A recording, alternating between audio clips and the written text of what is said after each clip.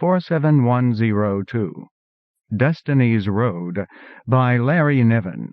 Copyright 1997 by Larry Niven. Read by Gary Tipton. This book was originally created for audio cassette playback. Any announcements concerning cassettes do not apply to this recording. This version contains markers allowing direct access to major portions of the book. Library of Congress annotation. On the isolated colony planet Destiny, young Jemmy Blucher wonders what lies down the mysterious road from which no one has ever returned. He gets some answers when he kills a caravan merchant and has to flee for his life. As he travels along the road, he learns about other humans on the planet and begins to unravel the 200-year-old mystery of their arrival on Destiny. Some Descriptions of Sex, 1997. From the book jacket. 2730 A.D. Planet Destiny. Almost 250 years ago, the star cruiser Argos reached the planet Destiny with a payload of interstellar pioneers. In the first tumultuous years on Destiny, two events changed forever the lives and futures of these colonists. The desertion of the Argos, an event that severed all hope of ever contacting Earth, and the disappearance of its fusion-powered landing craft, the Cavorite. For the settlers of Spiral Town, the largest known remaining colony, Cavorite is a name that conjures awe and wonder still, for its final voyage left behind a dominant and lasting mark on the planet's surface and a key to their survival: the road. Wide and smooth, it was seared into a flow of molten lava by the fusion drive of the Cavorite as the landing craft hovered a meter above the planet's rocky surface. Some say the road crosses the whole planet. Others are sure the Cavorite exploded or the crew was killed by undiscovered Destiny creatures. No settler who has gone down the road has ever returned. For Jemmy Blucher, a young farm boy, the questions burn too hot. He yearns to leave the mind-numbing work in his father's fields and follow the road. The course of Jemmy's life is decided for him when he accidentally kills a caravan worker in a tavern fight. Leaving Spiral Town, he flees certain retribution, and his flight becomes a quest to discover what happened to the Cavorite and its crew, and uncover the many mysteries on Destiny's road. About the author. A Nebula Award winner and 5-time recipient of the Hugo Award, Larry Niven is the author of such classics as Ringworld, The Integral Trees, Tales of Known Space, and Dream Park. He is the creator of the popular Man-Kazin Wars series, and co-author of bestsellers like The Mote in God's Eye, Lucifer's Hammer, Beowulf's Children, and the #1 New York Times bestseller Footfall. Larry Niven lives in Tarzana, California. Other books by Larry Niven. In Space, Playgrounds of the Mind. With Stephen Barnes, Achilles' Choice, The Descent of Anansi. I turned in a draft of Destiny's Road in August 1996, 4 years overdue. I knew it was an ambitious project, and I flinched from it. This book is for the people who waited or advised me or egged me gently on. Marilyn, my wife, who reminded me of overdue contracts from time to time. Tom Doherty, my publisher, who was quietly patient. My former agent, Eleanor Wood, with no stake in the book, who waited with the rest. Jerry Pournell, my frequent collaborator, who made numerous valuable suggestions, as did Robert Gleason, my frequent editor. And Michael Whalen, who displayed his magnificent cover painting at the Chicago Worldcon 5 years ago. He has waited with no patience at all.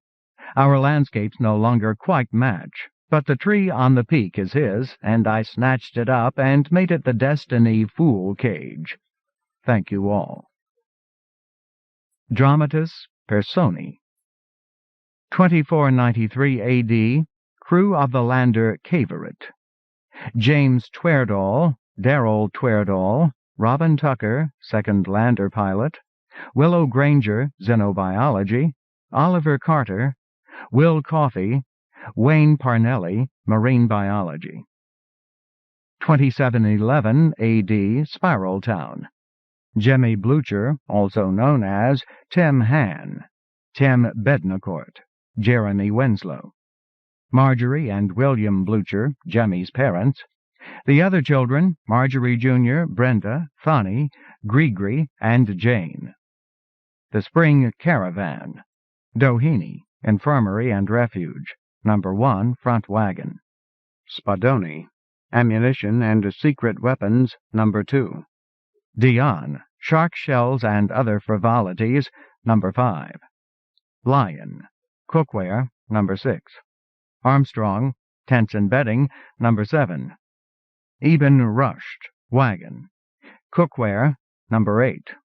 Senka, Rian, Damon, Joker, Dzokar, and Shireen Small. Survival Trade Goods, number 9. Milosevic, Tents and Bedding, number 10. Tucker, Yachts, Guns, and Shark-Shooting Ammunition, number 11. Wu, number 12. Dole, number 13. Yutzes. Dennis Stolsch, Hal Gleber, chef, Borden or Boardman, Forey Randall, chef, Hal, Tim Bednacourt. The Wind Farm. Andrew Dowd, Barda Winslow, Shimon Kartaya.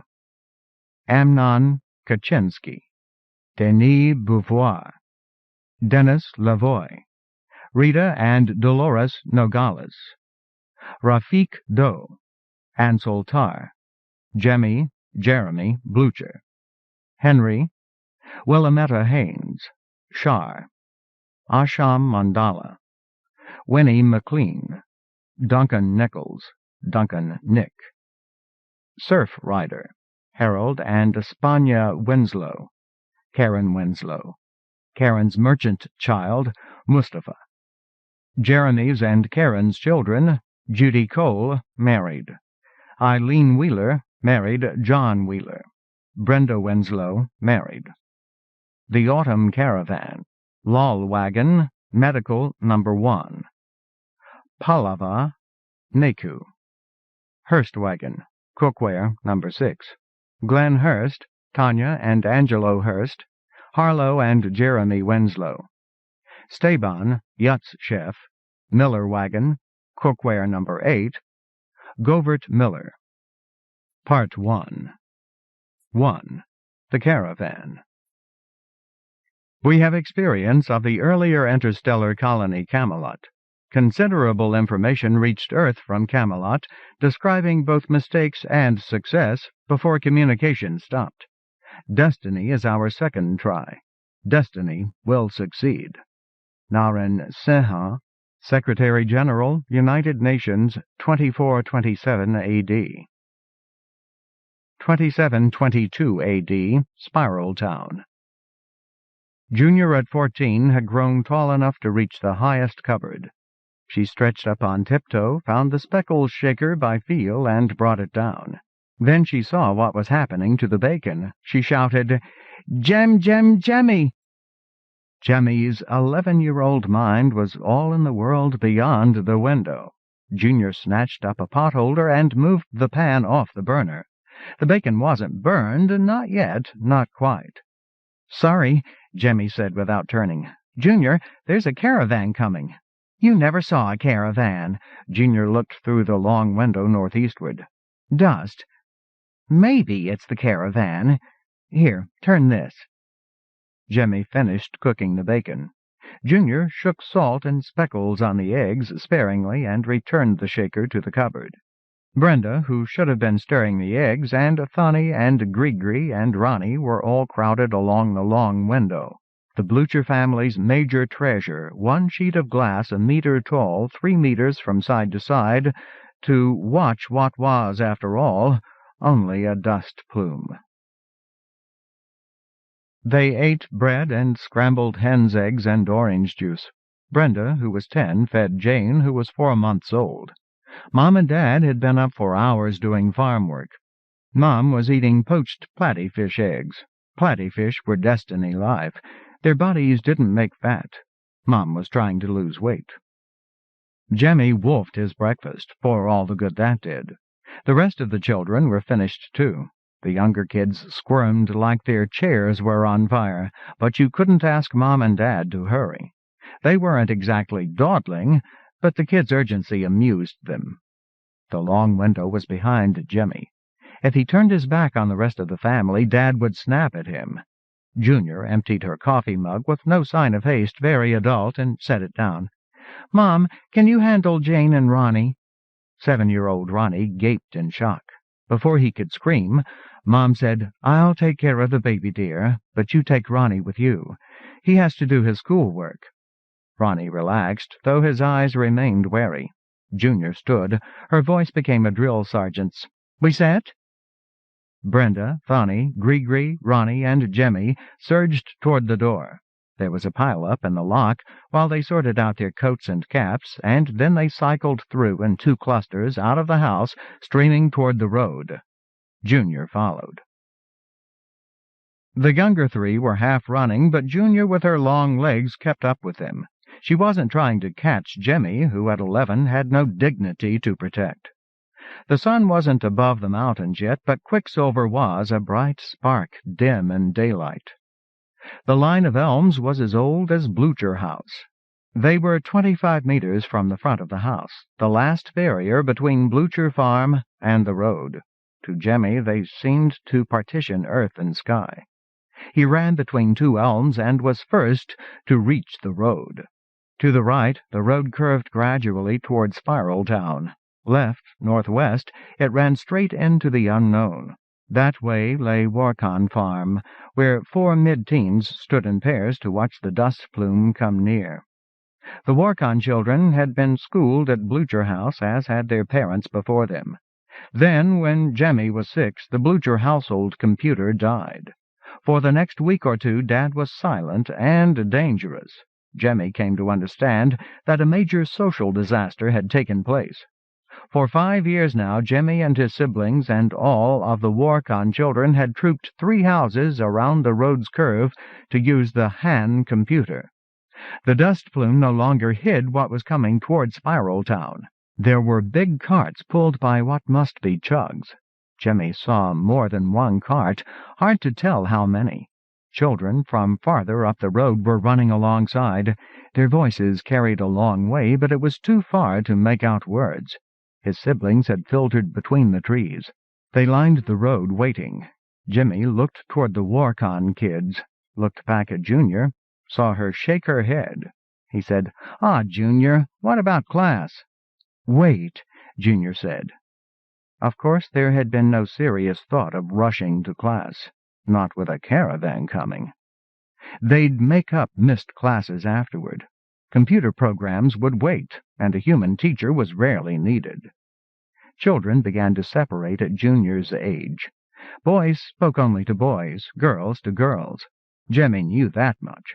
Maybe he'd understand why when he was older. Now he only knew that Junior would speak to him only to give orders.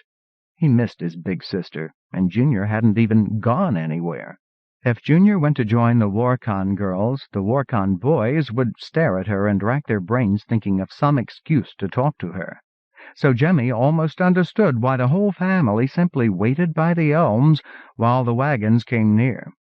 The wagons had flat roofs twice as high as a grown man's head. They moved at walking speed. You could hear the children who ran alongside carrying on shouted conversations with the merchants.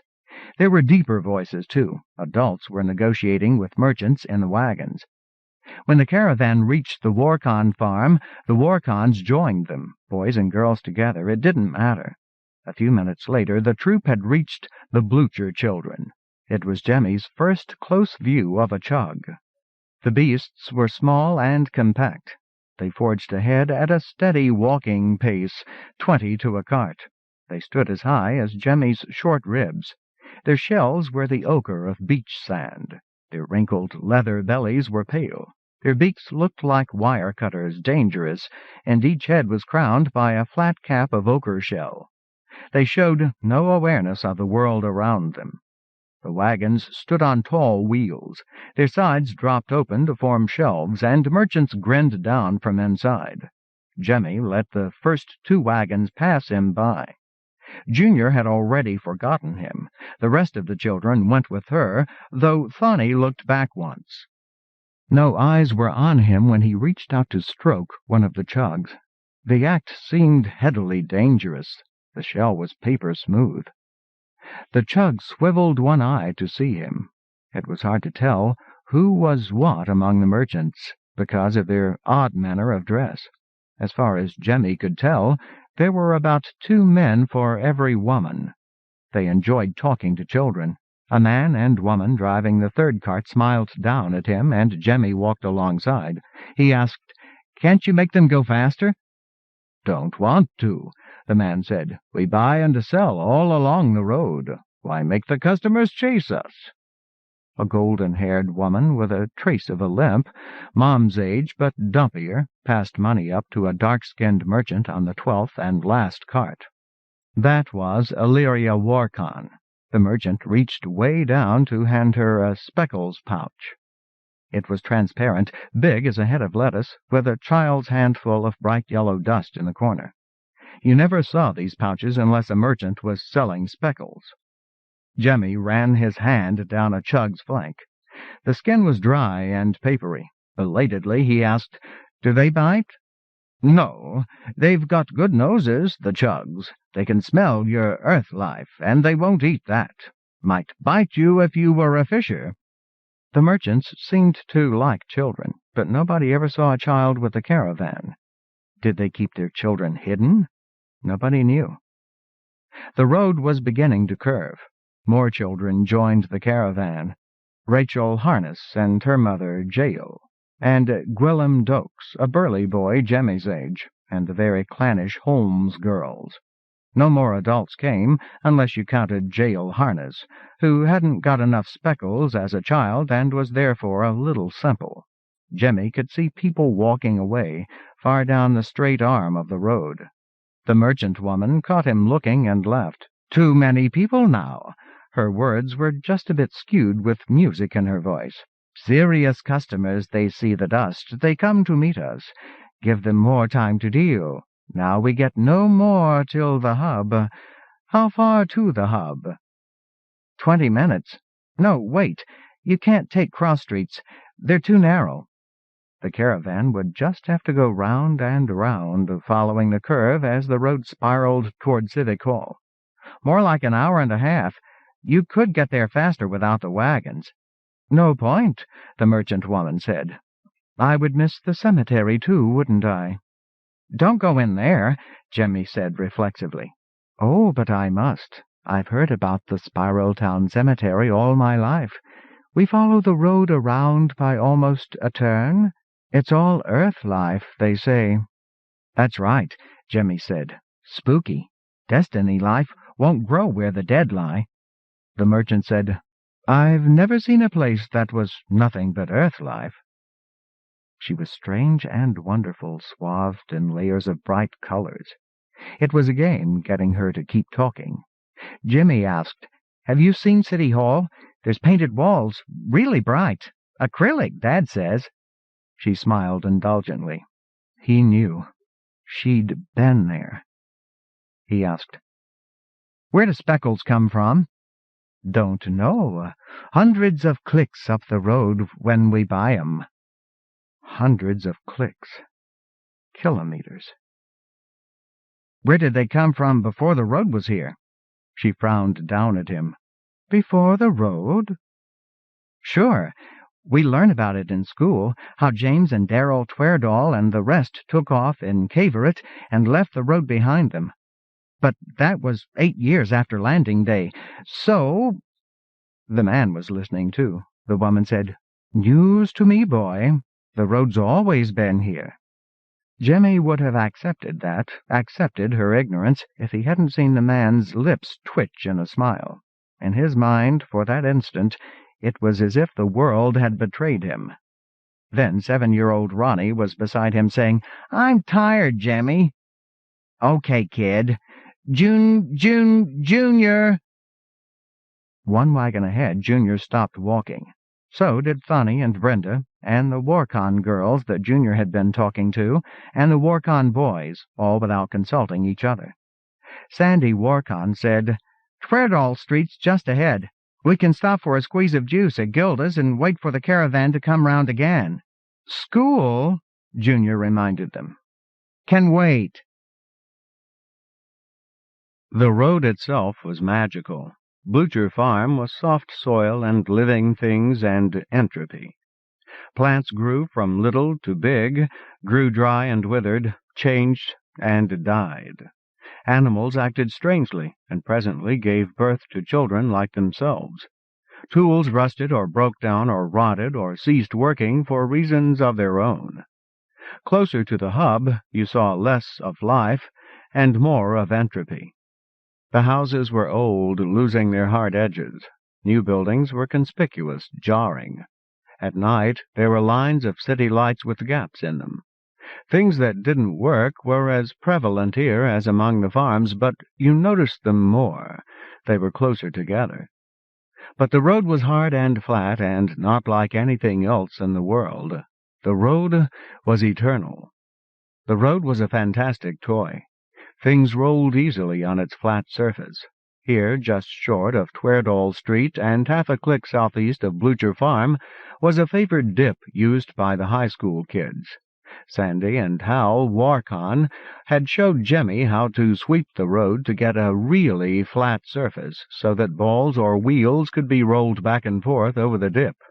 They'd go forever. No time for that today. They turned off at Twerdall Street, and some of the merchants waved goodbye. Rachel Harness chattered to Junior, pulling her mother along. Rachel's mother, Jael, seemed to listen, but answered rarely, and when she spoke, her words had nothing to do with what she'd heard. Jemmy liked Jael Harness, but Junior and Brenda found her a little queer. Children who didn't get enough speckles grew up like that. But Rachel was a bright, active girl Junior's age who treated her mother like a younger sister. Neighbors had helped to raise her, but speckles were expensive. Rachel must have had a steady source of speckles since her birth. One wondered, who was Rachel's father? The Harness farm was to the right, and that was where Rachel was pointing, Junior looking and nodding. Jemmy couldn't hear them, but he looked. A silver bulge in the weeds. It was Killer. The council had sicked Varmint Killer on the Harness farm. The old machine wasn't doing anything, just sitting. Weeds and vegetation that had been crops ran riot here. It wasn't all earth life. Odd colors, odd shapes grew in wedge patterns, wider toward the southwest, toward the sea. More than 200 years ago, the great fusion-powered landers had hovered above Crab Island and burned the land sterile. This land was to serve Earth life only, but the life of destiny continued to try to retake the crab. Weeds tended to cluster, reaching tentatively from an occupied base as if they did not like the fertilizer that made Earth life grow. Black touched with bronze and yellow-green, branches that divided until every tip was 1,000 needles too fine to see. One could rip up an encroachment of destiny weeds with a few passes of a tractor. One day the Harness's neighbors would do that. But Destiny's animals were another matter. They lived among Destiny's encroaching plants, and some were dangerous. These were Killer's prey. Killer squatted in the wild corn, a silver bulge the size and shape of a chug pulled in on itself. The children watched and waited. Older children bullied the youngers onto Warcon Farm's long porch where Destiny creatures weren't likely to be hiding. One would not want a child to come between Varmint Killer and its prey. They waited. Sizz! Even looking, you might not see it. Jemmy just caught it. The line flicking out like a slender tongue, snapping back. A drop of blood drooling down beneath the little hatch cover. Junior's hand was on his arm. He obeyed, remained seated, but looked. Something thrashed in the weeds. Killer's tongue lashed out again. The caravan and the crowd were trickling away slowly but steadily off down Tweardall Street. The Blucher family gathered itself. Junior called, "Sanity check. If we skip Gilda's now, we can get through school time and still beat the caravan to Gilda's. Vote." Reality sometimes called for hard choices. They looked at each other. 2. Lessons. The planets. Loki Dwicksilver. Norn Destiny. Asteroids, a sparse and narrow ring. Volstagg. Hogun in Volstagg's trailing Trojan point. Hela, black giant or brown dwarf, inner comets. Missing school was not a problem for the Blucher kids, nor for the Warcons either. Computers had infinite patience. A teacher wasn't usually needed. Kids who didn't make up lost lessons would get a reputation, but delays would have been more serious at harvest time. The Han farm was one loop inward from the Bluchers. It was smaller than most. Maybe the first Hans had been cheated, maybe not. The land was fantastically fertile, and hand machines must have been among the best that had come from the sky. Or else the hands made things grow by using intensive care, treating each separate plant as an individual. And maybe their machines lived longer than others because they were kept clean inside and out. There were things Jemmy would never learn, things nobody knew. He was already beginning to resent that.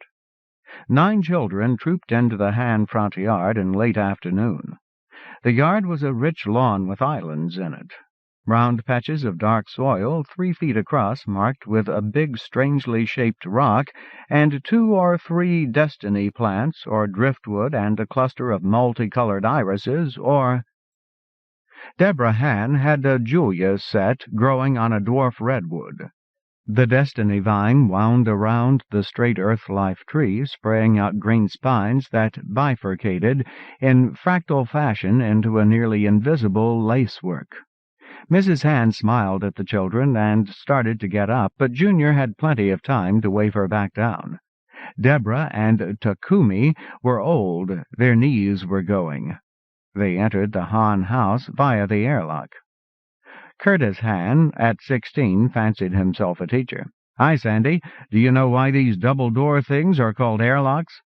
Sandy Warcon, the oldest boy and nominally in charge of the boys, said, "Keeps the wind out." Curtis grinned. "In! Look it up." The kids separated inside the airlock. Junior went with Marion and Lizette Warcon downstairs to the cellar. Sandy and Hal Warcon went upstairs to join Toma and Curtis Han. Jemmy had never been up there. That left Jemmy in charge of the younger ones in the company room. Jemmy let Grigri log in. The kid was getting good at that.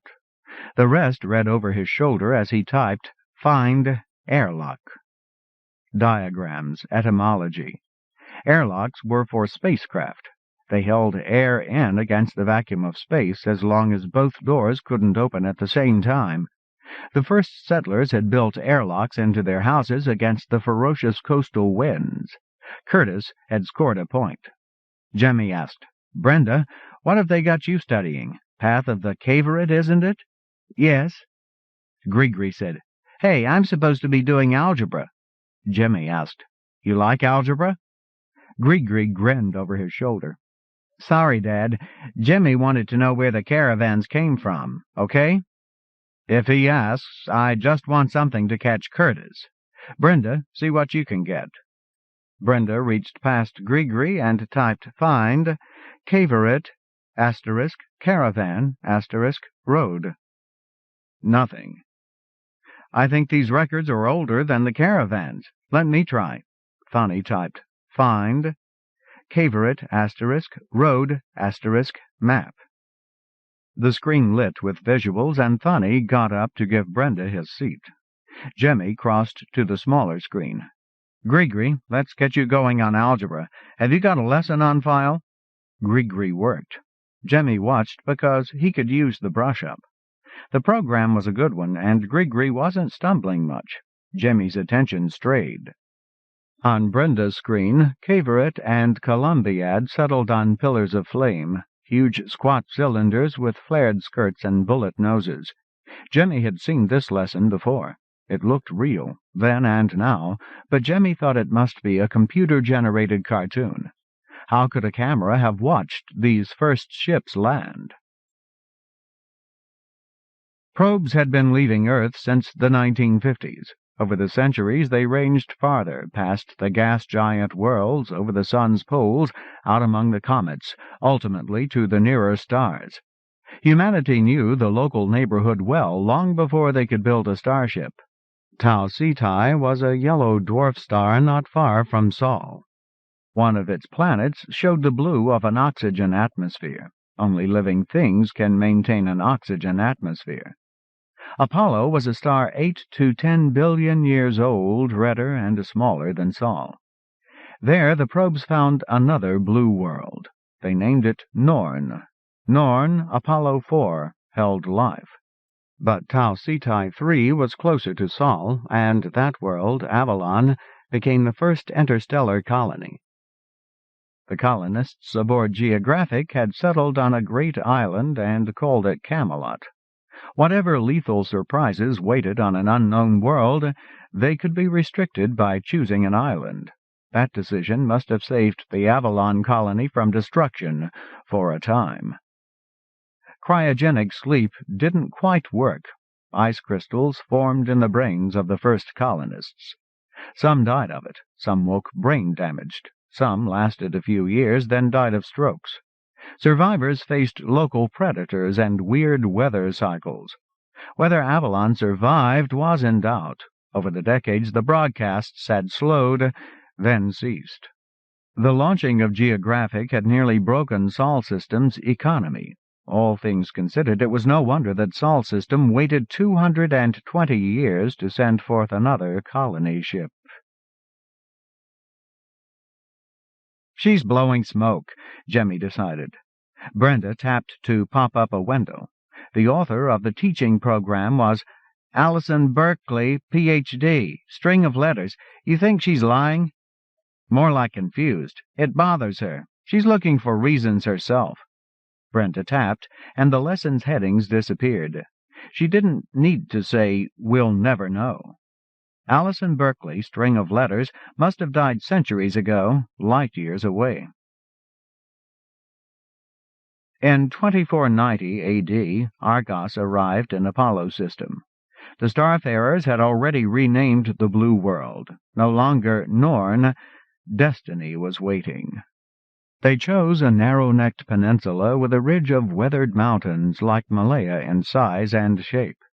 As on Avalon, so on Destiny, they would isolate the problems. Cavaret and Columbiad, the landers, were massive spacecraft designed to explore a solar system or a world. They sat low on ground-effect skirts. Riding the fusion drive alone, either ship could hover a meter high until the land beneath turned to lava, or above a lake until the water boiled and rivers downstream ran steaming. It was thus that they cleared the crab for farming and ranching. Argos had been long in the building. The Apollo project had 60 years to breed plants and animals of Earth for life on Destiny. Probes had shown them a shorter year, redder sunlight, a circular orbit, and a mere 10 degrees of axial tilt, stable wind patterns and no ice caps, a small moon that moved too fast to pick up much of a tide. Weather would not be a persistent problem. They got that wrong. But the dimmer, reddened sunlight would. The Apollo project planners tried to breed plants to survive that. Cavaret and Columbiad settled high on the wider southwestern side of the Crab Mountains, 15 miles inland. The settlers wanted easy access to the sea, but not too easy. There might be Bay of Fundy tides, despite the little moon, or amphibious sea monsters.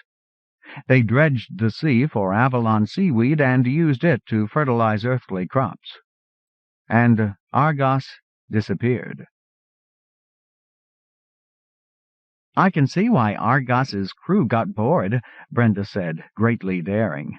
Heads turned, but nobody spoke. Argos had betrayed them all, marooned the settlers and their descendants to the end of time. The crew of Argos had been tried and convicted of mutiny in absentia. Later, the lander Cavorite had abandoned Base 1, Destiny Town. Lives that crossed between suns would drown in the mundane work of farming. Jemmy felt the same some days. Here is the farm, there is the road. Take off. Go. Thani's screen showed something like an octopus made of clouds, curved arms, a body that bulged in the middle. An old view from orbit. Jemmy had seen that once and never found it again. Grigri wasn't having fun. Nobody does algebra for fun. He kept leafing back through the text. There was a block to keep him from seeking the answers file, but Jemmy had cracked that block long ago, and maybe Grigri had too. The Hands had once had a window like the one at Blucher Farm. Eternal Wens had finally cracked it. What they had now was brick set into the roadside wall and 4 panes cut from the old window and set in the brick. And nothing much was going on out there. This room was not where Jemmy Blucher wanted to be. He wanted to be where Cavorite was, at the far end of the road. Columbiad became the colony's power source. Cables ran into the base with a tent to protect the join. Jemmy and Brenda were amused. The tent, by their time, had become a thick-walled building. Cavorite was kept ready for an emergency evacuation of the crab. Inevitably, some of the 1,000 first settlers thought more like interstellar explorers than like farmers. 40 of them followed an alternative path, the path less traveled by, in Ground Captain Radnor's words. They waited 8 years before the rest of the colonists had enough faith in their growing crops and enough surplus to make the trip worthwhile. In 2498 A.D. there was a glut. Cavorite had carried half the colony from orbit down to the crab. Leaving Spiral Town, the same craft carried 40 in roomy comfort along with a hydroponics garden, stores of seeds and fertilized eggs, considerable medical facilities, and lab equipment. The animals were thriving too, but none would be left on this first trip. They'd have nothing to eat. The plan called for Cavorite to return and eventually make a second journey, scattering animals and birds along the path. This trip, Cavorite would leave seeds and growing plants, and one thing more: a road. Sitting on the fusion drive alone, Cavorite would ride a meter in the air with flame mushrooming out around the skirt, hot enough to melt rock. That was the idea. Cavorite would move off along the foothills of the spine, the crab's mountain ridge, leaving a snail's trail of cooling lava. Jemmy recognized what was on screen, a view from space taken ages ago from the mothership before Columbiad and Cavorite landed. Water covered most of the planet. Destiny's core was deficient in radioactive elements. Its shell was thick. Ages ago it had cracked. An upwelling of magma had become a long, relatively narrow ridge of continent. Most of the continent, Wrinkle, lay north, under the broad ice cap. One end reached south of the equator, then curled over. A constriction nearly split the end off from the main body. A spinal ridge ran along Wrinkle, along the constriction now called the neck, and down the length of the Crab Peninsula, splitting the crab into broad and narrow halves. That was the land that the settlers settled. As he and Brenda watched, the computer drew the road in neon pink. Down at the tip of the crab, the road curved out from Columbiad in a perfect little spiral. Where it got too big, where Blucher Farm was now, it drew a tangent, a straight line that ran toward the mainland, parallel to the spinal ridge. As it approached the neck, it became a string of dots, then trailed off. "Are those dots all we get?" Brenda asked him. "They made the road after everyone was down. There wasn't anyone in the sky to take pictures, except Argos, and they don't talk." Now the computer was drawing in Spiral Town, filling in the curves of the spiral and spreading off down the straight section, and fuzzing out into terra incognita. Brenda complained, "Jemmy, it just trails off." They never came back. They were going to, but they never did. Everyone knew the Cavorite story. Nobody knew how it ended. Brenda said, "The caravans must know where Cavorite went. The road goes there, and so do they. Why not just ask?" "Okay," Funny said obligingly, mocking her. Jemmy tasted the idea. Traders wouldn't tell anyone anything, but Brenda's right. They know. The road was a spiral, and Radnor Street was a radical path, not quite straight. The straggling line of children crossed the road's next inward arc and saw the last wagon receding. They crossed the next arc ahead of the wagons. Soon thereafter they walked between fruit orchards. The road curved more tightly now. The intersection ahead was Gilda's place. Gilda's place sprawled like 3 or 4 buildings pushed together around an open space, a courtyard. Bird feeders stood in the corners, and the courtyard swarmed with little birds. The buildings were old, of poured stone, with every corner rounded by 200 years of winds. But the roof of the biggest building was new Begley cloth sheeting, dark silver-gray. Walks led through the fruit orchards out back. The orchard wasn't enough to keep Gilda's going. The family had to buy fruit from farms farther out. The Bluchers supplied her with melons and grapes, their neighbors supplied other produce, and everybody stopped at Gilda's. It wasn't as if farmers couldn't make their own juice, but Gilda Smith sold sherbet. Gilda had a working freezer and a storage battery, a roof covered with Begley cloth to soak up the sunlight and turn it into electric power. In the courtyard, the boys and girls formed separate lines to get juice, then settled at 4 big round tables close enough for eavesdropping. Jemmy would have liked to listen to Junior reporting her conversation with the man who drove the second cart. But then his siblings wanted to hear about his conversation. She said, "The road's always been there," and he laughed. 8-year-old Fanny scoffed. "We know better than that." "They did, too," Jemmy said. Gilda's 4 daughters were replacing the juice. Junior stepped up and spoke to them. They listened, then moved briskly inside. Adults were gathering. The courtyard was filling up. Other customers had gathered around Gilda's place to hear Jemmy and Junior tell of the merchants. Turning heads and sudden quiet alerted Jemmy, and he saw what the rest had seen.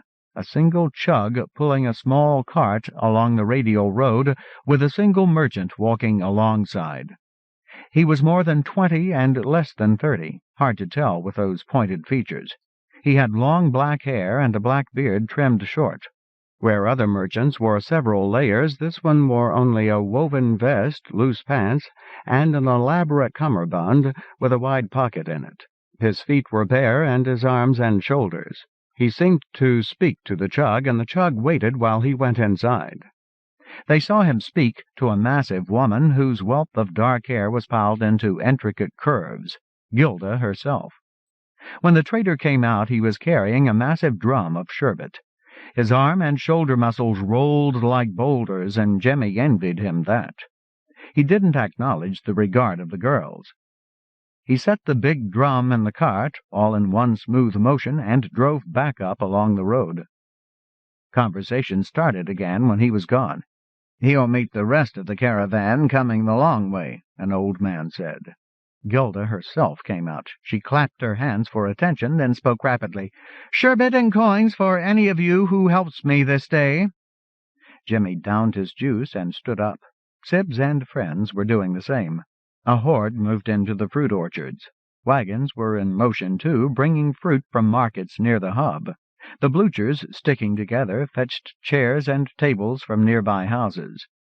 Gilda's contract was good, stated and implied. Gilda's neighbors knew. When the caravan was in town, chairs and tables were needed. The loan would be repaid. For the labor of the children and young adults now spilling out of the courtyard, money would be paid tonight. Sherbet might come during a slack moment, or days from now, when the merchants were gone. So chairs and tables were brought and stacked. The ancient freezer ran at its humming maximum, using power stored for months. Gilda's extended family occupied her huge kitchen, and there they turned fruit into juice and whipped it while it froze. In mid-afternoon the caravan flowed around the curve of the road. The wagons were nearly hidden within the crowd of customers. Every level of Spiral Town society had something to buy or sell or trade.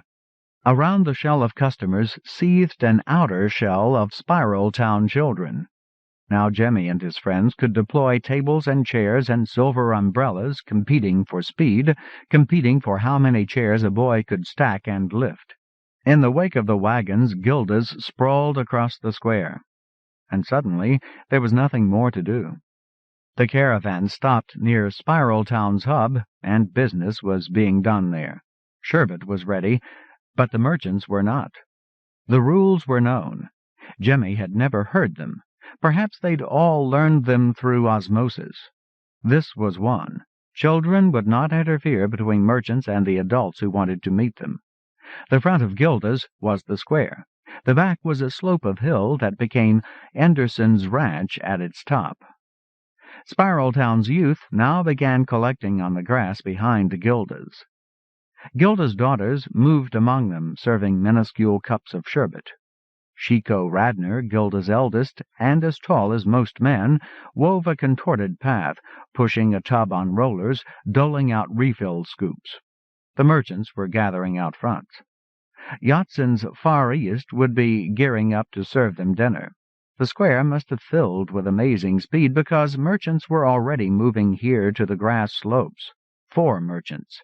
One was the brawny man who bought the drum of sherbet. Jemmy and the others made haste to make room, and the 4 traders sat in a circle. Thonny, 8, was whispering to Ronnie, 7. Jemmy couldn't hear. He kept his dignity for a long moment, then glared at them. "What?" "They've all got guns," Thonny said, louder than he intended, his eyes invading the merchant's privacy. "See, the fat one has his in that loose jacket, and him have those holders in their pocket belts, and the guy with the muscles—" "That's you, Friedrich," the fat one laughed at the guy with the muscles. A wagon was pulling up in the radial street. More produce for Gilda's sherbet. Chico Radnor waved prettily at a tableful of farmers. The 6 obliged. They followed her to the wagon and began lifting watermelons. Friedrich grinned at Thonny. He pulled an L-shaped object from his belt. Jemmy, too, had been half sure it was a gun. The brawny merchant made as if to hand it to Thonny, but he was pulling it back even as the fat one's hand blocked him. "I can't let you handle this boy," he said, or something like that. His words were twisted almost beyond recognition. "I can show you, maybe." 6 farmers carrying 6 watermelons were trooping toward the kitchen door. The merchant, named Friedrich, fired at the 6th. The watermelon in Davish Scrivener's hands exploded. It splashed in all directions, a sudden scarlet flower. Scrivener stared at his arms, his clothes, hardly believing that it wasn't blood.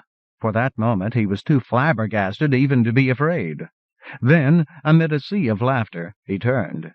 He studied the tableful of merchants, and the roar in his throat didn't emerge. If it had been the fat one, well. But the grinning man now, pushing a gun into his armpit, looked like he could lift a wagon full of watermelons. And he was coming forward with helpless laughter on his face and money in his hand. "It was for the children," he told the farmer. "Think, they'll never see a sight like that again.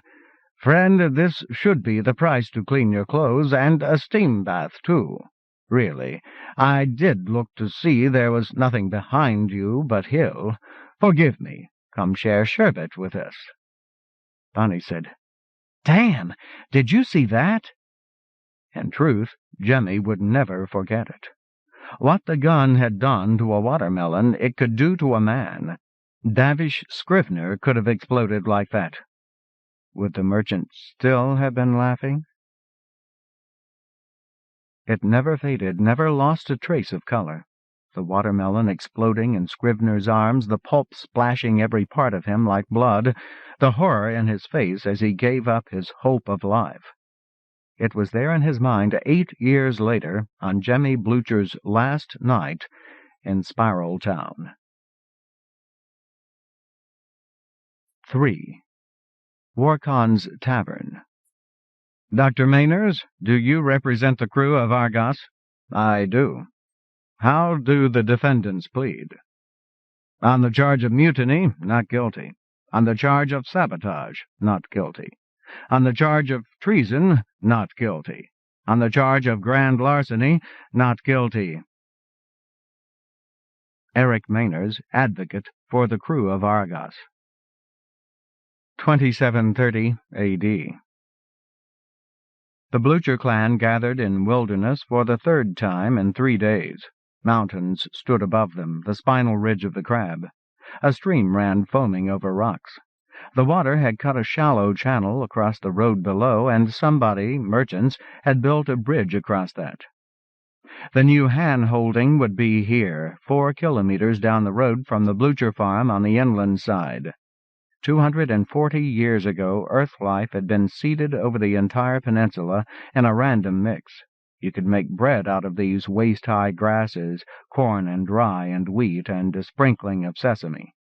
Apple and orange and pomegranate groves grew randomly. The tallest trees, 20 and 30 feet high, were both redwoods. An early morning fog had burned off. The Blucher clan rested beneath a handful of oaks, the girls around Junior, the boys around Curtis Han. Jemmy tended a cage that held Destiny tree lace and a pop-hopper.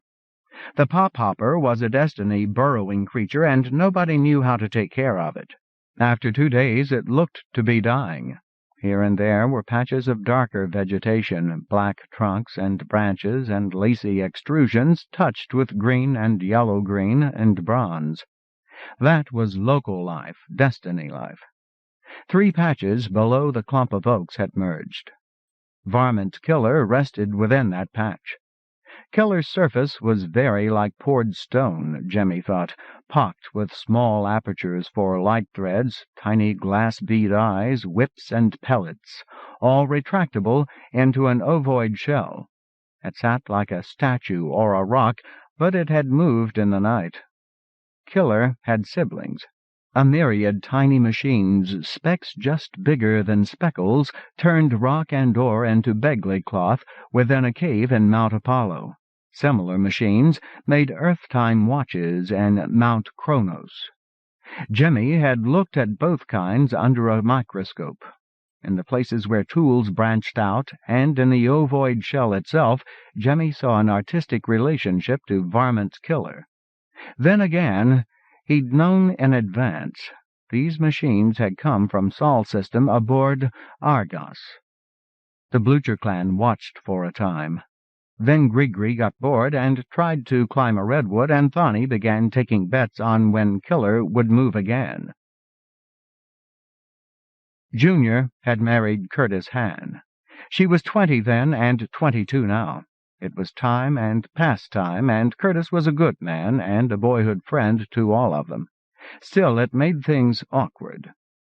2 years had passed since the communal tractor failed. Most of Spiral Town thought of it that way and blamed the driver and his ill luck. But the terrible machine had sent its lightning like an ancient stored flame through William Blucher's nervous system. Dad was a helpless cripple now, his mind damaged too. And Jemmy, his oldest boy, was only 19. So Junior had charge of the Blucher farm, and Junior's husband must live with the Bluchers for now. They must call Junior Marjorie.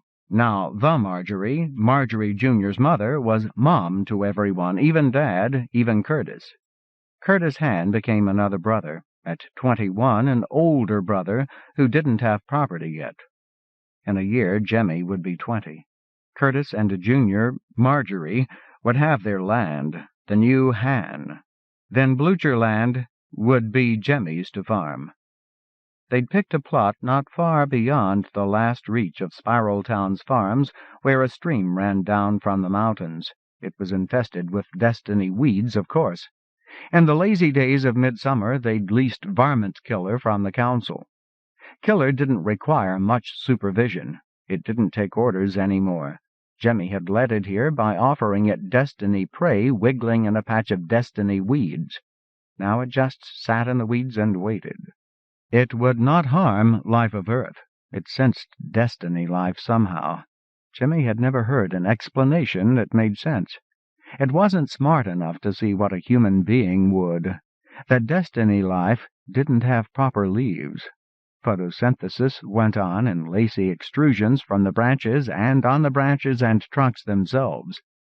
If a creature of destiny moved, Killer killed it. When no prey surfaced for a time, it would kill some weeds, then move on. It wasn't doing much right now. Grigri had actually reached the top of the redwood. His perch didn't look comfortable, and Jemmy wondered if he was afraid to descend. There weren't any branches on that long, smooth trunk. Grigri called, "Hey!" Jemmy waved languidly. "There's a dust cloud way down at the end of the road. Jemmy! Curtis, I think there's a caravan coming." "Great!" Curtis called. Caravans came 3 times every 2 destiny years, midsummer, first days of spring, last days of autumn. This was midsummer, idle time, neither sowing nor reaping season, a good time for a caravan to visit. Killer's long tongue lashed into the bronze vegetation and out. Then Killer itself lurched into motion. "Something must have come out of a burrow," Funny said softly. "It wants the rest of the family." Jane called, Funny, you owe me 4 checks." Jane was only 8. Grigri called, "Curtis, there's someone on a bike. He's stopping near our bikes." "I'll go see," Curtis said. He stood, and Junior joined him. Jemmy got up too, but Curtis gestured him back. Killer was in the destiny weeds. They heard the snap, snap, snap of Killer's whip tentacles. Jane had crawled close to watch. Funny was probably right. It was trying to reach prey in a burrow. A whip could be trapped that way. The whip sounds came less frequently. And here came Curtis jogging. "We've got to move Killer," he panted. "Jemmy, see if you can get him to follow the pop-hopper." Jemmy picked up the cage. The pop-hopper didn't look good. "What's up?" Marjorie was in range by now. "That girl was from the council," she called to all. "All fees forgiven if we take Varmint Killer to the tavern before sunset. The caravans come early." They could use the money. Jemmy moved toward the destiny weeds. Killer had to be approached with respect. He stopped 12 meters away and lifted the cage into view. You never got closer than 10 meters because that was the range of its whips. Killer was motionless. So was the pop-hopper. The wind would be out to sea, and that meant he was downwind. Jimmy began to circle, the cage held high. Dad swore that it didn't matter. Killer couldn't smell. It sensed destiny life by some other means. Curtis lost patience. "We'll have to catch another one. Grigri, get down from there. Funny, find a stick. You get to the far side of that clump, way away from Killer, and you beat your way through. Anything jumps up, whack it. You're trying to scare it this way, right? Grigri, find a stick and go help Funny. Jemmy. It's dead, Curtis. Dump it and stand by with the cage. Get your gloves on."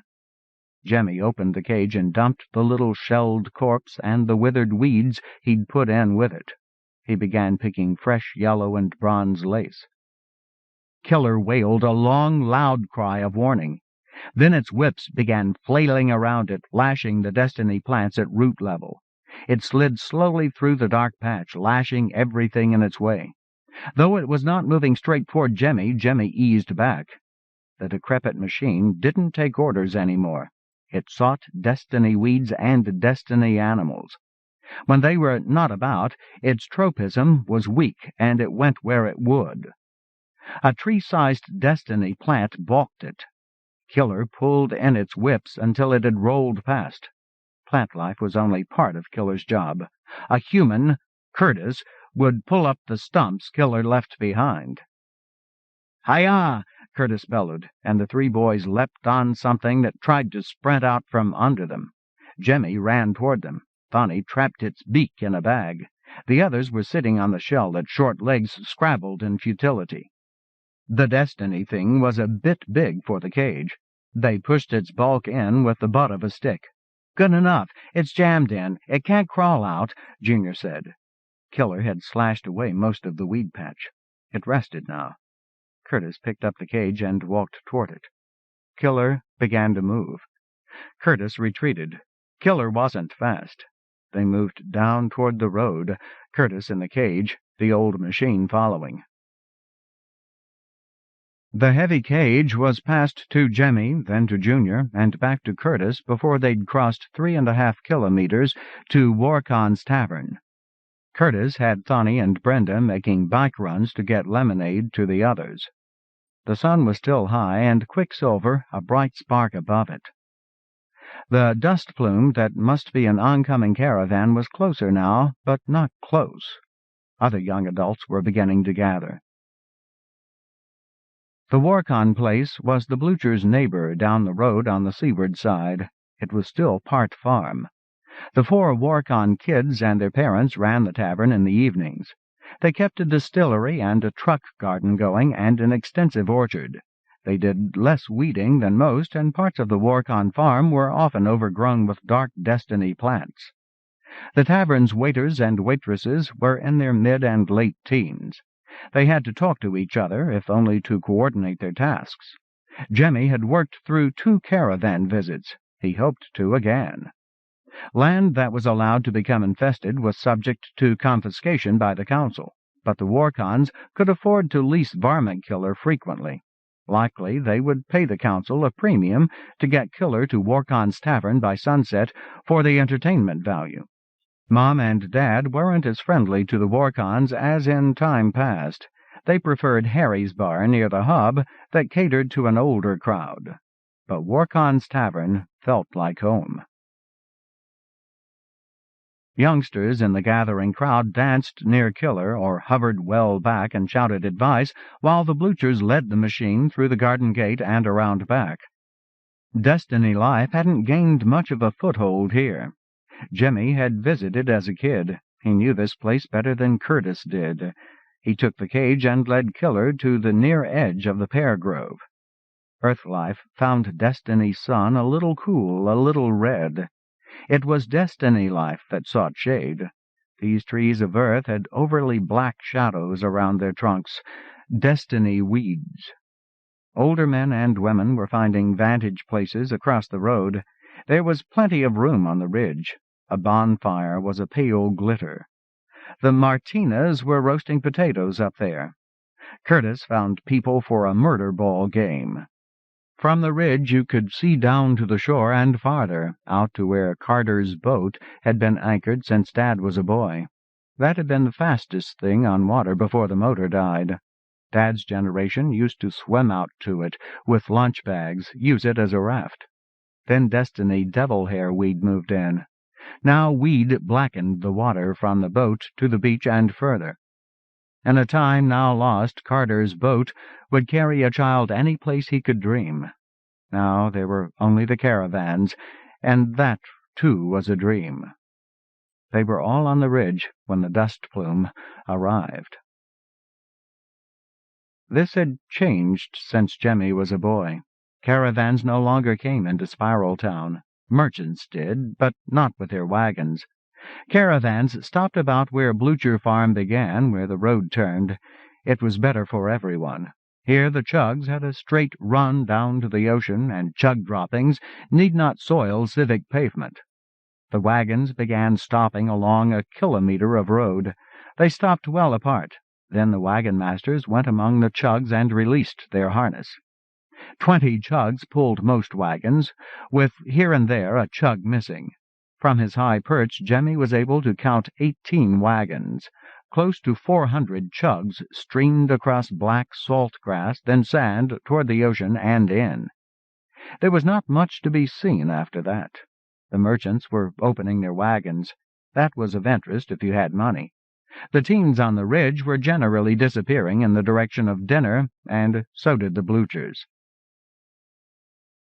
Jemmy took the speckles shaker down. He measured a careful half-jigger and kneaded it into the bread dough, pulled it into 2 loaves, and put it in the oven. He shook the speckles jar again, reached up, and put it away. "Curtis," he said, "we need more speckles." "Marjorie?" She'd heard. "It's a big caravan this time. Wait till tomorrow. They'll go cheaper." Mom had 3 pots on the fire. She asked, "Marjorie, can you handle this?" "Yeah." Mom went into the dining hall and sat beside Dad. Marjorie reached for pot-holders. Curtis moved up beside her and whispered something. She moved aside so that he could pull the heavy casserole out of the oven and take it to the table. Dad said, "Saw the dust plume?" "Caravans in town," Curtis said, and talked about moving varmint killer. Dad nodded and presently asked, "Master Granger there?" "I saw him," Jemmy said. Master Granger was an older man, proprietor of the lead wagon, though a younger woman drove. He and Dad had been friends. Jemmy and Dad had taken Granger and his driver to Harry's bar before Dad's accident. Dad nodded and didn't suggest doing that again. Some days his mind worked better than others. Dad could barely get out of the house. He wanted to know everything about today. Jemmy talked, with some help from Thani, while Mom helped him eat. The new Han, the caravan, chugs in a sand-colored wave rolling down the sand into the ocean. Mom and the girls were talking about marriages, crops, weather, prices. Jemmy had heard this too often, endless permutations, endlessly the same. He waited for an instant's pause and jumped into it. "Dad, how far down the road have you gotten?" "Oh, hell, Jemmy, not far.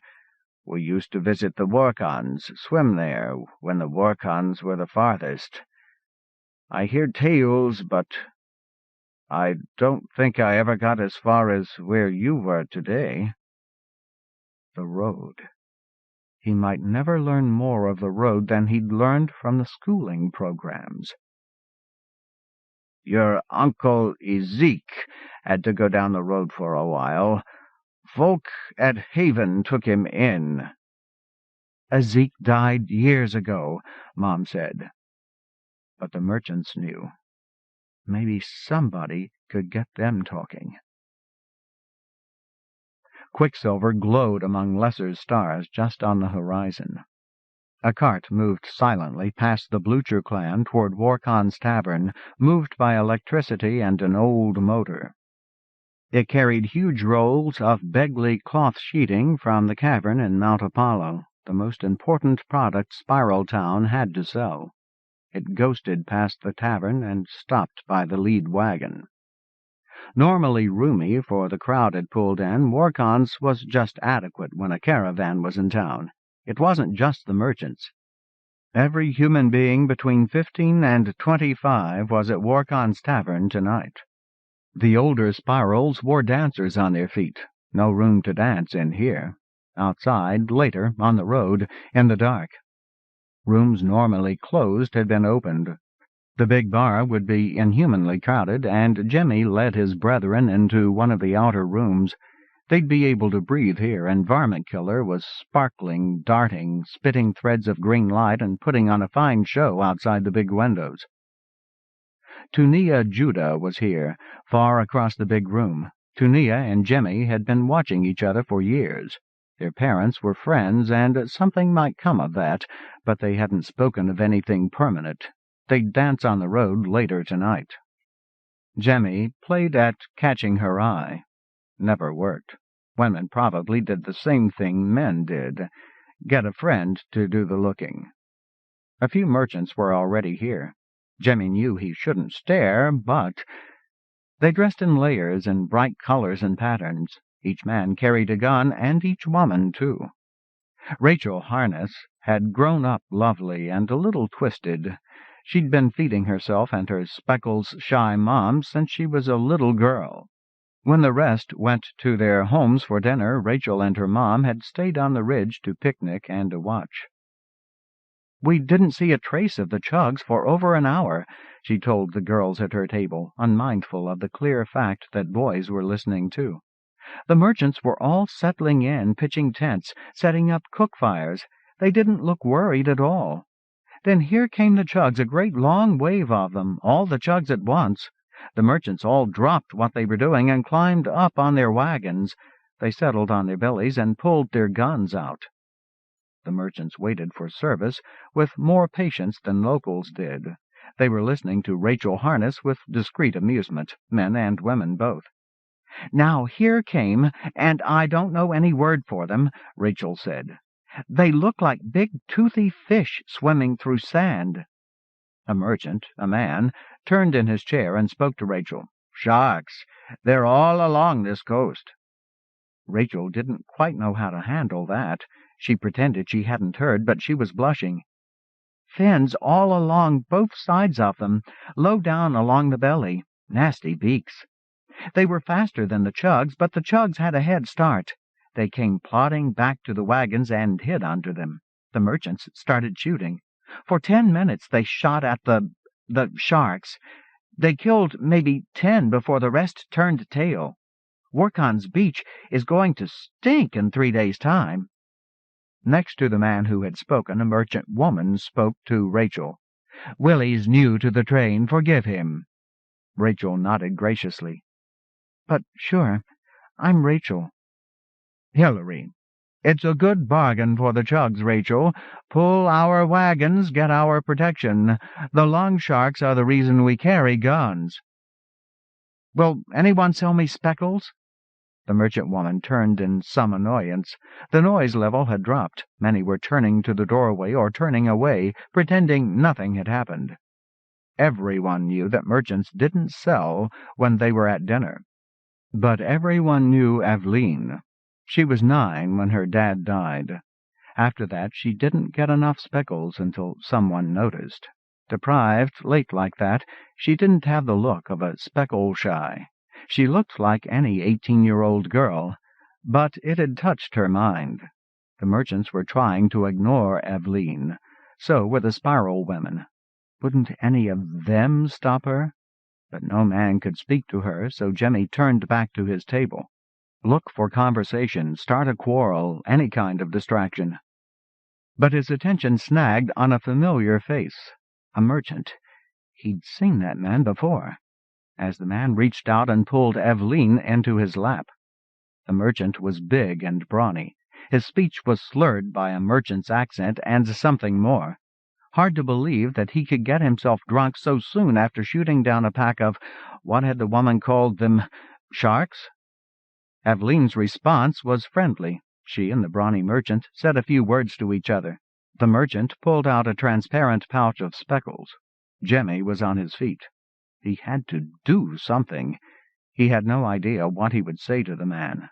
Suddenly it didn't matter, because Thani was shaking the man's arm, shouting into a thick silence, and then the man's arm swung out and Thani went down with his arms across his face. Jemmy's hand closed on the merchant's shoulder from behind. Eveline went flying. The merchant was up and turning, one hand under Jemmy's chin, and he lifted. His scruffy, bearded face was half the universe, and now Jemmy remembered him. 8 years ago. He'd carried a tub of sherbet from Gilda's place. He'd blasted a hole through a watermelon for all the children of Spiral Town to see. Vivid as hell, Jemmy remembered the watermelon exploding like blood all over Davish Scrivener. Friedrich. He was hideously strong, and Jemmy hadn't ever been this frightened. Eveline was trying to get up. She cried, "No, Jemmy, I don't want to be like Rachel's ma." His feet were off the floor. A wall was against his back. In an instant, his throat would be crushed. Friedrich was in his face, and he remembered the gun. And Friedrich's belt. Here! Jemmy had the gun butt. Jemmy had seen what such a weapon could do to a melon. He lifted and turned it and pulled the trigger. The sound was deafening. The gun lurched in Jemmy's hand. Friedrich gaped in horror and let him loose. Jimmy dropped to the floor. He looked down at what he'd done, and it was worse than he could have imagined. There was a hole in Friedrich in his left side, pumping blood. Blood spilled down his shirt and pantaloons. A man Friedrich's size had Friedrich by the shoulder, and that man's horror was a match for Friedrich's. Friedrich's eyes turned up, and he started to fall. The other man took a moment to ease him to the floor. Eveline gibbered in fear, staring wide-eyed at Friedrich. Now the big traitor let go of Friedrich, and Friedrich fell, and Jimmy saw what Eveline saw. The hole in Friedrich's back looked as big as Jimmy's head. The silence was ending, and the men were starting to stand up. Jimmy ran. The near door was past several merchants, and they were all getting up. Jimmy ran through tables of spiral women instead. A lone merchant, gaudy and gray and yellow, had his belt for an instant before Jimmy ripped loose.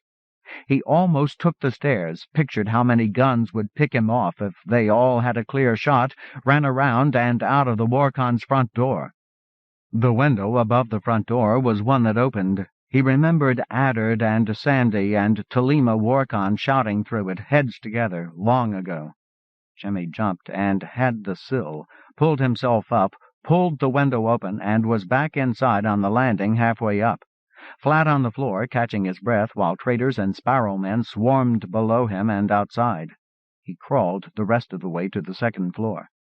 Through Addard's room to the balcony, down the outside stair to the truck garden. The truck garden was a jungle in spots. Killer was busy at one end. Jimmy worked his way through shadows and weeds at the other end, into the less cultivated regions of the Warcon farm, making a way from the road. 4. Leave-taking. Probes have gone before. We expected an Earth-like world, Norn, and from orbit it seems all that we hoped. I've renamed it Destiny.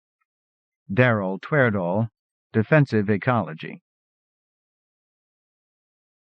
Warcon farmland trailed off toward the sea. The land was barren rock and sand. It would barely support Destiny life, and it barely hid Jemmy Blucher. The old fence was another ancient's miracle. Corrosion had not touched it in more than 2 centuries. It ran for over a mile between Blucher and Warcon land, all the way into the shallow waves. The fence was 3 grades of mesh laid over each other, filters to stop anything from seeds to sharks to chugs. Spiral children learned early those fine strands would cut flesh. The first settlers must have been anal retentive about property rights. Or was this another attempt to confine Destiny? The fence would cut a chug's mouth. Merchants never released chugs close to the fence. But the fence didn't stop Destiny seaweed. Here at the shoreline a grove of black and yellow-green devil hair ran into the sea and out as far as Carter's boat. Weed had nearly swallowed the boat, had entirely swallowed the fence. By using the fence as a frame, the weed gained access to sunlight and the sea's nutrients, too. Jimmy reached the beach at a run. He swarmed over the humped weed onto Blucher turf and kept running. Adrenaline raged in his blood. He wanted to run until the breath seared his lungs, but every spiral knew where he must come. Any of them might tell a merchant. He spared a moment's glance for the settler's miracle offshore. They'd never find him there, and for good reason. A swimmer would never reach Carter's boat. He'd be tangled in the weed and drowned. He stopped, his chest heaving. Then he made himself crawl through the rows of wheat, uphill toward the house. It seemed quiet. Merchants would have flooded the house with light and noise. Jemmy went in through the root cellar, then up to the kitchen, softly, softly. Loaves of bread were still in the oven. He left them for the moment. More stairs, well lighted. There was light under his parents' door and under Junior's, Marjorie's, Marjorie and Curtis. He eeled into his room and stood in the dark, thinking. The Warcons had their reasons to let the fence go like that, but the Bluchers had no excuse for such slovenliness. Not his business now. Jemmy Blucher wasn't going to be running Blucher Farm after all. What could he take? Just the backpack and the hiking gear in it, real shoes. A flash, a canteen, blankets. Thick hiker's gloves, because much of Destiny life was armed with thorns or poison. He added underwear and socks and shirts, going by feel in the dark. He was already wearing a jacket. What else? Anything he left behind now was gone forever. Pen and a pad of paper. He heard the front door slam. Only minutes now, he thought. And his own door slammed back against the wall, and light blazed in his eyes. Jimmy was standing with his hands spread wide and showing empty when the ceiling lamp came on. Curtis lowered the flash. "Jimmy," he said, "thought it might be some thieving merchant." Jimmy said, "I've killed a merchant." Curtis's eyes only narrowed, but Jimmy heard Junior's gasp. She wedged herself around Curtis and squeaked, "Jimmy!" swallowing the scream because they'd wake their parents. Curtis turned out the light. "We're too close to the Warcon place," he said. "Why would you even—" Junior caught herself and was silent. The dark was welcome, Jimmy said. "I have to run." Fanny's voice spoke from the hall. "He was trying to save me. Even so, Jimmy, that was crazy." "I know." "Crazy, Jimmy." "Brenda." Curtis said briskly, "Just hide for a while. Get your camp gear and— You've got it already. Hide in the hills. Wait for the caravan to go away. We don't know anything, didn't see anything, can't guess. They come here 3 times every 2 years. Everyone knows where Blucher Farm is. Everyone knows who I am." 3 times every 2 years. You just aren't here. Caravans come, you go. Blucher Farm. Curtis stopped. That was the sticking point, all right. Marjorie was Blucher Farm for now, but in half a year she and Curtis Hann would be farming the new Hann holding. The head of Blucher Farm had to deal with merchants, if only for speckles. Jimmy said, "Curtis, I want to take the speckles bread that's in the oven. Okay? Fanny, you'll have Blucher Farm when Curtis and Marjorie move out." They'd have to postpone moving, he thought, until Fanny was older. Curtis must see that already. If merchants want to search the farm for a fugitive, go them one better. Lead them down to where the fence goes into the sea. It's covered with enough weed to feed a caravan. The chugs would have a head start on the sharks, and we'll get the shore cleaned off to boot. Fanny nodded, eyes glassy, mouth open. Curtis said, "Hold it, Jimmy. Caravans use the road." Jimmy hadn't thought quite that far. "The merchants only just got here. They'll stay a while," Fanny said. "Jimmy, if you can get around them, they can catch you. Chugs don't move fast." "They'll send someone to block the road," Curtis said. Fanny and Brenda and Marjorie came into Jimmy's room and found the seats on the bed, the bureau, the footlocker. This was going to take some thought. "1 step at a time," Curtis said. "The merchants will search Spiral Town. They'll demand that, and nobody will stop them. You can't hide in town." "I've got to leave." "Have you thought of just hiding in the hills?" Jimmy said. "We hiked the hills, but merchants must know that whole range, end to end, and if they found me—" "Curtis, they wouldn't have to take me to trial. Bang, and plant a tree. Who'd know?" "You'd be pretty conspicuous on the road, too. How do you think you'll get around them?" "It's our road, too," Fanny said tentatively. Brenda said, "Yeah, let's go for a walk." In the dark, one could just see Fanny's disgusted look, but Curtis tasted the notion. "Go for a nice long walk down the road? Me and Fanny? Jimmy, you go over the hills. You can stay hidden in the brush for a few days, can't you? Meet us." "I'm coming too," Brenda announced. Curtis ignored her. "Meet us somewhere down the road, Jimmy. Then I'll trade packs with you. From then on, you're Curtis Hann, me. You come back by road with Fanny. I'll come back through the hills. If I'm caught, hey, I'm just off camping, I'll—" "Come back by way of the new Hann," Marjorie said. "You're tending our own land." Curtis nodded. It would give him legitimacy if he were caught. "I'm coming too," Brenda repeated.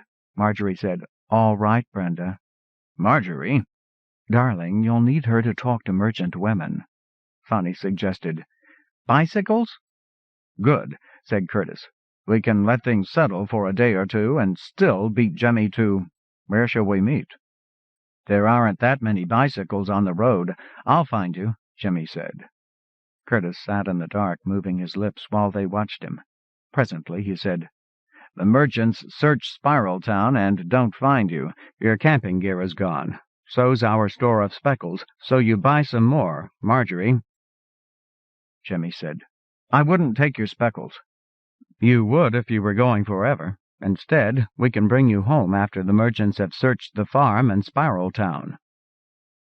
You take my place here. They're searching the hills by then, but at worst, they find just me camping on my own land. After they've gone, you can grow a beard or something, lie about your age, marry someone, move to another farm. We'll have time to work that out. I like it, Junior, Marjorie said. I wish I could come. You're in charge here, Curtis said gently. They were deciding his future. Marjorie said, Okay, Thani and Brenda and Curtis on bikes. Don't look at me like that, Thani. You're brother and sister, not betrothed. Oh, hell. What? Curtis, you can't pass for Jemmy. Curtis had straight black hair, yellow dark skin, eyes with an epicanthic fold. Jemmy said. I only have to pass for Curtis coming back. Going out is when they'll be looking to be sure he's not me. Me escaping. Going out, you're innocent. Let them look. They closed the curtains and turned on the lights. Marjorie posed Jemmy next to Curtis, examined them, and said, No. And Brenda was a girl. But Thani moved up next to Jemmy, shorter by 3 inches, and Marjorie said, Maybe on a bicycle. They took all of Jemmy's clothes out of the bureaus and carried them in armloads into Thani's room. They began putting together matching outfits. You can switch scarves and hats, Marjorie said, and they tried it. Right, Thani, you stay on the bike. When you're not on the bike, you don't lean on the bike, don't lean on a wall, don't lean. Stand up like a man. Be careful coming back. Camp out on the new Hanland until someone comes for you. Jemmy, coming back, you're Thani. You always lean on the bike or a wall. Don't be seen standing straight up. Curtis, you wear those dancers going out, but you put those high-heel shyster-stomper boots in your bike bag. You're taller than Thani going out. You'd better be taller than Jemmy coming back. Curtis nodded in the semi-dark. Now, how did it happen, the killing? Hush, Jemmy. Brenda? Junior wanted Brenda's version, then Thani's, and never bothered with Jemmy's. Then she told them all, Take your time going and coming. Stop and talk to everyone. Thani, Brenda, if a merchant asks you about the killing, you tell him, I was there. I saw it all. Babble. But you haven't seen Jemmy since then, and you don't think you ever will. Jemmy, you heard everything Thani said? You tell it that way coming back. Once again, Jemmy moved along the shore. 2 more fences to cross. He went back up through rows of lettuce, the Wayne holding. Where he crossed the road, it was deep into its first curve. Gasoline Alley, then the next inward loop of road, then Baker Street. The graveyard had been well beyond the town for 2 good centuries, but Spiral Town had reached it at last. Jemmy stepped from the empty shops of Harrow Street into a grove of willows. Destiny life wouldn't grow among the graves. The Spiral Town graveyard covered more than a square mile with nothing but earth life, long, lank grass, clover, and trees up to 240 years old. Jemmy drifted like smoke among the trees. There was cover to hide him. The eyes he expected might be imaginary after all. A life-giver of Spiral Town would be buried with a handful of seeds. His will might name the variety of tree. If several sprouted, tenders would transplant all but one, and a marker would be fired into the bark for the life-giver within its roots. The oldest trees were huge, chosen for majesty, oaks, banyans, redwoods. Majestic trees hadn't always survived well, and variety had come into fashion. For a long lifetime the life-givers bore nut trees and fruit trees. Then someone had decided that the practice was disrespectful or something. But an extensive grove still bore fruit and nuts. Jemmy picked a handful of cherries, a few plums, an orange. He stuffed his pockets, then settled in the shadows of the gnarled old trees to eat. The markers around him were all above eye level. Jemmy tried to read them, but they were only a glitter in the dark. Holograms need light. When the holomarker gun failed, it would be a major tragedy. It was settler magic, irreplaceable. On an ordinary night, Jemmy would have been asleep by now.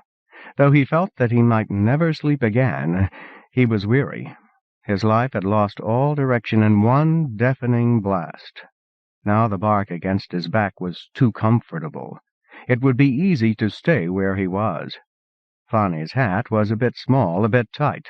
He took it off and waved it at the flies buzzing his ears. The buzzing went away, then came back, sounding like sleep. Had he been dozing? He surged to his feet, swung his pack onto his back, and was in motion. If he sat down again, they'd find him asleep in the graveyard come morning.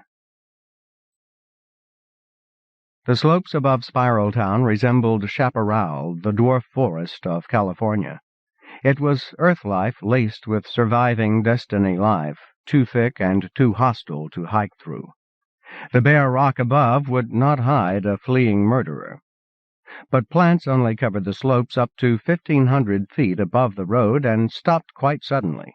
Frost line, the teaching programs would have called it, but destiny never got that cold. The destiny plants ran out of something else. Air pressure, water, soil nutrients, something. Earth life grew higher up, but sparsely. Jemmy was at the frost line when lights came on above him. He ducked back into the chaparral before his mind quite caught up. Lights glared, and men moved around a great ragged hole in the side of Mount Apollo. The lights within the cavern showed great dark silver-gray sheets peeling away like the pages of 1,000 books, everywhere along the walls and roof. A man moved to the back of the cavern and pulled. Then, nearly hidden under layers of begly cloth sheeting, he staggered toward a cart. It was Jemmy's first sight of the Apollo caverns. Children weren't allowed here, even older children. Argos had carried several experimental Von Neumann devices, a phrase every child learned and a few could define. Begly cloth was one. A handful of self-reproducing machines just big enough to be dots had been dropped into a hole in a hillside. For 2.5 centuries they had been eating into Mount Apollo, carving out a fairyland underground as they followed veins of silicon and some small set of metals.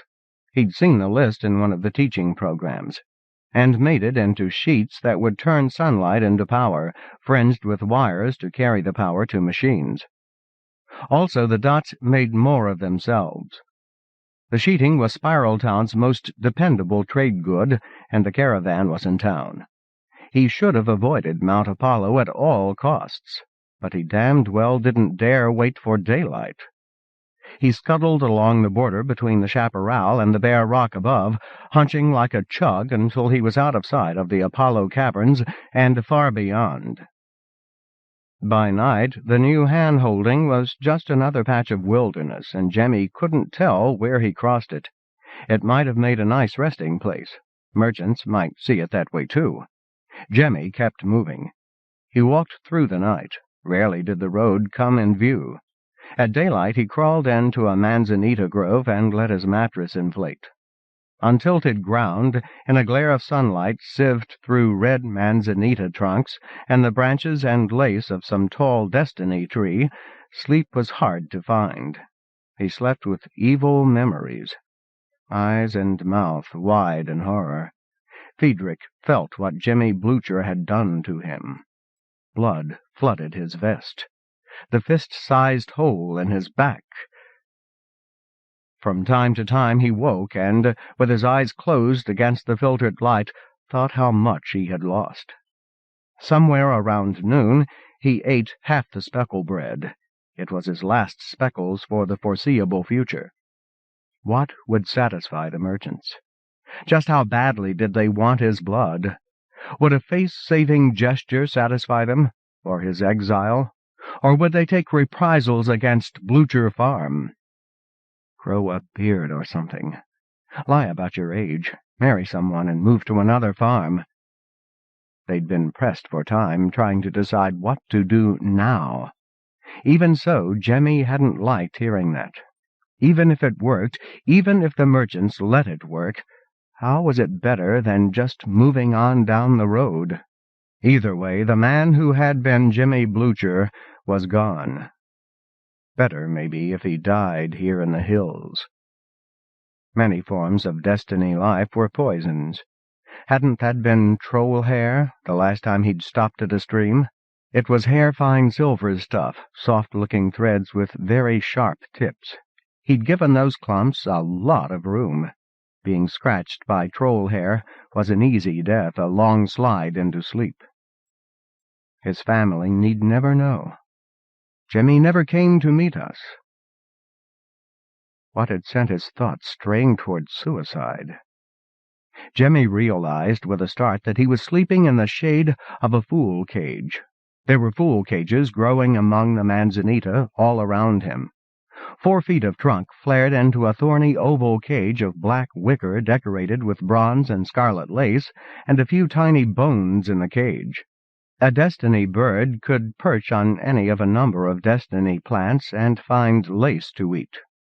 Some plants grew gaudy lace displays so that birds would transport their seeds, but the lace within a fool cage was a lure and a trap.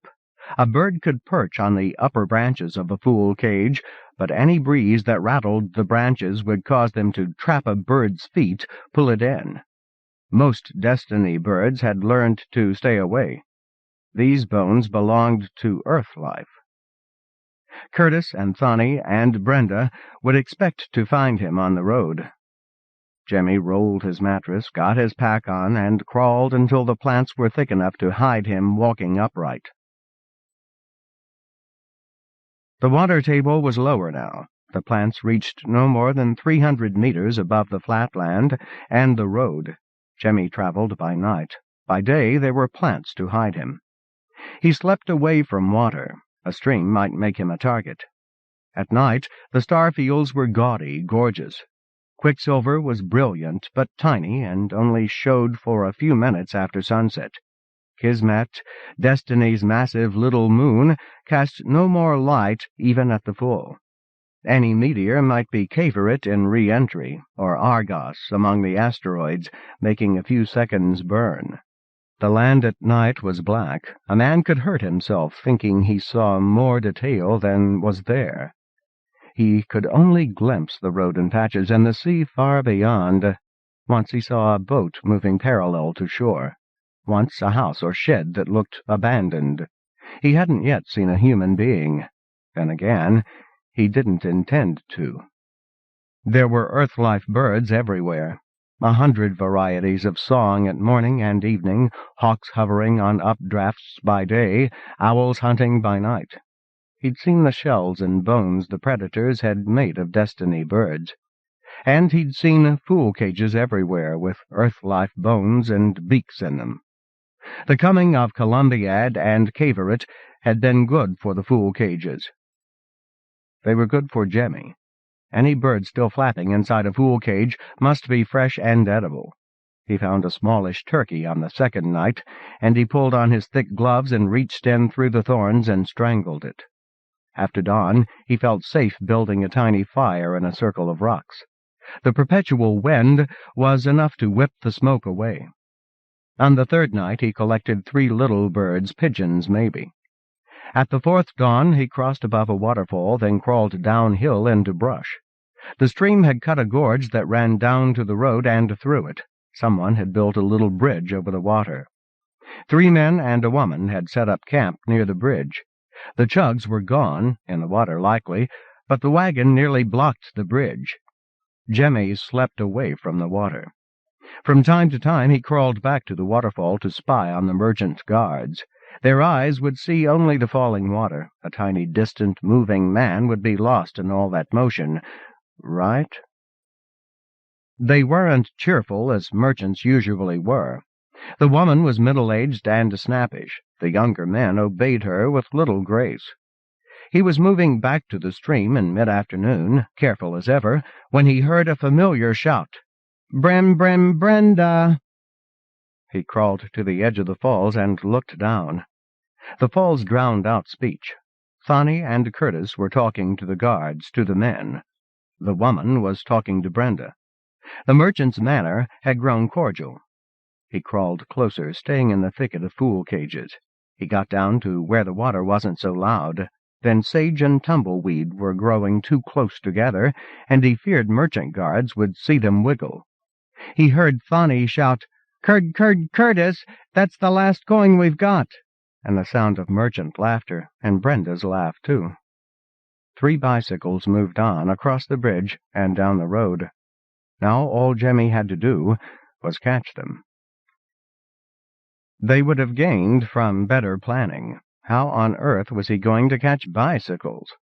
Jemmy was seething with impatience, but he'd have to be crazy to move now in daylight with merchants just below him. He crawled back among the fool cages and tried to sleep. They must know they'd have to wait. The next stream. They were past the merchant guards. Why not stop? They'd wait at the next stream, and he'd see them, and know it was safe to come down. And if he didn't see them, no way could he sleep. He crawled up to where plants thinned out to bare rock, and he kept crawling. Where water next crossed the road, they weren't waiting. Jemmy made sure of that, then moved on. What stopped him next was more than a stream. The plant interface dipped, an arrowhead shape pointing at the road. Jemmy's gaze followed the tree line down a long rock that had run like wax. Frozen lava ran up to the ridge 1,000 feet above him, and down almost to the road itself, ending in a broad patch of green earth-life trees and water gleaming between. Interesting. Jemmy could picture the giant landers, Cavorite and Columbiad, hovering on either side of the crest, moving parallel on pillars of violet flame, bright enough to blind any witness, burning off the life of destiny, then return to seed the slopes with earth life. One of the ships must have paused here. Yes, and he could see why. Above him, the ridgeline bent by 40 degrees. Cavorite, on the broad side, had waited for Columbiad on the narrow side, or vice versa, to round the curve. Water at the point of the lava triangle, then a thick stand of earth-life trees, then the road. The far side of the road was a thriving village. There were shops along the road, and a setback, wide enough and long enough for a whole caravan, and a wide stream running to the sea, spreading into a delta at the end. Who were these people? It had never occurred to Jemmy that there was this much of civilization beyond Spiral Town. Somewhere the merchants went for their goods, and to trade what they got from the spirals. And in between? And how could he cross bare and slippery rock? He couldn't. He was going to have to go down. 5. On the road. Twerdahl and his idiot crew are running away. We isolated ourselves on this island for a reason. Whatever our problems, we'll solve them here. Julius Radnor, Council Chairman. Where the wall of ancient lava converged to a point, there was a shine of water, then leafy earth-life trees. From high up it appeared that the forest ran right to the road. As Jemmy descended, it became clear that he was approaching a swamp. He wasn't eager to wade into that. The trees were cypress and mangrove on a wide spread of shallow water. There were no competing destiny trees, but the trees were festooned with what he first thought were snakes. Snakes everywhere. Motionless black snakes winding through webs of yellow-green lace. Vines. One was a variety he didn't recognize, but the others were Juliusets, the same vine the elder Hans cultivated. The Hans must have played the bonsai trick, stunting the plant by pruning and by keeping it half-starved. These were huge. In places they were strangling the mangroves. Something rippled along the water. A snake, a real one this time. Another moved among the vines. Something bigger shied from it, a man. Jimmy sank slowly into a crouch, then tried to ease behind a tree. The boy, broke through to the open with evident relief. Looked around, didn't see Jimmy. Jimmy stepped out of hiding, and Thani jumped. "You all right?" "Fine," Thani said. "How was it?" "Easy going. How did you make out?" "There are merchants at the bridge." Thani was excited, enjoying himself immensely. "They asked about a merchant that got killed in Spiral Town. We changed the story a little." Fear rose up in Jimmy's throat. "Changed? How?" Well, we talked it over. Curtis says I'm the traitor's best witness. Thani Blucher is.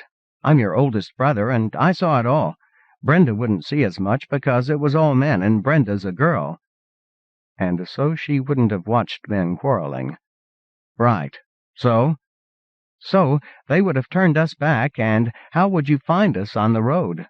So I didn't say I'm Thani Blucher. I'm Tim Han."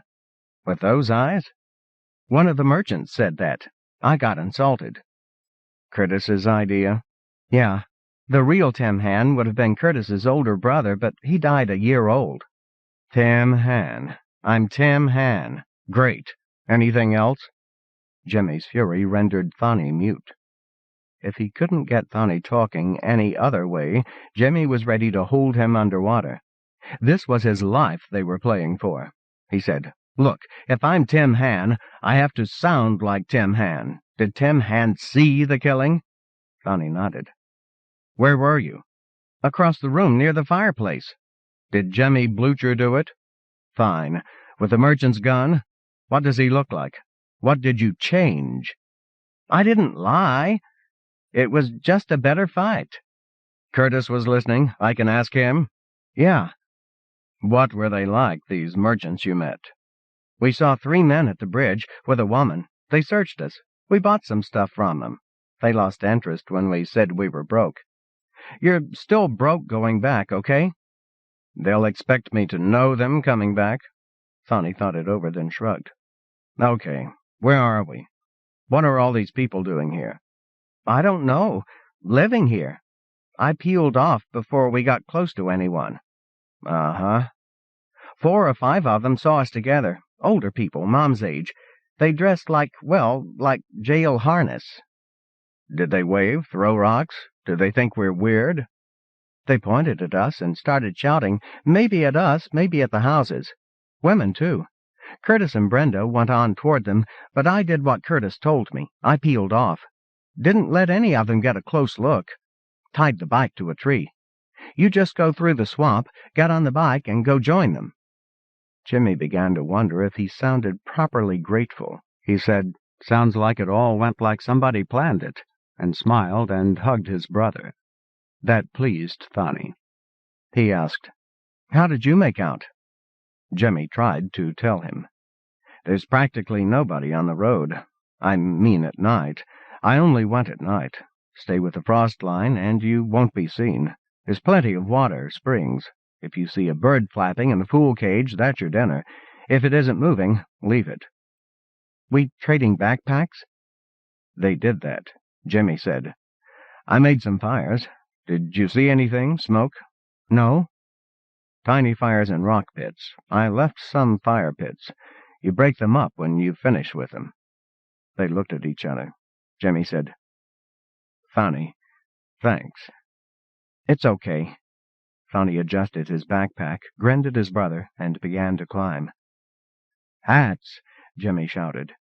He sailed Thani's hat up to Thani. Thani sailed his down to Jimmy. It flew over his head and settled on the water. Jimmy waded into the gloom. The water was knee-deep and tepid. Jimmy's hat was sinking out of sight. Jimmy retrieved it and put it on. It streamed water, soaked like a sponge, but he had no other way to carry it. He was glad to have it back. The air smelled alien, wet and thick with greenery and rot. He crawled over tremendous roots. The water was thigh-deep now, icy around his ankles. Crotch-deep. Was this the right direction? Seen from overhead, the grove hadn't seemed this big. Now he feared he'd never reach the road. Something limbless slid through the water. Again, nearer now, Julia's sets hung thickly from the branches. From time to time, a vine lifted a wedge-shaped head and flickered its tongue to watch and sniff for clumsy prey. Bright and colorful they were, and they shied from him, too. Some snakes described in teaching programs were poisonous. Interstellar travelers wouldn't have brought poisonous snakes, would they? These were Earth life, brought for decoration. Someone in Sol System's planning section must have liked snakes. But Jemmy didn't, and the thought of being touched by such a thing... He'd reached the road. But the dark water was waist-deep, and the road was a smoothly curved rim of gray rock at eyebrow level. His hands slid over it. He couldn't get the grip that would pull him out.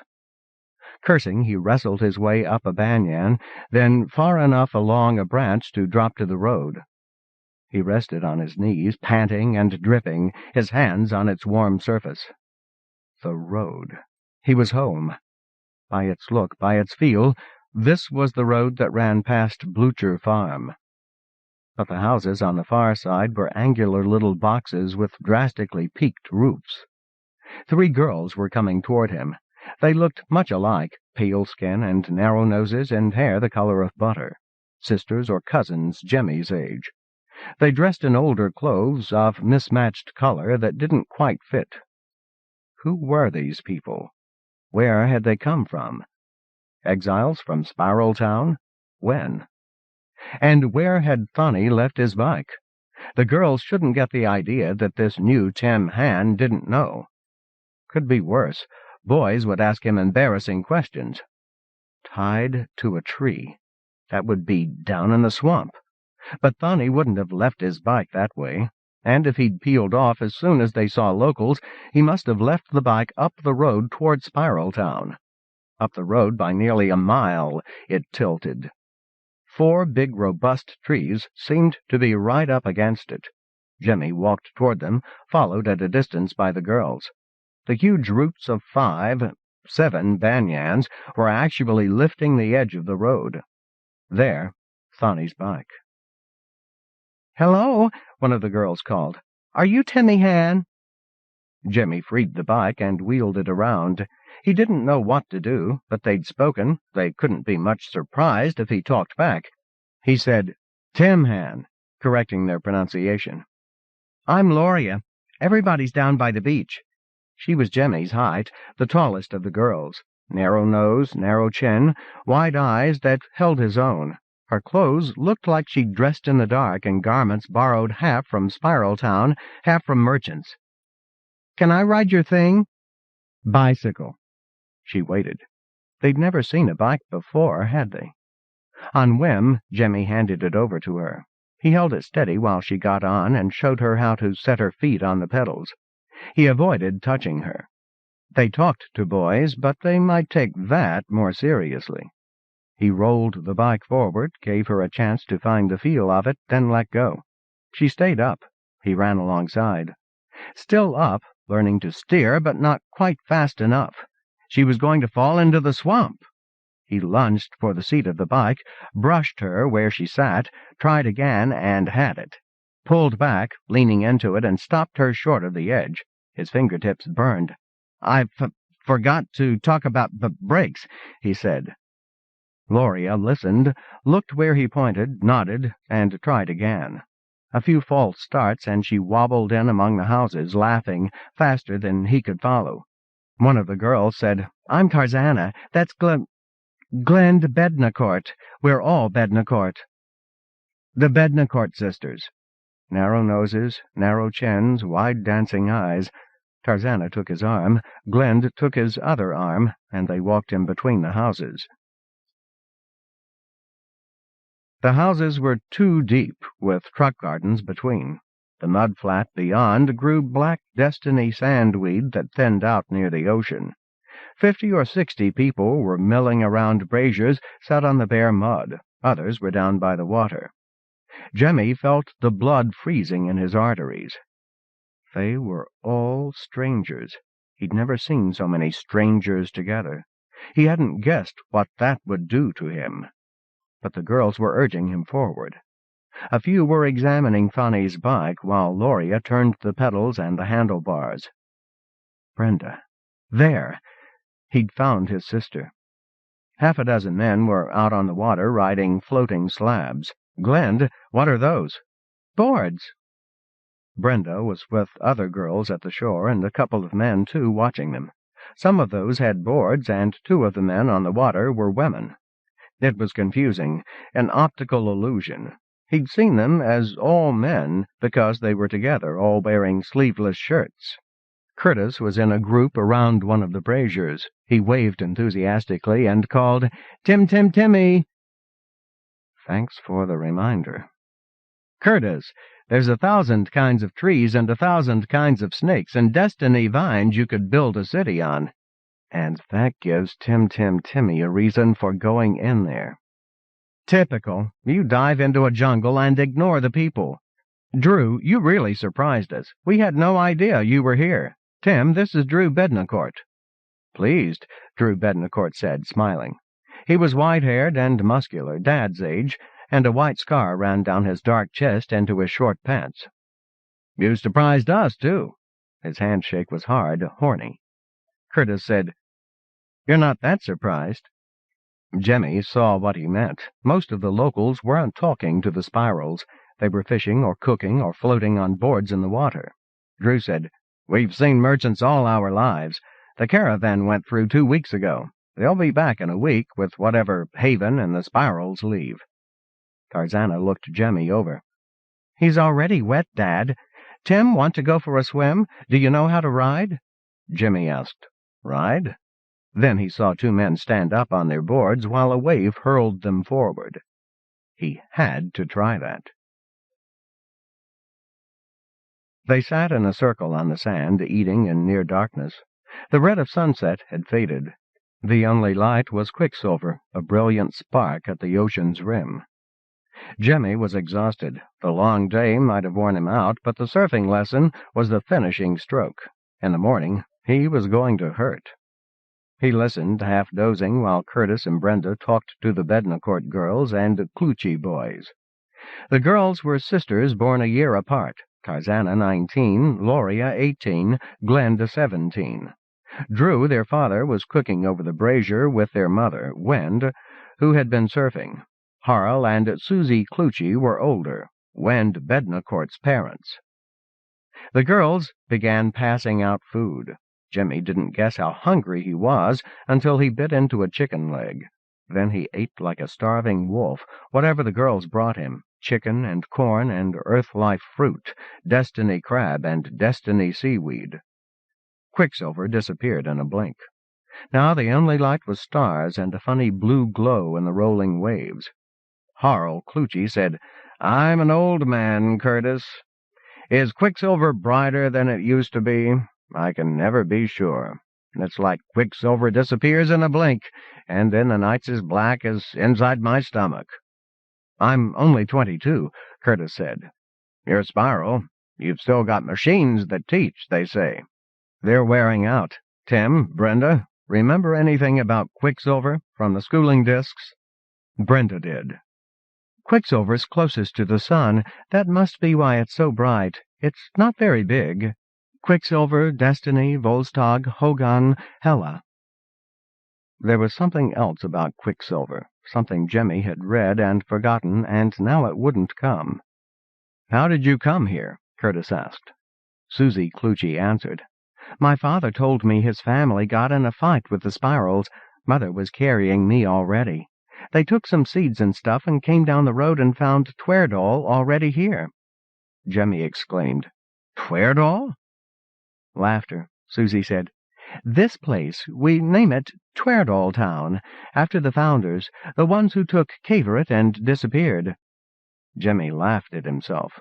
"I thought you meant the Tweardalls themselves." "Your turn.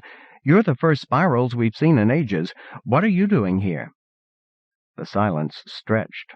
Brenda or Curtis might have answers ready, but Jemmy couldn't know that, and in the dark he couldn't see their faces. He took the chance and said, "Following the path of the cavorite. I want to know where they went." Tarzana breathed. "Cavorite?" "But you've got the teaching machines," old Susie Clucci said. "Don't they tell you?" All fatigue fled, Jimmy said. "Some. Cavorite left with 40 crew. I know some of the names. Threadall, Tucker, Granger, Lyons, Doheny. Spiraltown was founded in 2490, but they called it Base 1 then. Cavorite left in 2498. You know they left a spiral of road behind them? They never came home. Maybe they never planned to. Maybe something killed them." Susie Clucci said, "My family never went home. A good many families here never did.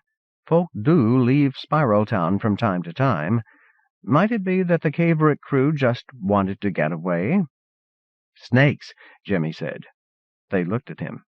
"Snakes, Tim?" His mind had wandered, then closed its teeth on snakes in the swamp. "It just came to me, Miss Clucci. Cavorite must have left those.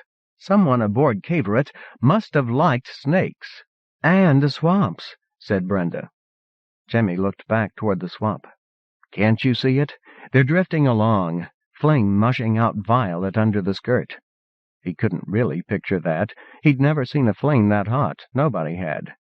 They could go faster if they were just trying to get away, but they're just drifting along, leaving a trail of melted rock behind them.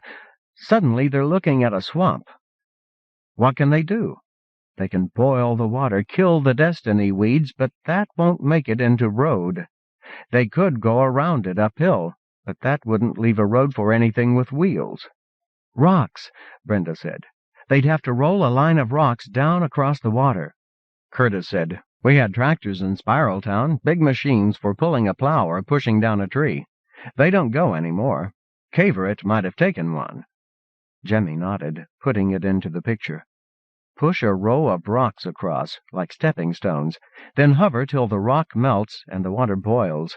Wait till the swamp cools down, then seed." "No, Tim, that's a humongous thermal mass. You don't throw seeds in boiling water." He nodded. "Right. They go on, making road. Week or two later they come back and seed some trees. Maybe a year. And leave the snakes and anything else I didn't see. Damn," Curtis said. "All right. What damn?" They weren't just runaways, the cavorite crew. I always knew 40 crew was too tidy.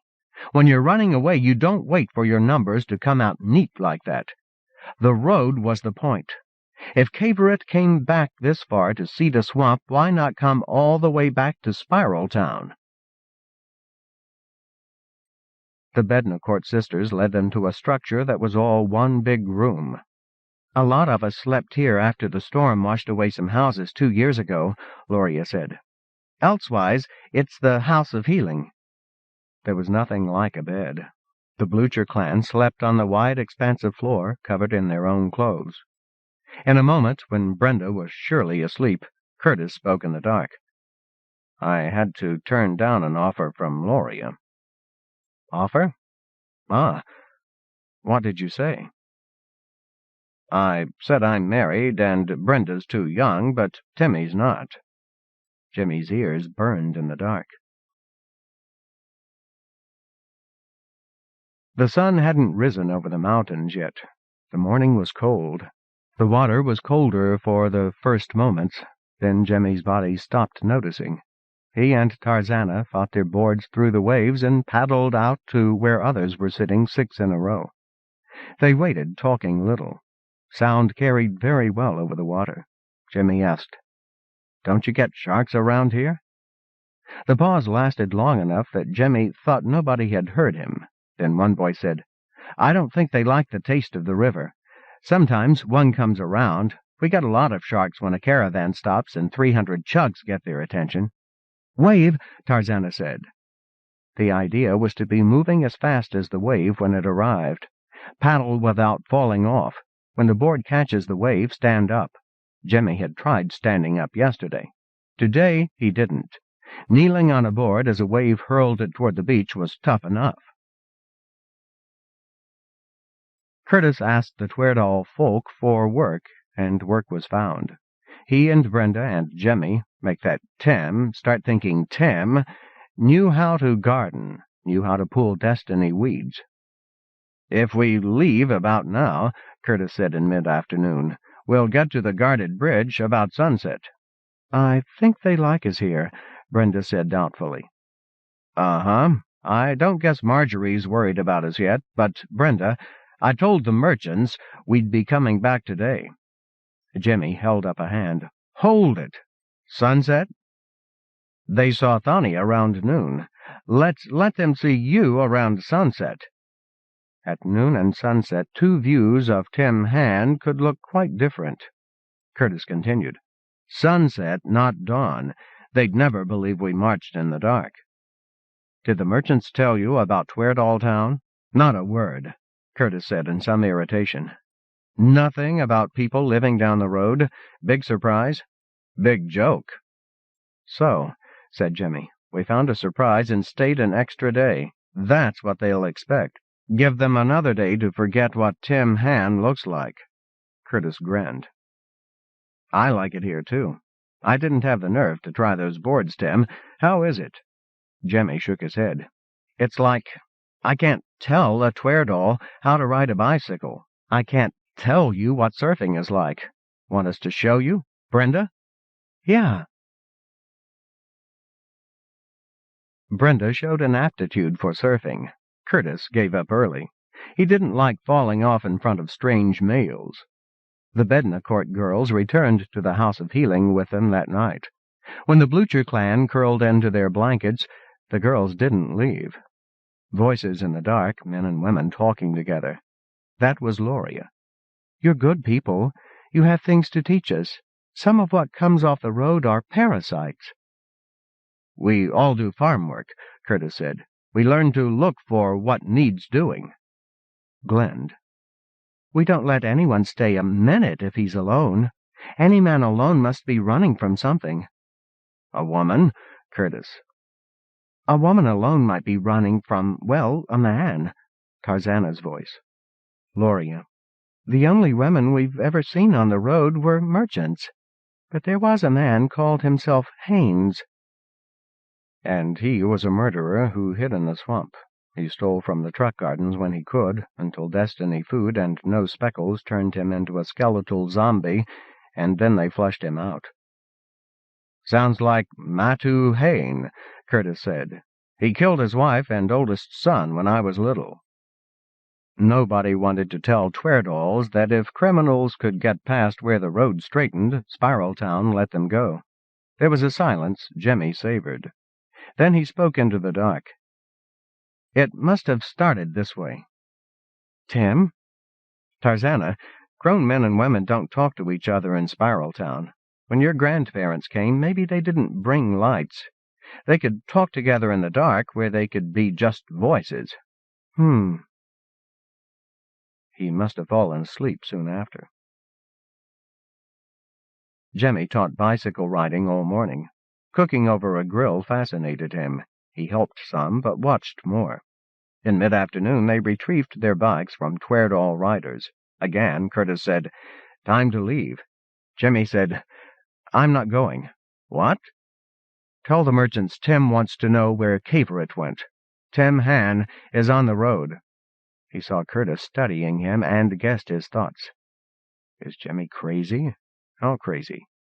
He didn't know Jemmy like a brother, and the Jemmy Blucher he thought he knew wouldn't have killed a merchant. Curtis said, "They'll take a harder look at Tim Han if Tim comes back alone." "I don't think I'm coming back, Curtis. I can't run Blucher Farm. I can't talk down a merchant's price while I'm hiding my face. And if Spiral Town gets in another face-off with the caravans, you see." Curtis did. "They'd have to stand without the Bluchers. You'd stand for the Bluchers, but you'd be hiding." "Curtis, it's unacceptable. Give Thani 2 years, he'll be fine running Blucher Farm. Thani doesn't have to hide anything." "That's 2 years before Marjorie and I can get our own farm." "Forgive me." "Uh-huh." Curtis's eyes were unfocused, still thinking. Okay, the caravan will be starting back this way tomorrow or so. I figured we'd meet them just when they were getting organized, and we'd get you through that way. If you stay, they'll be here in, 4 days. Tim, are you staying here or pushing on? I don't know. You could keep ahead of the caravan, even on foot. Sure. Or let them catch you in a few weeks, but now you're a Tweardall with itchy feet. Is this really your choice? Yes. Me too, Brenda said. Curtis blew his top. Brenda shouted back, then cried. Jemmy watched them dwindle, pedaling hard, up the road. When he returned to the House of Healing that night, Gloria came with him. 6. Oven Maker. The northwest coast is mountainous. The southeast coast is wider and rich in beaches. We'll set down at the far end of the peninsula and explore. Anthony Lyons, Geology. Tweardall Town didn't seem to know about bread. There was grain growing along the road. There were rocks about. Children of all ages found Tim Hand strange and interesting, and some would do what he suggested. He showed the younger children how to gather grain. The older helped him carry rocks. Up-thrusting banyan knees had flaked a great flat shelf of lava from the road. 4 were able to move that. It became the base of Tim Hand's oven. His first experiments came out scorched, but 2 days after his sibs left him, Tim Hand served bread at dinner. The morning of the 3rd day. The first of the board riders took their boards from where they were propped against the long wall of the House of Healing. Tim Hand trailed the others, watching them, trying to balance the board on his shoulder as they did. The board was a few inches shorter than Tim himself, carved from wood that grew in the swamp. It was heavy and awkward. Playful gusts of wind kept swinging it about. Far up the road toward Spiral Town, there was dust. Jimmy stopped and squinted. A plume of dust far off. He thought he knew what it meant. Wend Bednacourt carried her board like a wand. She wasn't stronger than he was, but she had the balance. The other riders were running, but Wend trailed back a little. She said, "My daughters have taken an interest in you, Tim." "I know, but all the others." It had taken Jemmy 2 days to notice that the Bednacourt women were the only women who would talk to him. In Spiral Town, that was normal, but here? "Is it something I'm doing?" "Tim, do they say Mary in Spiral Town?" "Yes, of course." Wend shied back a bit to avoid the wild swinging of his board. "How's it done?" "There's a ceremony. You invite—" "Tim, how do you decide?" This was no casual conversation. Jemmy set his board down and sat on it, thinking it through. "We kids all pretty much know each other. Time the girls stop talking to us. If I'm interested in a girl—" He decided not to mention to Nia Judah. "Why, maybe I've got a friend who dated her, or knows her, or a friend of a friend." He learned quite a lot about Tunia and the Judah family. "Or my sister, or maybe a cousin probably knows her.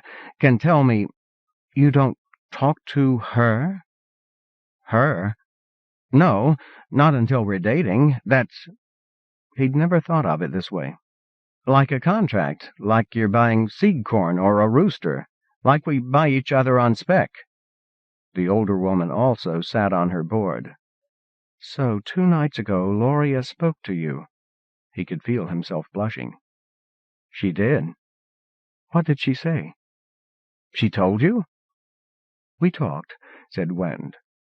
He couldn't lie. He wouldn't know what to hide. He said, "Gloria came with me back to the House of Healing. She brought a blanket. I rolled up in mine. I was tired. There wasn't any light, of course, so I couldn't see her face, and she couldn't see mine. Talking's easier that way, somehow. I just thought we'd talk until I fell asleep." She said, "Do you want to make babies with me?" "What did you take that to mean?" He looked at Gloria's mother. "It means rub up against, Fuck. How could it mean anything else? Yes.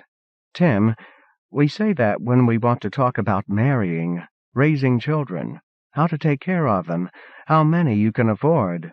No, look, she touched me. I would have, but I was a little slow, maybe. She was a little distance away, and I couldn't see her face. I didn't see it coming. Do you want to make babies with me? And then a hand came out of the dark and had my knee. I pulled, and she came to me, and we did it. The other board riders were all out on the water, leaving them alone. Pointedly? Wend Bednacourt was smiling, but not at him. And last night? I couldn't find Gloria all day. She went with some others, spice hunting. Avoiding me? I told her it was my first time. Wend, there are things we're not born knowing. It's dark in the House of Healing. I hit her jaw with my elbow before I got the knack of moving slowly, touching everywhere. Darkness had its good points. She wanted to let you talk to the rest of us. What happened last night? Tarzana. She came back to the House of Healing with me after dinner. I didn't know what she had in mind, so I didn't push. I was hoping she'd tell me why Gloria, if she didn't want to see me, why, but I didn't know how to ask. She said, "Tim, do you want children?" I reached out and got her hand, and she said, "No, Tim," and I stopped. His memory raced on ahead. Tarzana's voice in the dark. "You do want children, don't you?" He'd laughed and said, "What, from way over here?" "Aren't you interested?" I was, he said lightly, hiding disappointment. It was as if Tarzana blew hot and then cold, offered and then pulled back. Gloria had done that too, then relented. He'd have been angry if a Spiral girl did that. Here he might be missing some signal, some custom.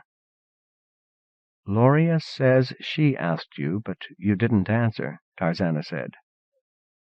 "She asked," he told Tarzana smugly. "I think I answered."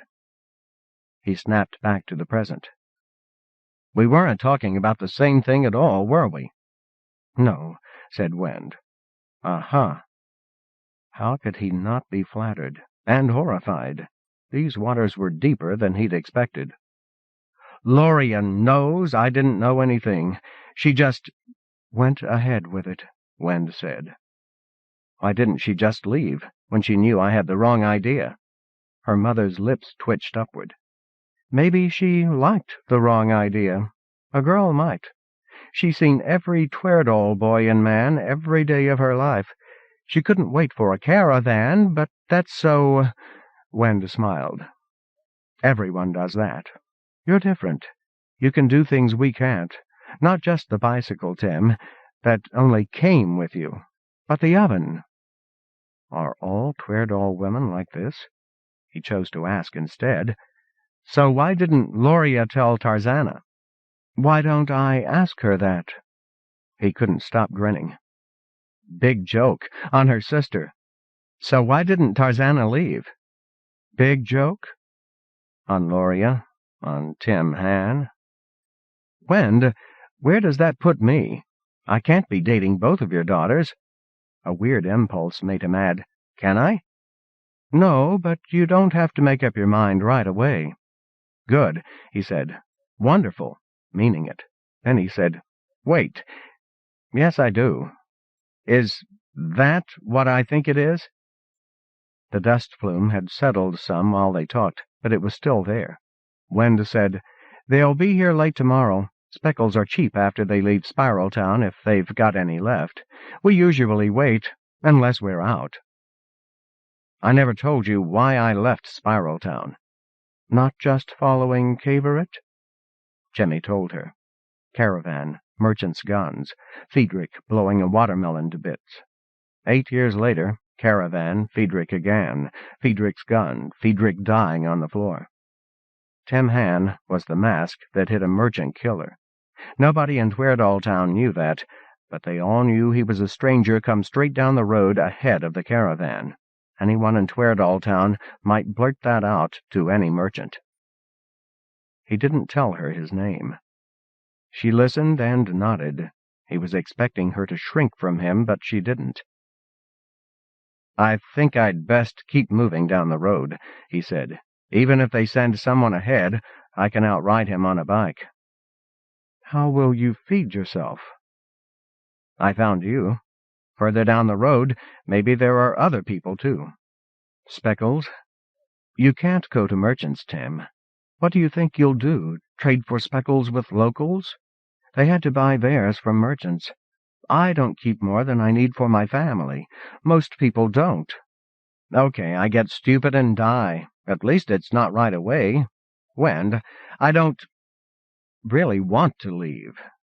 She said, "Marry Loria or marry Tarzana. Marry into the family. We'll tell them you're one of us. Do you mind changing your name?" "Huh?" "When a wanderer marries a local—" "No, I don't mind." "It's rare, but it has happened." "I don't mind." "All right. 3 days now you've been a Tweardall. Let a merchant see you on a board first. He'll see you as a Tweardall, whatever you do next." "Am I good enough?" A clumsy Tweardall would catch a suspicious eye. "I've watched, Tim. You're good with the board." "And cooking? Let me do some of the cooking." "Right." "I need to buy some things. I don't know what you use for money." "Money?" Jemmy was only carrying a few coins, the price of 3 or 4 meals. He showed them to Wend. When she shook her head, he gave them to her. It would be bad if merchants found those on him. Then he asked, "What do you do if you want something?" "Ask. Give something back." "With a caravan?" "With them, too, but they want to know what they're getting." "I bet they do." "What do you need?" "More clothes, shoes, speckles, a board, I guess." "Nobody has all of that." "I need the whole town to cover for me, to make the merchants think I'm one of them. Wend, what if I give Tweardalltown my bike?" "I'll talk to them," she said, "over dinner." The dust crawled toward Tweardalltown. The ovens in the Blucher kitchen outclassed Tim Hand's first pile of lava chunks. Jemmy was sure he could improve his oven. Sitting on his board, his feet wiggling in the sand, he started making sketches. A few boys watched over his shoulder and made comments. The Bednacourt girls came to him, all 3. "We've been talking," Loria said. "With Wend," Tarzana said. "Mother," amplified Glend. Men of Jemmy's age surrounded them, and they were all listening. Loria pulled him to his feet. "Let's surf." The town's teen boys followed them into the water. Once beyond the waves, the boys who tried to join them were somehow cut off, discouraged. They watched from a distance while Bednacourt girls surrounded Tim Hand like 3 predators. Tim preempted the conversation. "Your mother explained some things. I guess I was a fool." "A fool doesn't get what he wants," Loria said. "We talked it over," said Tarzana. Loria, "You're fianced, both of us." Tarzana, "Dating us, you'd say. But that can't last forever, Tim." Glend, "So no sex." Tarzana, "Until you make up your mind." Tim smiled at Glend and said, "That's easy for you to say." Glend's eyes dropped. Tarzana hastily said, "No, now, Tim, you shouldn't even be fianced to 2 women. It's only because you're from up the road." Loria, "Hands off, Glend." Tim, "I never asked Glend to make babies with me. Why bring her? I'm not as tough as I look," meaning that 2 girls should be able to ward off an attack. Glend's hands thrashed water, turning her board. Tim called, "Big joke, Glend. Glend, I don't mind you talking for your sisters. I don't mind waiting, either. I want to know what you're like, both. What I can't figure out—" Glend turned her board to face him again. He said, "I can't figure how you and you too, Glend, decided I'd make a good husband. How do you know?" They didn't answer. "I told Wend. Did she tell you? The merchants want me. If I can pass for a Tweardall, they'll pass me by. Did she tell you why they want me?" "Tell everyone," Glenn said coldly. "At dinner." An arc of strangers faced him as they carried their boards in. Surfers straggled in behind him. Jimmy felt like a bug on a pin. He saw no point in waiting. He began to talk.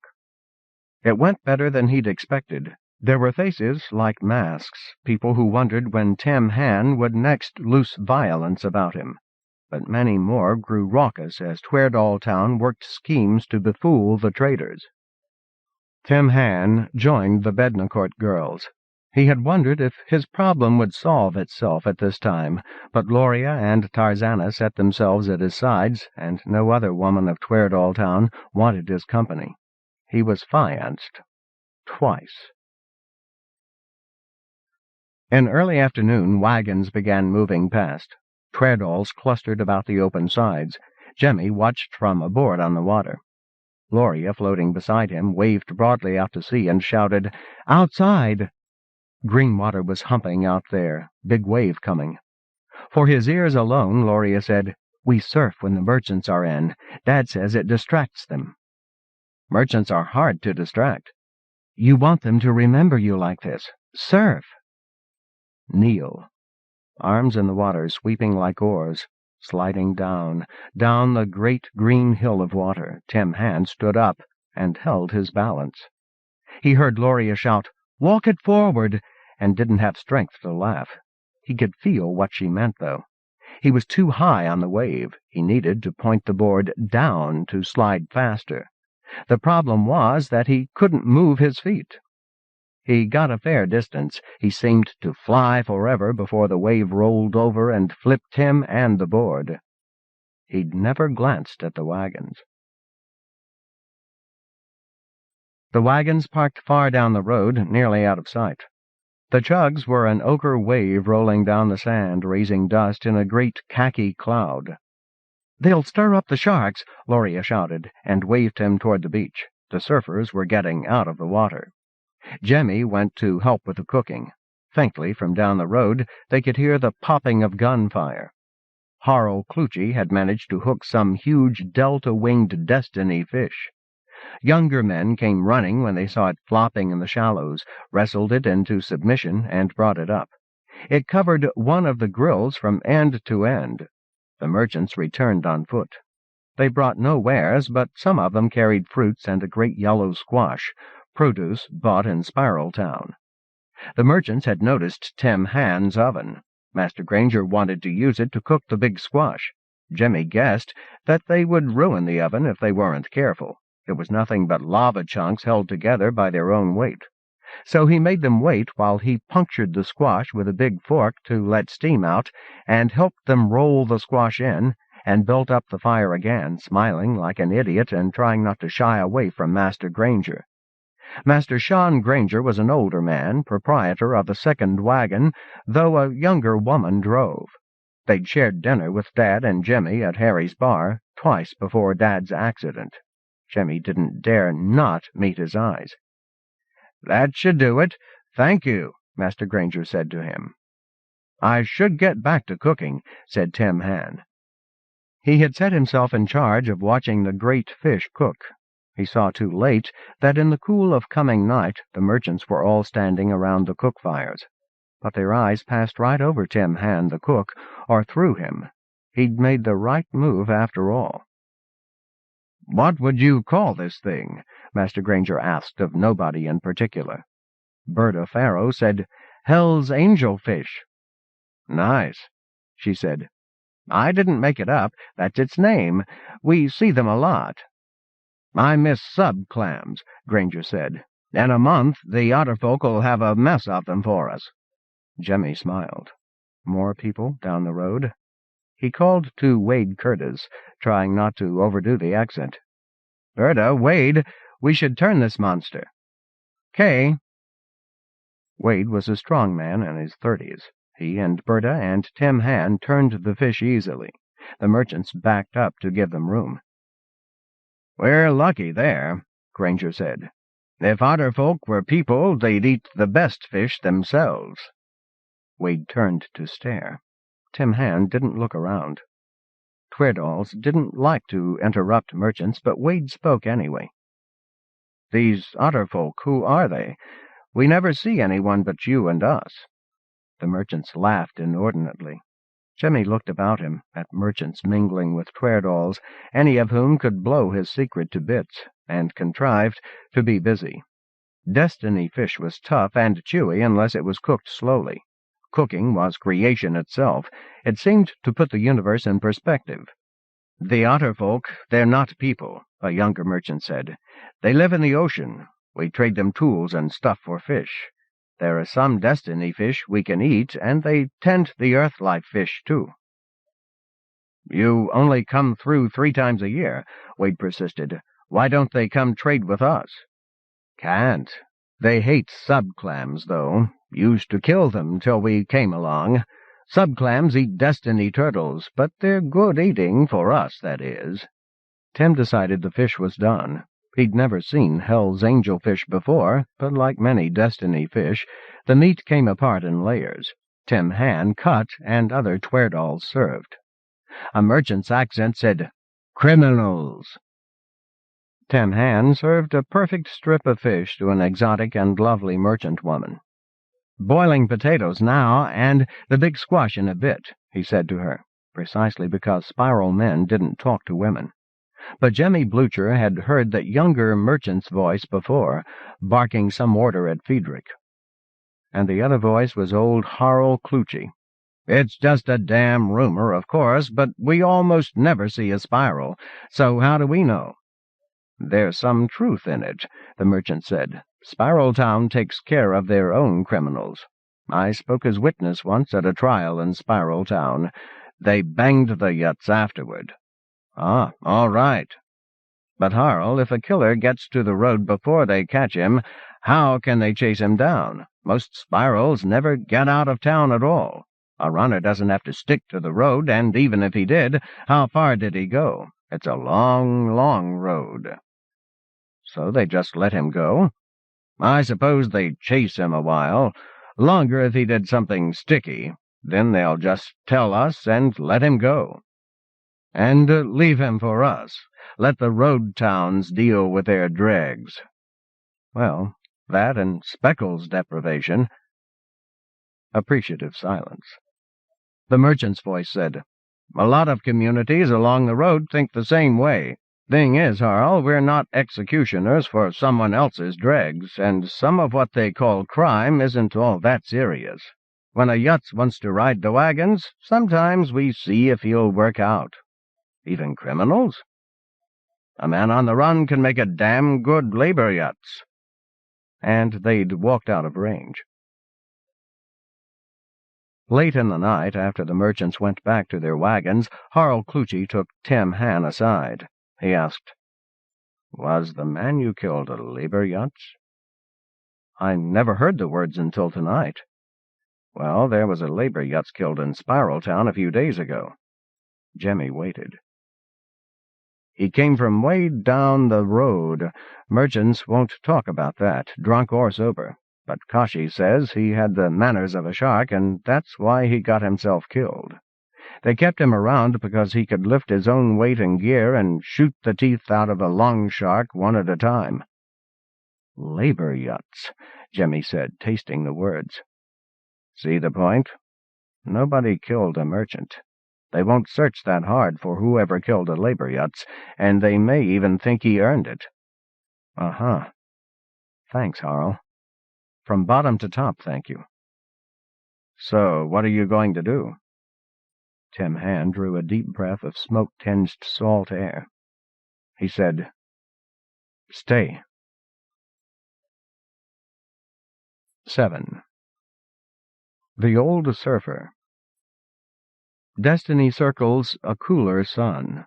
Our year is only 3/5 as long as Earth's. We divided it into 8 months of 4 weeks each. The days run nearly 25 hours. Our descendants may well choose a different calendar. Henry Judd, Paleontologist. Tweardalltown's entire male population took 12 days to build them a peak-roofed house no bigger than the family room at Blucher Farm. In Spiraltown, a marriage was made by recording it in computer records, but here the building of a house was a marriage. Tim Bednacourt saw how the house could expand under the overextended roof once he and Gloria began having children. Autumn moved into winter. It was a busy time. Everything edible seemed to be ripening at once. Everything must be picked and stored or preserved. Working refrigerators were rare in Spiraltown, but in Tweardalltown they didn't exist. Fruits could be boiled for preserves, vegetables blanched, meat smoked, and any of it could be eaten at once. They ate like chugs.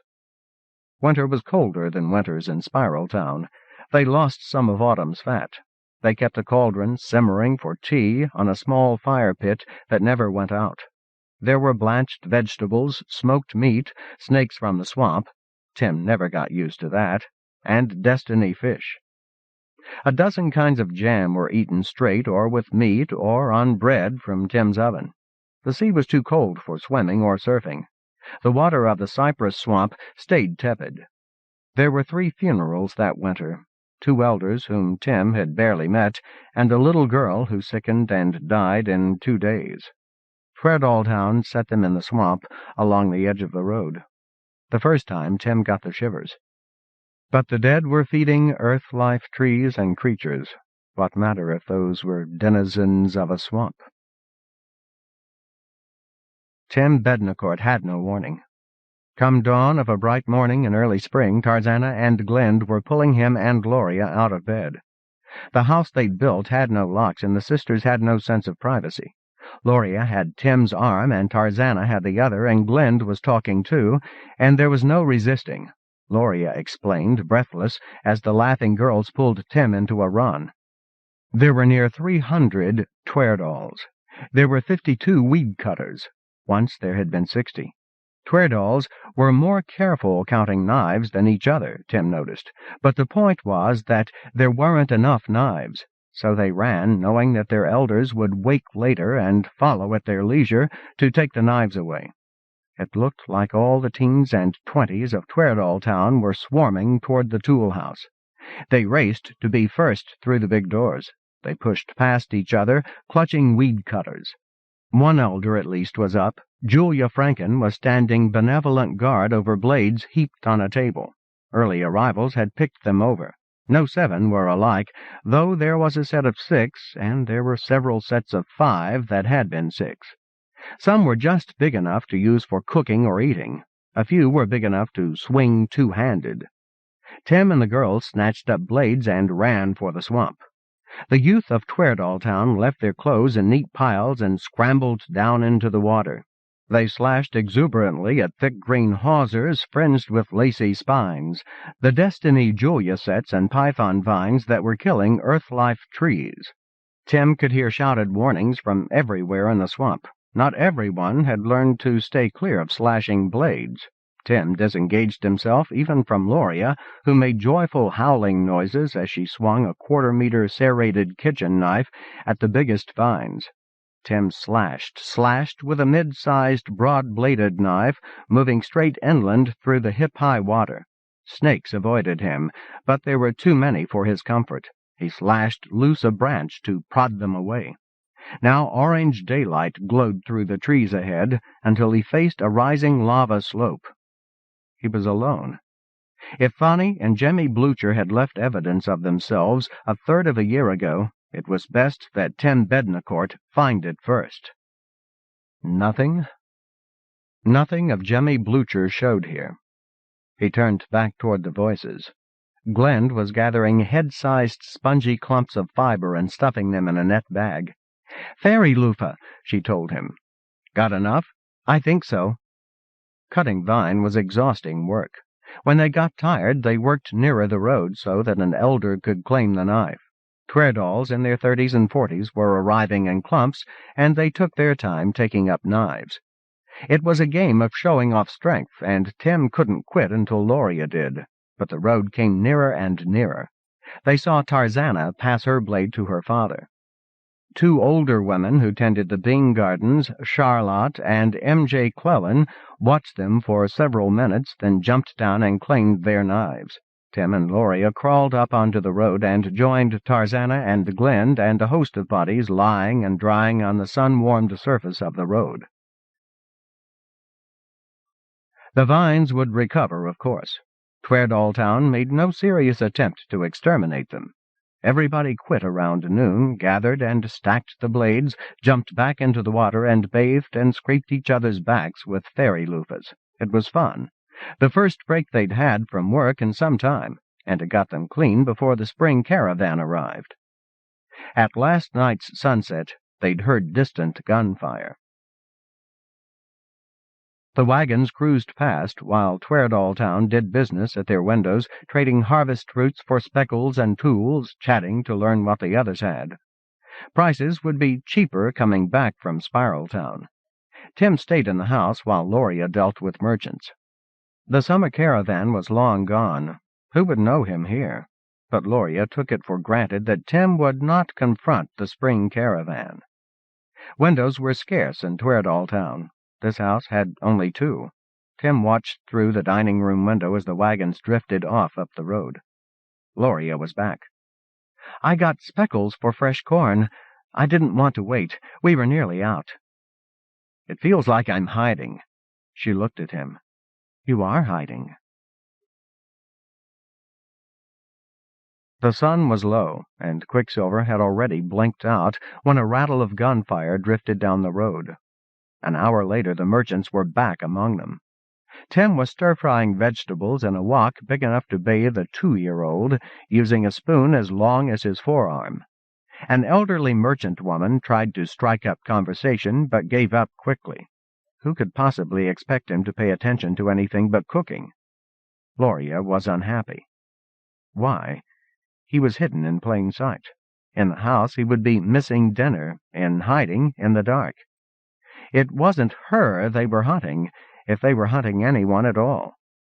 The vegetables were done. The nearest man wasn't as strong as Berta Farrow, a middle-aged mother of 4 with long limbs and stringy muscles, so it was Berta who helped him move the wok aside. Tim pulled the big omelet pan onto the fire. He poured eggs in, a quart or so. Berta stayed a moment to watch him work, then smiled and went off to chase children.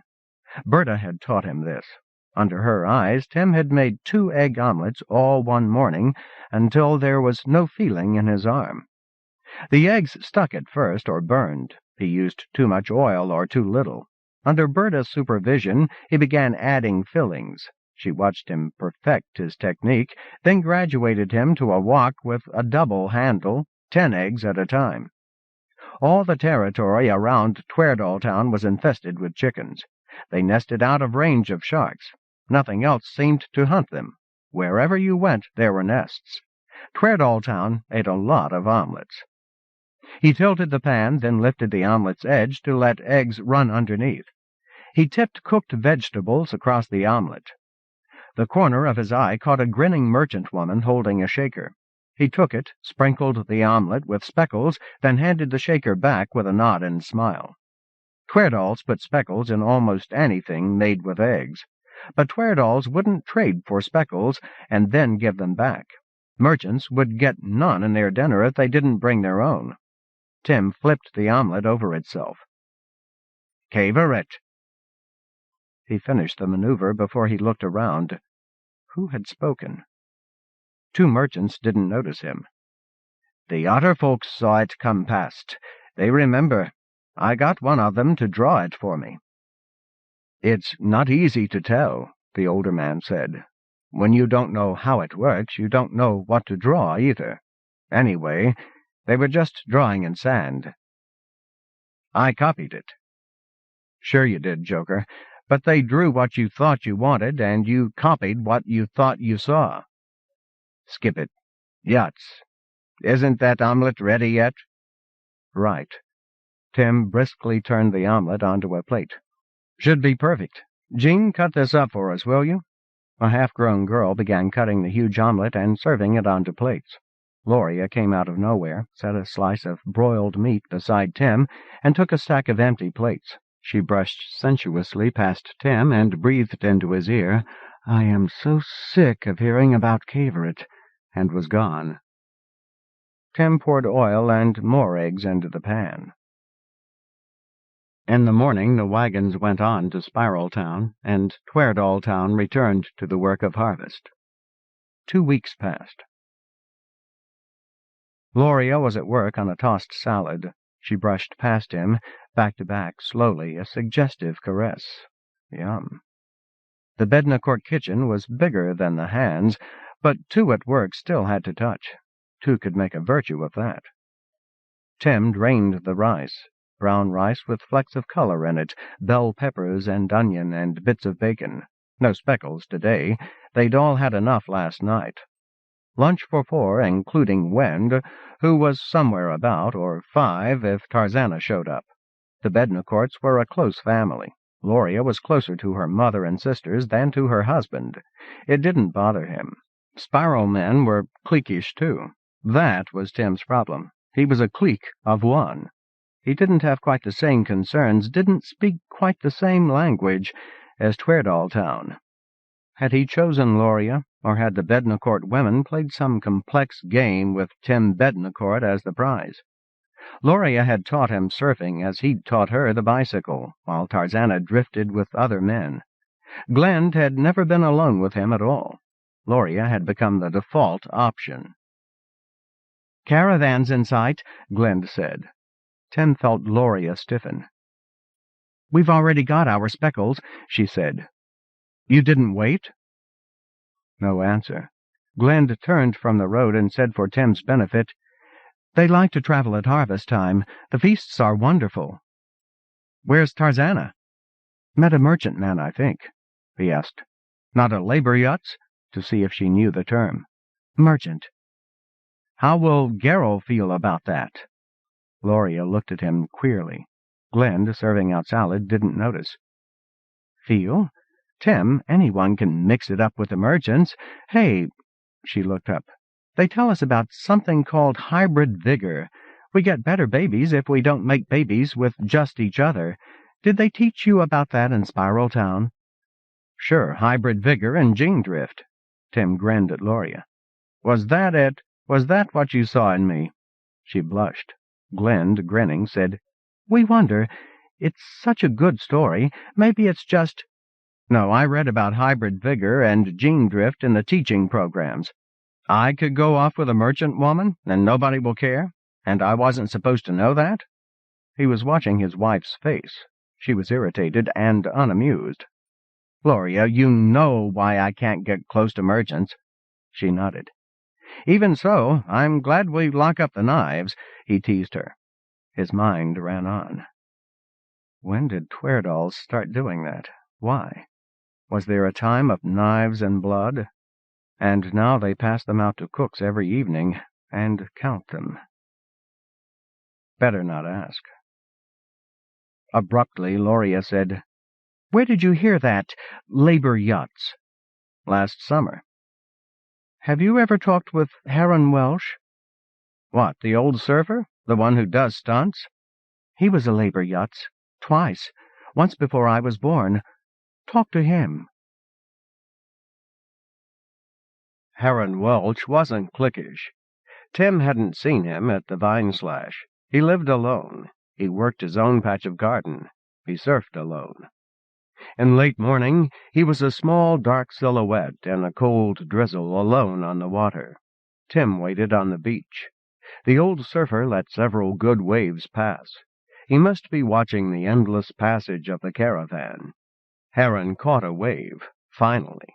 As the old man stood up in the shallows, Tim shouted and waved, a towel in one hand, a fat mug of silver fern tea in the other. The old man thought it over, then pulled his board to land. He used the towel and dropped it, then took the mug. "You were a labor yachts," Tim said. Heron drank the hot tea down straight and handed back the cup. Only then did he speak. "Who are you?" "Tim Bednacourt." "You don't know anything." Heron picked up his board and turned toward the water. Stopped. "Spiral?" "Yes." They got teaching things in Spiral. You learn? That's right. Huh. What do you know that I don't? Well, I've been as far as the neck. Tell me about it. The old man started to turn away. Tim said, Ever seen Columbia? The rest of Tweardall Town had no interest in Columbia or Cavorite. No. Tell me about Columbia. Tim spoke to the back of Heron's head.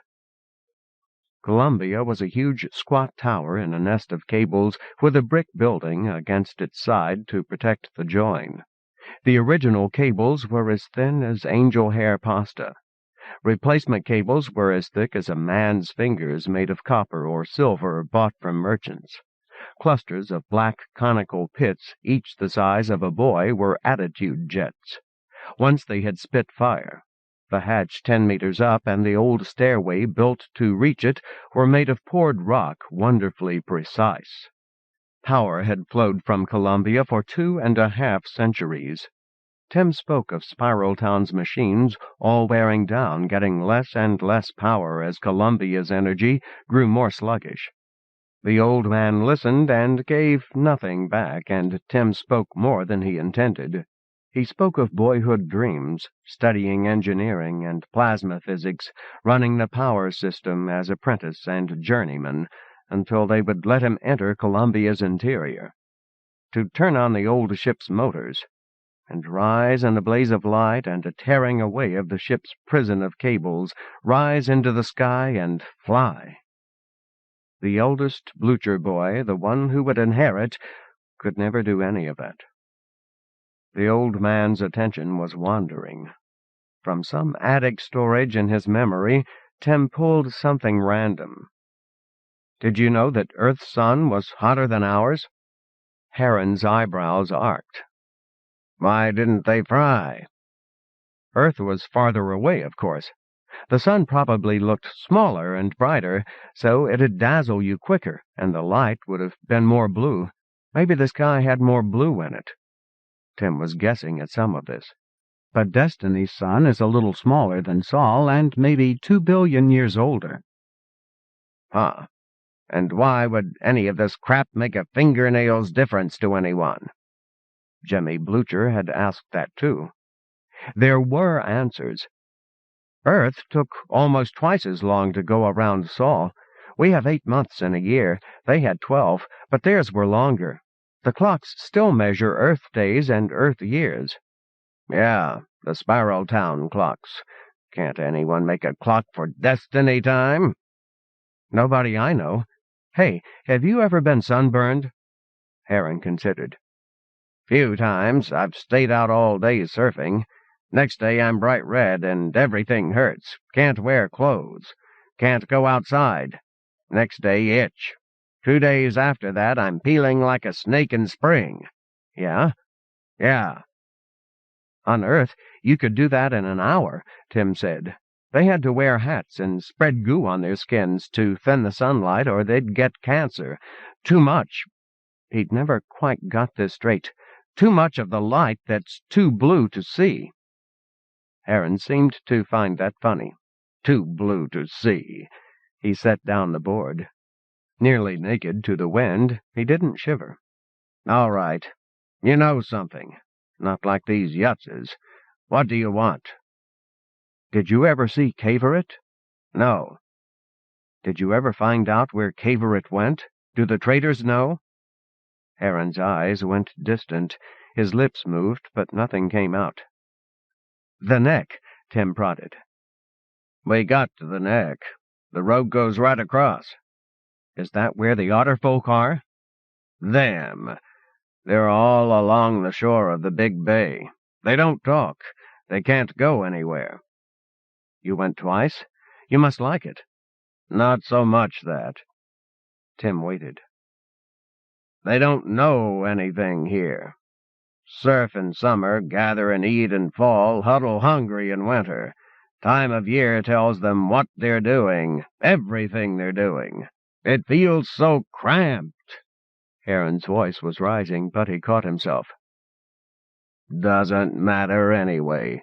The merchants asked. I had to go. Why? First time they gave us 2 knives. Heron grinned. Second time, I was trained already. 4 knives. Ah, he'd been bought. The otter folk, they can't go anywhere, Heron said. There's only the bay. Anywhere else they die. That's one reason. I'd go again because the otter folk can't. What are they like? We're not supposed to talk to them, but you can sneak away. They draw pictures in the sand. You try to tell them things that way, but it's... Heron frowned. It's not enough. For what? Heron shook his head. He picked up his board and ran into the water. Merchants and Tweardals mingled on the sand. Tim Bednacourt worked anonymous in their midst. For a long moment quicksilver burned at the edge of the sea, just below the cloud deck. Then it winked out. An hour of sunlight left. Merchants watched Tim Bednacourt cutting onions, carrots, bell peppers, mushrooms picked in the cypress swamp. "That looks good," the older woman said. Tim smiled. 4 merchants came, all a few inches shorter than Tim, all exotic and elegant, dressed in many colors, many layers. He noticed the younger man first, dark with a thin mustache. Tim had seen him before. An older man with brown hair and a forked beard turning gray.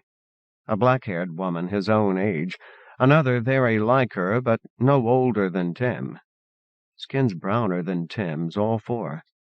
Their eyes were dark and a bit tilted. Parents, son, daughter. He could be wrong about that, or their ages, or almost anything. Any fool might pretend to know all about merchants. Nobody really knew. The young man said, "I remember you. We were talking about otter folk. I noticed you trying to listen and cook." "I remember. You're Joker?" He nodded. The older woman asked, "Would you like to see them for yourself?" Caught by surprise, Tim laughed. "Sure. It's not likely, is it?"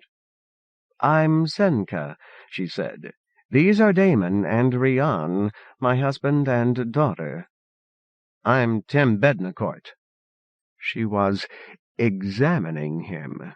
It made him uncomfortable. "How long have you lived in this place?" 20 years. Born here," making himself a year older than Jemmy Blucher. The man asked, "Do you ever wonder what the rest of the world looks like?" "Well, sure. Sometimes I look off down the road and... Tim!" He jumped. "Gloria." She said, "You can't cook in the dark. You need help?" It wasn't dark yet, but... "Yes, love. I got a little behind. You cut, I'll start these." An hour of light left. Tim added oil to the wok, already hot, then vegetables. The action became brisk. The merchant trio watched, then wandered off. Gloria asked, "What did they want?" "They didn't say. But something? Oh, yeah. Sounds like they need a labor yachts or 2. The big vegetable omelets had become almost reflex. Tim finished one and shouted for the nearest older child whose name he could remember. "Did you talk to Heron?" "Tried. What happened to him?" "This batch is finished," Gloria said, and went briskly away.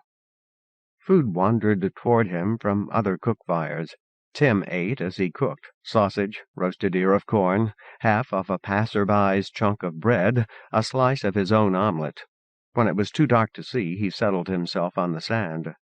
Heaven's fire still burned where sky met sea. His arms and shoulders hurt. He didn't usually push himself this hard. Where was Gloria? Why? Hadn't she expected him to talk to Heron? It was her own suggestion. Someone was at his side. He turned, hoping to see Gloria, or any Bednacourt who could explain what Gloria was angry about. It was a young merchant woman, her clothes still a patchwork of color in the dying light.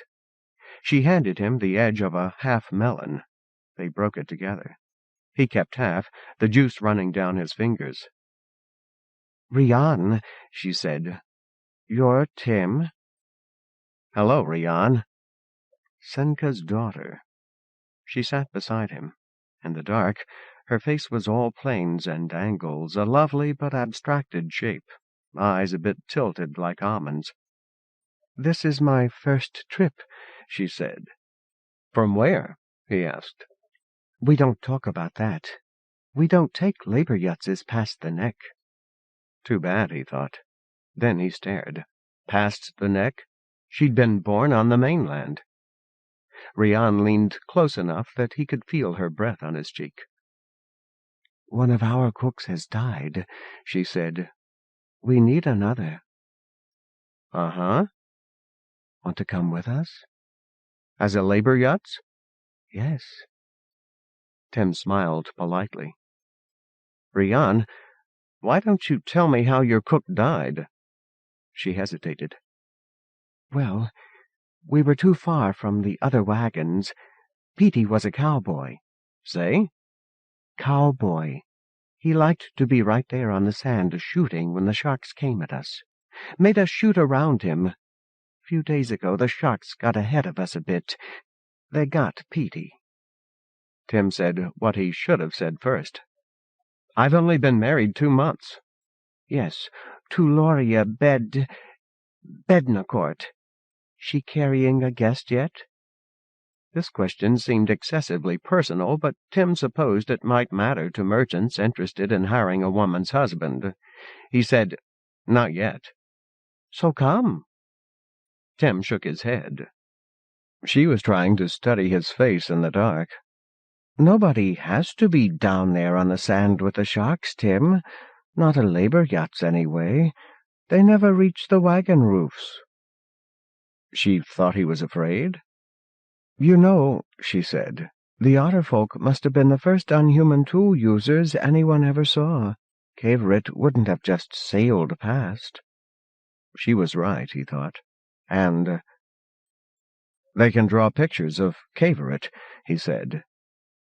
He couldn't say, "Loria doesn't even want me talking to you, let alone—" Rian would wonder why, and Tim didn't know, but that left only a killing in Spiral Town as his excuse, and what would he tell her instead?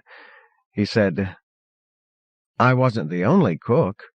"You have 4. Van Barstow limps. A caravan yacht has to walk, you know. Drew Bednacourt drops things, and he's surly. You and Van, you're the best. Do you like my company, Tim?" At dinner time, there were knives everywhere you looked, and where was Loria right now? "No, look, Rian, we all grow up knowing about hybrid vigor, but Loria doesn't think like that. My life wouldn't be worth living if—" He stopped talking, because the merchant woman was up and moving away. He wondered if he'd jumped to conclusions. "Company," she'd said. Only that. He'd made an embarrassing mistake. The house was empty. Long after he was in bed, Loria slid in and tickled him awake. There was a ferocity to her love-making, and she wouldn't let him talk. She didn't want to talk afterward, either. They made love again, unless he fell asleep first, but sunlight blazed through the bedroom window and someone was pounding on the door. Tim pulled himself out of bed, squinting. Why didn't Loria answer? "Come," he called.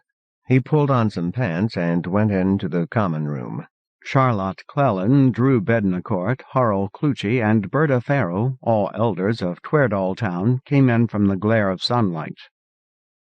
They ushered in 3 merchants wearing wild colors, 2 men, 1 woman. Tim recognized the dark man named Damon. "What's it all about?" he asked. Harl said, "Tim, these are Damon and Milo and Helita, elders of the caravan. They came to us last night, not just to us, you understand, but to all of Tweardall Town. Tim, this may sound odd." The door opened again. Loria and Tarzana. Tim repeated, "What is this?" "Gloria, dear, we've had an offer," Harl said. "Right. Did you know they came to Tim last night? Tim, what did they offer you?" She could have learned that last night. "Job as a labor yutz. Cooking." The elder Twerdals stared at the merchants. "You went to him first?" Damon smiled and shrugged. "We looked for a better bargain. He was reluctant." Tim couldn't read Gloria's expression. The merchant woman, Halida, said to Tim, "Your elders and mine, they've been talking. We offer a long knife for every 20 days you're gone." "Gloria, is that a good price?" "Damn it, Tim!" "Tarzana?" Tarzana said, "Yes." "Sounded like it. Heron got less his first time." Damon said, "We want you cooking for us tonight, Tim. That means you join us now. You'll be with Ibn Rushd wagon, my family's wagon. Don't take too much with you, no more than you can carry. Don't take speckles. We've got plenty. And to Tim," he smiled, "the more we discuss it, the farther we'll have to chase the wagons." It was happening faster than he could think, and he was still playing catch-up. "Gloria, let's talk," he said, and pulled her into the bedroom. Dawn light blazed through the window. It was easier to read her face and hear.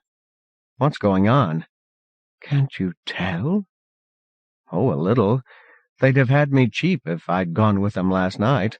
Now they've got to pay off the whole town. But, Gloria, do they think I'm for sale? I have a house and a wife." And a secret that any of 300 people might speak. "The old people, they've already taken the knives," Gloria said bleakly. She swept the blanket off their bed, flung it high, and let it settle on the floor. "We have to pack. I knew they'd have you. You can do things nobody else can. Tim, didn't I try to keep you in the house?" He saw she was crying. "At least I gave you a great send-off, didn't I?" "I didn't know I was going." "Great send-off, damn right. Can you come with me?" Her head snapped up, amazed. "You'd—" "What?" "Want me?" "Yes." No, I can't. Yutzes are always men." "What do you want, Gloria?" "I want you to come back. But if you're coming back like Heron Welch, then don't." She'd stacked his possessions on the blanket. Coat and shirts. No hat. Twerdals never wore hats. The skillet from Blucher Farm had become Twerdal town property, and retrieving it would be a mistake. She took his pouch of speckles. "If a yacht carries speckles, they think it's caravan property," she said. She considered, then added one of the few things she'd brought from the Bedna courthouse. It was an old wooden toy model of cavorite, vague in detail, worn by handling in places. "That's yours," he said. She said, "You'd have something like this if you really grew up here. Take it." "Gloria, what happened to Heron Welch?" "The way he sees us changed. He's Uncle Heron, but we don't call him that anymore. He thinks he's too good to talk to us. Don't come back that way. Tim, what's your name?" "Jimmy Blucher." "All right." Gloria rolled the blanket and tied it into a compact bundle. "Go on." He could have smoothed it over, made his peace with Gloria. He knew it then, and he believed it later. But the caravan was already moving, and Twerdal town wanted knives, and Otterfolk remembered enough of Cavorite to draw pictures. Part 2. 8. On the Road. You don't stop your wagon to do business, not unless it's a favored mark or a decent offer. Stopping makes you look eager.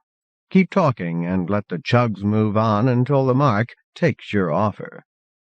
Shirin Ibn Rushd. The wagons were rolling steadily away from Tweardall town when three merchants and Tim Bednacourt walked into a haze of fine dust. The morning wore on. Swamp trailed off into grass-covered hills. They crossed a wide and sluggish stream on stepping stones too conveniently placed to be natural. Halida named it Wayland's Crossing. The wagons didn't seem to be getting closer. The merchants weren't hurrying. They ambled along, chatting among themselves. With his burden of possessions, Tim was still hard put to keep up. Now they were asking questions about life in Tweardall town. Tim tried to distract them with questions of his own. "I've never watched merchants cooking. What do you use?" "You will see. I am Damon Ibn Rushd. Ibn Rushd is 8 from the lead, 6 from the tail. We and Lyon's family carry the cookware." "Do you cook with the same kind of thing you sell to Tweardall?" "Yes." "Good. Is there always firewood?" "Always, except at the tail." A stone bridge arched over deep water. Tim asked, "Did you build all of these bridges?" Laughter. "Who else?" Gradually they drew alongside the last wagon. Now they were passing a line of chugs. Each chug spared Tim one long, dismissive glance. They stood almost hip-high. Those shells looked heavy. They'd weigh about half as much as Tim. The top of the beak was an extension of the skull-cap shell, with a lower jaw to meet it. That beak would deliver a hell of a bite. Tim suddenly realized that he was seeing the same odd blemish on each chug. They were marked with an E inside a D carved into the shell on the right side. "Dole," Halida said. "Dole Enterprises." 19 chugs pulled Dole wagon. 20 pulled the next. They were marked with a bird of earth, an owl. 18 pulled the next, marked with an ellipse and a dot in the center. "Wu family had bad luck this trip," Damon said softly as he smiled and waved at 2 men in the driver's alcove. "The wagons," Tim said. "They're all alike." Damon nodded. Halida smiled. Spiral children noticed early. Eggs were alike, seeds were alike, babies were alike, but crafted things were not. Things that were all alike were ancient machines from the time of landing, settler magic, like computers and microwave ovens. Or they were the wood and iron wagons of a caravan. Wagons were painted in flamboyant fashion, a match for merchants' clothing. When the side opened to form a counter and sunscreen, each wagon became a shop different from every other shop. But the counters were up, the wagons were closed, and this was Tim Bednacourt's first good look at wagons. They were identical down to the last centimeter, as if made all at the same time from identical components by identical workmen. The drivers' alcoves denied their similarities. They were painted, too, and furnished with pillows and little shelves and niches that held mugs or pieces of carved wood. From arcs of drivers' benches that would be roomy for 4, merchants watched Tim pass. They didn't speak, but they smiled. "They smiled for you," Halida said. "We might have had to eat our own cooking." The chugs weren't paying much notice to passers-by or the road or anything but their own steady motion. 4th wagon from the end, the chugs were marked with 2 vertical bars on an S. Halida climbed 4 shallow steps to the driver's bench. The drivers shifted to give her room. She looked down at Tim and said, "Milosevic. We carry tents and bedding." They walked on. Ibn Rushd was 6th from the end, out of 13 wagons. A summer caravan would have been 15 to 20. Senka smiled at Tim from the driver's bench. Rian merely watched. The last chug was marked with a crescent and 6-pointed star. Damon ignored the steps. He was into the driver's alcove in a smooth pull-and-jump maneuver. A gesture invited Tim to do the same. Tim dropped his pack into the alcove, then scrambled over the side. Practice, he promised himself. Milo called up to him. "Milo Spadoni, second in line. We carry ammunition, we and Tucker." He walked on. The driver's bench would hold 4, and it was full. Senka, Rian, an elderly lady Tim didn't know, and Rian's brother. Tim said, "Hello, Joker." "Tim," Joker said. Damon said, "Tim Bednacourt, this is Shireen Ibn Rusht. You obey her in all things. Mother, Tim is a wonderful cook." "Very pleased," Tim said. The old lady smiled. Tethers from each of the chugs were tied to knobs on a half-circle of rail, but the women weren't bothering with them. The chugs seemed to know what they were doing. Damon Ibn Rusht said, "You're a yachts now, not a labor yachts. Your rank is chef. There are 3 other chefs, and me and Marilyn Lyons. Lyons' wagon carries the rest of the cookery. You take orders from me or Marilyn, but if any other merchant tells you to lift or carry something, you don't have to. You can draft a loose labor yachts if he'll put up with it, but any merchant might give him another job. And this is yours." Damon stooped and dug under the bench. Senka Ibn Rusht slid aside for him. He came out with what Tim recognized as a gun and a broad belt in his other hand.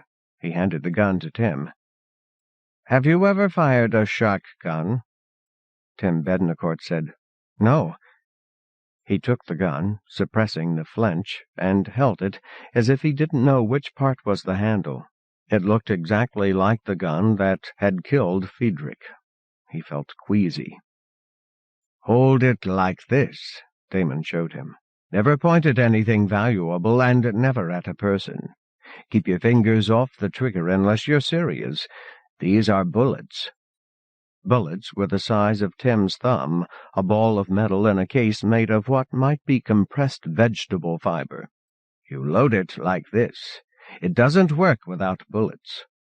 The gun took 8. "Never be caught with an unloaded gun. Twice, never at sunset or sunrise. Let's get up on the roof, and I'll give you some practice." Pull and jump, Damon was on the roof. Tim set his hands, pulled and jumped, lunged too far as the wagon rolled, and nearly fell off. The roof was flat. At its corners were coils of rope.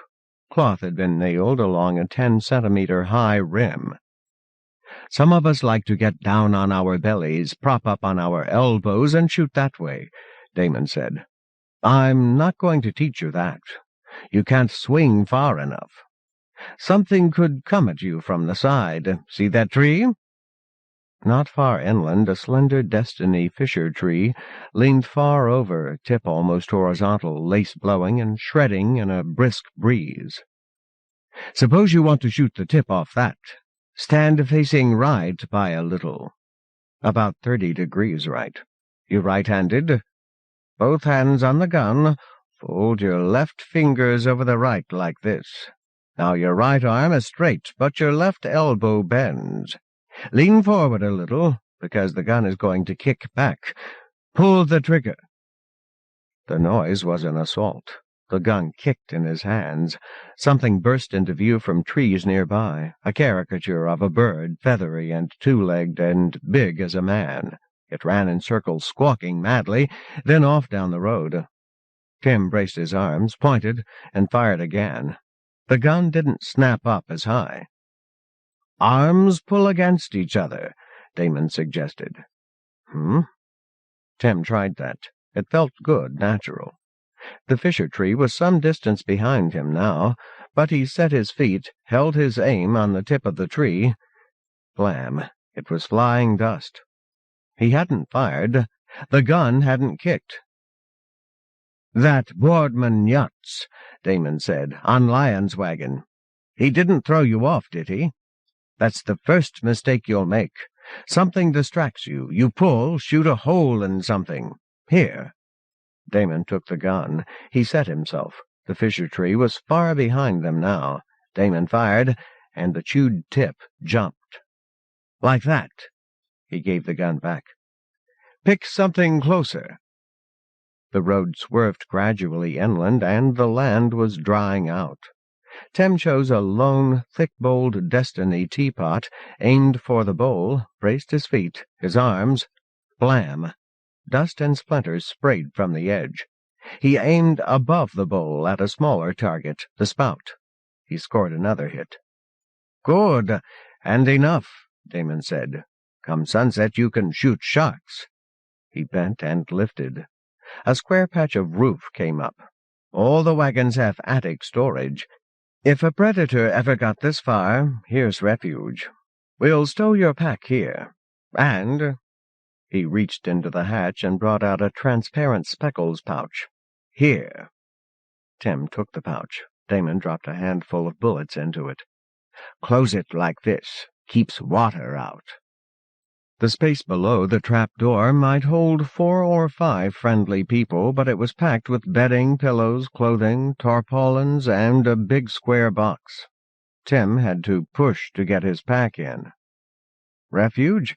Damon, do I throw stuff out to make room for persons? Damon laughed. It's never happened.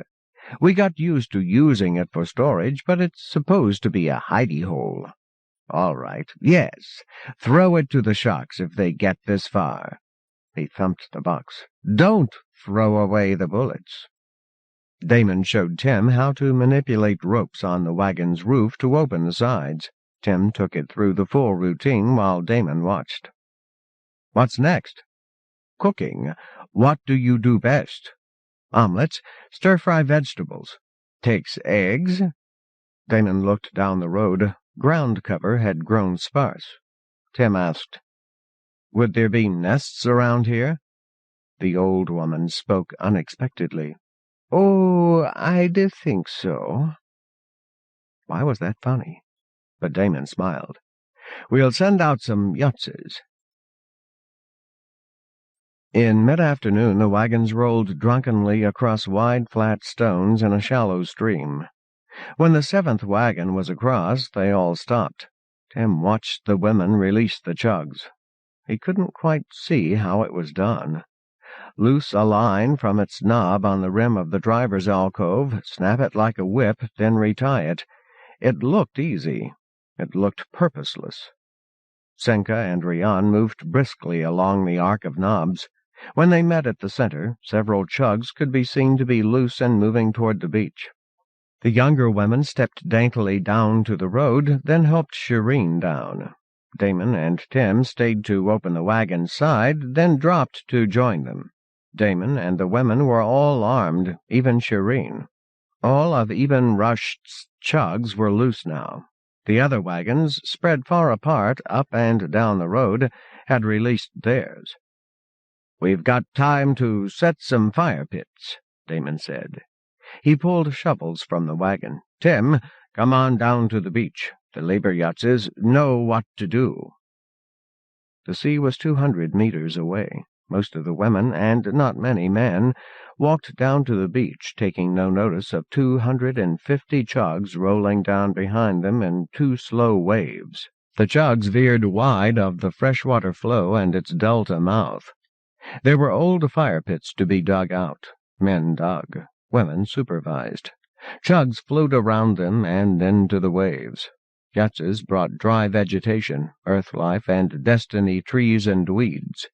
Tim saw 2 men dragging a lace-festooned log and jumped to help. They set it on tinder in a dug-out pit. One of the men asked, You're Tim from Ibn Rushd? I'm Borden from Lyon's wagon. Borden, not Boardman, whatever the merchants tell you. This is Hal from Lyons, too, but he's a chef. The women were starting their fires. Hello, Borden. Hal. Are all Yutzes men? Borden laughed. Hal said, All I ever saw. A pregnant Yutz could be awkward. You don't see children either on a caravan. Still talking, the 2 men had him by the elbows and were walking him up toward the wagons before he could quite catch on. With no discussion and no sign of haste, every human being in sight was ambling uphill toward the wagons. They climbed onto roofs and settled in. Senka, Damon, and Joker were already in place. Hal and Borden urged Tim up and followed. Damon greeted them. Senka passed around a pitcher of water flavored with lemons. Rian Ibn Rushd wasn't in sight. She must be visiting another wagon. A forest rolled out of the water, black and bronze and yellow. A forest of seaweed and motion working within it. Chugs. Thrashing fish were dropping out of the weed, and Chugs left the line to snap them up before they could reach water. Half-seen Chugs were steadily pulling the beached forest apart, eating the crabs and fish and shellfish as they were exposed. Tim watched in fascination. As if at a signal, the Chugs all began moving inland, leaving the weed behind. Then things began coming out of the water. They didn't look particularly scary. They were heavy and flat. The waves didn't topple them. They crawled onto land, paused a moment, then moved after the Chugs faster than a walking man. There were 20 in sight when the first reached the beached seaweed. The family Ibn Rushd and their visitors took their positions. "Save your bullets," Damon told Tim. "You too, Joker." Tim had only been given 6. It must be very natural, he thought, for a new Yutz to waste bullets. So Tim held his pose and his fire. A shark was 3 or 4 times the size of a Chug and flatter, built lower to the ground. Its shell was smaller and more simplified than the ornate points and edges of a Chug shell. Its big head was mostly beak and shell cap and a backward-pointing prong for counterbalance. The beak was all points and curved edges, built for ripping. The eyes faced forward in deep recesses. Even so, these were clearly the Chug's relatives. Chugs carried shields with edges and points that could gash a predator. Sharks carried weaponry. The sharks paused at the seaweed forest. They were nosing into the weeds, seeking the same prey that served the Chugs. The Chugs were halfway to the wagons, moving as fast as Tim had seen them move. One, then several sharks crawled over the weed in pursuit of the receding Chugs. Guns began to fire. Bullets thudded into the few sharks in the lead, poking holes in their shells or spraying seawater and blood from the rough gray-green skin below. "Not many this time," Damon said. "That near one in the middle, that's your target, Tim." Flat-footed, leaning forward just a bit, hands pulling against each other with the gun butt between, Tim fired. Bullets thudded into the beast's shell. Maybe 1 or 2 were his. He saw a shark still coming, swiveled, and used up his bullets on that one. 4 sharks were down, and the rest were running for the water. They weren't fast. A man could outrun them, but who would tire first, man or shark? "You all stopped shooting," Tim noticed, "as soon as they turned tail. Why not kill them all?" The Yutzes looked to Damon, who said, "If we killed off all the sharks, who knows what we'd get instead? We don't know what goes on under the water." "Think of us as priests of evolution," Senka Ibn Rushd said. "Another 20 years they'll run at the first sound of a gunshot. Maybe they won't chase Chugs at all." "Here, Tim." Damon held out a handful of bullets. "You've got good self-control. Take some time tomorrow, get some practice. For now, we don't have much daylight." Most of the merchants and Yutzes began setting up tents. Those of Ibn Rushd and Lyon's wagon set up to cook dinner. The evening was turning misty. Marilyn Lyons glowed in the evening light. She was 2 centimeters taller than Tim and weighed more, too. She dressed in brilliant greens and lavenders, dramatic against her white skin and black hair. She pulled cookware out of the storage compartments of Lyon's wagon, hefting gear with no visible effort while she rattled off directions a little faster than Tim could follow. "Teapot, cookpot. Randall, Hal, get these on the fire and fill them with water. Add the turkeys when the big pot boils. You cleaned them? Good. Walk, walk." Tim, you want both of these? And take this." She didn't hand it to him. She pointed. Two flattened cylinders 1/2 meter tall, both glossy, glaring red, in a niche beneath lion wagon. Tim wrapped his arm around one and caught a familiar scent. "The speckles always comes back here, always," Tim said. "Right." "That fire, that's yours to work on. The Yutzes have the eggs and the veggies are in Dodgson wagon. Boardman, you're with Tim. Tim, any questions?" "Why did the founders thaw these flies?" Laughter shook her whole body. "They must have been crazy. Anyone want ovens?" Randall took the pots and moved briskly away. Borton gathered up cooking tools, forks and knives and spoons and spatulas, and set them in a flat shell that must have come off the back of a record-sized shark. He followed Tim, towing the shark shell. Cookware stored aboard Even Rushed and Lyon's wagons was little different from what Tim had practiced with in Tweardall Town. That was a relief. Vegetables were what the merchants could buy in towns and carry in wagons. Meat was what they could kill. Yutzes and merchants had been out hunting while the wagons were in motion. Lyon's wagon's 2 woks were bigger than he was used to. No problem. A big wok could cook the same omelet as a small one. He was given oil.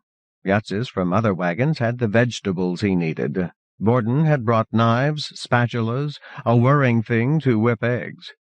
But the eggs were tremendous. He asked, "Borden, is this some Destiny Sea thing?"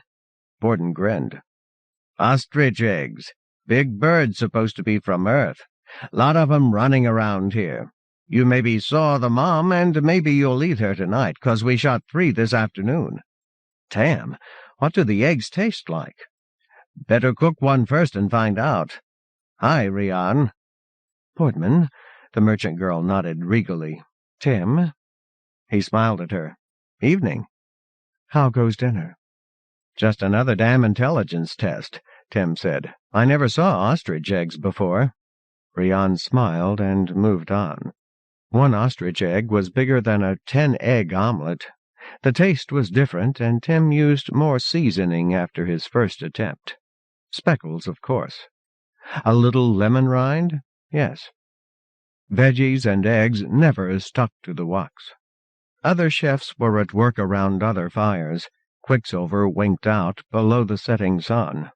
As in Tweardall Town, people past carrying food gave him slices of fruit and big flat grilled mushrooms and ostrich meat, and carried away sliced-up veggie omelets. Ostrich was delicious. Heavier woks, heavier omelets. Tim was working harder than he was used to. He thought of himself as strong, big-shouldered, but this was wearing him out. Shireen Even Rushed accepted a wedge of omelet. She tasted it. "Tim, isn't it?" "Yes. You have a nice hand with eggs." She put something in his hand, smiled, and wandered off. "Dried cherries." He noticed tents being pitched and beds laid within. The tents were many-lobed, and flaps were generally left open. Some of the merchants were already asleep before sunset. As in Tweardall Town, cooking ended at sunset.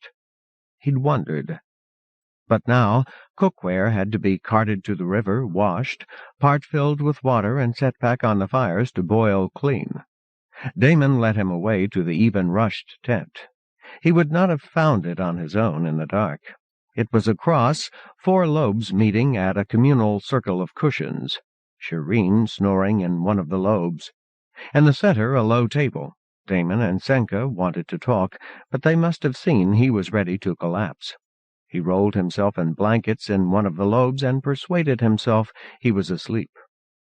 But their voices ran through his dozing mind, telling merchant secrets, and the memories came back in later years.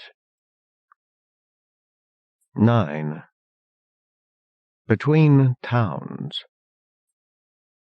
Rows of fin-contoured legs run down each side. Teeth rim the broad mouth, each splitting into a myriad points. A solid prong on the skull-cap shell forms a beak, or, more aptly, a ram. The cap butts against the main shell for greater strength.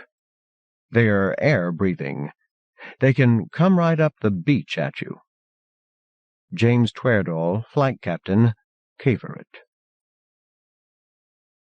In the morning, Borden reached through an open flap and shook Tim awake to make breakfast. Dawn was a red glare above the mountains. Tim was stiff and tired. He did what the other Yutzes were doing. Blow up the ashes and add wood. Wipe out the woks and add dough that has been rising through the night. Cover them. Set the woks on the coals. Now a Destiny seaweed forest is rising from the waves, and it's back to the roofs while the chugs feed. Chugs move up the beach. Sharks follow as far as the seaweed. No shots are fired. When the sharks return to the sea, the chugs have reached the wagons and the bread is done. The bread never sticks to the woks. While merchants get the wagons ready and hook up the chugs, the chefs and Yutzes put away the cookware. They pass out bread along a wagon train already in motion. He met Rian walking back to Eben Rushed wagon.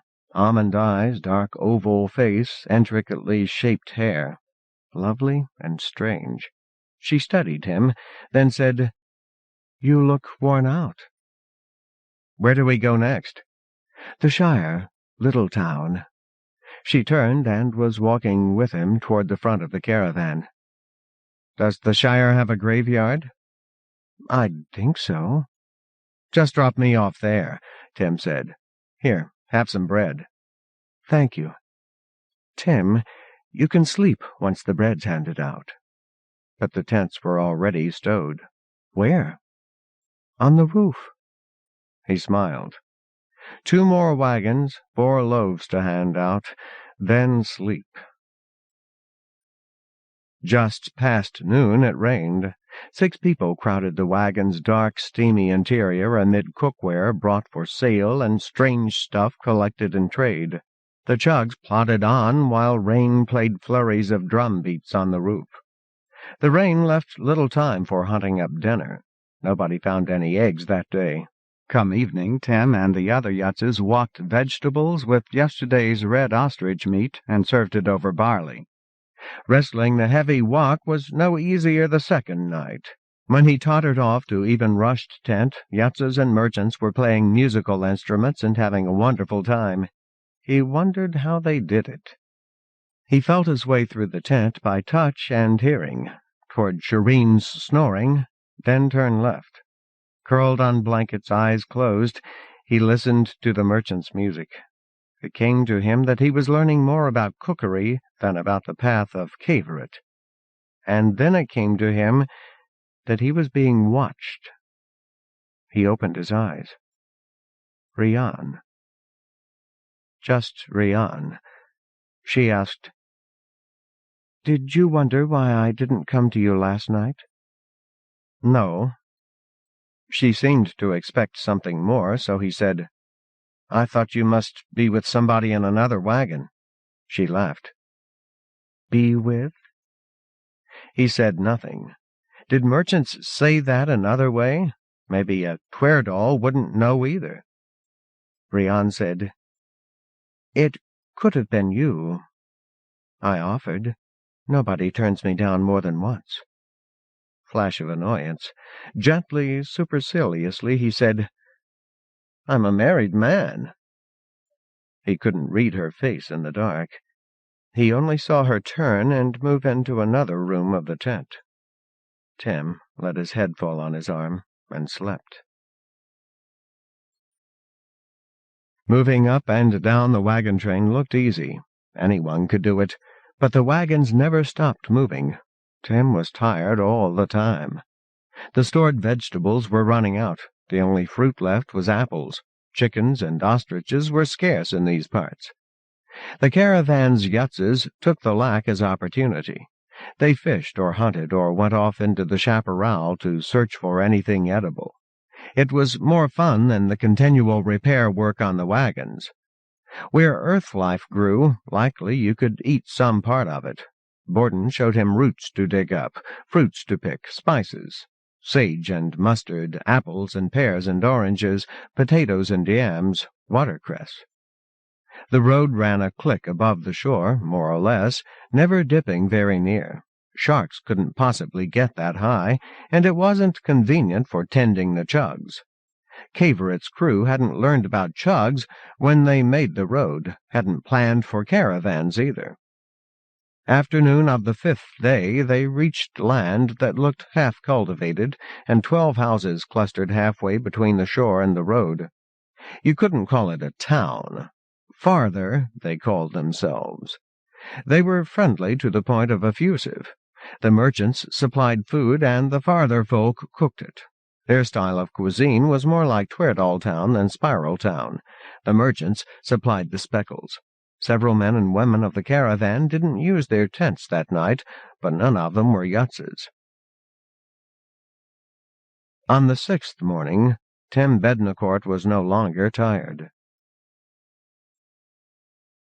Late afternoon. No ostriches, no chickens, no eggs. Borden had killed 4 rabbits. Others had caught fish. Hal showed Tim how to prepare and grill a Destiny shield fish on a grill carried from Eben Rushed wagon. The fish massed 30 kilograms. Its canoe-shaped shell was probably the dorsal surface. The fins on its flanks and underside were shaped to move water, but they bent in the middle and at the base, little legs with elbow and shoulder joints tipped with 20 centimeters of horn blade. With those and its long pointed beak and the shell for a shield, the creature might fight one enemy while another wasted its efforts on the shell. "Tim, snap out of it. Let's get this on the grill." They cut the fins off the shoulders, but left the shell on. They set it on the fire, shell down, and trimmed off the fins while that side cooked. "What's the Shire like?" Tim asked. Hal said, "100 people. Tiny, but they'll cook for us, and we'll trade our stuff for rice and nuts. Tim, do not try to sleep with any woman of the Shire." Tim just nodded.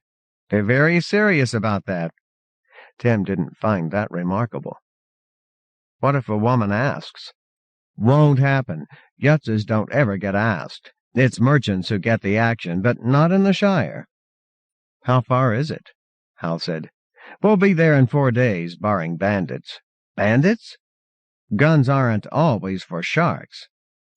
The way Hal was grinning, Tim wasn't sure how much to believe. He asked, "How far away are the otter folk?" "We get to Haunted Bay in another 15 days. From Haunted Bay there are otter folk offshore all the way to Tailtown, another 6 or 7. "You've seen them, otter folk?" "Yeah." Borden passed, handing out the last ear of corn. They ate, then turned to the fish. The grills looked like iron, but they were frictionless settler magic stuff. Nobody but Tim ever worried that food might stick. It never did. Tim expected the level of civilization to drop with distance from Spiral Town, but wherever there was humanity, there would always be a few ancient hoarded miracles. "Ask Hal about otter folk. He's from Tailtown," Borden said. "Oh?" Hal said. "They're easy to like. Don't touch unless they invite you because they bite. They can't help it. They like to hear us talk or sing. They can't talk themselves." Once started on a topic, Hal tended to talk until some outside force stopped him. Tim listened and wondered. Jimmy Blucher was very far from his thoughts these days. It had grown too dark to cook. Senka, even rushed, circulated with apples and lingered to watch him eat. She said, "Tim, the families don't like quarrels in the caravan. Are you angry with my daughter about something?" "Umph? No. I think Rion's angry with me. I turned her away that night on the beach." "Oh, Tim, that was just—" "I'll speak to her." "Senka, don't. Eben Rushed family found me a married man, and that's what I told Rion." She stared. "Were you trying to annoy her?" "She annoyed me. Does she think I'm stupid? She rubbed up against me to get me at a lower price." I see. Now, Tim, do you mean you're thinking of not rubbing up against anyone until you're back in Tweardall? I asked Gloria if she would come. Tim, where are you from? She knows. Now wait, she can't be sure. Could she? In the flicker of firelight, what could she see of his face, or hear in his voice over the breaking waves? She was his youngest aunt's age, and wise with the wisdom of merchants, and he couldn't guess where he'd made his mistake.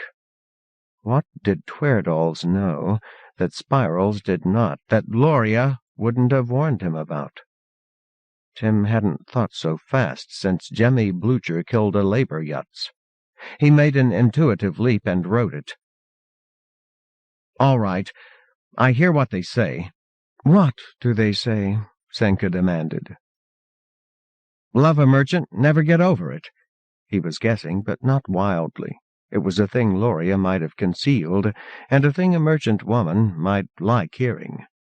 Senka was nodding. But you can't spend the whole circuit wondering about Caverett and otter folk, can you?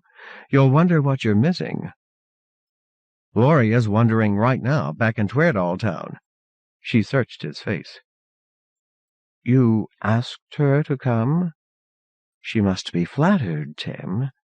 But we wouldn't take her. I wasn't thinking. Would you like a visitor tonight? She might not see his nod. Yes, very much. Her hand caressed his ear, and then she walked into the dark. Heron Welch had come home with no interest in Tweardall women. That was Gloria's fear.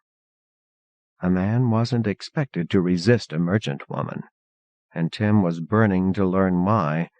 And yes, he was burning. In the night, a woman came to him. He knew a woman's rich scent that wasn't Gloria's, that wasn't quite human. The dark hid everything but that. She talked. They talked, voices in the dark, puffs of her sweet breath on his face.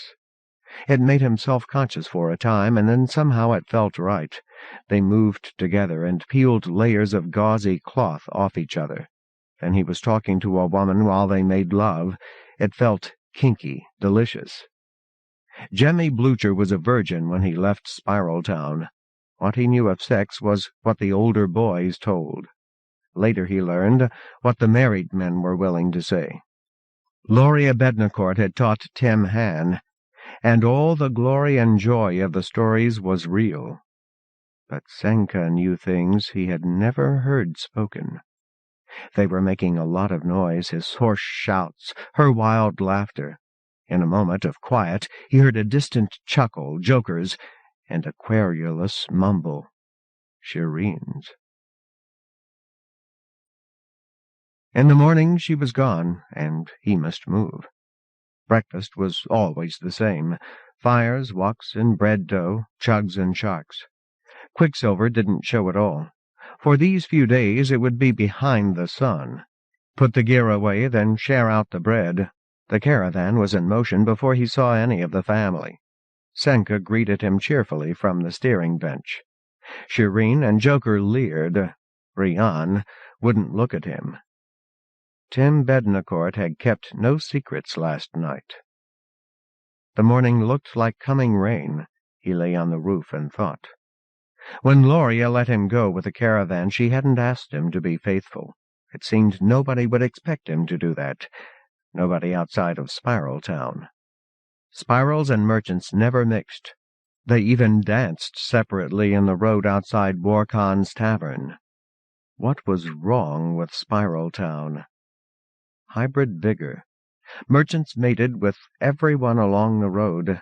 They were trained at love, and everyone came to know it, except in Spiral Town. On the strength of that alone, for a moment, Senka had guessed what he was. It was the 8th day since Tim Bednacourt had joined the caravan. Something was different. The hunting parties never moved out of sight, and what they brought back was skimpy. The drivers released their chugs in order, first to last, so that they could bring the wagons closer together. On the 8th night, Tim fell asleep hoping that Senka would come.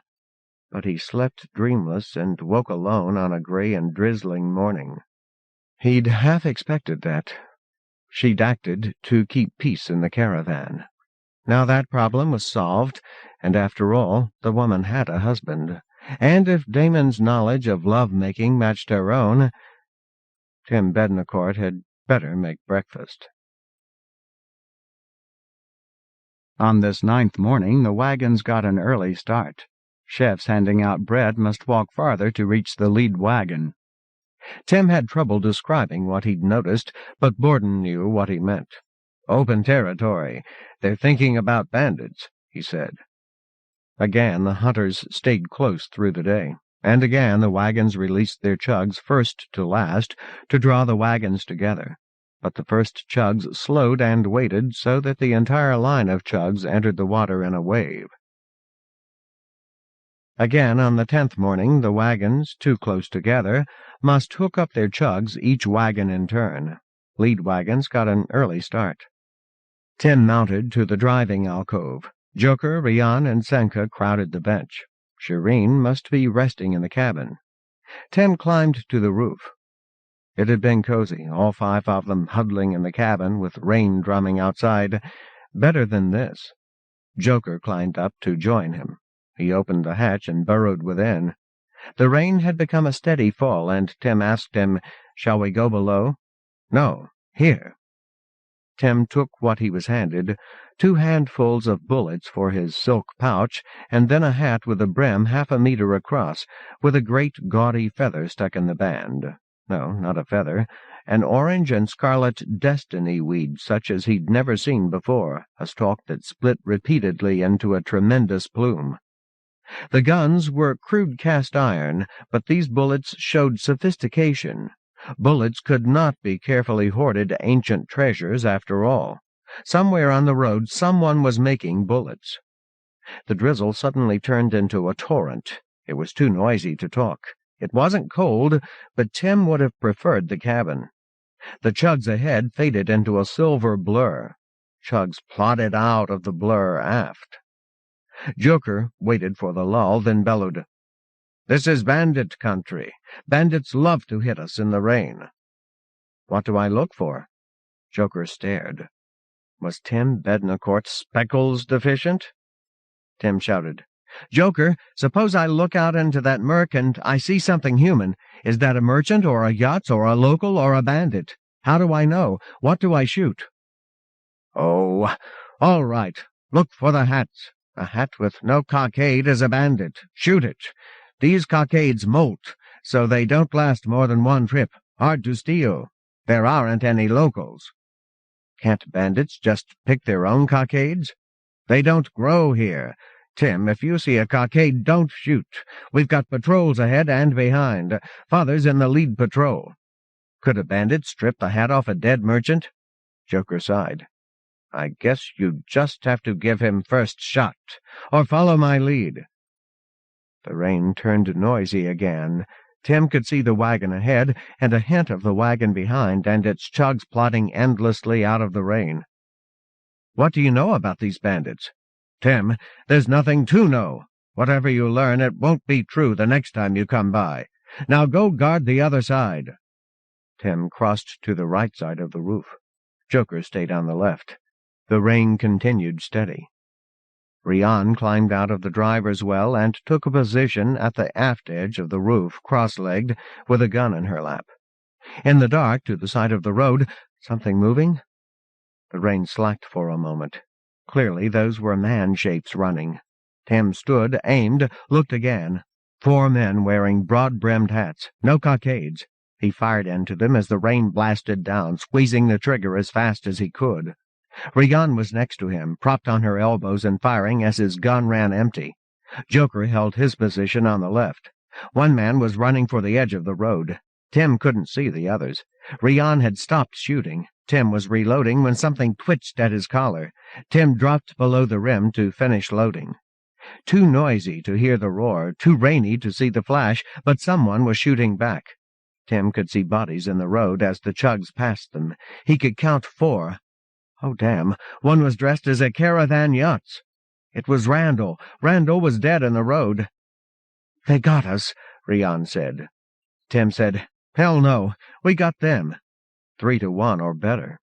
Rian wiggled across the roof and was talking urgently to her brother. Eben Rushed wagon was slowing, and, incredibly, the chugs behind were pulling Dodgson wagon around to pass.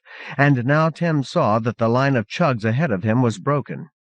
14 Eben Rushed chugs were pulling ahead of the rest.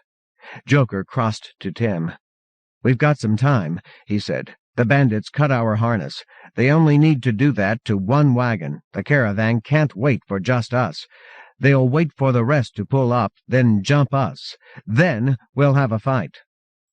They got us. They got Eben Rushed wagon. Tim asked, "Have you got 10 meters of rope?" "For what?" "Tie those loose chugs up again. I wouldn't need so much if they weren't still pulling ahead." "That's a pretty good chance you'll be shot," Joker shouted, but he was already digging into the hatch. He came out with a coil of rope. "Double it up." Tim took it. It was heavy. It was thick. Would a double strand of it hold the weight of Eben Rushed wagon? Could he carry it that far? He'd need both hands. No gun. "Hold up," Tim said. His mind seemed to be racing. The bandits had come from the inland side. But that was then and this was now, and the caravan was moving into a new position. 4 bandits to cut the rope, at least 1 more to lay down covering fire, 3 now dead. A second group of bandits must be waiting ahead to take advantage if the first group actually stopped a wagon. "Just tell me how many bandits there are, Joker. Your best guess." "Anywhere between, 6 and 15. "There have to be 2 groups." "Right." "I hope you'll shoot anything that tries to shoot me," Tim said. "Yes, don't lose your hat." Tim rolled over the left seaward side. That second group could be anywhere between 1 and 10, and it could cover either side of the road. Tim kept his eyes to the left as he dropped to a squatting position and duck-walked. The chugs would shield him from the inland side if he could stay low. 6 chugs were trying to do the work of 20 and making slow progress of it. Dodgson wagon had come up from behind, and its chugs were moving alongside Eben Rushed wagon on the seaward side. That would shield him, too. Tim glanced around Eben Rushed's lead chug, saw no threat, and ran. 14 loose chugs were following Armstrong wagon, moving no faster than they had pulling a wagon's weight. He heard a whine, left and behind, and cut left before his mind caught up. Left and behind, a bullet grazed the road and spun away. If that was aimed at Tim, the gunman must be right and ahead, and now Tim had the last pair of freed chugs between that gun and himself. He held for a moment, then shifted. Now he was between that pair, and the one on the right was protecting him with its shell. That one grunted and looked at him. Harness still linked the 14. Tying his rope to the harness was hard, clumsy work until he realized that he could drop the coil of rope. Then it was easy, except that his squatting position was killing his knees, and now he must nerve himself to run back across the wet, black, empty space. Slip on that slick surface, and he'd be meat for the taking. But his hands were free now. He drew his gun, peered around the last chug, and fired 3 quick shots at his first glimpse of motion, and ran. The coil of rope now trailed as far as the 6 chugs still pulling Eben Rushed wagon. Tim scooped it up and tied it, and pulled the knot taut, rolled under the harness and out between 2 chugs.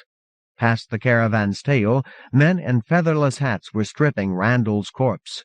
One stood up with a gibbering yell and held aloft Lyon's wagon's big glare-red can of speckles. Damn! Why had Randall been carrying that? To protect it? Tim moved back toward the wagon in an agonizing duck walk he was coming to hate. The bandits wouldn't let it go at that, would they? One lonely rope was holding even rushed wagon from disaster. Cut that, and... He'd reached the wagon's seaward side. Joker was looking over at him. Tim rolled underneath between the wheels and looked out from a prone position. Here came the bandit, and he too was in a squatting run. He had a knife, no hat. Tim shot him, and he rolled over, then backed away on hands and knees through the rain, leaving a knife as long as his arm. He collapsed before he'd left the road. The rear wheels were getting too close. Tim scrambled ahead of them, hands and knees. The bandit's knife came in range, and Tim fished it up. The rope held until the caravan made camp. Again they released the chugs a wagon at a time to pull the wagons close. When the chugs left even rushed wagon for the shore, one remained behind. Tim had never before seen a chug lying down. He went to look. Its head turned at his touch. Under its cap of shell, its eyes were too far apart to see in one direction, but the cap tilted, and one eye studied Tim Bednacourt. There were 8 holes in its shell. It was the chug Tim had been hiding behind. Chug armor hadn't evolved to stop bullets. Joker, Damon, and Rian set down what they were carrying, equipment to repair the harness. "Tim, you did well," Rian said. "Thanks, Rian. Will it die?" "Yes, it can't feed itself." "Shoot it?" She shook her head and set to work cutting harness. Damon said, "There's no quick death for a chug. I saw Daddy try once. The brain, it's more a strand than a bulge, and bullets don't turn off its heart for a damn hour. It saved your life, Tim, and there's no way to pay back." "But you saved ours," Rian said. Tim glowed with the compliment. "I should do things about dinner," he said. On the 9th night, Tim Bednacourt stayed up far too late trying to learn the songs the merchants and Yutzes sang. Joker was a singer, too. Between songs they talked about the fight, and Tim bragged without embarrassment. He listened when the others spoke. They were talking largely for him, enjoying lecturing the novice. "This clan, they try to chop the harness on one wagon," Gordon told him. "Then the rest of the caravan has to go on, but the tail guard stays with them. Maybe we kill some bandits, and maybe we lose a wagon. But this clan's only been here 3 years. "So?" Joker said. "Bandits all start as criminals. They're forced out of wherever they lived. Did something dreadful. People along the road shy from strangers, so they wind up with each other. If they can steal speckles, they can keep going. They don't care who they get it from, caravan, village, each other. Sooner or later they run out. Then they turn stupid. They'll attack anything. Then they die out, and a whole new nest of the bastards has to grow up somewhere else. So whatever they have of techniques, it gets forgotten and then invented again, see?" Tim saw. He'd had time to think. He didn't ask which among them had learned to shoot prone. He'd watch. He didn't ask about cockades, and nobody else even referred to them. He'd never seen the gaudy sprays before today. When did merchants wear those hats? When bandits were expected, sure, and maybe when it rained. Spiral Town had never seen cockades, but anyone along the road would know of them. He'd given himself away again. He'd been trained, all of the Yutzes had been trained, to shoot standing up. Rian and Joker shot prone while the Yutzes stood to draw fire. The caravans had been at this a long time. Lost sleep didn't hamper him the next morning. His body had caught up with the stresses of a caravan chef, and the morning was glorious. 10. Repair and maintenance. Mankind's wastes have seeded potassium the length of the crab. Birds and animals of Earth can survive on what gets into the plants. But how are the fish surviving? My research shows that none of Destiny's predators have learned to store fat. I believe that they have learned to avoid eating earth life. Those who did starved. Fish and shellfish evolved on Earth are potassium shy, but they're competing only with other potassium-deficient Earth life. Wayne Parnelli, Marine Biology. By morning light, the caravan assessed its wounds. 2 men and a woman of Wu wagon, number 12, had bullet wounds and were being tended in Doheny wagon. The bandits who attacked Wu wagon had also killed a chug and damaged a wheel haft. The wheel was ruined. Eben Rushed wagon had severed ropes and, again, a hacked wheel. While bread was baked and distributed, the rest of the wagons hooked up their chugs and began to move. 2 wagons remained behind with the damaged wagons. Tim was reluctant to ask, "So, are we being abandoned?" 3 Yutzes chortled. Borden said, "No, but Tim, the caravan can't stay in one place.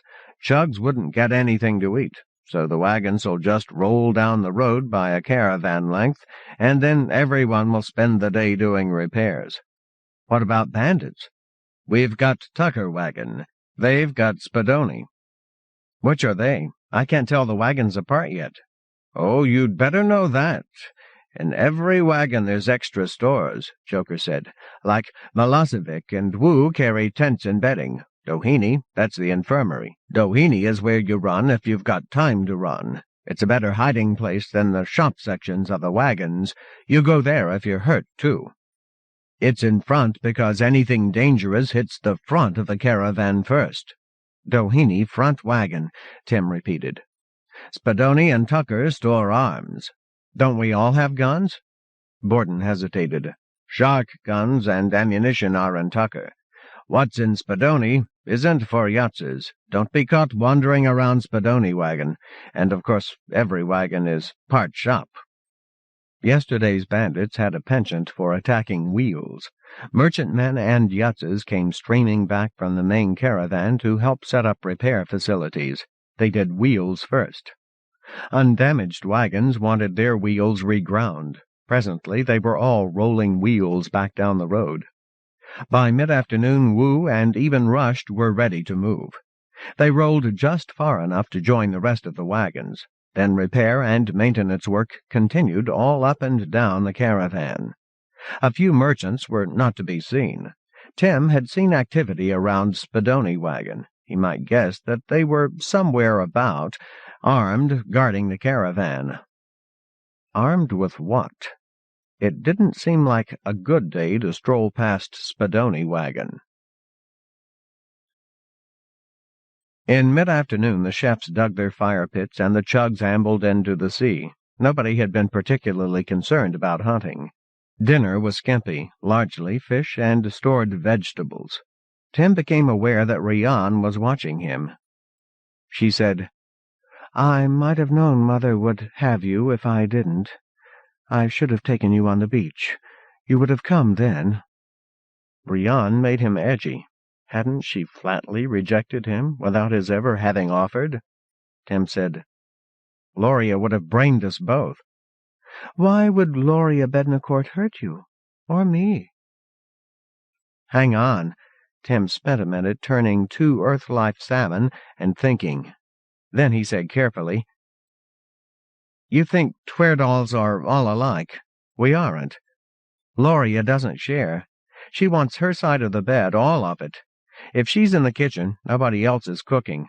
Her man is hers from his heart out to all 21 digits. It was nearly the truth. Loria would share with her sisters. But she's not a merchant. Again he saw how this would go. "Will you find me tonight?" "I will," she said tartly, "if you don't stay up till dawn singing." When she was out of hearing, he sighed. She'd expected him last night? What kind of signal had he missed? Better not to know than to guess wrong. A Yutz could be in a world of trouble if he rubbed up against a merchant woman who didn't want him. Loria was far behind him, and she would expect this of him, and hate it. But Jemmy Blucher still haunted him. Anything he did with a merchant woman might speak his secret. Tim Bednacourt is a spiral. But then Senka Ibn Rushd must already know. And he burned. In the morning, Rian was there, her back against his, sound asleep. He watched her for a time, savoring her touch without moving, smelling her hair, feeling good. Rian was lean and flexible and smooth. She made love with her mother's ferocity, and her mother's perception for a man's erogenous zones and how they could be made to react. But Rian paid more attention to what she was doing. The taste of semen surprised her. He was ticklish just above both hip bones. She was delighted. She made momentary mistakes, an elbow whacking him just under the eye, and caught herself like an apprentice. Were merchant women trained somewhere, and the men too? Faint noises told him other Yutzes were awake. Rian woke when he moved. Scrambling into his clothes, he asked her, "What's Spiral Town like?" She looked at him sleepily. "We wonder," he said. "It's so close." "Why don't you go?" He improvised. "I think the older people don't want the Spirals to know Twerdall Town is that close." "Why?" "Maybe the Spirals would want to tell us how to live." Rian yawned. "Maybe so. Anyway, I've never been to Spiral Town. They used to let us halfway in. They don't anymore, but they still buy from us. Not even Grand Shireen ever saw Columbia," she said wistfully. Damon and Joker weren't in the tent. Tim thought nothing of that. While turning bread out of the woks, he noticed how many men weren't staying around for breakfast. There were times when a Yutz might ask questions, and times when he must listen. A fresh Yutz must be taught. This seemed different.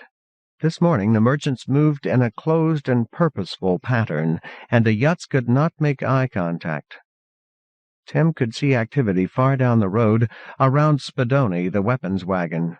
Then men were moving uphill, and everyone was pretending not to notice. Trader secrets.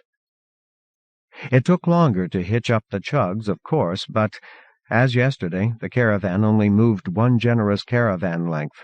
Then all the women and Yutzes, and no men, began a cleaning program. Wagons were emptied out, and every compartment cleaned. Yutzes polished metalwork until, for the first time, Tim saw wagon trim gleaming. Clothing was laundered. A handful of merchant women hung around Tucker wagon. They were still taking bandits seriously. Dinner was skimpy again, but nobody seemed to mind. Everyone ate in a hurry, talking around mouthfuls of food. Tim never twitched any more at the sight of men and women talking together.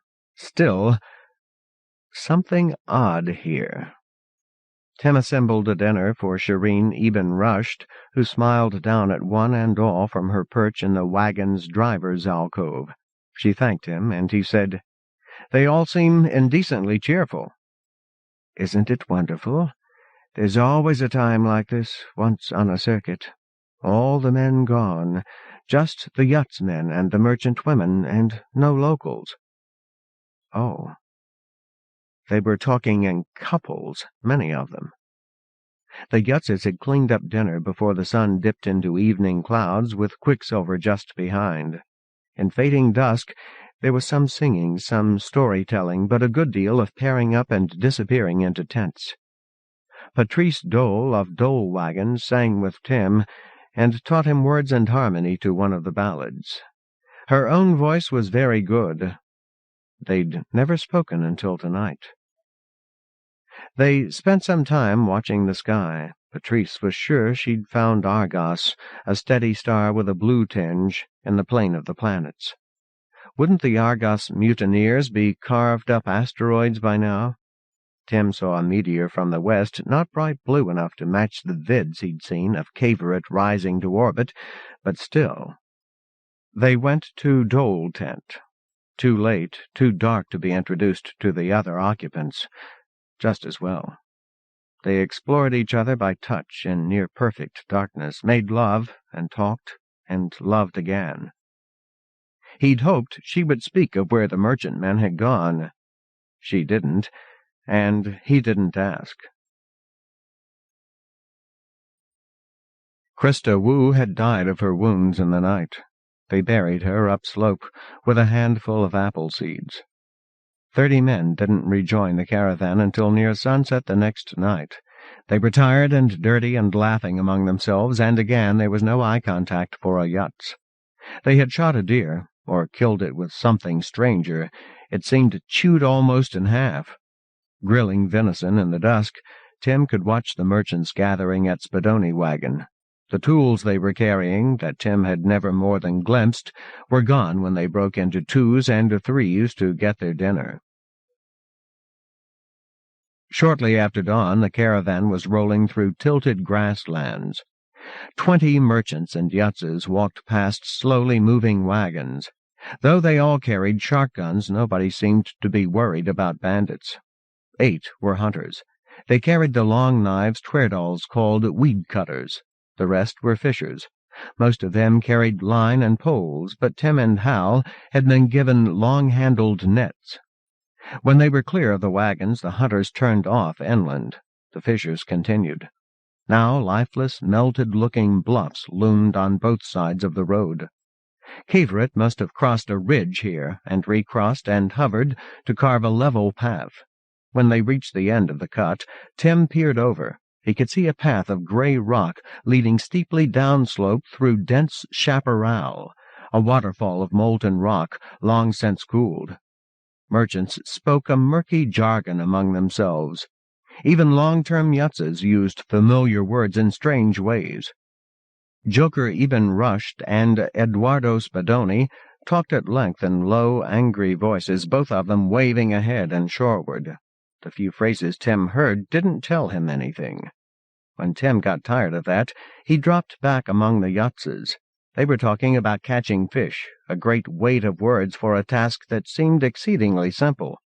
Tim listened and tried to learn while they marched for most of the morning. The road emerged from between the bluffs. Now it split. No, the road ran straight ahead, miles from the sea, but just for a moment. Tim looked away to rest his eyes. At the edge of vision, a curve off to the left suggested itself, a cut through the low scrub forest, away from the road. Sparse vegetation was what he'd seen, nothing more, but he knew.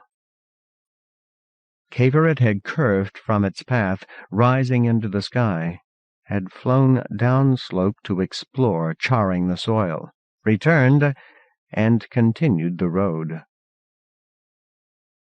They were approaching a river and a bridge. The wagons were 2 hours behind them. Hal was telling Danis Stolch. We ran back as far as Doheny wagon. I had 2 bites in me the size of walnuts. Not one of us went past Doheny. We just swarmed up and in. You wouldn't believe how fast. It was crowded in there, and all men, too, and burned Doheny trying to bandage the holes. We could hear the little monsters batting against the walls. Tim didn't know enough to get a handle on this, and he didn't want to interrupt. The merchants were still quarreling. Eduardo Spadoni waved downslope and barked something sharp. He strode away fast, and Joker lagged to give him room. In a minute, that put him alongside Tim. Tim wanted to see his face. He asked, "Joker, is it a nickname?" Now Joker's anger wasn't showing. He wore that bland look. Secrets. He pronounced his name differently from what Tim had been saying, and spelled it out. D-Z-H-O-K-H-A-R. An old name not meant to be laughed at. My uncle's name is the same, but the family calls him Joe. Dzokar.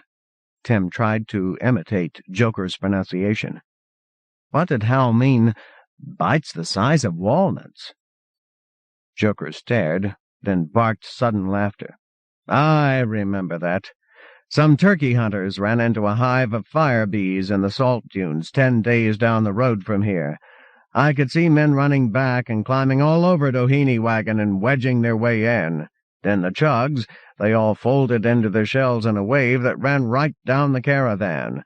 I just gaped, but Father, he got us inside. We all had to hide in the wagons, and some of us got bit. Stopped us for 3 hours. So, Tim, are you glad you joined a caravan? Oh, yes. Water roared around rocks, plunging down toward a sea lost to distance and mist.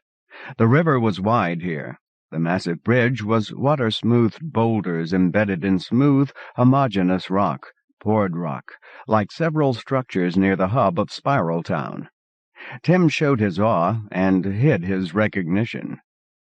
Over the bridge they went, then downstream, spreading out. After that, nobody got much exercise. The men with poles dropped their lines into still pools in the white water. They sat on smooth rocks and talked or dozed. When anyone shouted, Tim or Hal moved briskly to get the net under whatever was flopping on a line. The fish were earth life, 3 or 4 species. Dennis spread a sheet well back from the stream and cleaned the fish on that. The mist cleared for an hour in the afternoon. Tim could see all the way to the sea. There was a rectilinear feature along the shore, houses, many. The Shire? Right. Why didn't they build along the road? They don't like us, Joker said. They die without us, so they keep their manners. They'll cook us dinner if we bring the food. They don't fish or hunt much, so they don't get enough fat. There's another thing about the Shire, Joker said. You don't rub up against Shire women. He'd already heard that. Tim said, A yachts wouldn't anyway. Here, a merchant doesn't either.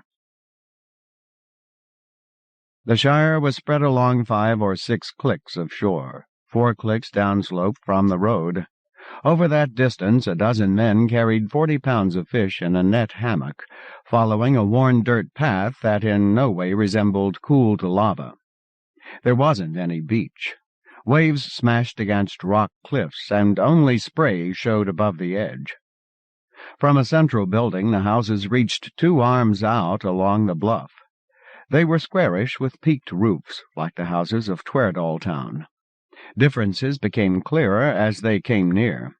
These were smaller. Some had been shored up. They were all the same color, weathered wood. Roofs weren't as high. Walls leaned. The hunting party beat them down. They'd killed something as big as a small man. Its head was shot to shreds, and puncture wounds showed along its body, too. They were showing it to admiring Shire folk when the fishers arrived. Boar pig, Hal told him. A score of children swarmed around the carcass and the hunters from the caravan. Adults hung back, except for a dozen elder men. Those elders came to meet the fishing party. The merchant's bias against haste might have worked against them. Fresher fish would have made a better gift. The Shire elders chose not to notice.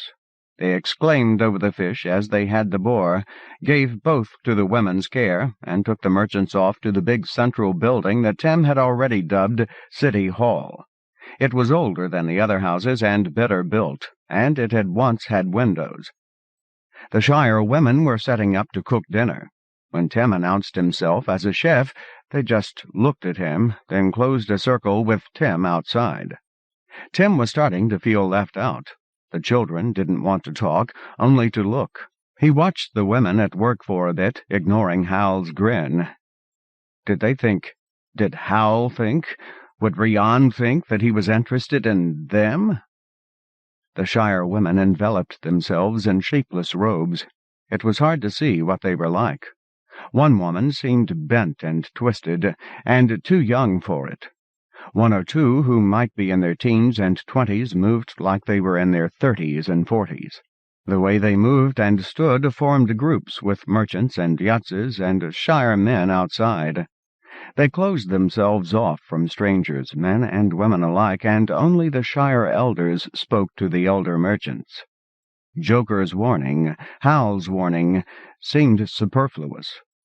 The Shire had agriculture at any rate. There were mushrooms big as a man's hand, corn and squashes and potatoes and unidentifiable flowery green stalks. It was all set steaming between blankets of destiny ferns over a bed of coals. The pig got the same treatment. An hour later, the fish did too. The Shire men were settled in conversational circles, idle but for their busy hands. They ignored the men of the caravan, and Tim respected their wish. But Hal stood above one old man for a time, then called, "Tim, Borden, you've got to see this." The old man was seated against the tilted wall of a house. His skin was dark and seamed, his curly hair gone nearly white. His legs were thin and knobby. There was something distorted about him. Maybe something about the line of his jaw. He'd been working on the pale inner surface of an oval of hard gray stuff nearly a meter long, using tiny pointed picks. Now he grinned up, showing good white teeth set nearly at random, basking in Hal's admiration. "This is Geordie Bruns," Hal said. The picks left dark scratches, or else Geordie Bruns had rubbed lampblack into them for shading. He'd carved a seascape, clouds and sea and dark bluffs, the same bluffs Tim could see to the northwest. A man in the middle distance, his back turned, looked up at a tinier human shape on the bluff.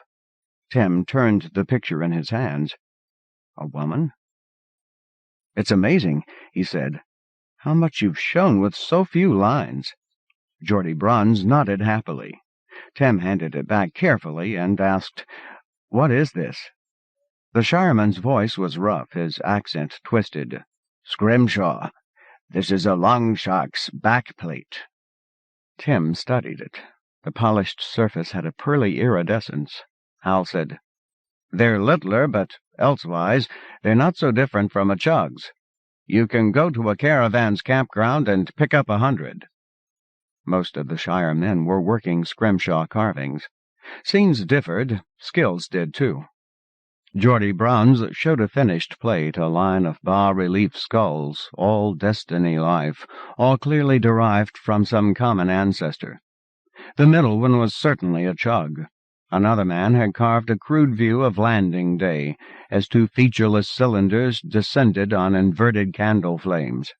A man Tim's age was instructing a younger one in technique, practicing on a chipped shell. They stopped uneasily until Tim stopped watching them. The rest of the caravan arrived near sunset. The men of the Shire distributed dinner.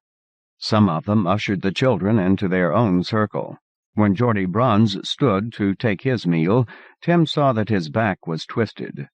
These women might know only one way to cook, but it worked. Fish, pig, potatoes, and mushrooms and greens, they all tasted wonderful. Tim became certain that they'd used a different destiny plant to flavor each coal bed. He should have watched more closely. And finally it came to him to wonder, "Borden." "Tim?" "Where on earth are the chugs?" "Well, they can't use the bluffs, can they? We turned them loose a couple of clicks up the road, where they can get to a beach. It's still a good run for them." "Sharks?" "We stayed to shoot a few. That's why some of us are late." Quicksilver was gone, and the sun was a last sliver of light on the sea. Against the dying red sky, the silhouettes of human shapes showed their origin clearly. Tim saw it, the common thread. In their stance, in their walk, the Shire folk were distorted. Too many were sick, one way and another, like Jemmy Blucher's father, crippled, twisted. He'd been seeing it half the afternoon, how they set wide privacy bubbles around traders and yutzes both. Beauty being in the eye of the beholder, did they think outsiders were the twisted ones? And the traders were being meticulously polite. Tim watched Rian and Senka together. Senka's walk was always an invitation, and Rian's too. Not tonight. Senka's walk was clumpy, jarring. Rian tottered alongside, imitating her, two cripples keeping their balance with each other's help, with jaws set in anger against what the universe had done to them. Rian caught him looking, and winked. The Shire elders and the merchants emerged from conference. Master Tucker and Damon Eben Rusht accepted fish from 2 Shire men, then vegetables from another pair, arms well extended with their plates, keeping their distance. The senior Yutzes knew the drill, too. Whatever was wrong with the Shire folk, was it contagious? That was in the teaching programs, too. Humankind had evolved alongside tens of thousands of parasites. The parasites kept pace easily. They died faster, so they evolved faster. In Africa and Asia, the parasites ruled. Mankind had come later to Australia and the Americas and the polar ice caps. Parasites that preyed on humans were fewer there. The Destiny expedition had brought no parasites at all. But disease and parasites would evolve eventually, given enough prey. Ways to fight infections, diseases, and plagues were in the teaching programs. He couldn't ask a merchant, of course. Tim Bednacourt had never seen those teaching programs. He could hardly ask the children. Boys and girls were moving among the Yutzes and merchants, and Tim couldn't shy from them. They were friendly and curious, unlike their elders, but he couldn't quite make sense of their accents. So Tim Bednacourt began to sing. He picked a song the Yutzes had taught him, a ballad of terror and courage. Grendels in the Mist. No sex in it, no gender references. A simple chorus shouted at the top of one's voice. It sounded splendid in the dusk. Other voices joined him one by one. Yutzes, a few merchants, now a woman's voice, now another, now a girl. The full moon had risen above the mountains. Quicksilver would have been brighter, but the moon cast as much light. Quicksilver was a point. The moon showed a clear disk. In its light you could walk around obstacles and make out human shapes, but not faces, not even body language. Communication wasn't easy. But they could sing. Now the Shire women were singing, and the men listened. City Hall was crowded, and blazing daylight outlined the door. With the wagons 6 clicks uphill, the entire caravan had stayed for the night. The building was one huge room with alcoves at the corners. The sleepers all tended to gather at the center. Tim wriggled his way out of a knot of women and men and made his way out. Children cheered as he emerged into the morning, and he waved back and froze. He was in the crater left by Caverit. It hadn't showed yesterday evening. It showed vividly in daylight. City Hall had been built on a foundation of melted and recooled lava, a concave dish. Caverit must have come straight down. Caverit's crew had examined the site and found it good. But why not bring the road right down to the Shire? He was on their track. One day he'd know. The caravan cruised past the Shire the next morning. Of the Shire's alleged 100 people, nearly 40 adults and 15 children had climbed 6 clicks uphill to walk alongside the wagons, to haggle or just to watch. Tim moved up and down the line, passing out bread. He'd wondered if Doheny wagon would be empty, but Bren and Lucia Doheny were selling toothbrushes, dental floss, bandage cloth, and crudely blown bottles of clear fluid. Tim recognized these. The bottles held flavorless, nearly pure alcohol. Merchants sold them in Spiral Town as antiseptic. Kids too young for it watered it with fruit juice and drank at secret parties. The Shire folk were paying off in Scrimshaw. One artist left a carved plate at Dion wagon and staggered away with a stack of uncarved shark plates as high as his eyebrows. Geordie Bruns had traded a plate for flour and dried meat and another for dental tools. Tim saw him dropping back as if tired. The trouble with the merchant's way was that some good customers hadn't the strength to keep up. Tim joined him to see what he still had. It was the plate with the skulls on it. Geordie pointed them out proudly. Platyfish, juggernaut, chug, longshark, sand-trap shark, otterfolk. Tim said, "Wait," and jogged ahead. Sixth from the end was Eben Rush's wagon. Damon looked at Tim curiously as he clambered through the driver's alcove to the roof. Tim dug into the roof trap and had what he wanted. Geordie looked through Tim Hand's worldly possessions. They weren't much. Any valuables of Jemmy Blucher's had stayed in Tweardalltown. He said, "This." It was an old wooden toy model of Cavorite, vague in detail, worn by handling in places. Tim said, "Done," and took the plate of skulls. 11. Haunted Bay. Interesting rectilinear formations on the floor of this body of water, like a buried city nearly crumbled to dust. Wayne to Kaesna, Systems Integration. In a clearing in a wood of beech and elm, there lived two families and a still. The Horns and Wilsons lived on opposite sides of the road. The Wilsons made cheese from sheep and goat milk. The Horns made alcohol. They didn't bother with glasses. They passed around big, wide-mouthed jars of a whiskey as good as any Jemmy Blucher had tasted in Spiraltown. It went fine with yellow cheese and roasted mutton. When it ran out, they switched to raw-tasting fruit brandies. That seemed to be an infinite supply. Tim missed being drunk among drunken companions, but too much would set him talking. When a bottle passed, Tim tilted it to his mouth, gave it a few seconds, then talked non-stop while hanging on to the bottle until someone yelled for it. His cousin Farank drank like that, hugging the bottle. Younger merchants were pairing off with younger Horns and Wilsons. The elders stayed to play host and hostess. Joker Eben Rush was finding pleasure in Lane Wilson's company.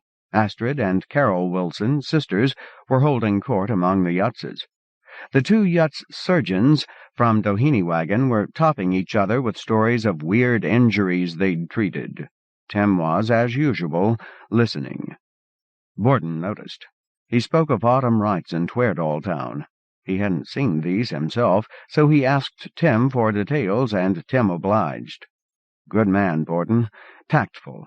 He'd helped Tim's cause without meaning to.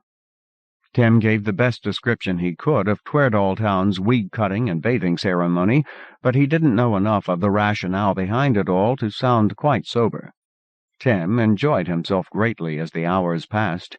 Being half-sober among drunken friends was a kick. Younger merchants had gone off with Horn siblings and cousins, but Lane Wilson and Joker were the heart of a raucous one-up punning contest. Tim made a clumsy pass at Lane, took a backhand swing from Joker, fell sprawling, rolled, and scuttled back on all fours, mumbling apologies as he went. That was probably enough of that. He joined a singing circle among the Yutzes. It covered sounds that were coming from the huts and tents and bushes, and it held until Astrid Wilson lost interest.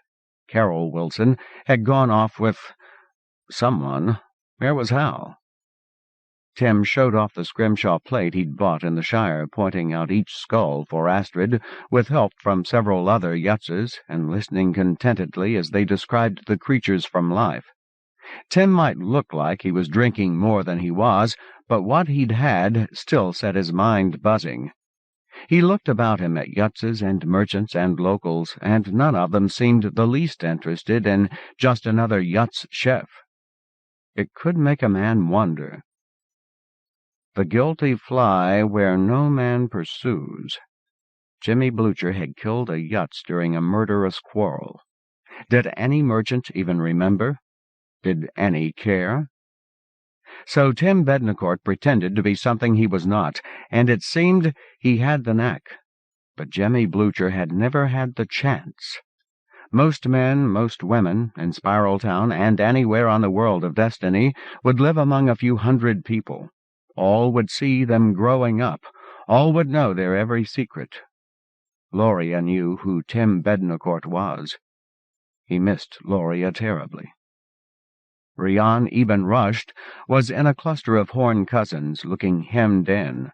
Tim wondered if she needed rescue. She caught his eye, and he went to join them.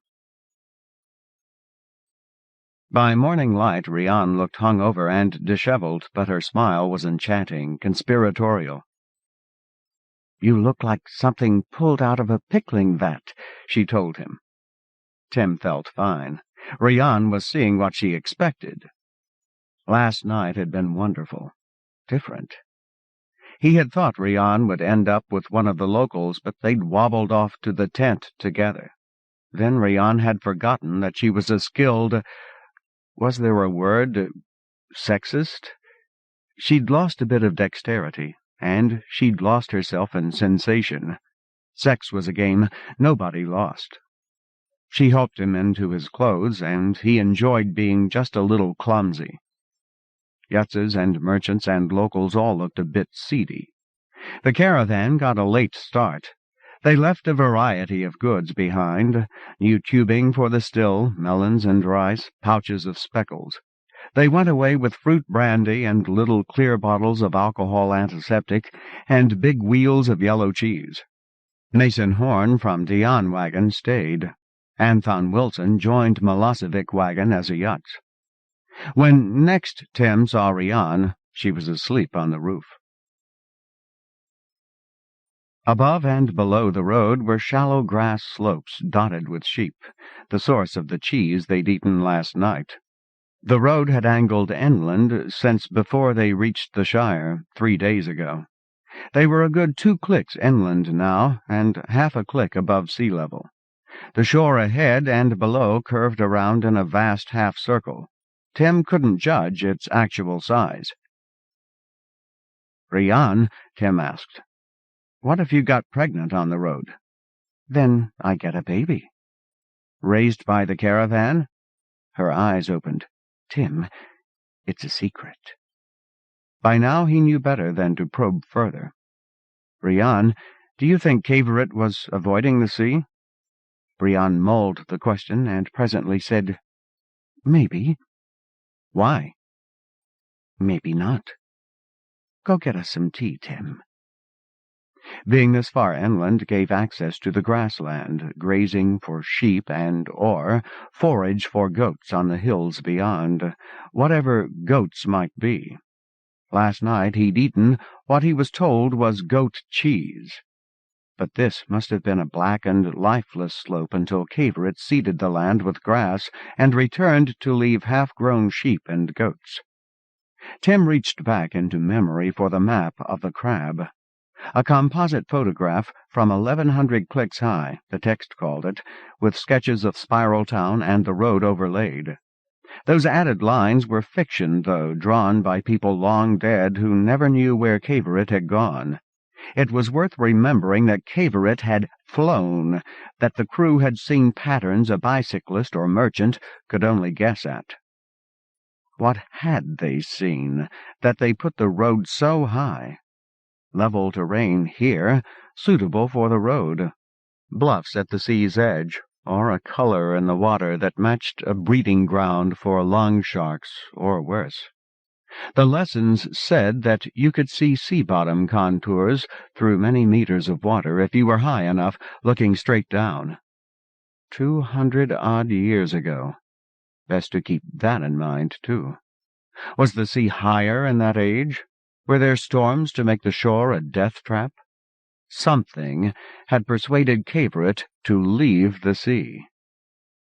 Water and tea leaves and a glass jar were kept on the wagon roof.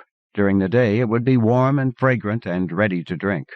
Tim filled 5 big mugs and shared them out, then refilled the jar. Merchants had their secrets, and questions about Cavorit were not welcome.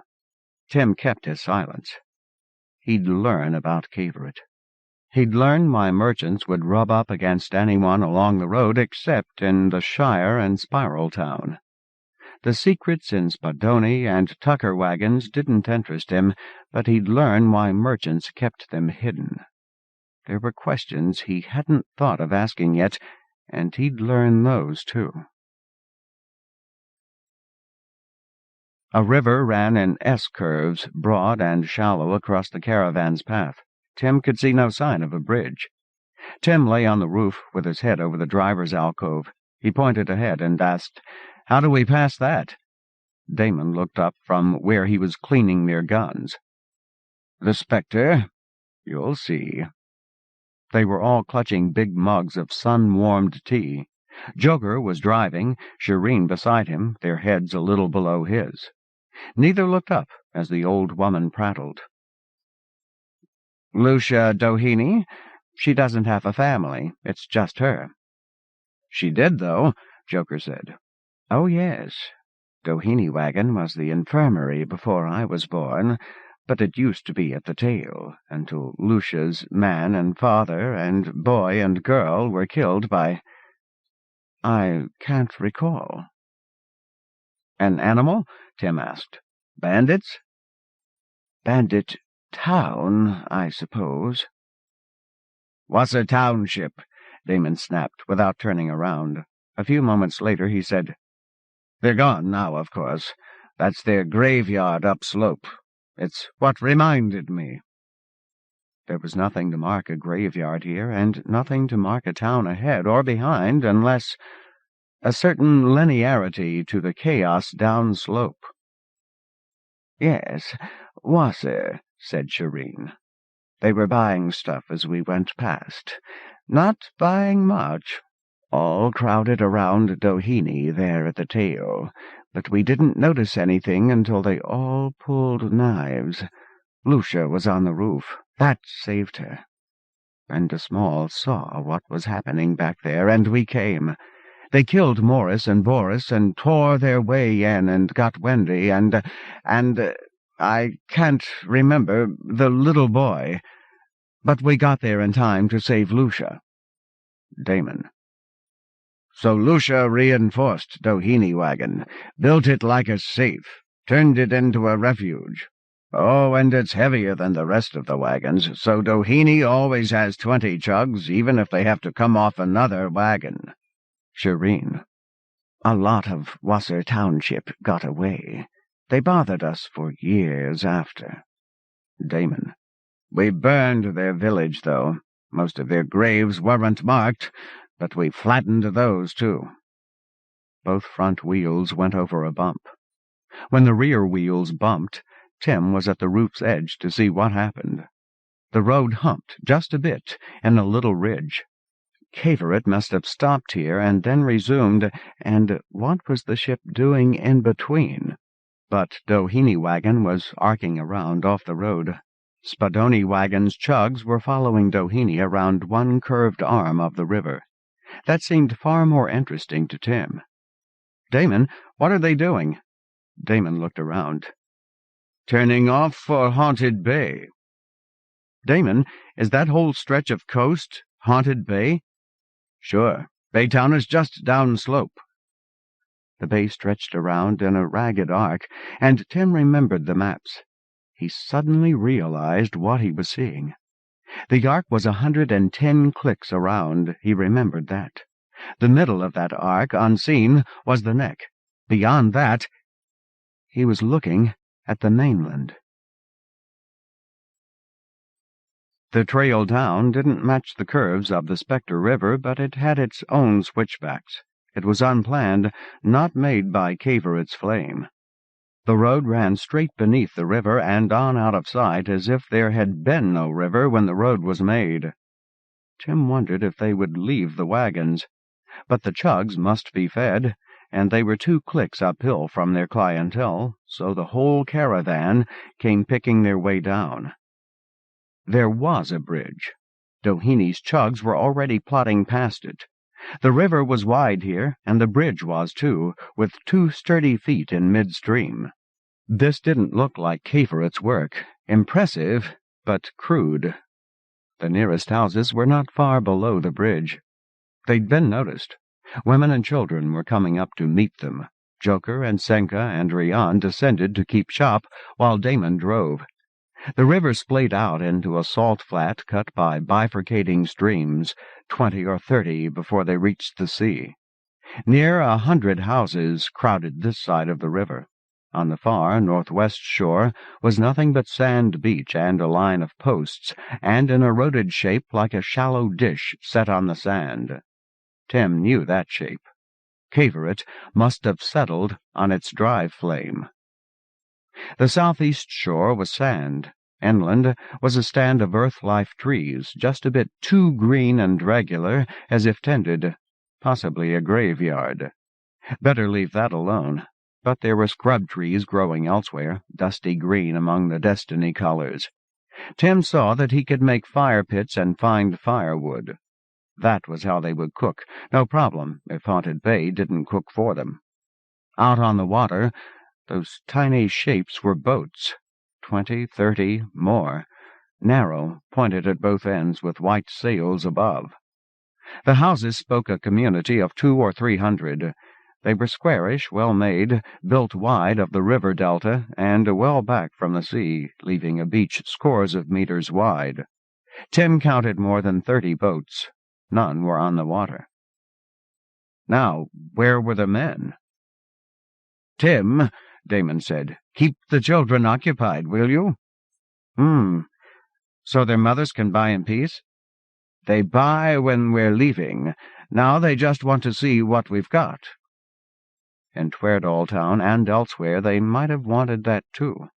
Their wish had not been granted there. Why here? But Tim only asked, "What are they expecting, a magic act?" "Can you do that?" "No." "I could show off my surfing?" "Nope, not that either." There were no surfers on the water, and in fact Haunted Bay was as flat as a sheet of glass, barring the boats and 1,000 white riffles. Show off a bicycle? Tim Bednacourt didn't have one, and perhaps shouldn't know about them. He shrugged elaborately, and Damon grimaced. "Get them to lecturing you. You're good at that." The children exclaimed over Tim's scrimshaw. 3 or 4 had seen otter folk skulls, or claimed to, and one said he'd seen a shark skull. He got them talking about themselves. A little girl pointed. "That's where we live, see? The little house between 2 big ones." Tim asked, "Why are they only on this side of the river?" She stared at him, astonished. An older boy said, "We can't build houses on the other side. That's where the otter folk come to trade. Mother says they like the water near river mouths. Salty, but not real salty." Tim watched and nodded. Houses along the river had access to fresh water. Southeast, that stretch of beach would feed the chugs. In between was the delta, diluted salt water. "Is that where the otter folk live?" The girl nodded vigorously. An older girl said, "There, and there," waving toward thousands of square clicks of water, west and northwest. Joker was suddenly among them, dropped from the wagon roof. "Won't have to worry about sharks here," he said. "Water's too fresh for 'em. Hi, Carleen." "Hi, Joker." Joker set to stowing items that even rushed wagon was getting in trade. Tim asked the little girl, "You know Joker?" "Since I was little. Mom says he's my father. What's it like being a Yutz?" "So far, so good. I haven't really had time to find out. Carleen, what's that huge dish?" "Dish?" He pointed. "On the other side." "Oh, meat place." The girl laughed so hard that all the other children started laughing too. "Meat place is where we trade." "In the dish itself?" "Yes. Kids get to go too sometimes." "Where are the otter folk now?" The oldest boy pointed at the bay. "Watch," he said. They watched. Boats running back and forth, and riffles of white, and "There!" cried the boy, and Tim saw nothing. Then a white riffle appeared, and Tim saw a black dot in its center, only for a moment, just as the boy said, "Their heads pop up and make a little wave." He asked, "When do you trade? Is it soon?" "Oh, no, not while the caravan's in." Damn. Merchants and Yutzes, local women and children all pitched in to dig out fire pits and fill them with twisted wood from upslope.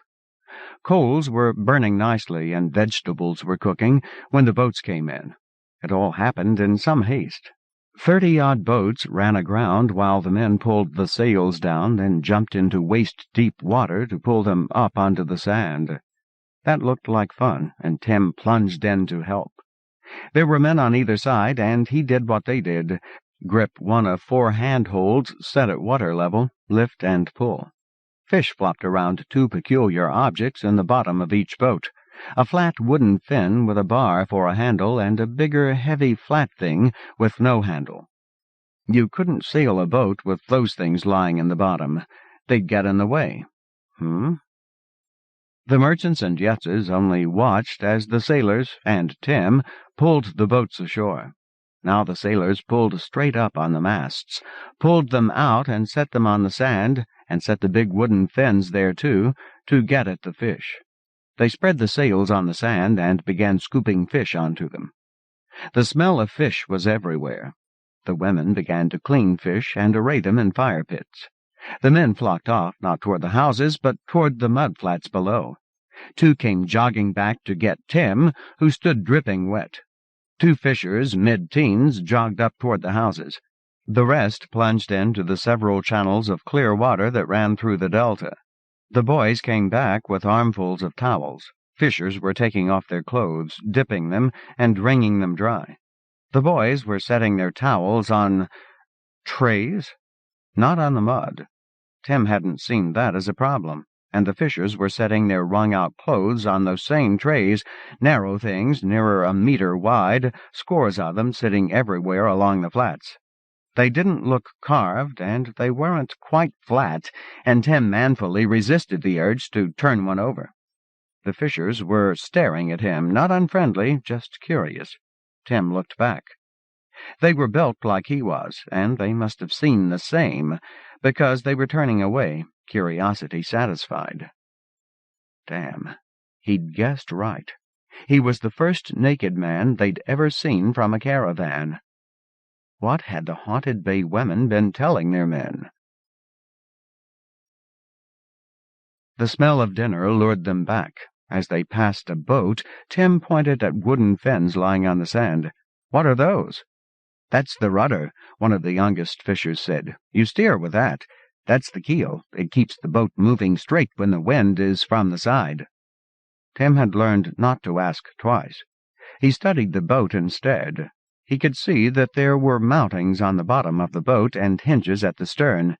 Fins to guide the flow of water? The locals cooked. The yacht's chefs served. Tim found several merchant ladies and a crowd of local men, and the silver glare of quicksilver. He served out the vegetables he was carrying. He took the chance to ask Senka, "Have you ever seen otter folk?" Senka smiled at him. "Not close." He went away and thought, and came back with a sizable earth-life fish deboned and cut up for serving. Senka and her grandmother were perched on dunes to eat. Tim asked Shireen, "You must have seen otter folk." The old lady grinned at him. "Pictures?"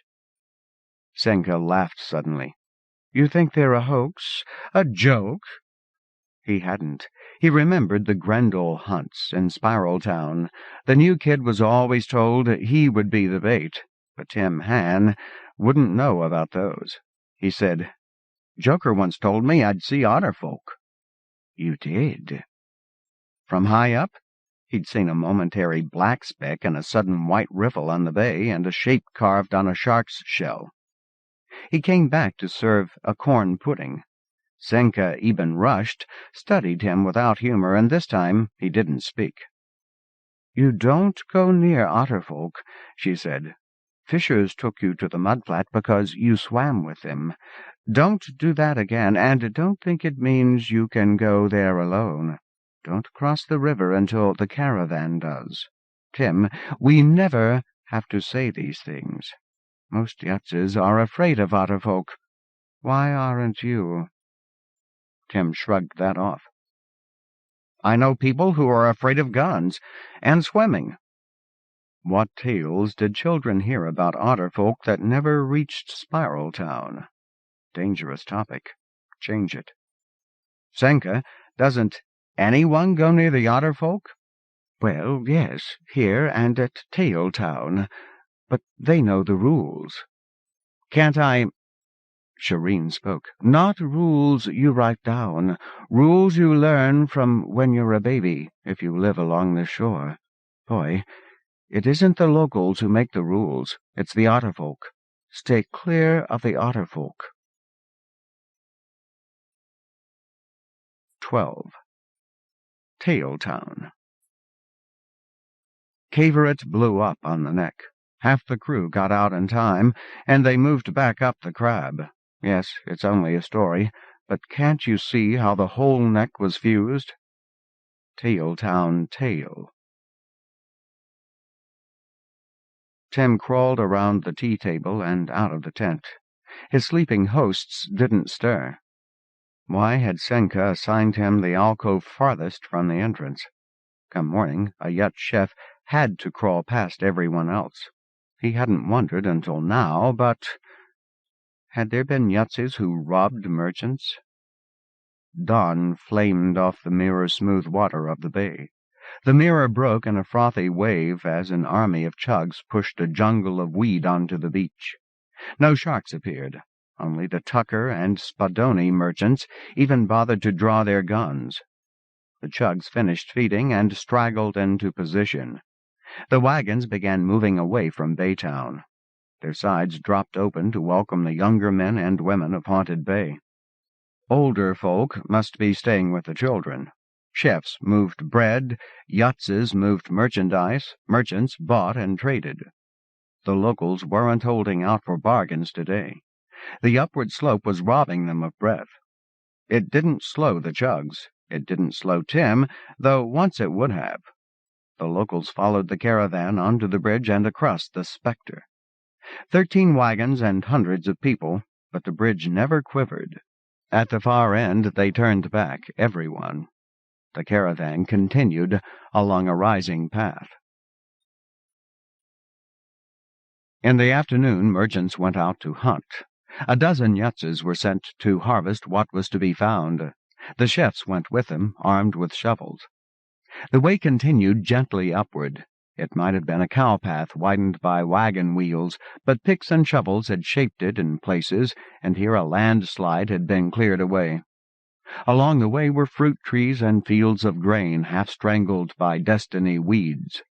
Without weeding parties, Destiny Life would have won. Tim was sure they must exist. He was glad not to be drafted into one.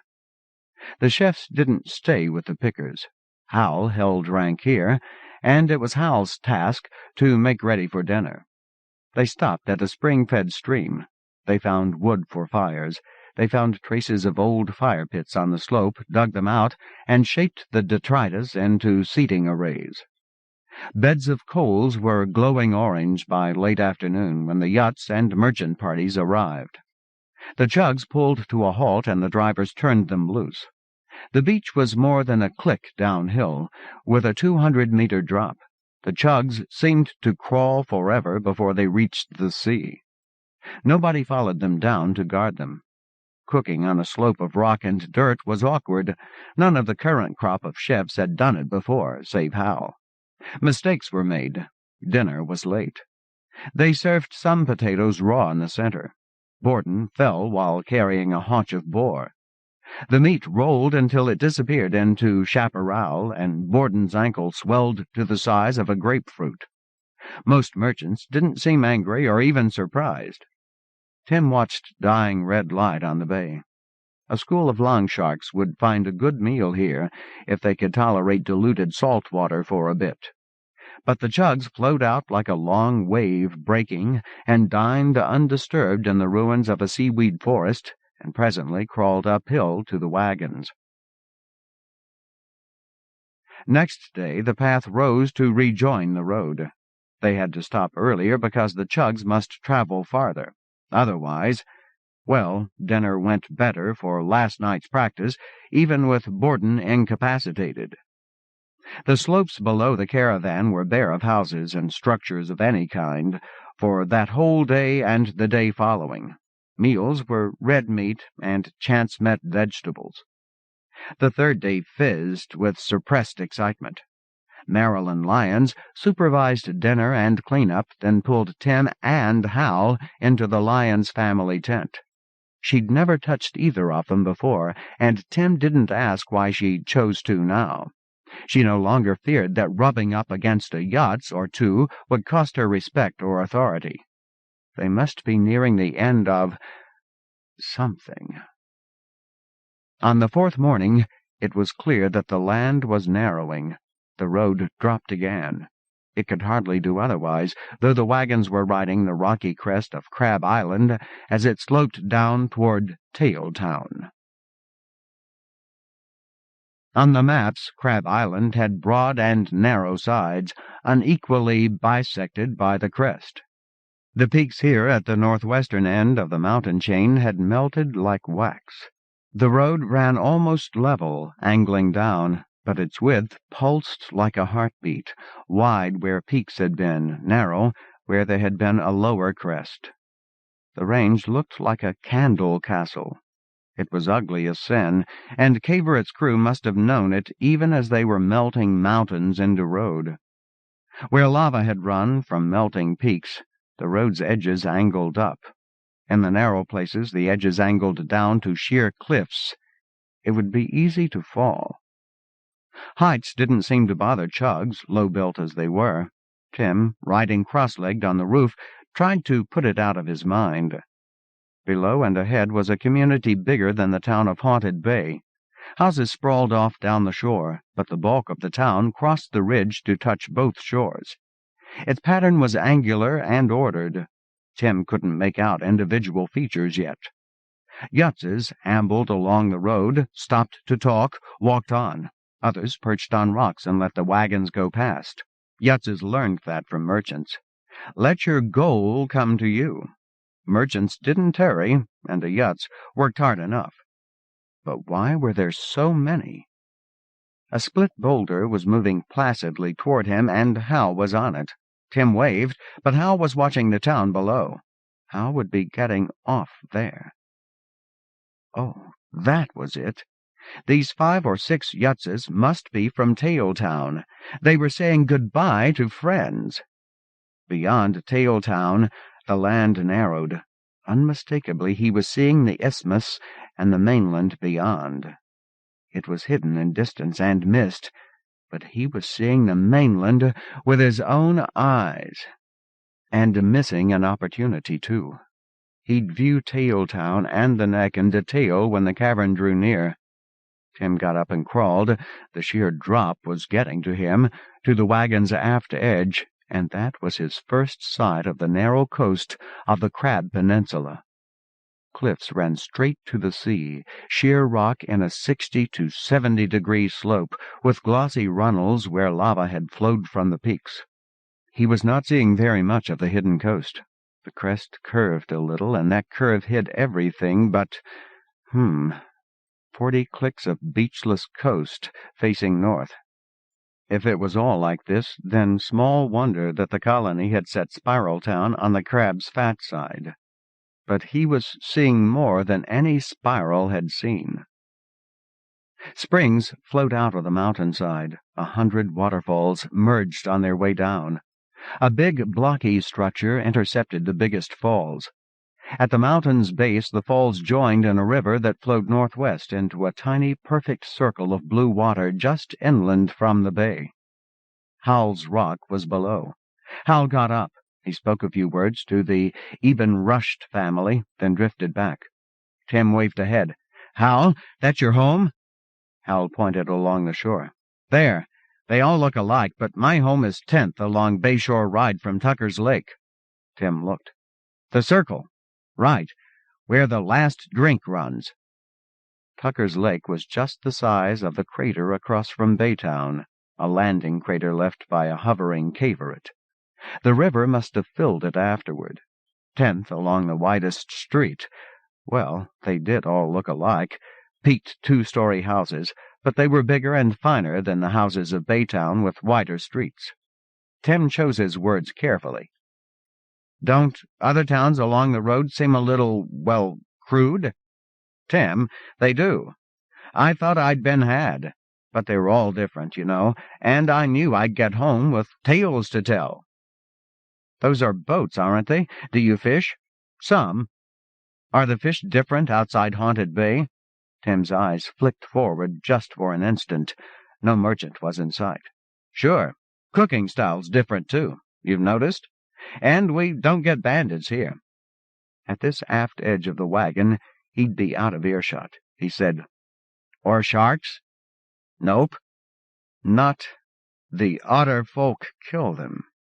So. How about otter folk? No, hell, you live with otter folk.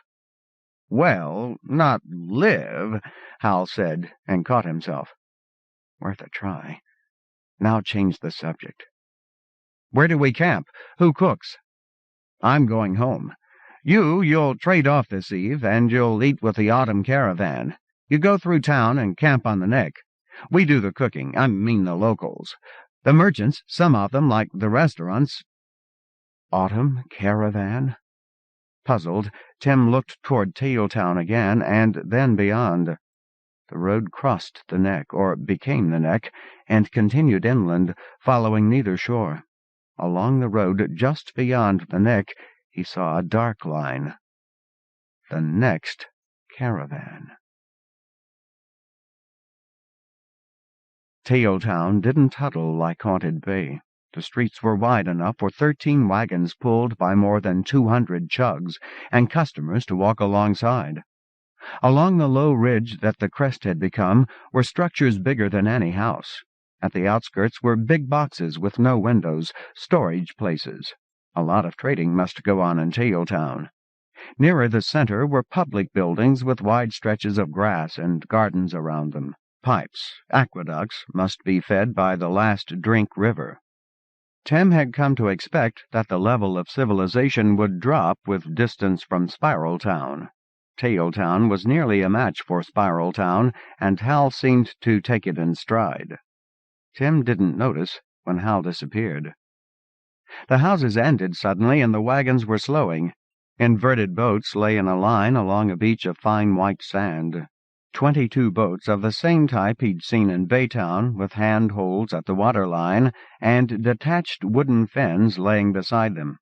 Tracks ran out of the water into a shed, and the nose of a 23rd boat poked out. "We lose you here," Damon said. Tim jumped, and the merchant laughed. He sat down cross-legged on the roof. "We'll cross the neck, and the wagons will be repaired, and the chugs will be turned loose. You'll join the autumn caravan and go back. Tim, a yacht goes around the full cycle. You'll see some of Spiral Town before you turn back, if that's what you want. But you could just go as far as Tweardall Town." Tim pretended to think about that. He asked, "What's Spiral Town like?" "Like they don't want us, but they want Speckles," Damon said. "We used to take our wagons deep into Spiral Town. Now they stop us at the first curve. But there's a wonderful inn. You really should see Warcon's Tavern." "I'll ask Loria." Damon grinned. Tim asked, "We don't cross the neck? I wanted to do that. It'd be a rite of passage." "Tim, we shoot anyone who crosses the neck unless he's a merchant." Tim had guessed as much. "That's one serious rite of passage. Now, Hal says the town serves dinner for 2 caravans. Do we help cook?" "The locals do a seafood grill. You'll love it.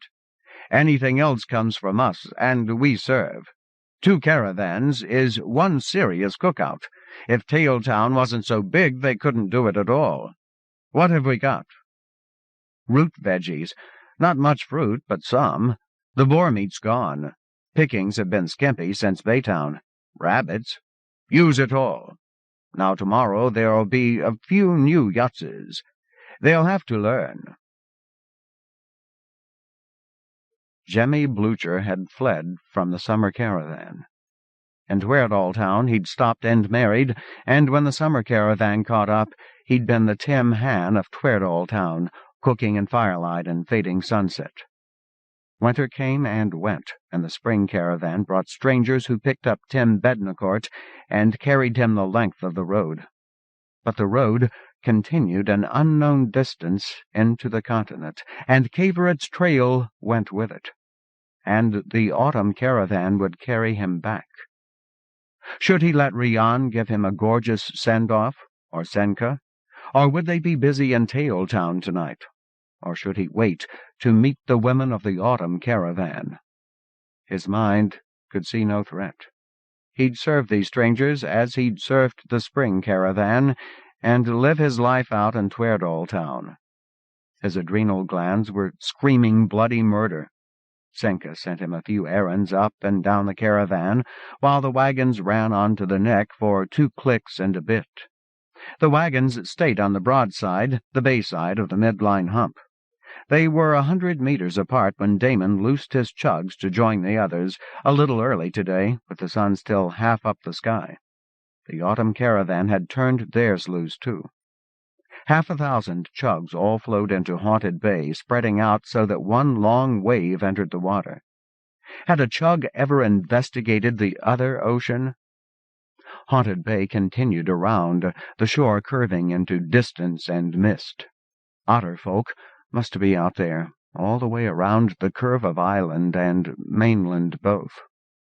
Lines of wagons faced each other across the neck. The neck was road, softly contoured gray rock crazed with cracks. Big cracks served for the barbecue fires, little cracks could break an ankle. A frozen lava pool ran from sea to sea. Rounded edges dropped into 2 oceans. A ridge ran down the middle, the last remnant of mountain range. There was no trace of life, save for the wagons. Cavorite drifted back and forth until the whole of the neck glowed red and orange, to bar any living thing that might cross from the mainland. Humanity's rule of the crab was not to be challenged.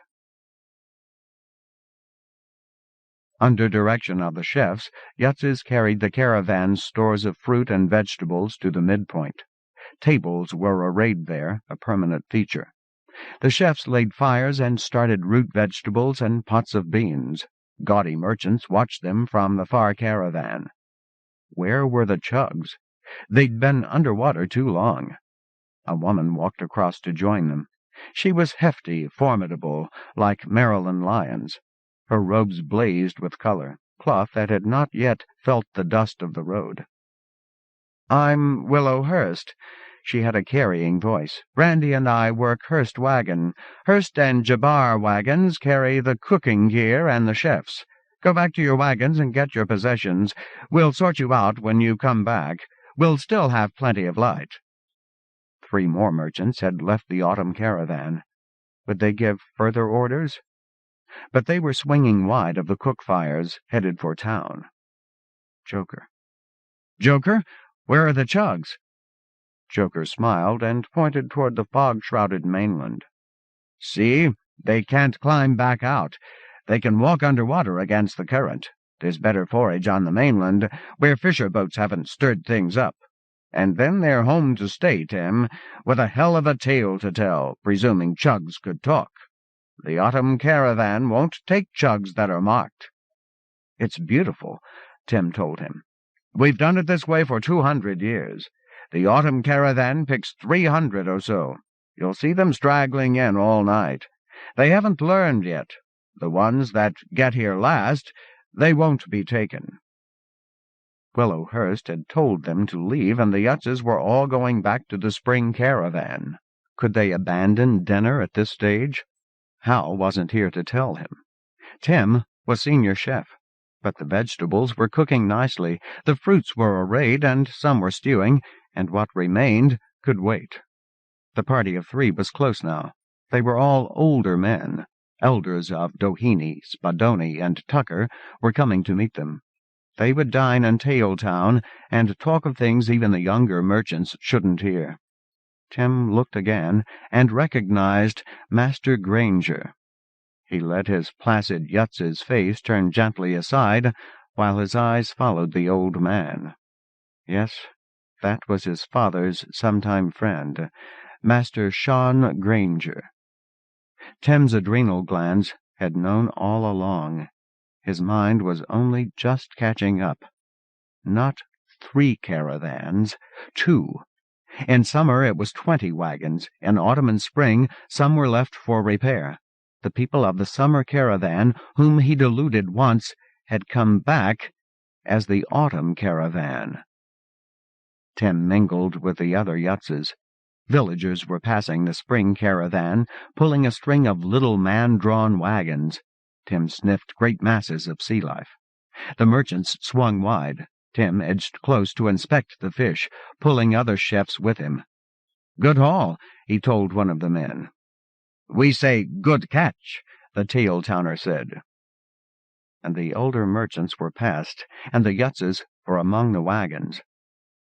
Tim climbed into Eben Rush's wagon and onto the roof, opened the trap-door, pushed his head into the dark, and set the tea-bowl under him before he let the terror have him. He felt like he might throw up. Sean Granger was no threat. The old man would remember Jemmy Blucher as a little boy, and Tim Bednacourt as a Tweardall town chef. But younger merchants had seen Jemmy Blucher kill a man in Warcon's tavern. He kept his possessions in his carry-pack. In a moment he could snatch it and run. Where? Anyone caught crossing the neck would be shot. The far side of the crab would kill any swimmer. Tailtown sprawled from Haunted Bay to the other sea.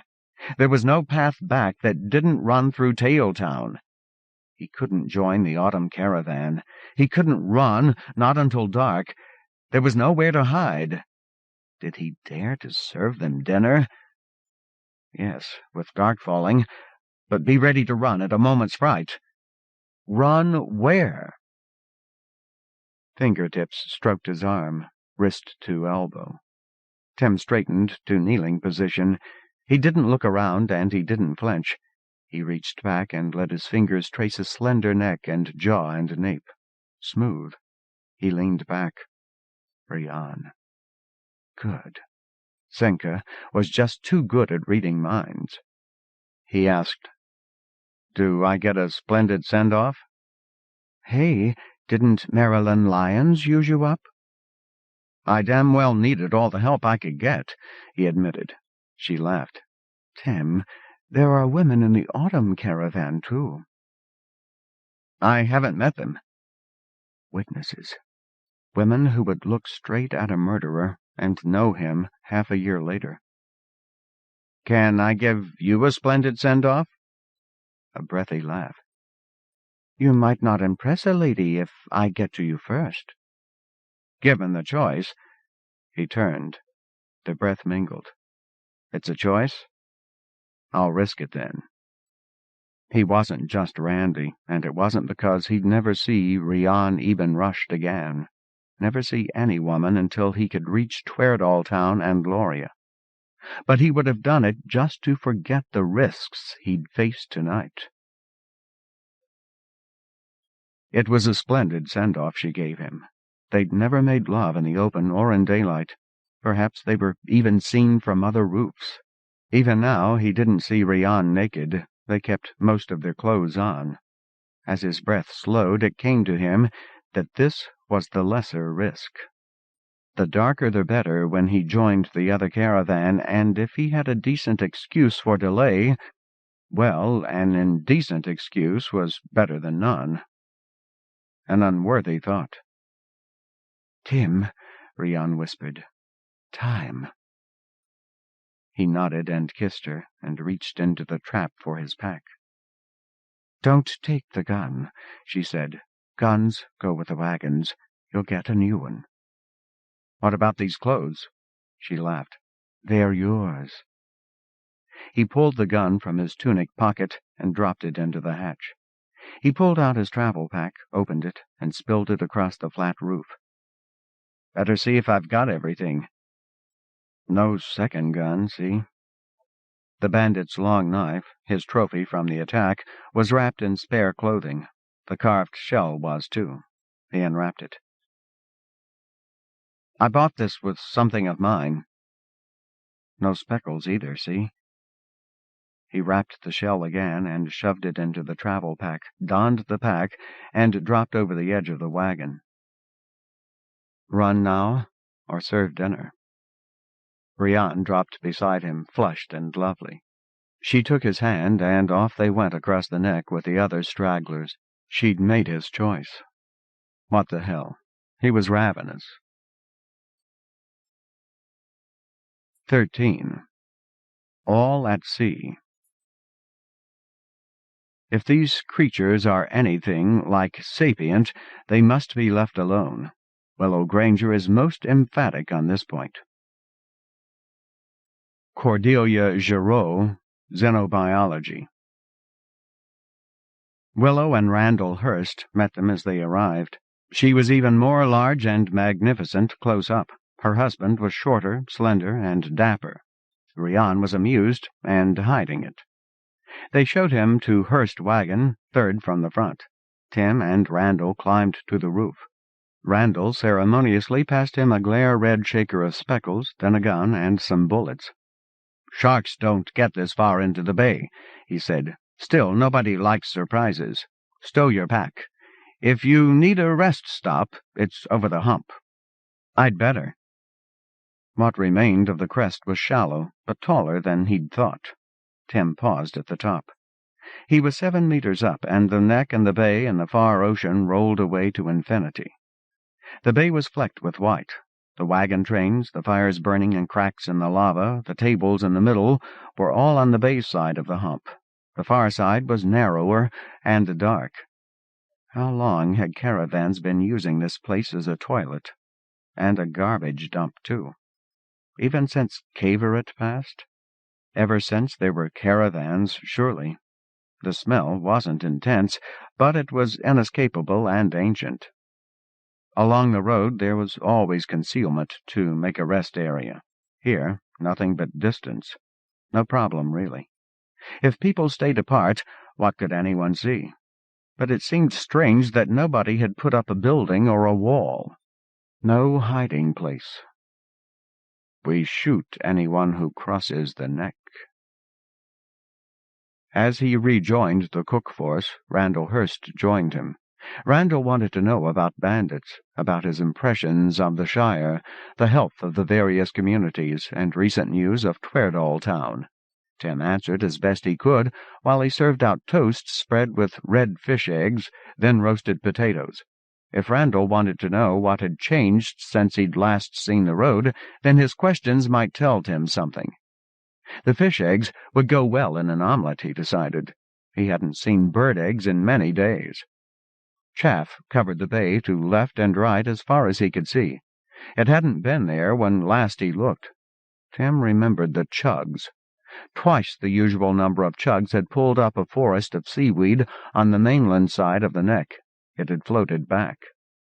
Now, which way did the current flow on the narrow side of the neck? Riffles broke on the bay, raised by a brisk wind or by dark heads rising. The heads stayed, dark dots on the water, watching. Merchants were eating apart from the yutzes, trading news of the road, no doubt, and keeping merchants' secrets. Hurst, Miller, even Rush and Lyon's families discussed cooking and the chefs. Merchants from the weapons wagons fell silent when a chef approached. Tim ate as he served, as any chef must. Sliced orange, a potato.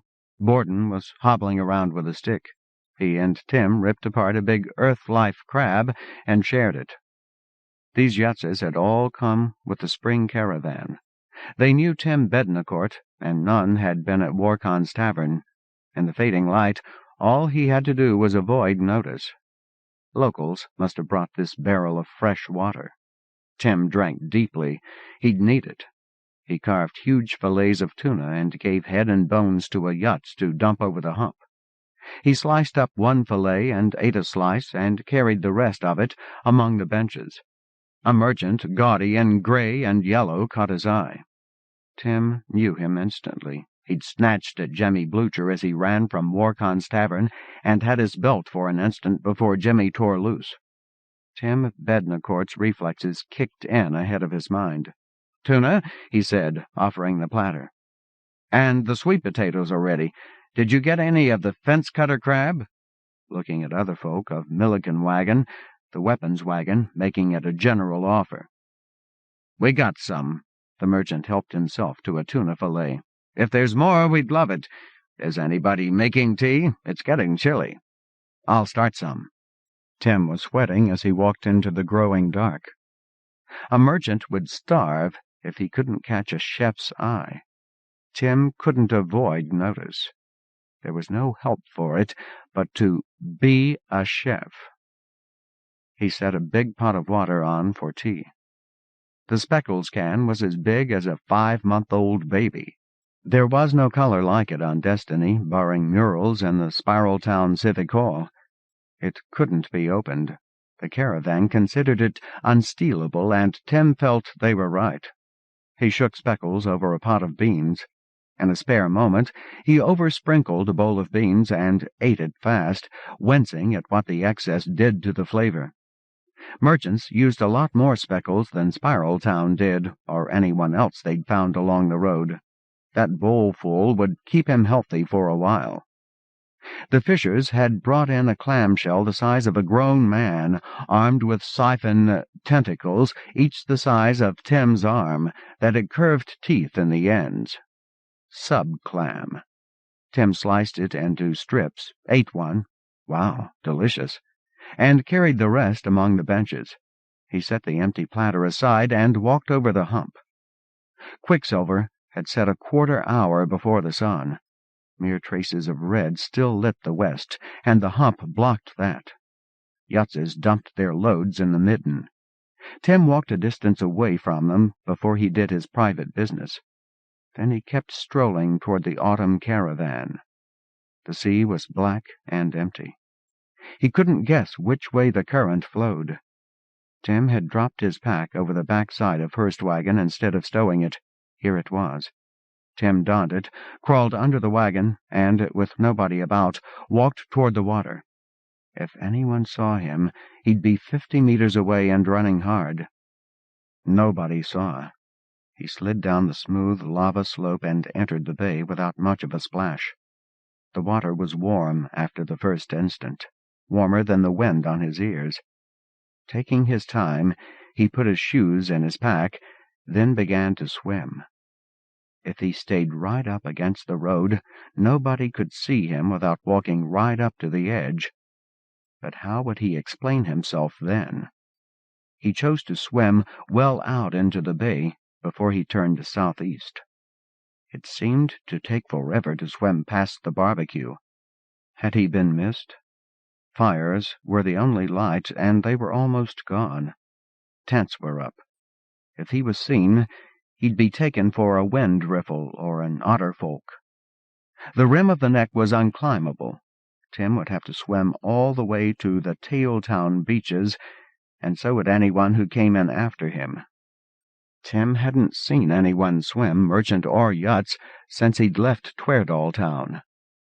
He'd have felt quite safe but for the otterfolk. Otterfolk were a mystery. He'd been led to believe they were fanatical about their privacy. Now a creature had invaded their home. Drowning him would not be much trouble at all. But their heads had kept popping up to watch the caravan. It wasn't as if he had a choice. He swam.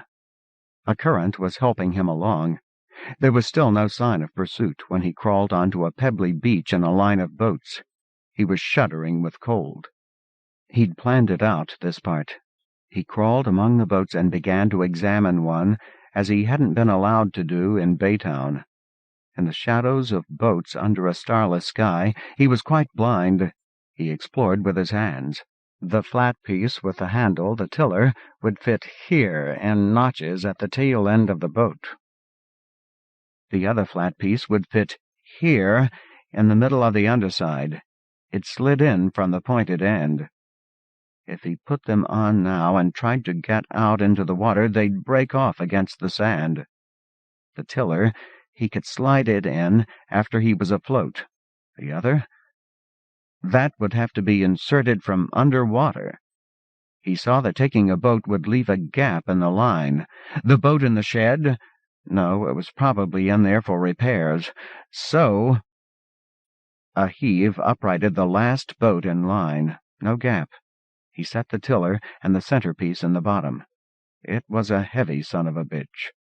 4 handles on the bottom meant 4 men could lift it. Could one man drag it? He could if he was desperate. The boat moved in surges. He dragged it down the sand until it floated, then pushed it out hard and swam after it. Clambering in was harder than he'd expected, but he made it. He'd thought of swimming around Tailtown and then ashore. He'd still have to do that if he couldn't control the boat. The boat would be easier travel. Now he felt very conspicuous. One lone stolen boat on this great flat expanse. Get the sail up and get going. But he needed the tiller to aim the boat. So, mount the tiller in the dark using the mountings he'd felt out so carefully in the dark. The sail was bound against the horizontal beam. He hadn't spent enough time feeling the lines out, and it cost him. This line would raise it after he untied these, then tie it down. Where? He got it up. The boat had turned under him to face the wind. The sail hung slack. He felt conspicuous as hell. He moved the tiller. It wasn't steering anything. He lowered himself off the stern and kicked until the bow came around, reached up and swung the tiller hard over. The sail billowed as sails did at Baytown, and he heaved himself into the boat as it flew back toward shore. He turned the boat into the wind, kept the tiller turned when the boat wanted to just stop and drift, and now he was flying back toward Loria and Tweardalltown. Yes! But how on earth did Fishers do this? Okay, it took 4 men, 1 on the tiller, while 3 raised the sails. Most of Tailtown was quite dark. Torches still burned in the larger buildings. Tim searched the water for otter folk, but there were none in sight. Did they sleep? As dawn showed above the crest, boats were putting out from the beach beyond Tailtown. Tim had sailed past Tailtown in the night. He watched them, having little better to do. Sails came up. 5, 6 boats took to the water, raised sail, then foreshortened, turning toward his position. It looked choreographed. Merchants armed with guns might be aboard, but Tim didn't believe that. Fishers would be dangerous enough. He was a thief. If they caught him, the least he could expect was to be turned over to the caravan. The autumn caravan would know him by daylight. Jemmy Blucher. A row of dark heads appeared ahead. Their eyes glittered black, facing forward at water level. As they neared, he saw that their heads were as big as his own, capped with a shell that dropped to form the upper part of a beak, like a chug's head. Their beaks were cable-cutter traps, more like a lung shark's mouth than a chug's, but they were clearly related to both species. He watched for a bit. They did nothing. He waved. Nothing. He hesitated, then shouted, "I'm Jemmy Blucher. That's one small step for a man." They were waiting for something. He was about to sail past. He couldn't see it, but he felt how the boat slid sideways across the water, losing forward momentum.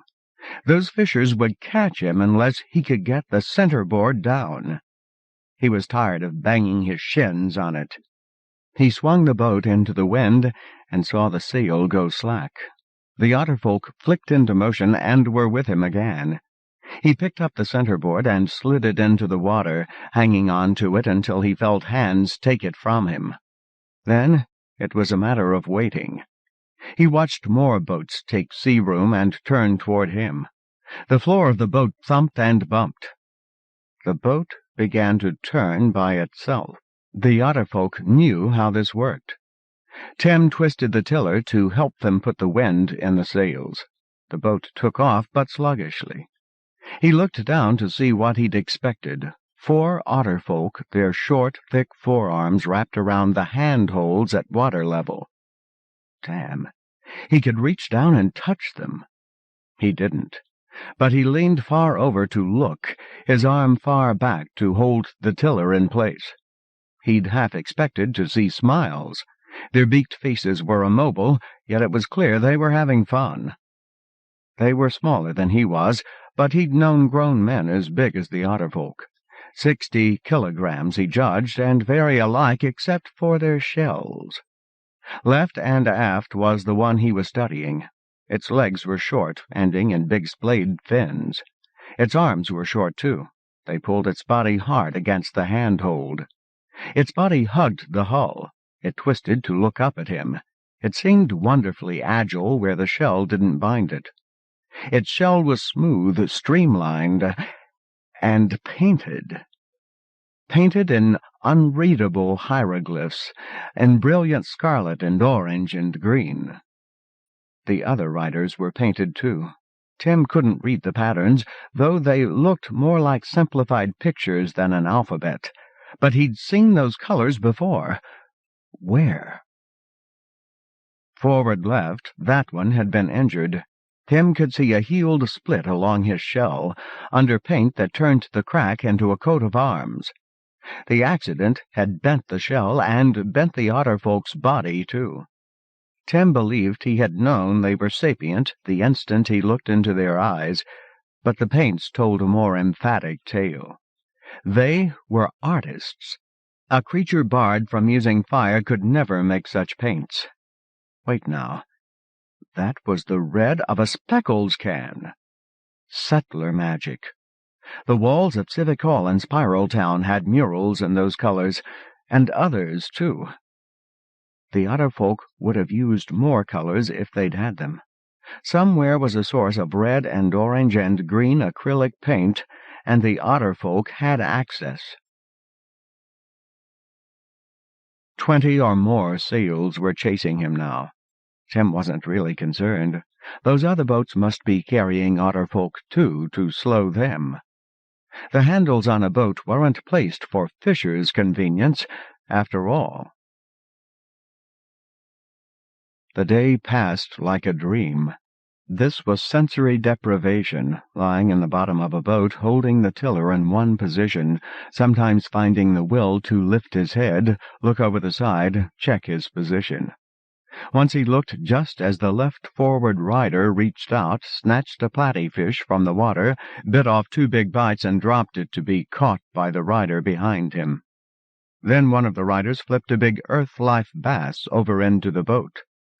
Around midday, the rearmost pair dropped off. The boat picked up a little speed, and then he had another pair of riders. Later, the front pair dropped away and were replaced. He was hungry. He was thirsty. He'd eaten and drunk as much as he could hold last night, and it wasn't enough. When Quicksilver blinked out, his arms were racked by cramps. He tried steering with his feet and found he could make it work. That left his agonized hands free to fillet the bass into sashimi. The fleet came ever closer. The sun sank. The sky darkened. In an hour, he couldn't tell the land from the sea. He could tell where the wind was. Once, staring into the dark, he perceived the land far too close. He steered hard about, and sensed that the wind was blowing straight at the land. He could keep himself aimed if destiny didn't change the rules on him. Sailing an unfamiliar boat was dangerous enough in daylight. Sailing at night was suicide.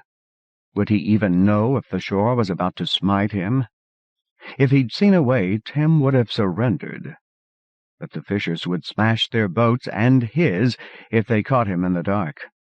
And in the morning, would they have him surrounded? Quicksilver peaked above the mountains, a brilliant point against a sky already showing yellow-white. Seals had come very near, but they hadn't surrounded him yet. With Quicksilver's added light, Tim angled closer to the beach. Closer yet, as the sun itself glared between peaks. Tim didn't intend to be caught. He'd beach the boat and run when they came close enough. The waves were tiny, 20 centimeters high, breaking only 10 meters from shore. He was sailing only a few meters beyond that point, and that was very near the beach. He could see an endless reach of sand without a shack or wall or footprint anywhere, nothing but sand and weed and painted shells. Otterfolk shells. A score in view to left and right, now that he thought to look. Tim edged the boat closer yet. That wasn't an Otterfolk graveyard, was it? Sharks had bones, chugs had bones, but there weren't any Otterfolk bones on that beach.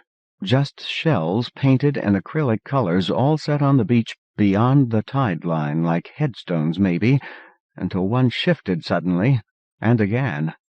The boat rocked. Damn, he was too close. His centerboard was grinding against sand.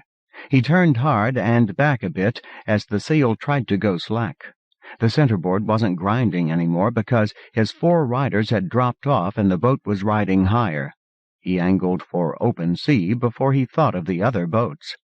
They were all turning. He had some sea room now, and he looked back for the particular shell that had moved. It covered a hollow. Shapes too small to see crawled out from under the edge. Otterfolk were riding waves to shore. He saw them clearly for the first time, 4 limber shapes with short-finned limbs and long bodies. He half recognized the markings. Those had been the riders on his boat. He worked it out later, thus. Fishers were too skilled, and a fisher boat was too predictable, boring. A thief in a boat he didn't know how to use, making mistakes and learning as he went, made for an exciting ride. 4 riders piling on a thief's boat would slow it. Fisher boats chasing it, being less interesting, would carry fewer riders. Of course the thief would be caught. Otterfolk might choose to ride 2 at a time to give a thief a longer run, but Tim always believed that the Destiny natives had minds but no language.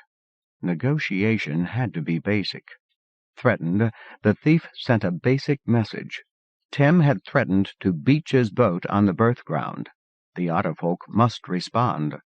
Perhaps they fouled the fishers' centerboards or tillers, or clung to the handholds and hords until the boats couldn't move.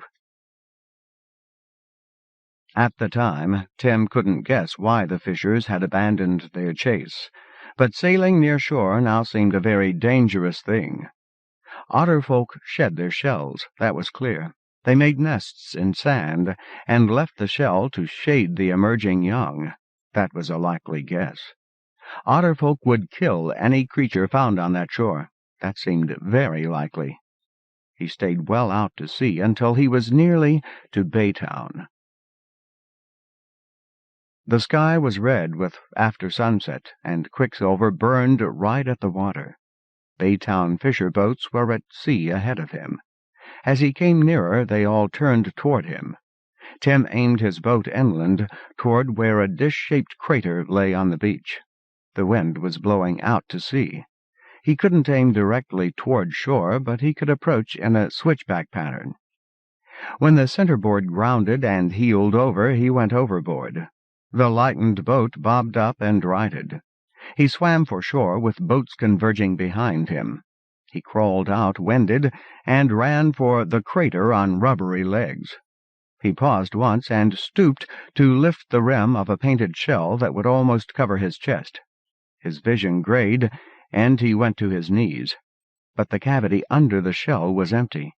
The Otterfolk children gone. He heaved himself up and kept running, chest-heaving, and half fell over the rim of the fused sand dish. Arcs of wooden bench lined the inland half of the dish. The wood was ancient and weathered. Soft sand lined the bottom on the seaside, and the slanted rim had been painted with hieroglyphs in yellow, orange, green, scarlet, indigo. The shell he was holding was very like those he'd found scattered over the mudflats that held towels and soggy clothes for the Baytown fishers. Would he have found paint if he'd turned one over? It was too big for his pack. He shoved it up between his shirt and rain tunic against his chest. He was burning priceless seconds. Fishers had gone overboard. They were in the water trying to save his stolen boat by attaching lines. They meant to tow it. A few shouted at him, the words blurred, the tone unfriendly. The 5-color cartoons along the rim of Meat Place were old but still vivid. If he studied them, he'd see what those simplified figures represented. But Baytown women were wading the mudflat in his direction, and Tim thought it best to leave. 14. The Speckles Can. Think of us as priests of evolution. Caravan proverb. He climbed as far as the caravan trail before he looked back. They wouldn't follow him in the dark. It was already too dark to tell. Thirst was near killing him. Well, he was new at this. He followed the caravan trail to the Spectre River. He watched from cover while the last of the light died, before he crept to the water and drank his fill. Then he kept climbing. He woke sheltered in bushes just below the road, on the wrong side of the Spectre River. He woke joyful. He was free. Anyone could outrun a caravan. He watched Baytown wake. He watched the boats put to sea. Any tiny fleck of white on the water might be otter folk. It was all a wonder, but the thing he wanted most was to go down. Did he do wrong to run? He was frantic to question them. All those discarded otter folk shells. Fishers must be in constant contact with otter folk. Why did the merchants let Baytowners inspect their wares the day before they bought? They didn't do that anywhere else along the road, except in Tailtown itself. Did the otter folk tell the locals what they needed? How? All his traveling had only brought him more questions. He saw no way across the Spectre. The bridge lay too close to Baytown. Baytown knew that he had stolen a boat. They knew he had landed on the forbidden beach. The shadow of the mountains was withdrawing from Baytown, and sunlight would soon touch the mountains where he hid. The flat road itself hid nothing and grew nothing. If he tried to hunt what lived in the brush, Baytown fishers would see brush moving on the mountain. He didn't dare even reach up into a fool cage. But the slopes above the road bloomed with earth-life crops that hadn't been harvested since Caper had passed. He crept among them like a snake and gorged on fruits and berries. He collected beans, several kinds of nuts, and a few root vegetables. The beans he set soaking in a bottle. He cooked after dark in a rock fire pit tall enough to hide the light. Then he climbed in the dark until he reached bare rock. In the morning, the Spectre had become 1,000 springs. Crossing was easy. Now there were none to spy on him at all. Nobody lived on this long stretch between Baytown and the distillery. Tim stayed high, at the interface between earth-life growth and bare rock. Fruits and grains grew here, and the occasional fool cage with something trapped inside. Rotten bird meat would still make bait for catfish. He didn't hunt. Someone might hear gunfire. He walked wide around the occasional wild pig. Once he speared an unwary rabbit with his weed cutter. He was never able to do that again. He'd traveled this way before. He watched the road for signs of pursuit. Merchants must know about bicycles, and Tim couldn't outrun those. He'd be wary for a while. But nobody followed. In 10 days, he was halfway home.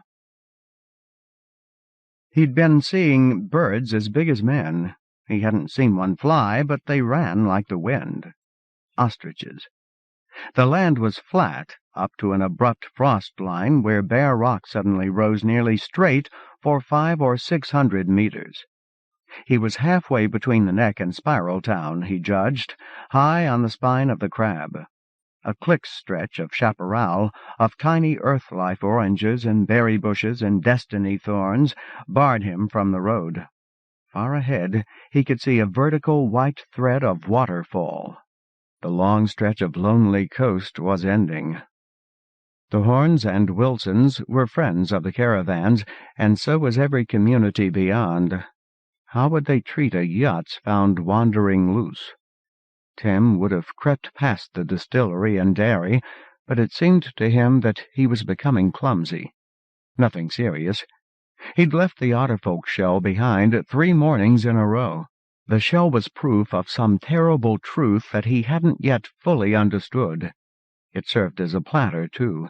It kept food out of the dirt. He needed it. This morning he'd lost time doubling back to get the shell, again, and he'd found his fire pit sitting like a signature.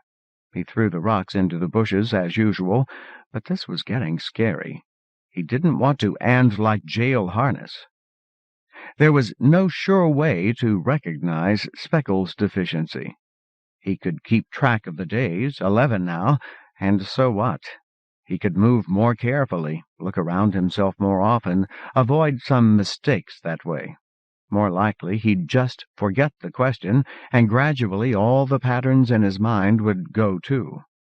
He was a couple of caravan days down road from the distillery. For now, he'd keep to the heights. He'd reach the falls tonight and go down in the morning, hide the gun first, approach the distillery by the road, unless they found him first.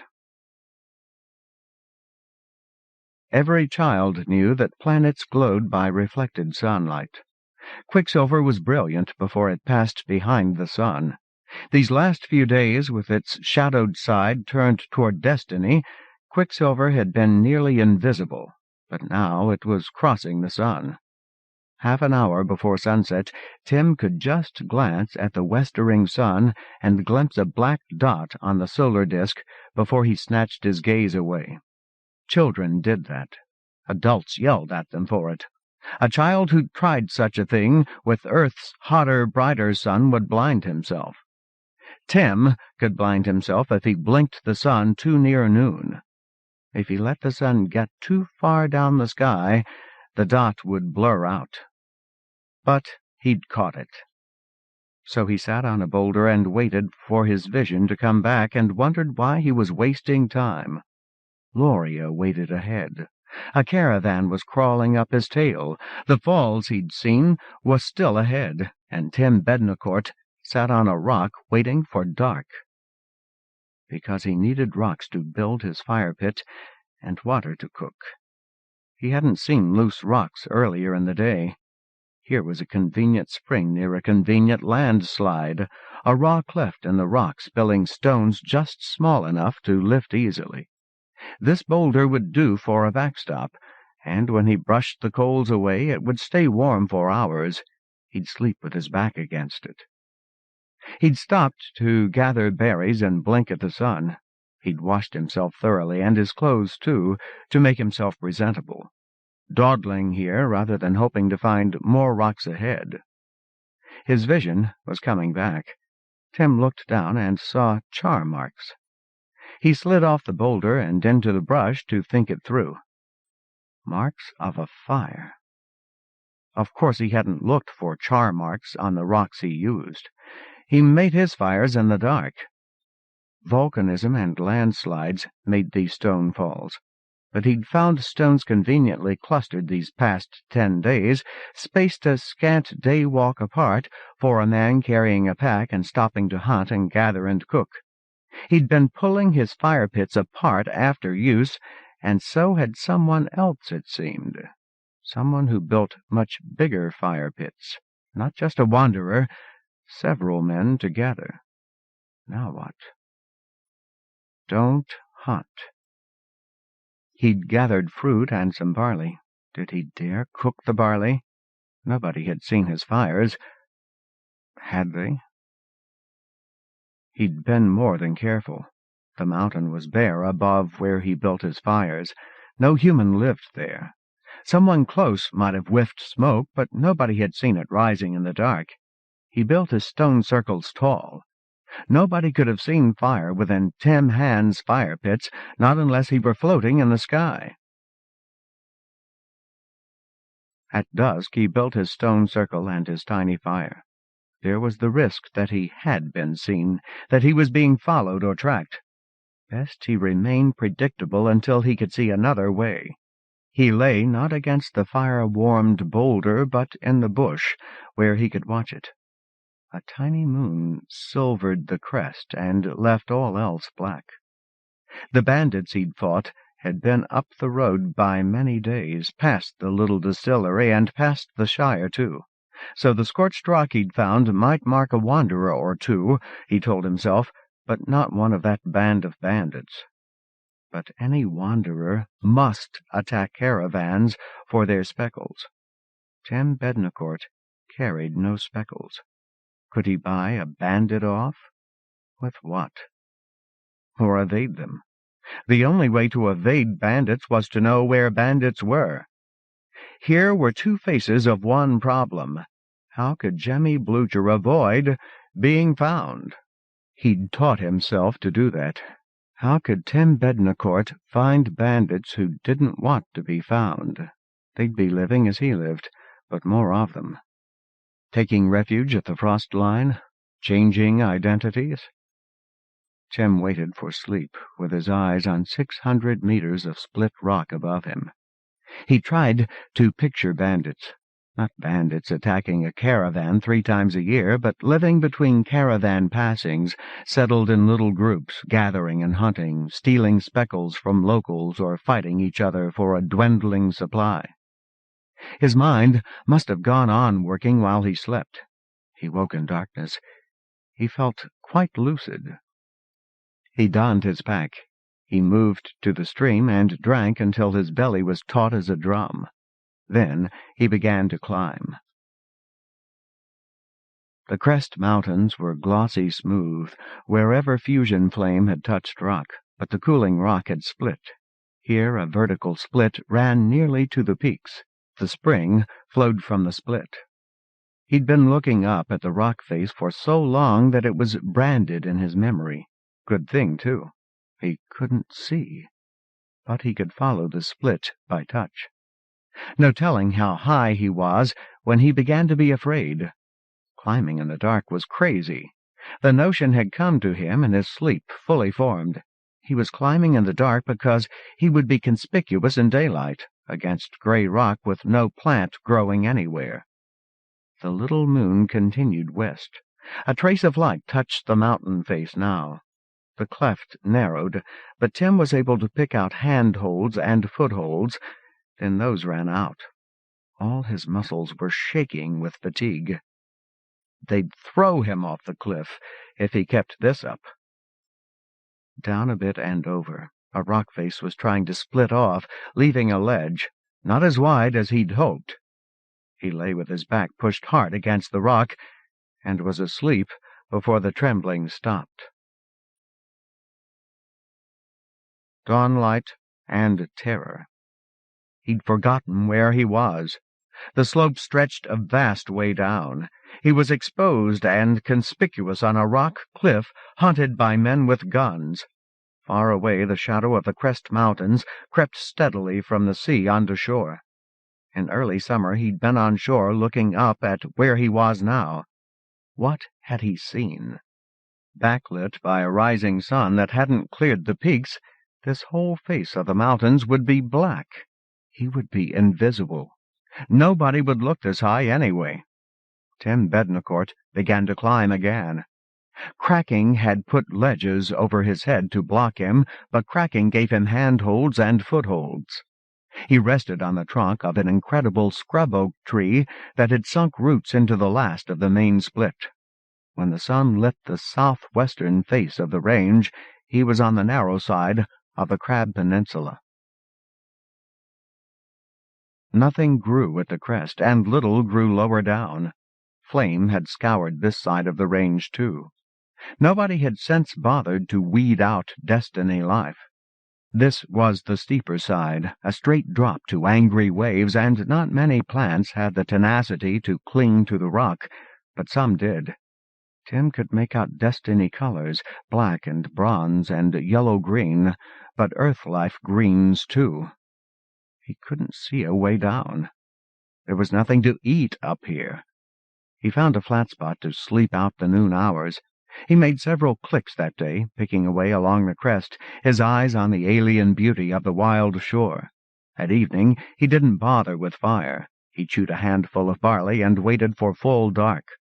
Then he slipped between two peaks and looked down. A bright orange light glared below him, just at the road. Left and above, a mere orange spark glowed too. He blocked the fires with his hands and let his eyes adjust. From world's end to world's end, the road was a gray-black line through black rubble. The shore was more vivid. There was white phosphorescence in the waves. A faint yellow smudge far to his right, fires along a beach. The autumn caravan must be past Tailtown by now. If the caravan had sent out a Yutz hunter, Tim would have seen his fire, too, and closer. It wasn't there. The caravans hadn't sent hunters. That bright fire must be huge to be so steady. The distillery? It would be just below him, their dinner fire. As for the orange spark, he must be looking down into somebody's fire pit. He'd found what he sought. 2 cook fires burned on the mountain this night. The Horns and Wilsons gathered at their dinner, and a handful of wanderers above, dangerously close to the first. The Horns and Wilsons would have to be warned, and surely they'd feed a wanderer some speckles.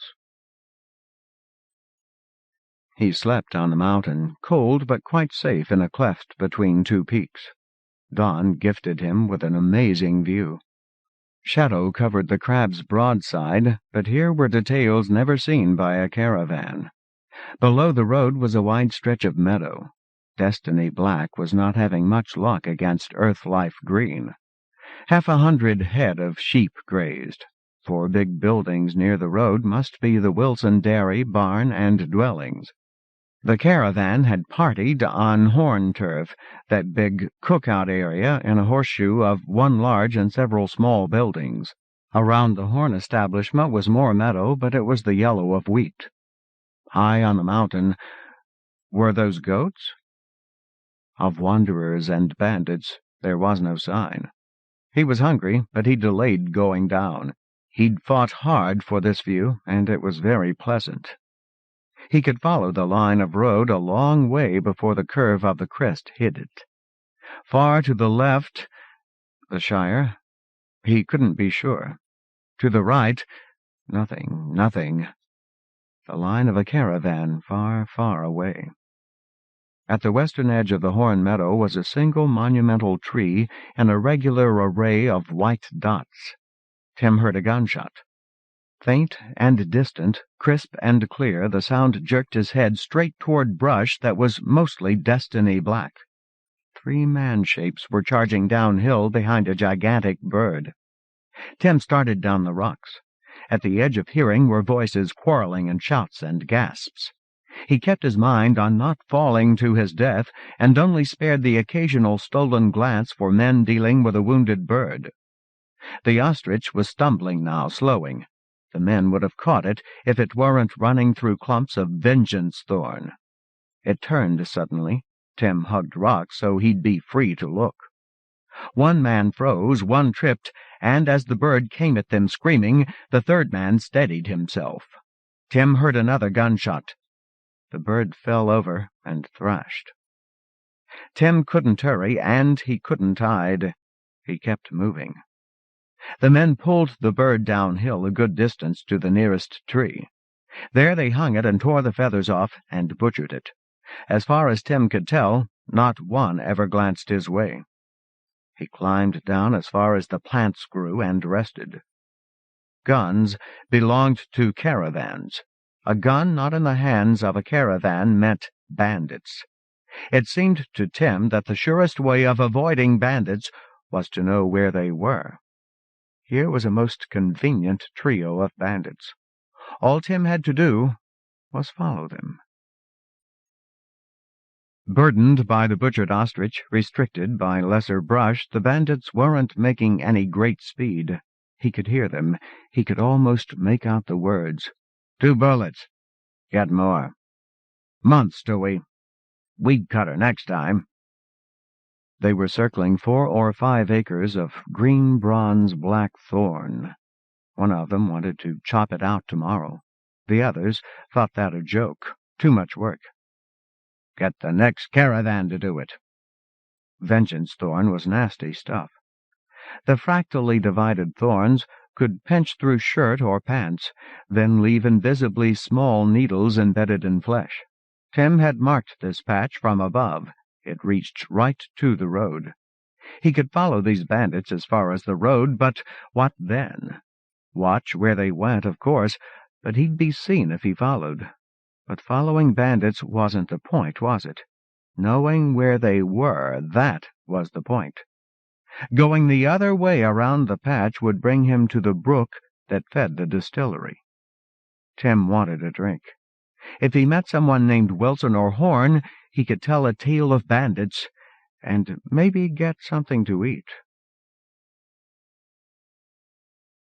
He drank his fill and filled his bottle and washed a little. The stream ran past a stretch of green grass and a huge ancient earth-life tree, and stones and lines and rocks. Not fire-pit rocks, but the Horn and Wilson graveyard? Many communities along the road used headstones instead of holograms. The graveyard intrigued him, and he waited there, hoping to see a familiar face. Somehow names and dates had been written into the stones. The oldest dates were 60 years back. The life-givers weren't all named Wilson or Horn. Wanderers marrying locals would take local names, but a bachelor from a caravan would keep his own, and a married couple would keep theirs. Nobody had come. Sating his thirst let his hunger shine brighter. He could smell cooking now. He followed the smell down slope. He was following the sour smell of the distillery, too. Here. Tim had passed this building, had glanced inside months ago. The big doors were open now, and Tim stepped inside to see the huge tanks and arrays of pipes. The distillery was deserted. Maybe it didn't need much tending. A woman came out of a smaller building next door and turned away, her long, soft brown hair flying. She hadn't seen him in the shadowed building. Lane Wilson, even at this distance, the first familiar face he'd seen. Tim was about to announce himself when he saw the red flash in her hand. There was a window, not glass, but a wood plank propped open near the ceiling. He had to climb on a cask to see out. A dozen people were at work around the fire pit. 3 men were setting up an ostrich to roast while chatting with Lane. Tim knew the men. He knew the butchered ostrich. And the brilliant red can Lane Wilson was shaking over a pot. First, he hid. There was space behind the distillery's huge pressure vessels. He crouched with gun in hand. If anyone discovered him... Think now. Was there a legitimate reason why 3 Horns and/or Wilsons might camp high above a dairy or distillery? Was there any way an honest distiller or dairyman could put his hands on a merchant's gun? Or on a Speckles can? The possibility that Tim Bednacourt was behaving like an idiot grew stronger with every hour shy of Speckles. What he couldn't figure out might only mean that his cranial nerves weren't firing. What would he look like if they found him now, living where no human lived, a spy hidden in shadow with a bullet for anyone who saw him? Might these dairy keepers and distillers take him for a bandit and execute him out of hand? It crossed his mind now that goats might require tending, and Wilsons would need to gather their milk. That a gun dropped by dead merchants or dead bandits might be held for the next caravan by honest men, or might migrate up and down the road as barter. Would it be better to simply ask for help? But Forey Randall, Yut's chef with Lyon's wagon, had been carrying the Lyon's Speckles can when he was shot dead. Tim had seen a bandit whoop and raise it high and run with it. Now Lane Wilson was using a big flattened acrylic red shaker in her cooking. Roasting ostrich kept getting into his brain and scrambling his thoughts. Likely his brain wasn't at its best anyway. But the more he thought about it, the less crazy it seemed. Caravans passed 3 times a year. Who were the bandits when there were no caravans to rob? Do they rob locals? But Tim had heard no horror tales, seen no elaborately barred doors. Was there some kind of treaty? What if a caravan came late or charged too much for speckles or brought too little? What could locals do about that? Twerdalls would give or trade whatever a merchant wanted, as they'd traded Tim Bednacourt. He eased out from behind the still and caught a scant cupful of what was dripping from the spigot and moved back into place. He sipped and thought.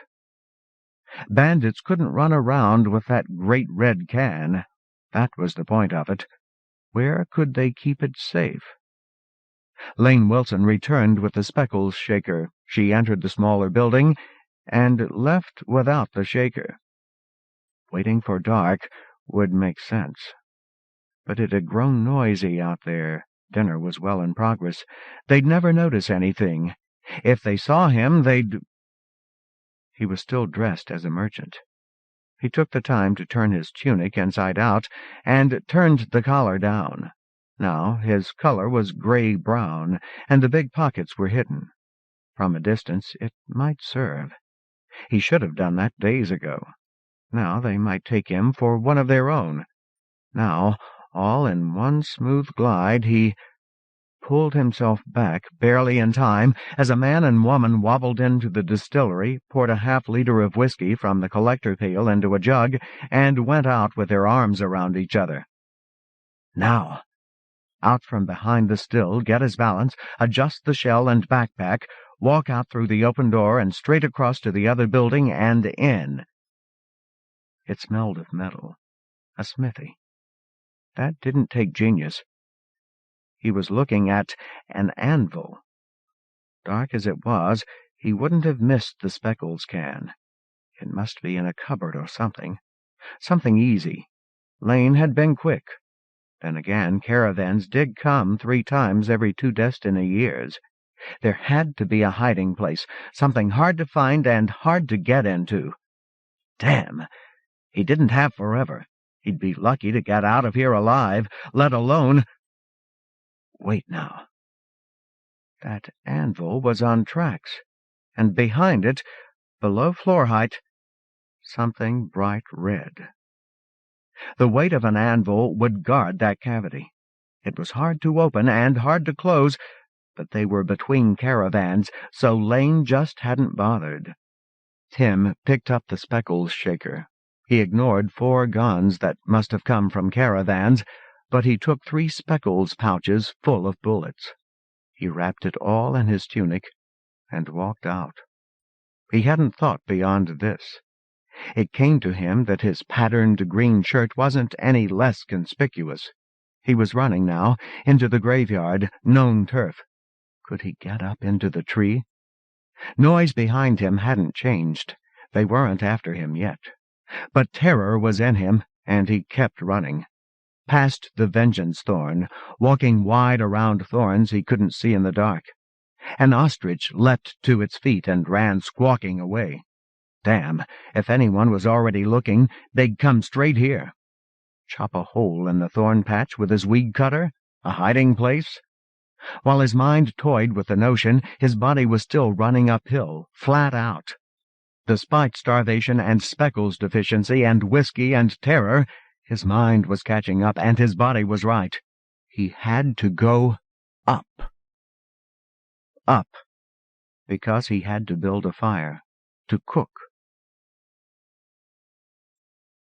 He didn't need to build a fire pit. The 3 goatherds hadn't torn theirs apart. An ostrich had distracted them. They'd even abandoned a can of milk. He set some barley cooking and used the speckles can liberally before he drained the milk. Earth. He was hungry. Was it sour, or was that just how goat milk tasted? Dead of night. Nobody seemed to be coming after him. Then again, he couldn't carry the speckles can. There was no clear way to open it. He'd never tried pounding it on a rock. He tried it now. He couldn't even dent it. He couldn't steal the speckles inside without stealing the whole can, even though the damn thing was nearly empty. To be seen with it was to be guilty. Guilty, guilty! And how could he not be seen? He couldn't wait any longer. He ate the barley half-cooked.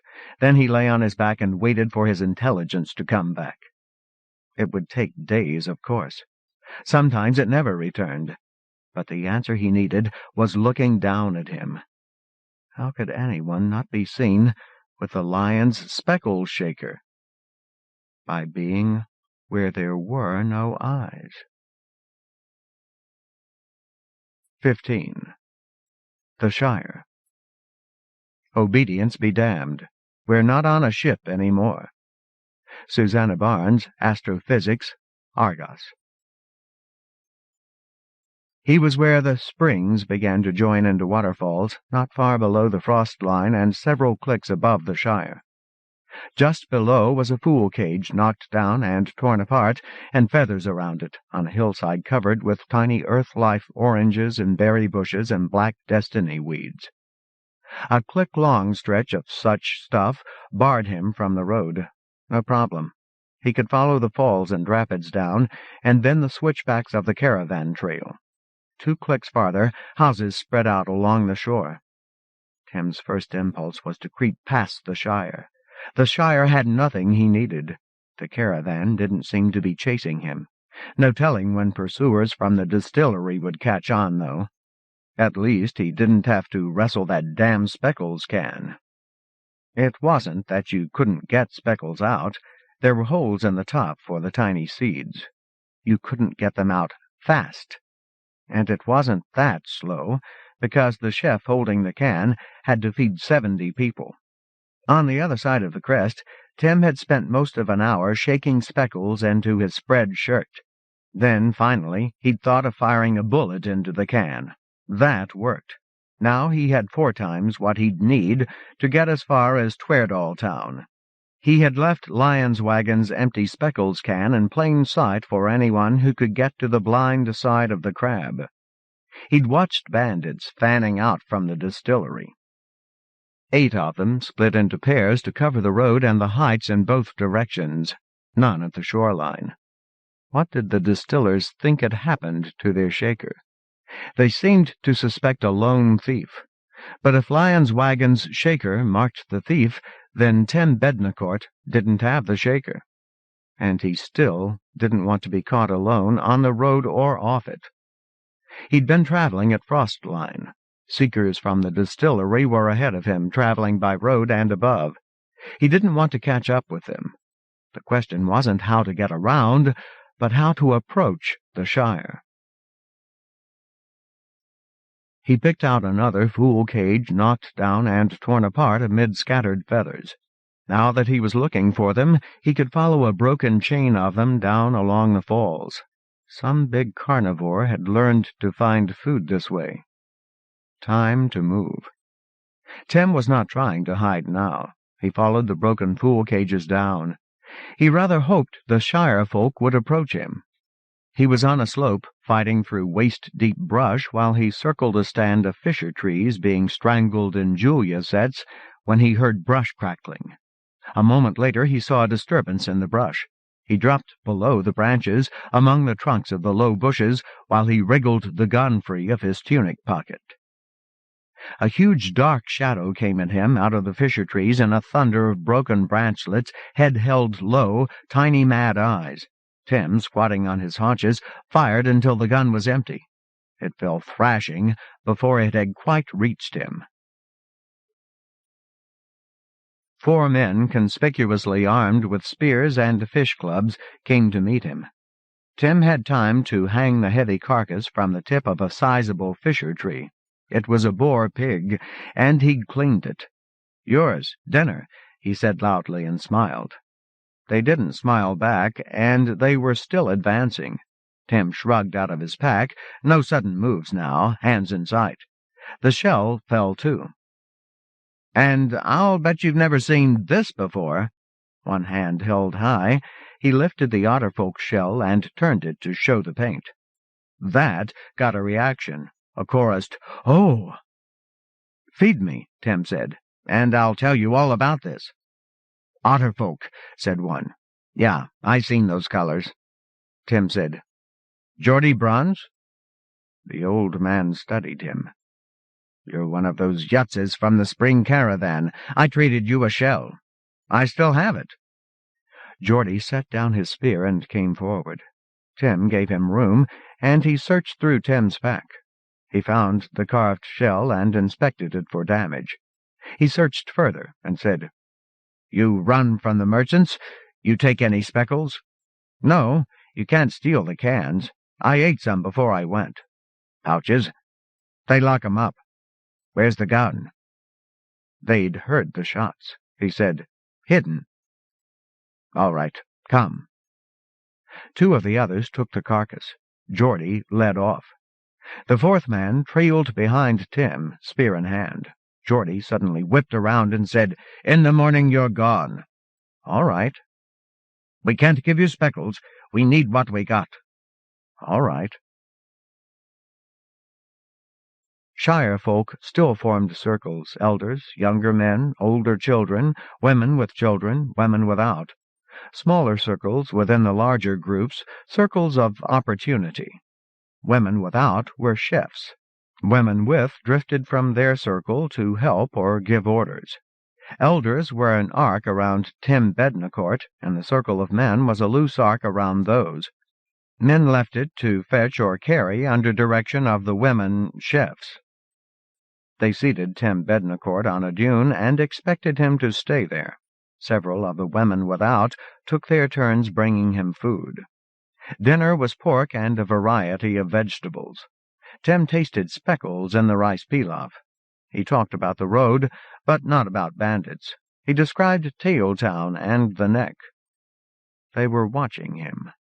They hadn't done that when he was with a caravan. The elders and the young men and the children would meet his eye. The women would not. But they lingered near when no task called, listening. He told of dropping into the bay and swimming back to Tailtown. That made even the women stare for just a moment. He wasn't being treated as a caravan yutz. The women were watching him askew, not a gaze, just a mutual awareness, as with women and men in Spiral Town. Did the merchants see Spiral Town this way? Genders and cliques forming defense perimeters against the stranger? "I think the boats are for giving rides to otterfolk," he said. "Then the otterfolk pay off in fish." And he told of shells along a beach, and newborns crawling into the world while otterfolk warriors swam ashore to defend them. In the dark of Quicksilver there was only firelight. Women with children had gone to their beds. Older children were gone too, and women without drifted off to the river to clean cookware, and the few remaining elders were all men. Tim taught them a song he'd learned on the road. Then the men escorted him off to the big building in the crater. It was one big room. 70 merchants and yutzes had all slept on the floor in a tangled pile when the caravan was here. Now he had it all to himself. He stretched out in the middle of it all with his pack for a pillow, until the men bade him good night and were gone. Then he left his pack and moved himself into a remembered corner. He lay down again with 2 walls to guard him and his weed-cutter under his hand. He'd slept some during the day. For the first in many nights, he wasn't cold. The painted otterfolk shell no longer scratched his back. It had served his need. The question was whether to run now. The Shire seemed uncommonly friendly to a man alone. From the midpoint of the Crab Peninsula to the corner of Haunted Bay there were no dwellings. Single men or women, couples, whole families running from failure or crime or politics or boredom must have filtered down the road in the wake of Cavorite. The distillery dairy was as far as they'd gone, except for 2 sizable communities on Haunted Bay. But that was one serious leapfrog. Why wasn't he finding a house or three every step of the way? Because only strong communities could treat with bandits as equals? Bandits didn't seem to bother the Shire, and the Shire was friendly to a man on the run, though they watched him like a possible thief. Had they been similarly friendly to messengers from the distillery? When he heard the rustling, bandits was his first thought. He stood up in a crouch. They were in here with him. The giggles, 2, 3, didn't sound dangerous. But he hadn't heard the door or seen moonlight. There must be another door, hidden. A woman's voice spoke with just a trace of impatience. "Runner?" Another voice. "He's gone," bitterly disappointed. "No, why would he?" A nearly incoherent wail. "Oh, who knows what lives in a stranger's brain? He knows the merchant women. We don't dress like they do." Tim had been tiptoeing toward the center, toward his pack. He'd gambled his life when he brought a butchered boar to the Shire, and the bet still stood.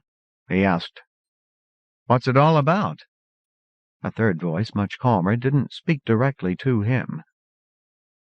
"We can hope he'd like some company," Tim said. "Sit down with me. I have 1,000 questions. Shall we make a light?" Laughter and protest. "Oh, no." The rustling came close, circled him. It was seriously dark. He guessed at anywhere from 4 to a dozen. He slid his weed cutter under his pack and sat on that. He said, "I know not to touch you, but I'm wondering how this all started. People along the road don't all do as you do." Silence, ragged breath. Then, "The merchants tell us we can't rub up against a stranger." "Ever since the first caravan came. And Rochelle Starr turned down Wayne the Speckles man. Rochelle the Starr, and she slapped him. Baba did. 100 years ago. More. So we keep ourselves to ourselves, men and women both, and we teach our children, too. We know what happens if the merchants don't bring Speckles." The woman who had spoken was quite breathless, and a silence followed. Tim said, "Look, they told me you don't mix with strangers." 4 hands reached out of the dark. Tim jumped at the first touch. Then he patted the hands. 5, 6, and asked, "It's the merchant's idea?" Laughter. Someone took his hand and guided it under clothing, and that was a woman's breast. Big. What on earth? They were swathed in layers of clothing. It came off in great soft piles that made a fine extensive bed. They stripped him insistently and explored him first with their hands, whispering to each other. He never knew if he would touch clothing or skin, and now it was mostly skin. Once he got the idea, Tim began searching shapes in the dark. His wandering hands found delight and perfection.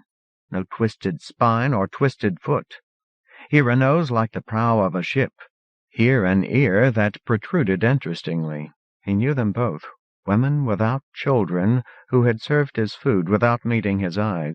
Regular features, no strangeness, no flaws. Wasn't that what they were looking for, too? No point in making babies with a flawed or twisted visitor. He counted 6, and they still wouldn't talk to him, though they whispered to each other. Tomorrow he wouldn't know them. Tonight the shapes and scents of the women were his whole environment. Tonight they were taking his genes. Maybe he dreamed it. A hand shook his shoulder, and a voice whispered, "Merchant man, why did the founders wake the flies?" Without opening his eyes, he asked, "Am I supposed to know?" "You're supposed to know everything." He'd thought that about caravanners. He'd thought about flies, too. "Meat has to rot," he said, and was asleep again. He woke alone and stiff everywhere. He dressed in customary haste, as if he must bake and serve breakfast. Then he took the time to search out a second entrance. It was set in a corner, a miniature maze baffled against light from outside. He hesitated before going out. The first caravan, she'd said. There never would have been a first caravan without customers already in place. So the first caravan found this isolated community halfway along the crab. Rochelle the Star? Wayne the Speckles man? Likely 2 or 3 or 6 merchants had tried to make babies with the wrong people. In Spiral Town, men and women married before they got pregnant, and it might have been that way in the Shire. Then merchants hadn't yet earned their current reputation. The Shire's need for external genes didn't show yet. Somebody got slapped or bobbited, whatever that was. Then what? Today the Shire was not dying, but Tim had seen some effects of inbreeding here. The merchants and Yutzes weren't getting laid. What did anyone gain by continuing this nonsense? He stepped outside, knowing that there would be nobody to ask. The men were gone. The women wouldn't meet his eye any more than they ever had, and they wouldn't let him help with breakfast. They fed him fruit and Speckles bread, then watched him walk off along the beach. Along the beach until it curved out of sight, then up into Earthlife trees, a tiny version of the graveyard grove in Spiral Town. He stuffed his pack with citrus fruit and kept moving. He retrieved his gun and Speckles' filled bullet bag. He hadn't stopped moving for an instant. Anyone who'd tried to follow him would be blowing hard. If someone was waiting above him, well, now he had the gun. Speckles was in his system. He expected to feel more alert, and he did. Just his imagination? Too much of that could make him careless, make him miss something. So think it through. 4 days up the road, that was where the spring caravan had been attacked. 2 days at the rate he was traveling. It now seemed that bandits' turf ran all the way from there to the distillery. 2 pairs of thief-takers ran ahead of him, traveling by the road and by the frost line. He might have tried a boat, or gambled that they couldn't swim. Instead, he climbed. He climbed until he reached the crest. Bandits might know the blind side of the crab, but he'd seen no sign of them. He'd travel that way until he was past farther. 16. Tweardall Town. Columbiad is losing temperature, ionization, and humidity controls. We'll have to hold public meetings elsewhere. We feel betrayed when a subsystem fails us. Anything worth bringing across interstellar space was meant to last forever. Ansel Milliken, landholder. He traveled at the frost line. At dusk he dipped into the snarl of plants below for fruits and any vegetables he could eat raw. A fool cage gave him a pigeon the second night. He risked a fire and a gunshot for some spiny destiny beast that thought he looked edible. 2 days, 2 nights, and at noon he'd reached the naked V of frozen lava above Tweardall Town. 2 lines of houses ran for several clicks between the mudflat and the road, with acres of cultivated land between. Tweardall Town hadn't looked this big the first time he'd seen it, coming straight from Spiral Town. Falls ran down the V, converged in streams, then ran across the flats into green and black swamp. Tim hadn't noticed the first time he'd seen this place how gradually the swamp formed. A wide band of dark, wet topsoil bloomed sparsely in a flood of sunlight, black touched with bronze and yellow-green. Rice. Rice would grow well here. He'd tell them to plant rice if he could find seed rice or buy it from the caravans. Pulling up destiny weeds would be no trouble. They didn't like this much light. He found a memorable place to hide a gun and bullets. He secreted his 3 Speckles pouches in the hidden pockets a merchant favored. For the rest of the day, he watched. Surfers rode the waves. People worked the gardens and fished. A man rode a bike along the road. 3 people came out of the swamp carrying a snake. Fires burned along the salt flats. No sign of messengers from the distillery. Tweardalltown might not be involved in that, but wait for sunset. After sunset, Tim discovered that he wasn't willing to go down. Quicksilver gave no light. It was merely the brightest star. Climbing down slick lava in the dark could get a man killed, but wading through a snake-infested swamp, insane. He'd go down in the morning. He'd been hiding too long. It was becoming a reflex. At dawn, he started down. There was brush to cling to along the edge of the lava shield. He could see boards out on the water. He hadn't surfed in a long time. By the time he got down, sunlight penetrated even into the swamp. He waded in. Black destiny vines were growing all over everything. High time for another weed cutting. Of course, that only meant that the autumn caravan was coming soon. Meanwhile, he must crawl through black vines and black water, slashing at snakes with his own weed cutter. At the road, he washed as best he could. Then he climbed out and dripped. The bicycle was coming back. Tim watched it come. Had it gone as far as farther? He didn't recognize the man on the bike, but he would when the man got closer. The biker saw him. Tim called, "Hello, The bike wheeled hard right and disappeared among the houses. Tim strolled after it along a dirt path between houses. No chance of catching a man on a bike. He was yelling. Suddenly, Tim knew the voice, one of the Grant boys, the oldest, a skinny 19-year-old. 2 rows of houses and cultivated land between. Tim turned down road. He knew his own house there at the end, and he started to trot. Loria came out. Tim called, "Loria!" She froze. Behind her came a man, a big man carrying a baby. Behind them, Tarzana Bednacourt, pregnant, and then Gerol Farrow. The man touched Loria's arm and spoke. The 4 moved briskly between houses and were gone. Tim gaped. Now what? Go into the house to wait? Whatever was going on, it would be over presently. Meanwhile, Tim could clean himself up and get fresh clothes. He hadn't given much thought to what he must look like. But he had to know. This all felt very wrong. He walked between rows of orange and grapefruit trees, between houses and onto the mudflat. He was facing half of Tweardalltown. Most of them were carrying farming or fishing implements, and that wasn't strange, but they carried them like weapons. He thought again. What must he look like? He dropped his plumeless hat and combed his hair back with his hands. It might help. "I'm Tim Bednacourt," he shouted. Men and women, no children, no elderly, moved to put Tim Bednacourt at the center of an arc. Loria and the man with the baby were standing way too close together, mutual protection and freeze. The man was Ander Clucci, son of the town's master farmer.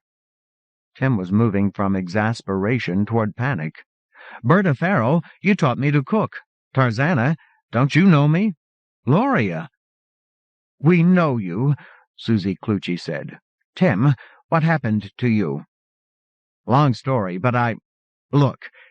He dropped his pack and was about to open it when everyone took one step forward. "It's a shell," he babbled. "Scrimshaw." Ander motioned him to go ahead. Tim untied the pack, one-handed, and dumped it. He didn't need to conceal anything in the pack. He fished out the shell and pointed out the pictures. "Chug, shark. This is done on a long shark shell. That's an otterfolk. I had an otterfolk shell too, but I gave it away. What happened to me? Everything you can imagine, Susie, and then some. I've sailed a boat. I can cook in styles you never imagined. I've seen the blind side of the crab." "You don't seem to be speckled shy," Susie Clucci said. And suddenly he knew what he looked like. He was wearing a Trader Yutz's glare-bright clothing, though it hung in rags and dirt. He'd traveled on the far side of the ridge for a long, hungry time. He was gaunt. Worst of all, he was here, with the caravan 20 days away. A wanderer not following a caravan was a bandit. And a thief. But they couldn't know about the stolen speckles can. In a way, that made it worse. A speckles-shy bandit might do anything. The corner of his eye caught motion way up road around the tool house. He couldn't spare the attention. "Test my mind," he said. "Test my memory. I gave you the bicycle Ted Ned Grant was riding. Ander Garrell, you helped me build that oven. I taught you bread. I remember getting married, Gloria. Ander Clucci, is there something you'd like to tell me?" "We're married."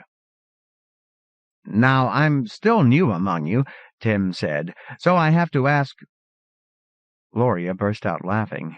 It didn't seem she could stop. Ander said, "No, Gloria can't have two husbands. But you all knew I'd be back." "But not now, damn it, Tim. Gloria would have had time to decide." "Is this what happened to Heron Welsh?" Gloria's laughter had trailed off.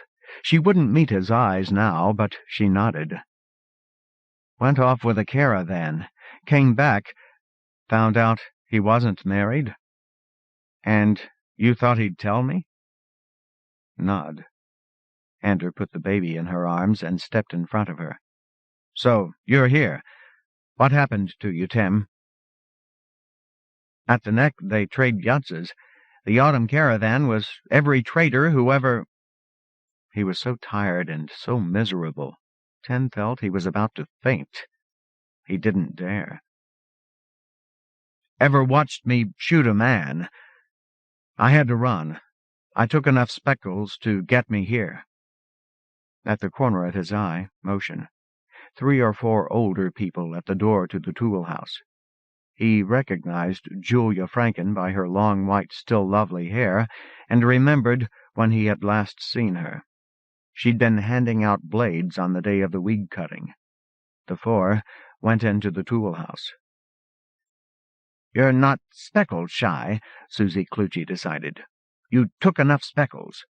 Tim stooped and picked up his open pack and ran straight at Ted Ned Grant. "From who? Ted Ned?" Ted Ned was a skinny boy man who flinched from big waves or wrestling or quarrels or confrontations. Still, he was no runt. With all eyes on him, he tried to get his fists up. Tim knocked him aside and dodged between houses. He emerged between high rows of corn with nobody in sight. Paths ran between the garden plots. He pelted up road, counting. Ted Ned was behind him, not catching up. Ted Ned had run his bike between houses rather than meet Tim in the road. There ahead, those houses. When Tim had next seen him, the bike was gone. Ted Ned must have dropped his bike and kept running, yelling into every house he passed. And here were the houses, and one was the younger Grant's house, and the bike was leaning against a wall. Tim was too late to board the bicycle as Ted Ned came running up. It wasn't as if Tim had choices. He couldn't make for the water, not yet. He left the bike and ran at Ted Ned. Ted Ned got his arms up, and Tim punched between his elbows, a quick one to the solar plexus, the heel of his hand to the nose. Now the bike.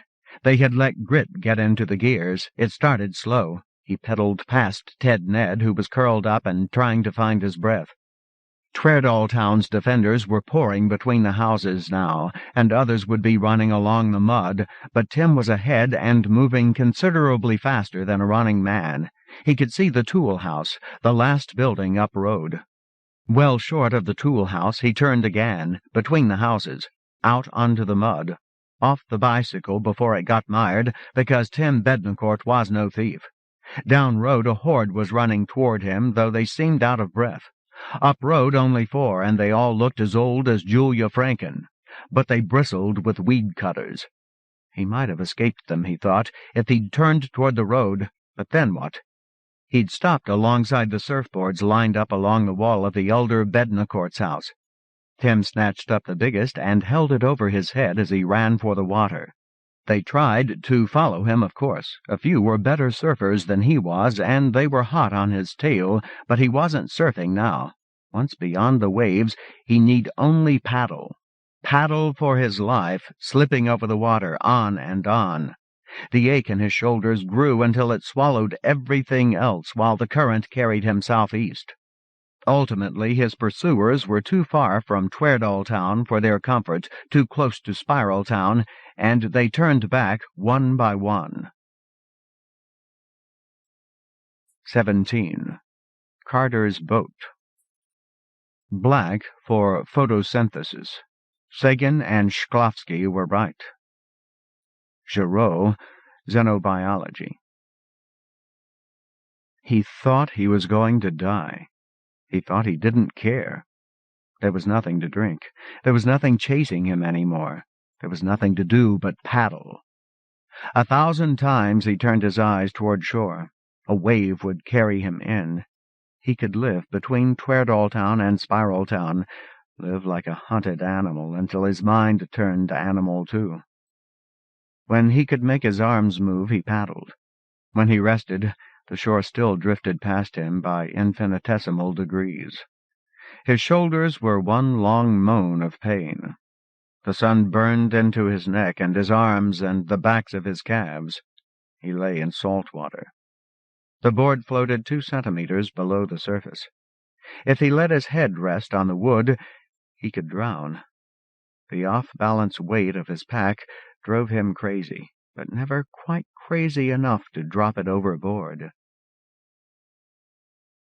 When he remembered this part of his life, he never knew how long anything took. He was drifting in a stupor with his chin propped on his arms on the 2nd night or the 3rd. He was flying Cavorite in his mind. The long, slow drift from the landing site down to the neck and beyond. Day and night shifts. Stop to rest or to shed the heat from riding a fusion flame or to look at anything interesting. Side jaunt to Haunted Bay because cameras in the sky found seabed geometries suggesting an undersea city. Trying to see why they ran the road so high. Tweardall Town filled the whole space between the road and the beach. Cavorite had flown close to shore when it made the road there. As it moved down the coast, the road ran higher. Near the neck it ran as high as it could get, right along the crest, as if Tweardall and his crew had become afraid of the sea. He toyed with an odd notion.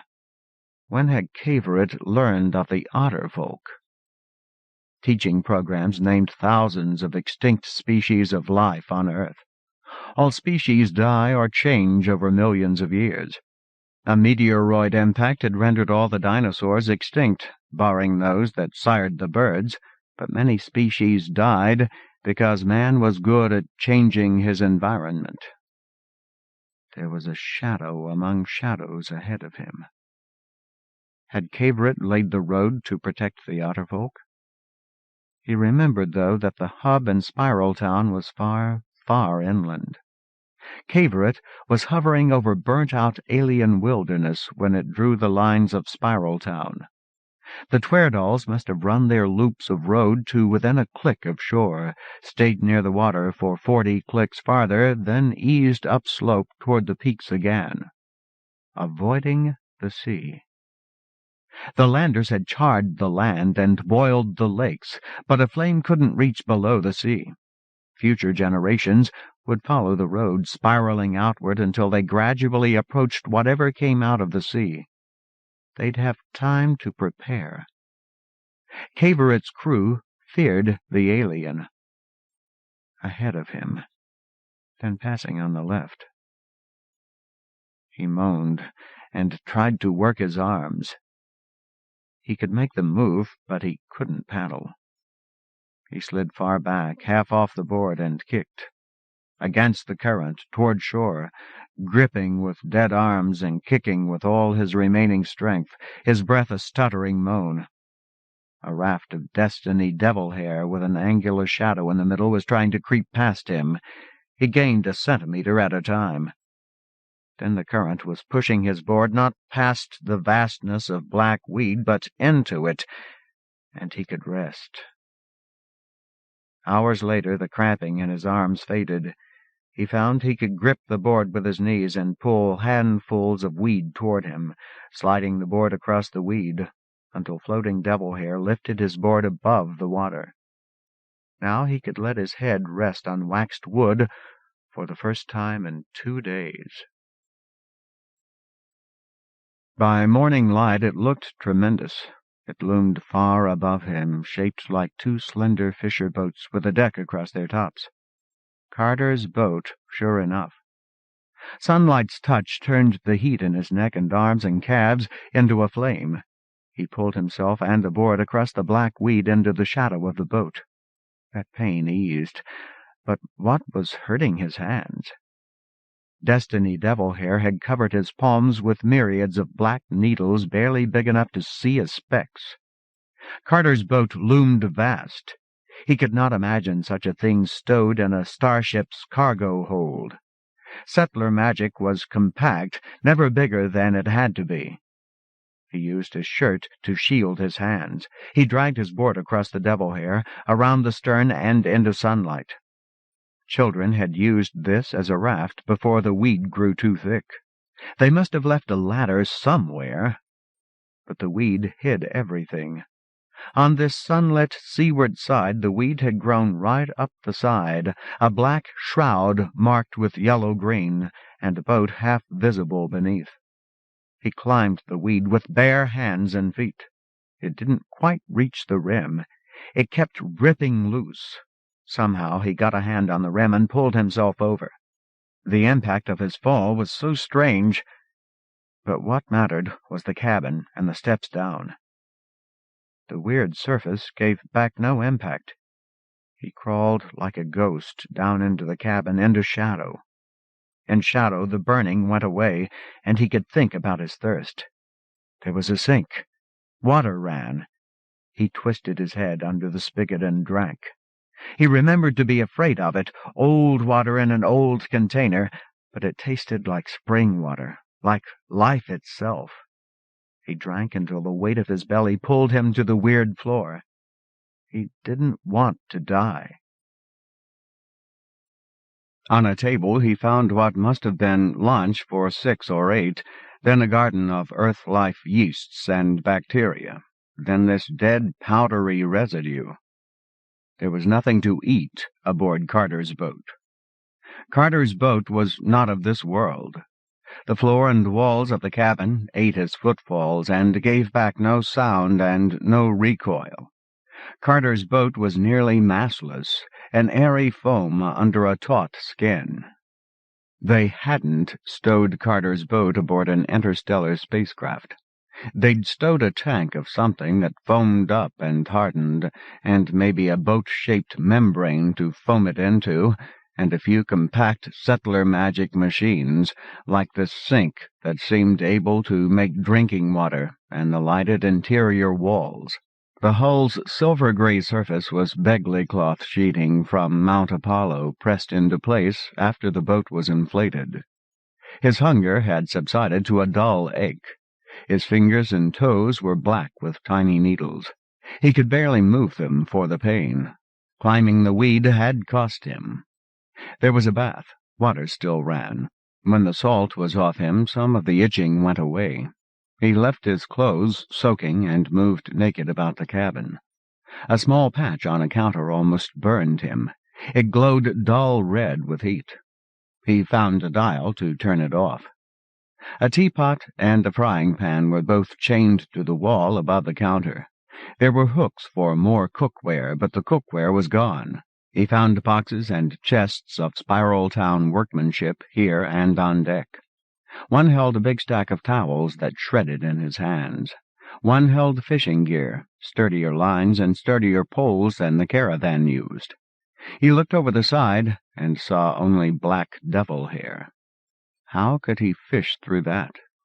And one chest held clothing, floppy knee-length swimsuits and elbow-length windbreakers in a strange old style, tinted in shiny pastels. These had held up very well. Jimmy tried to pull one apart, hoping he'd fail, and the seams held, if there were seams. He couldn't find them. Carter's boat was a small frog on a wide lily pad. Events came isolated. Afterward, he was never able to order them properly. He was still wandering naked about the boat when he found the fishing gear. He'd kept his weed cutter. He put that together with a jointed fishing pole 4 meters long and some translucent line, and had a 4-meter weed cutter. He began to chop devil hair. It hurt his healing hands. Flying mites lived in the weed, and the blade set black clouds rising. Something leaped. He stabbed, and had a Destiny Amtrak eel on the point. A moment later it wriggled free. When? The gap in the weed wasn't very big then.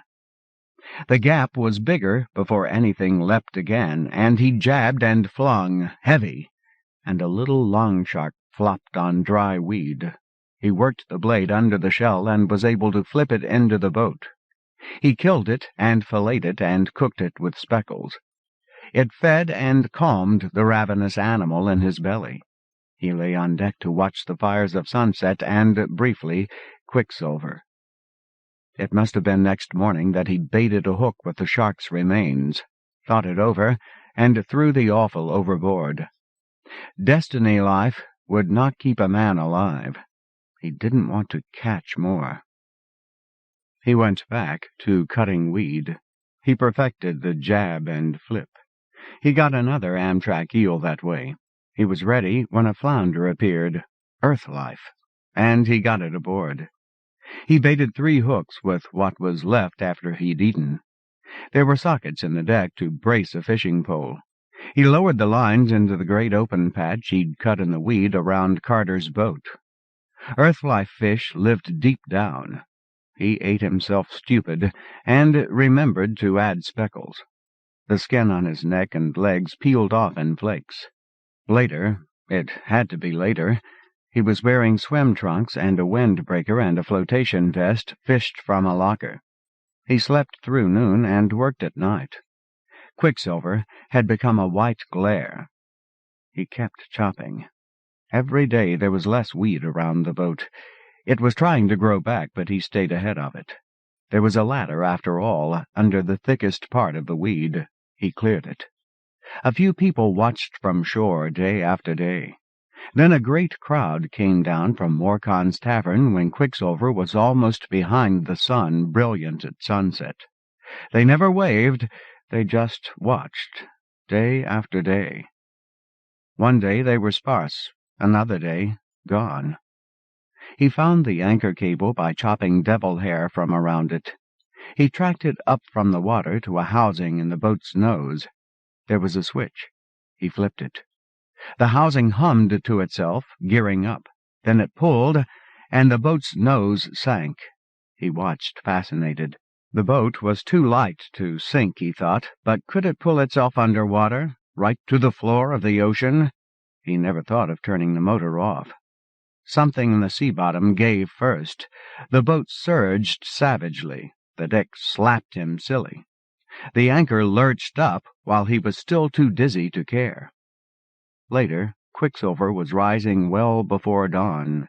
He saw that the weed that linked the boat to shore had stretched into a line. The current was pulling him southeast. He chopped weed until all that was left was the little patch on the starboard side on which his board still rested. At some point the boat tore loose, and he drifted free. He had no way of rowing or steering Carter's boat. Nonetheless, his life had changed. Jemmy Blucher was moving again. Tim Hann had lived 10 days. Tim Bednacourt, Gloria's husband, had lasted half a year. Tim Bednacourt, the caravan's chef, was a hunted bandit. He couldn't remember when Jemmy Blucher came back. It just felt right. The land slid northwest, then away. The current along Haunted Bay ran southeast toward Spiral Town. Jemmy had thought the water would carry him around the point and down the Crab's barren shore. Those cliffs were unclimbable. He'd seen that. But he could wait, drift down along the neck, see what the shore was like along the mainland. the mainland. There was nothing left for Jimmy Blucher or the Crab Peninsula but the mainland. Cavorite had gone there, leaving road for others to follow. The caravan's home was in the mainland. He came to understand that he'd guessed wrong. He was far out at sea. Mist hid the land, but for the projecting peaks of the crest. Those slid northwest, then away, north and east. Then, very distant now, drifted southeast again. He was moving in a great curve. The sea flowed like a wide bathtub whirlpool, of which Haunted Bay was only the drain. None of this bothered Jemmy Blucher. His speckles and the ocean would feed him for a while. As the days passed, he watched a vast sea and a serrated edge of land, and a towering black storm far down the coast. In his mind, he traced Cavorite's path. He was noticed, of course. On all of Destiny there couldn't be two objects like Carter's boat. One morning a few otter folk had him in view. The next morning there were more. He couldn't tell how many because they spent most of their time underwater, but he could see 5 or 6 at a time. At noon they drifted away or drifted deep to fish. He came to believe that otter folk didn't like direct sunlight. On another morning he came on deck into a flurry of earth-life flatfish. He ducked 2, and another smacked him on the cheek. There must have been a whole school flopping on deck. He stood at the edge of the deck and raised his arms and shouted, "Stop!" They stopped.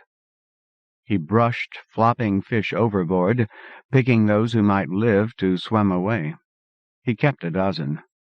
Otterfolk watched for half a day while he filleted and cooked the catch. He didn't have to fish for a while. Another day his line pulled a sub-clam up to the surface. There were beaked faces all over the water watching. The thing was heavier than he was, too heavy to lift into the boat. Did otterfolk play practical jokes, or were they testing an alien intelligence? How was he to free his hook? He pulled the sub-clam onto the remaining patch of weed.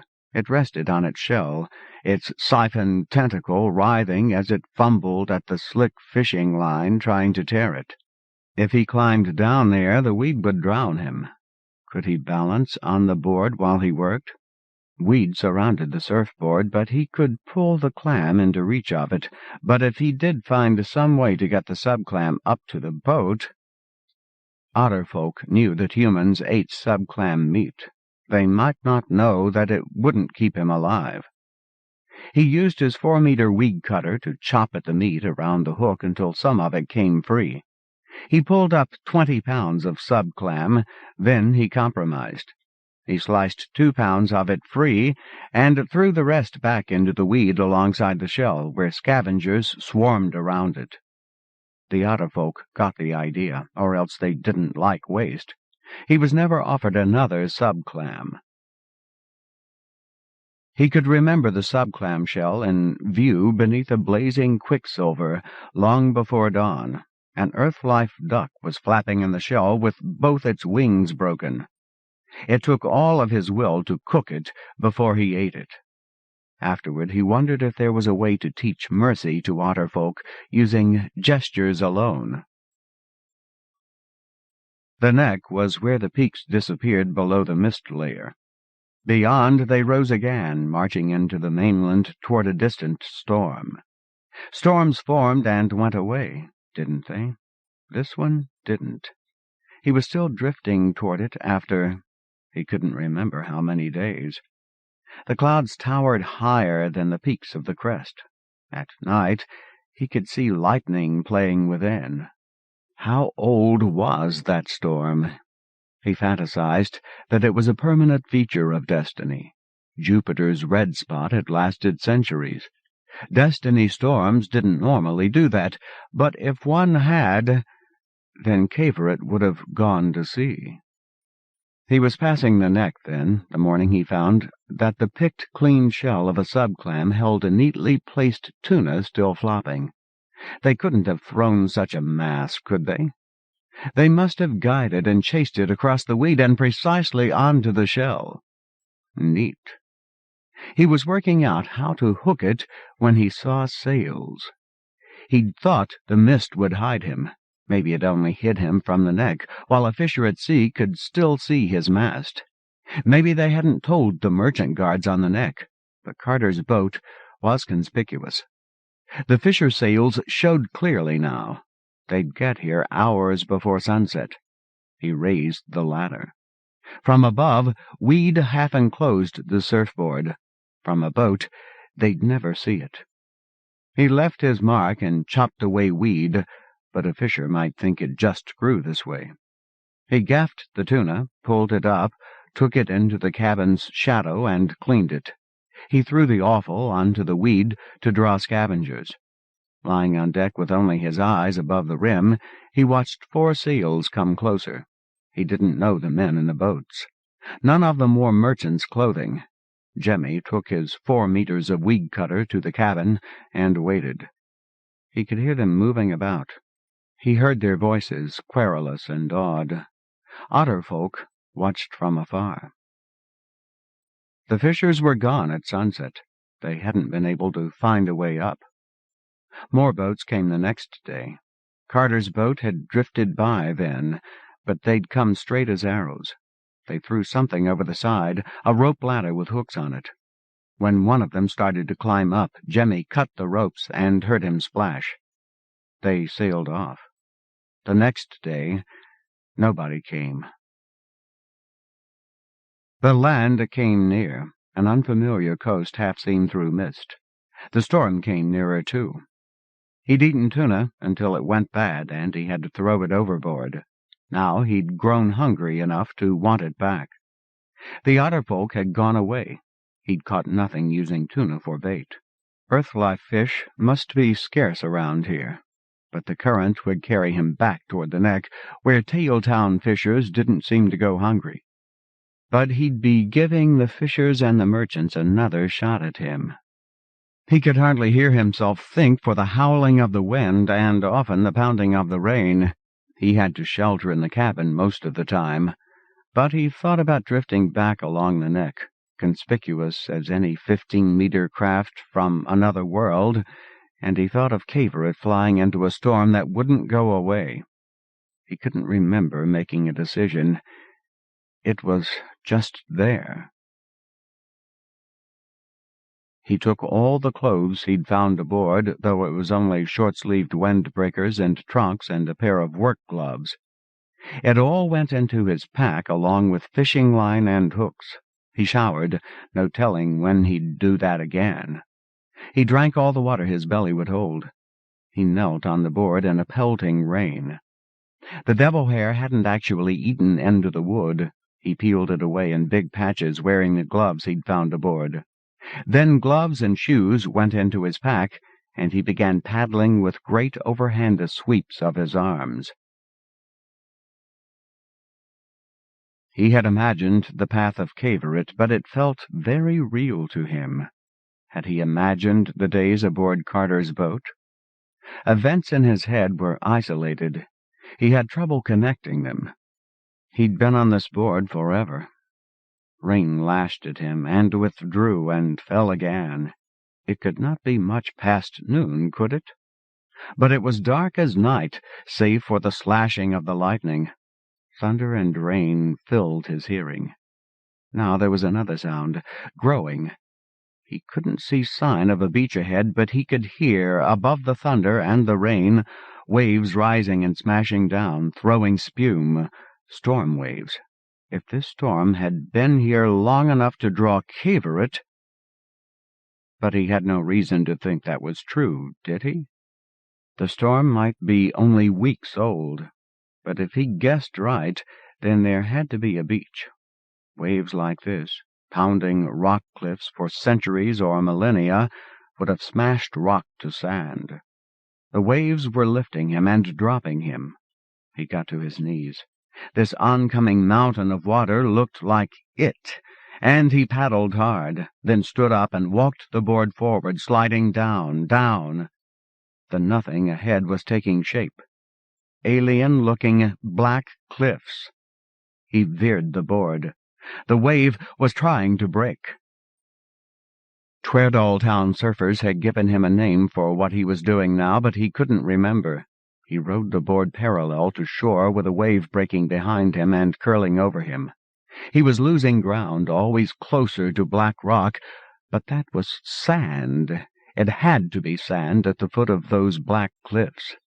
He veered straight toward land and ran ahead of the wall of water as far as he could before the wave broke over him. He crawled onto a narrow band of black sand. He lay for a time, just breathing. Choking on seawater, he'd still had the wit to hurl his pack at the rocks. It was beyond the waves. But the waves were playing with a shattered board, rolling it in and back out, shredding it. His 4-meter weed cutter must be under the sea. The border of sand had narrowed. When the moons lined up, you could get tides a meter high. If this beach disappeared, he could drown yet. The black cliffs loomed alien and dangerous, a type of rock he'd never seen on Destiny. He donned his pack. It was incredibly heavy. The clothes within soaked with seawater. Presently, he found something like a way up. 18. The Wind Farm. Something in the ocean is absorbing or precipitating potassium. What it is doesn't matter. We couldn't possibly counteract it in time. We'll have to look elsewhere. Cordelia Giraud, Xenobiology. Ferocious winds and stinging rain held him crouched and crawling and nearly blind. Lightning sputtered continually, like settler magic gone bad. It was all black and gray rocks tilted at all angles, and it had gone on forever. He slid on slippery, smooth surfaces. In places, he found a surface like foamy rock. Traction was good, but it lacerated his knees and would have torn bare hands and feet to ribbons. His shoes and gloves were worth his life here. It was another world, as alien as pictures of Volstagg and Hogan, taken by crawler probes. Yet there was life all around him. The rocks were cracked everywhere, and wherever there were cracks, wherever mud could accumulate, dwarf forest clung to the cracks and the flats. Jemmy found he could cling to the spiky plants and follow the cracks. Shadows blew past him on the wind, like kites with broken strings. He couldn't spare attention for what must be fragments torn from Destiny plants. But he had to keep ducking to protect his eyes, so he never got a good look. Now flurries of shadows dipped and darted about him, as if a malevolent whirlwind sought his death. He ducked a shadow, and it slashed his pack. He'd barely glimpsed its shape. It was not an earth-life bird.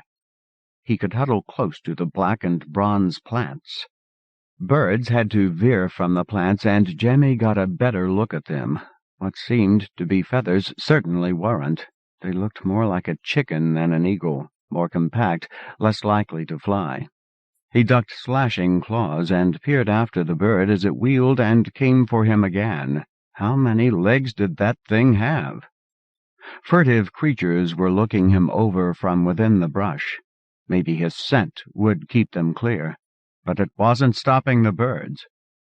A lovely, brilliant creature posed on a rock to watch him crawl toward it. In the sputtering blue-white light, it stood out like a bonfire, scarlet and yellow with bands of electric orange. When he came close, it stood upright and spread short wings, and now there were threads of blue in the pattern. It looked too big to fly. It was patterned like a butterfly, iridescent in this light. It turned its head sideways to look at him, and snapped a beak like needle-nosed pliers. He stopped a few meters away, wondering what defense could give it such confidence. It never gave ground. Destiny birds veered clear of it, and so did Jemmy. He was crawling blind along a curve like a huge snake. He forced his eyes open and found he'd run up against a smoothly curved surface, a tube of rock. He crawled into it, out of the rain. It ran for meters before it became too narrow. As soon as he stopped moving, he was asleep. Thunder-shaped nightmares. He'd wake with a scream he couldn't hear and remember where he was, and sleep again. Later, slept out and hungry in a black coffin of rock, he wondered what built tubes. Human engineers built pipes, aqueducts. But here, he pictured huge worms that ate rock. He crawled out into a world much like the one he'd left and kept moving. Water had drained from his pack. It was lighter briefly. Starvation and battered senses left him lightheaded. It was only a day since he had eaten, but many days since he'd eaten anything but fish. Fruit and vegetables were a fading memory. There were potholes in the rock everywhere he went, and he drank rainwater to fill his belly. He had no idea what he was crawling toward. An orange glow. Gone now, as he crawled along the edge of a patch of forest. There again, orange to his left, and a touch of heat on his cheek. He crawled toward that. The warm rain wasn't warm enough. It was draining the heat out of him, easing him into death. He was shuddering with fatigue and hunger. Lightning sputtered continually. The world was dark and blue-white, and it wasn't much better than being blind. He couldn't recognize a single plant or tree in the Destiny forest. The air stank, but orange flashed and drew him, until warmth bathed him, and he turned himself like a roasting boar carcass to soak it in. The wind went up, carrying the rain away from him. For a while, then, he could stop. Curiosity brought him closer to the heat. Crawling over naked, slippery rock, he looked down into a sea of red-orange light. It made him back up. He'd found what was only found in teaching programs: lava, molten rock, volcano. Destiny's crust had ripped here. That happened often on Earth, but nowhere else on Destiny. An alien place indeed, where no food grew for Earth life such as himself. He should go while he still had strength. Wind howled in his ears beneath the crackle of lightning. It wasn't easy to walk, but he just couldn't crawl any more. His whole body screamed if he tried. He walked directly into the wind, peeking between his fingers. He didn't remember why. He'd figured something out. He couldn't exactly remember, but this was right. Keep the wind in his face. Plants drew him, color against the dark. They covered the shallow slopes ahead of him. They stood out like settler magic paint, green, orange, black.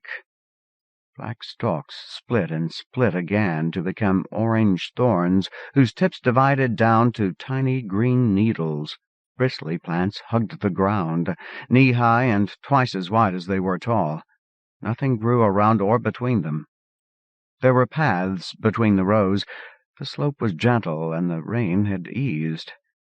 Suddenly, everything was easier. Jimmy was too far gone even to be thankful. The plants tore at his legs when he wobbled off the path. He bore it twice or thrice, then bellowed in rage and tried to pull one up. The plant's roots clung like a demon. He tried another, and a third, then quit. And now he'd found a wider path, rock not too slippery to walk on. The broad band of smooth rock continued level, maintaining a constant width alongside the hip-high forest. Even blinded by rain, he couldn't lose his way. Plants all in one variety, like something tended. If there were otter folk on the sea, could there be sapient natives on land, farmers? A world older than Earth might have had time to father more than one sapient species. He walked, his mind dreaming, disconnected. He'd done this before. It didn't dawn on him. It seeped up into his mind. From magma spilled from a ripped planet, he had wandered on to rock melted by fusion flame and refrozen. He was on the road again. Above the wind and thunder he heard his own wild laughter. A pulsing yellow-white light began to intrude on the lightning, growing bright as he followed the road. He couldn't even feel surprise when he found the door. Someone fed him broth. Later, a bowl of rice with vegetables in it. In between, he must have slept. The stone walls felt thick as mountains. They blocked the thunder down to a suggestion, a background. It was one big room. Bunks ran away from him in an infinite rectangular array. The occupants slept or talked quietly. He heard nothing of that. One moaned and protested in her sleep, just audible above the whisper of thunder, and Jemmy knew that he could hear again. He kept falling in and out of sleep. He half woke when the lights brightened. He was too tired to move, but he watched as men and women rolled out of their beds. They all wore shorts, scarlet and yellow, with a narrow orange stripe and nothing above the waist. Most of them pulled voluminous, slick-skinned blouse and hood garments over their heads, all in the same scarlet-yellow-orange pattern, with strings dangling everywhere. They went out in little clumps. Storm sounds rose, then fell, as the door shut, rose again, and fell. 2 doors. Airlock. "Who are you?" He blinked up at a half-bearded, half-naked man. Had he slept? The man shook him. "Who are you?" "Jemmy Blucher." "From now on, you're Andrew Dowd. Remember that." Andrew Dowd. No, Andrew Dowd. Have you been getting enough speckles?" Andrew Dowd. He tried to imitate the man's pronunciation. It wasn't quite Tealtown speech, but closer to that than anything else. Dowd was not quite Dawd, not quite Dode. Andrew, not Ander. The man was hairy everywhere, a pelt of tightly curled black hair over chest and arms and face and head. His beard was half a finger joint long, too short to be a real beard. His hair was the same length. His ribs and muscles stood out like an anatomy diagram, wiry strength and no fat at all. He listened carefully to Jemmy's pronunciation, then said, "Better." Why am I Andrew Dowd? Why do you want to know I was Jemmy Blucher?" "Tell you later. When you were out there, did you see anything like pools of water glowing blue?" "Nothing like that." "Good." "Why?" "There are pools where the water acts as neutron traps for uranium. We call 'em Oklo pools. They're radioactive as hell. We'd have to put you outside if— Willamette?" Half-Beard stood up. He, too, wore shorts in screaming colors and a stick shoved through a loop at the small of his back. Willamette wore shorts just like Half-Beard's and the same brush haircut and blonde as he saw when he managed to pull his gaze away from her tits. She'd be Senka Ibn Rushd's age, late 30s. But Senka ruled a merchant wagon. Willamette was master of nothing, as lean as Half-Beard and worn out. He could see a sharp-faced patrician loveliness beneath the fatigue. She lifted Jemmy's head and slid her knee underneath.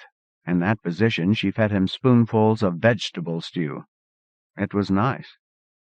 It might have been erotic, too, but Jemmy was just too tired.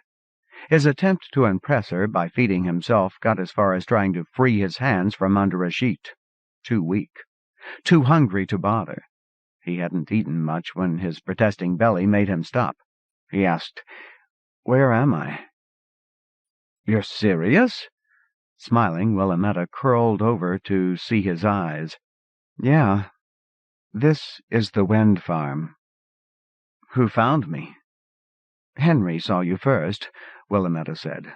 "I thought Andrew would be angry. He's a trustee. He keeps track of us. But then—" She stopped. "Maybe tomorrow you can feed yourself, Andrew." Questions yammered in his head. 2 Andrews? Trustee? Where are the toilets? Where are my things? "Andrew, you were carrying speckles. Speckles means you're ready to run. The proles kill you if they catch you." He looked up at her. "We stashed the speckles, clothes too. The trustee will give you a poncho when you can work." She handed him an oddly shaped pan.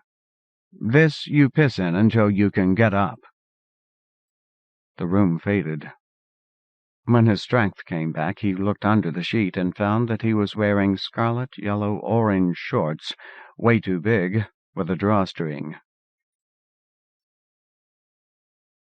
He woke when everyone came in glistening wet.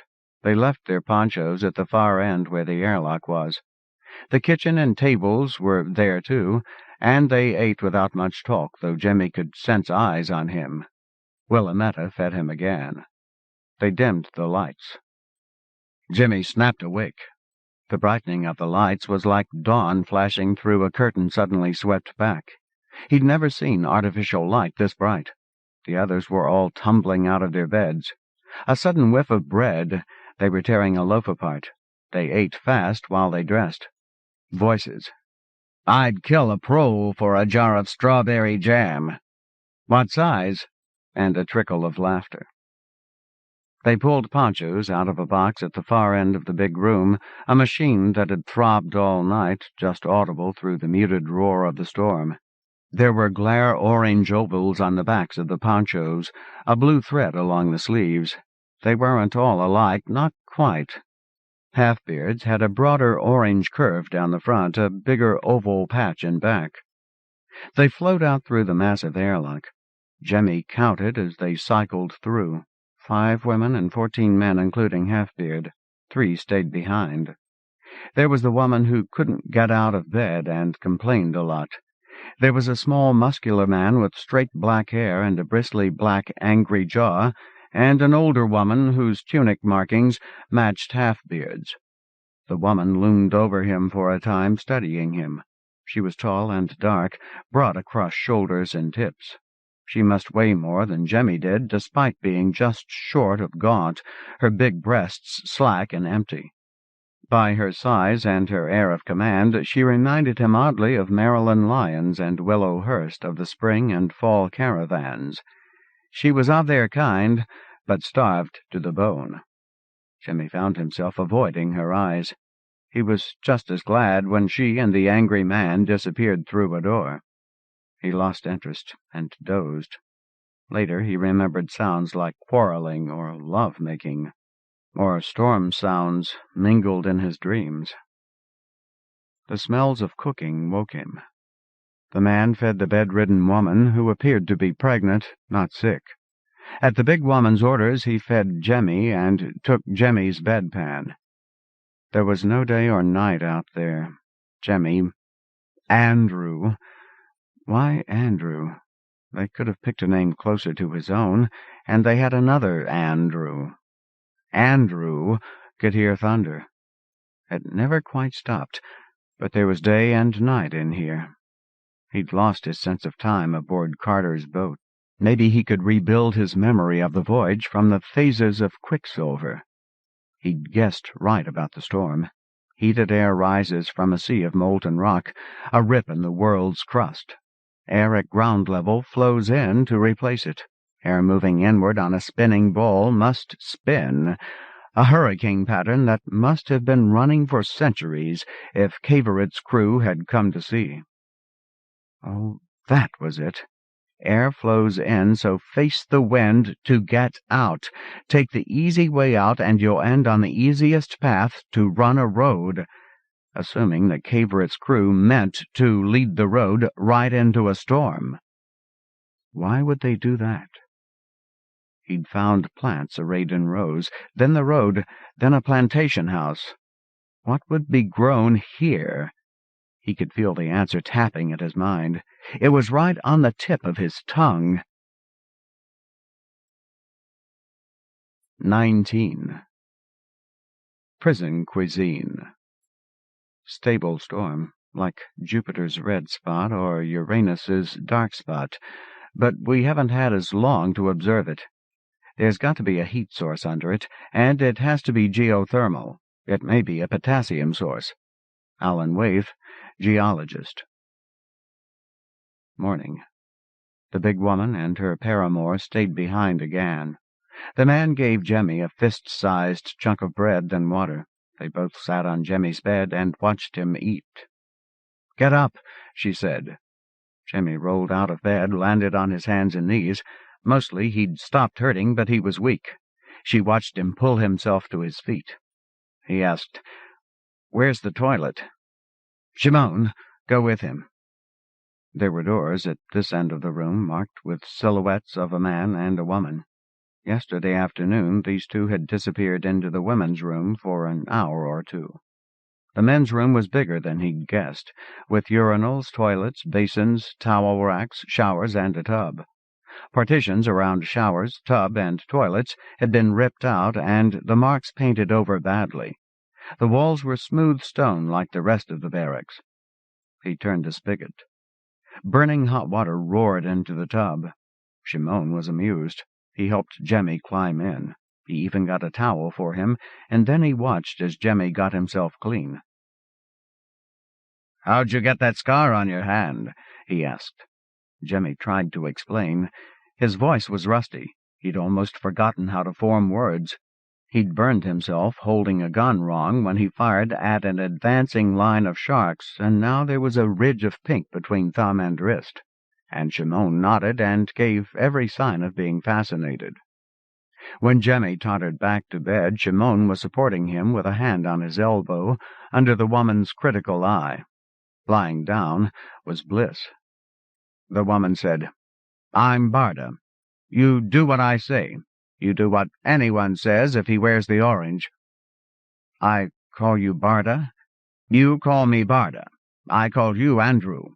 Gatherers like Shimon here call me Trusty unless we're alone. They call you Trusty.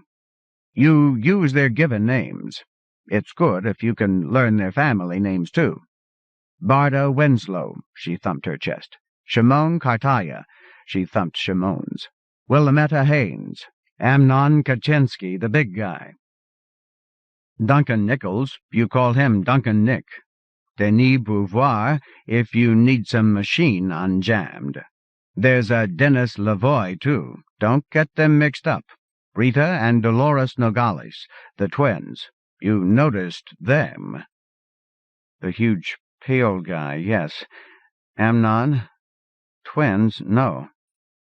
Most men notice Rita and Dolores. There's a dark guy who looks young and old. Crippled, maybe, but quick. Rafik Doe. Came here at 14, near 10 years ago.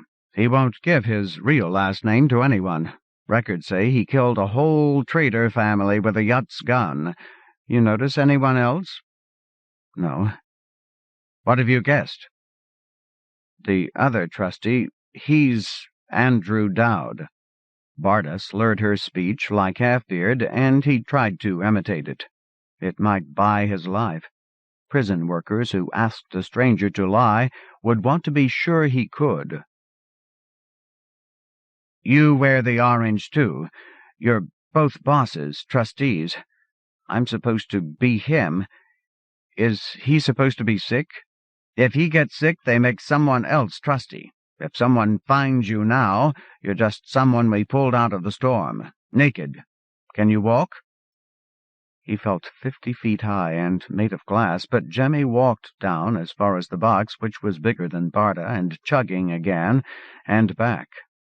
He set his hand unobtrusively on a bedpost to hold himself up and asked, "Pulled naked out of the storm, right. Where are my clothes supposed to have gone?" "What do you think?" "Torn off by the wind?" "Better." "Shredded by the plants." "Good." "What really happened to them?" "Don't worry about it." "I saw a big bird the same color as your clothes." "Firebird," she said. The biology lessons say that when something is colored like that, to stand out, it's a signal. Could be a horny bird making himself easy to find, or a flower calling a bee. Could be its poison, and it's warning all the bird-eaters away. Stop! I am inedible. You wear the firebird's colors so the destiny predators won't bother you. She nodded. Now, Andrew, I want to know all about you. Come on down to the kitchen. She took his elbow, and they walked. Everything that wasn't beds or washrooms was down at the airlock end. There was considerable space here. The huge stove, a line of hanging cookware, locked bins, the dining table and benches, an enormous heap of black twisted logs drying for firewood, and the chugging box. The box was bigger than a coffin. It was settler magic, but it bore signs of later crude repairs. Below a glass hatch was a churning storm of brilliant colors. It was a dryer for wet clothes. Barda gestured, and he sat at the table. Shimon set out a heap of vegetables from a bin. Barda sat across from Jemmy and began to chop and peel. "I can help," Jemmy said. "I was a caravan chef." "You just watch. I don't want you fainting." She listened while she worked. Her expression didn't give away much. He could watch her muscles tense and relax and watch the knife move. She was very fast, running on automatic, and her emotions went straight to her knife hand. He couldn't watch Shimon, who busied himself tending the stove, feeding the pregnant woman, and watching Jemmy suspiciously. When Jemmy told of killing Friedrich, the knife didn't pause. She knew of the caravans, but she listened sharply to what he had to say of towns along the road and cooking. At one point she said, "What you know about pit cooking isn't worth a fart in the wind and the winds," and she chuckled for a long time. The pile of vegetables grew, and he asked, "Barda, are we vegetarians?" "They'll bring a bird in tonight if they can. Everything else gets carted in. They don't give us red meat. I think it spoils too quick. When we take in enough kilos of seeds, sometimes they give us a radiated sausage. Keep talking." The battle with bandits excited her. When he spoke of the otter folk, she was rapt, her knife hand slow and forgotten. She loved the theft of the speckles can. She looked queasy when he described sunburn. She smiled, knife speed increased, when he spoke of swimsuits aboard Carter's boat. The boat must have been rifled for anything anyone could use on land, even cookware, and somebody left a burner going. The towels had all rotted, but the older stuff must be settler magic. We wondered. 6 baggy shorts and 7 old windbreakers, and no hat, no jacket. You were wearing 3 windbreakers on over each other. He drifted with the current aboard Carter's boat, fed by otterfolk. Barda looked wistful. He took his surfboard into the winds, and her knife action turned angry. "You must be some kind of crazy and some kind of lucky. We lose gatherers in the winds every year." "When I found the road, I knew I'd be all right." "Not the plants? You didn't know the plants? Black core, orange branches, green tips?" "Never saw them before." "Yeah, why would you?" Barda stood and stretched elaborately. "They're speckles. We grow speckles." "And you're prisoned here." She didn't answer. "Barda, you're faster than lightning with that knife. Can you cook as well as you carve?" She shrugged. A silence grew, and then she said, "Daddy owns the Swan. It's the best inn and restaurant in Destiny Town. He says—" "There's a Destiny Town?" Shimon laughed incredulously. Barda started to laugh, then changed her mind. "If you don't know Destiny Town, you're a big, bright target, Andrew. Just don't ever mention Destiny Town, okay? I can't tell you enough to fake it." "Just tell me if the road ends there." "Yes, of course. Have you seen Caverett?" His intensity startled her. Then she laughed. Jimmy said, "I followed Caverett all this way from Spiral Town. Have you seen it?"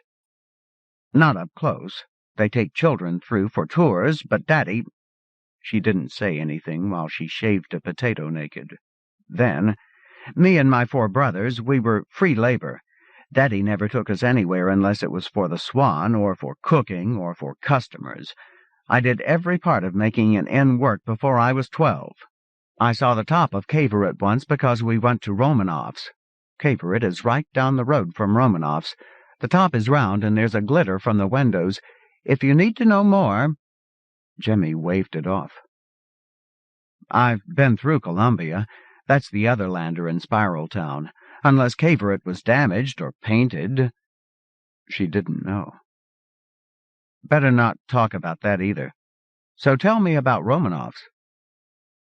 This is the best restaurant in Destiny Town. When Daddy was a boy, the Swan was outside town, just beside— I won't tell you where the Swan is. Jimmy smiled. What if I get hungry? I don't want this scum thinking they can hide out at the Swan. Anyway, Daddy thought he was going to move the Swan. The town was growing up around us, and we had to buy more and more of our food. You used to hunt it? She sighed in exasperation. He said, Tell it your way. Tell what? You can't pass for a citizen just because you somehow crossed the neck. I should be telling you how to talk like a trustee. I'm tired, Barda. Get yourself a nap. Tomorrow, you work. The melee around the storm lock woke him. He walked down to watch Barda and Shimon cook dinner. It went fast. They set up a pot to boil rice, then a wok big enough to bathe in. He wouldn't be able to lift that for a while. Barda shook and tilted it to stir-fry the vegetables. Fans sucked the smoke and smells up into the ceiling, settler magic, whereas the stove was a wood-fired iron box. Barda served herself, then Shimon, then Jemmy. They sat while Halfbeard and the gatherers, fresh out of hot showers, converged. I never saw anything like that, Jemmy said. Is that how they cook at the Swan? It's how we cook vegetables. We served fish and waterfowl grilled and baked. I know other ways to cook, but I couldn't feed 20 people that way. You can feed 200 with a fire pit. Not when it rains 1 day out of 4, and that's how it is around Destiny Town. The settlers must have liked things wet. The spaceport's on a plateau top of Mount Canaveral, and that's dry. Old Igor didn't want the noise, my granddaddy's granddaddy, so he built down below Swan Lake.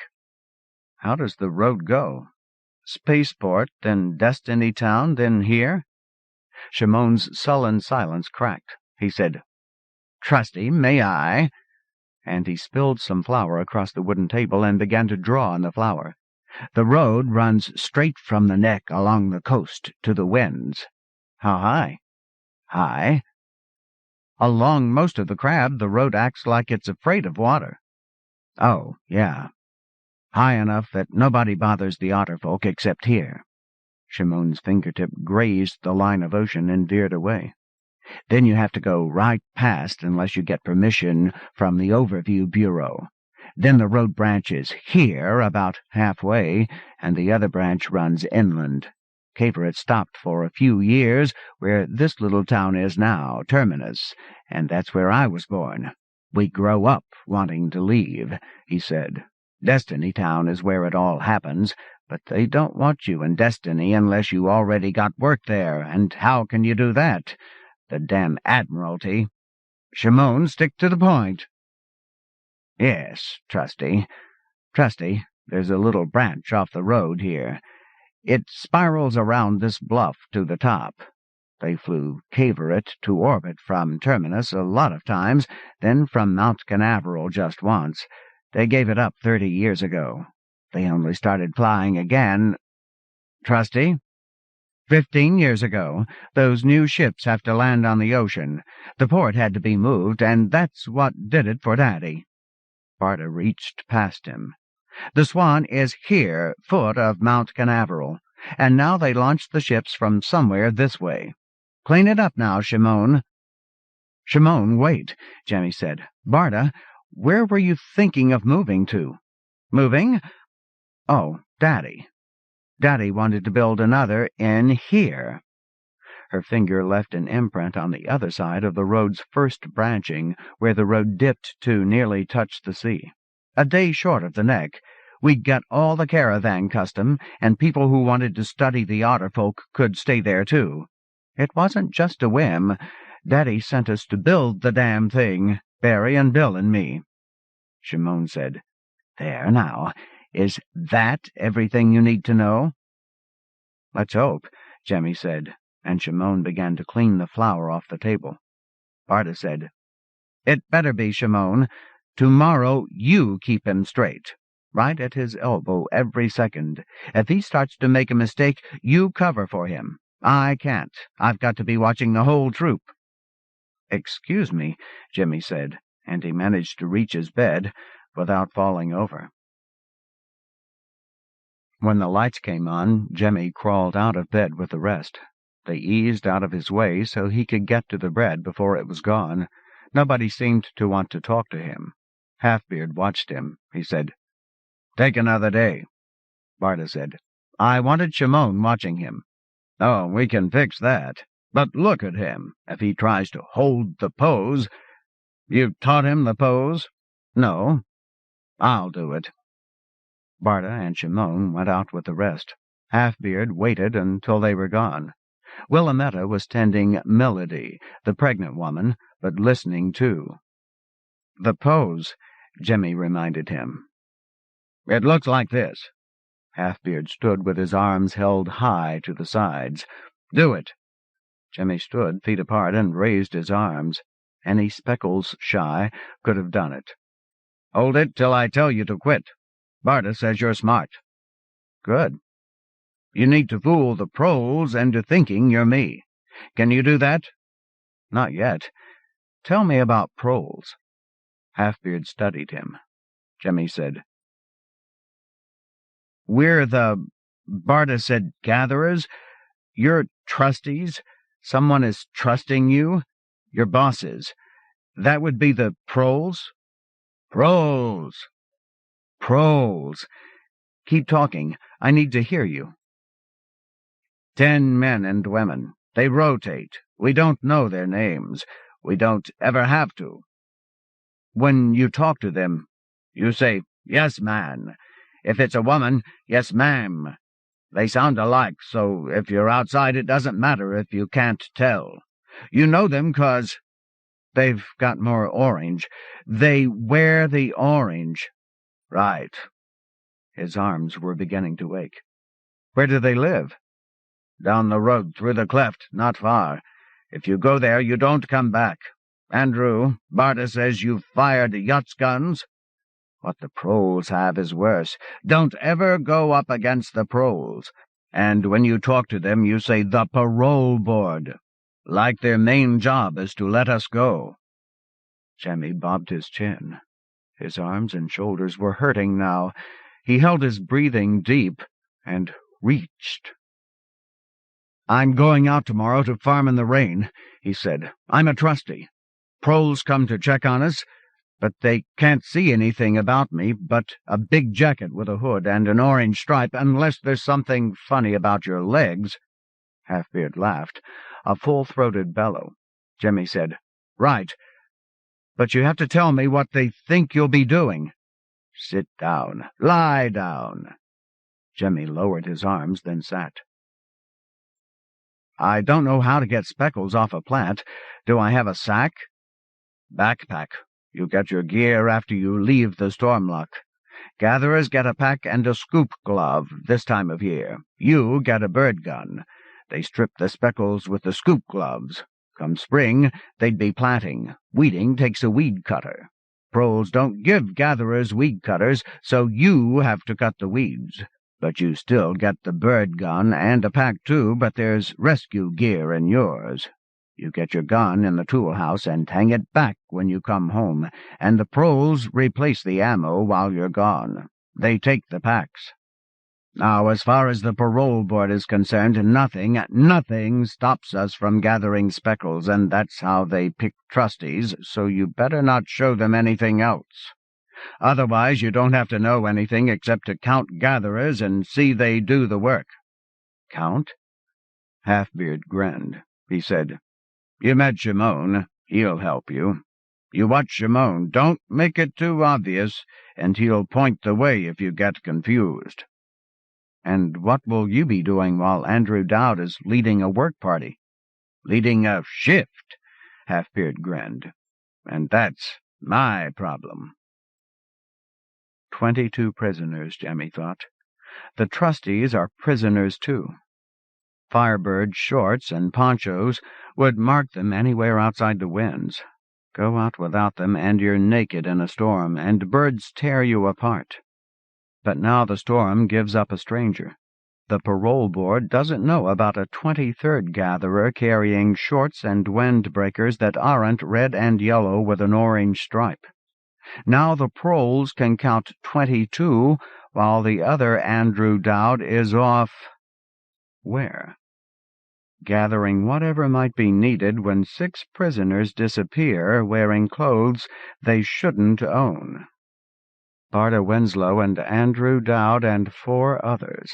Not Jemmy Blucher, unless he can talk his way in. Do the rest know? Halfbeard was watching his face.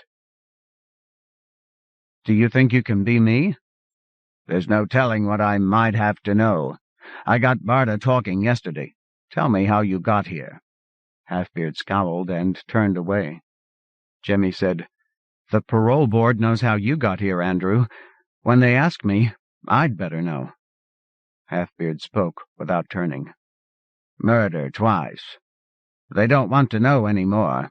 If they do, you killed them when they tried to rob you, okay? The damn tribunal didn't believe you." "Transport?" "Trans. They walk us in.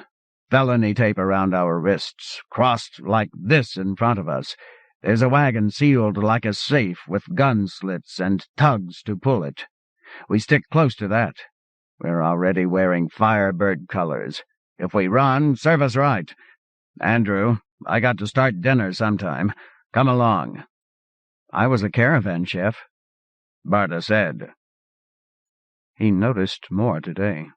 Food was stored in bins near the stove, grains, fresh and dried fruit, potatoes and carrots and other vegetables, a big bottle of cooking oil, some spices. Halfbeard opened the bins with a key. Cookware was in there too, including heavy pans and cooking knives. The ovens and burners seemed to run continually, keeping the place warm.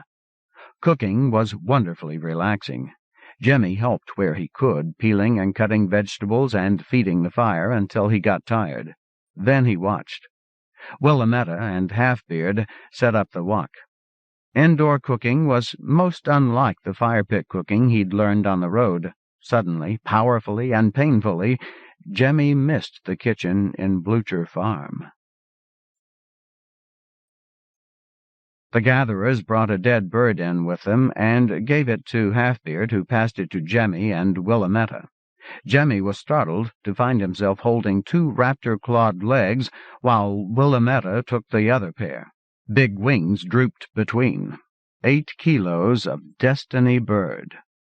Halfbeard shouted, "We don't stare at it, Andrew. We cut it up and cook it." Willametta smiled and showed him how to slice under the feathers. The bird didn't seem to have a distinct skin. The feathers were narrow fractal spikes based in muscle tissue. The blood was rich, dark red. This was no relative of the shelled varieties Jemmy had encountered along the crab. "I was expecting Earth life," Jemmy said. He was surprised, now he thought about it, to find himself holding a knife. Twerdall Town wouldn't trust a stranger so. "Where are the speckles?" "You're gonna love this, Andrew. Barda showed me how to stir-fry destiny bird with potatoes and onions. Speckles? We don't need speckles. The birds and turtles around here concentrate the elements in the meat." "But is it all—" "Sure. The wagons bring in earth-life food, and we kill wind birds for the meat." He waved the cooking oil. "This is the only fat we get, and they don't give us enough. We were real glad to see you, Andrew. Just anyone wouldn't pass for one of us. It had to be someone who's been starved." Halfbeard smiled. I'd kill a parole for a rasher of bacon. Willameta's lips twitched, a token of a smile. Fletch, say fletch of bacon. People will think you're easy. The gatherers were piling their ponchos into the dryer, taking firebird-colored towels and trooping back to the showers. Before the lights went out, Dennis Lavoie cut his hair to match Half-Beard's. 20. The Speckles Crop. You can't eat these seeds straight. On food, they're almost salty, almost metallic. I hope we can get used to the taste. Dutton, No. 2, Hydroponics. Jemmy entered the storm-lock first, with Shimon and 4 he hadn't met. He got their names. A trustee would know. Rafik, Shar, Denis, Henry. Henry? You found me. Henry grinned. You looked like a drowned dust bird. Trustee, Shimon snapped. Trustee, Henry said. Door, trustee. That was Shimon again, reminding Andrew that the trustee was always first through a door. He walked into pulsing yellow-white light. It stopped him for an instant. A flood of raindrops flared irregularly as the light waxed and waned. Somewhere in his murky memory, hadn't he seen this before?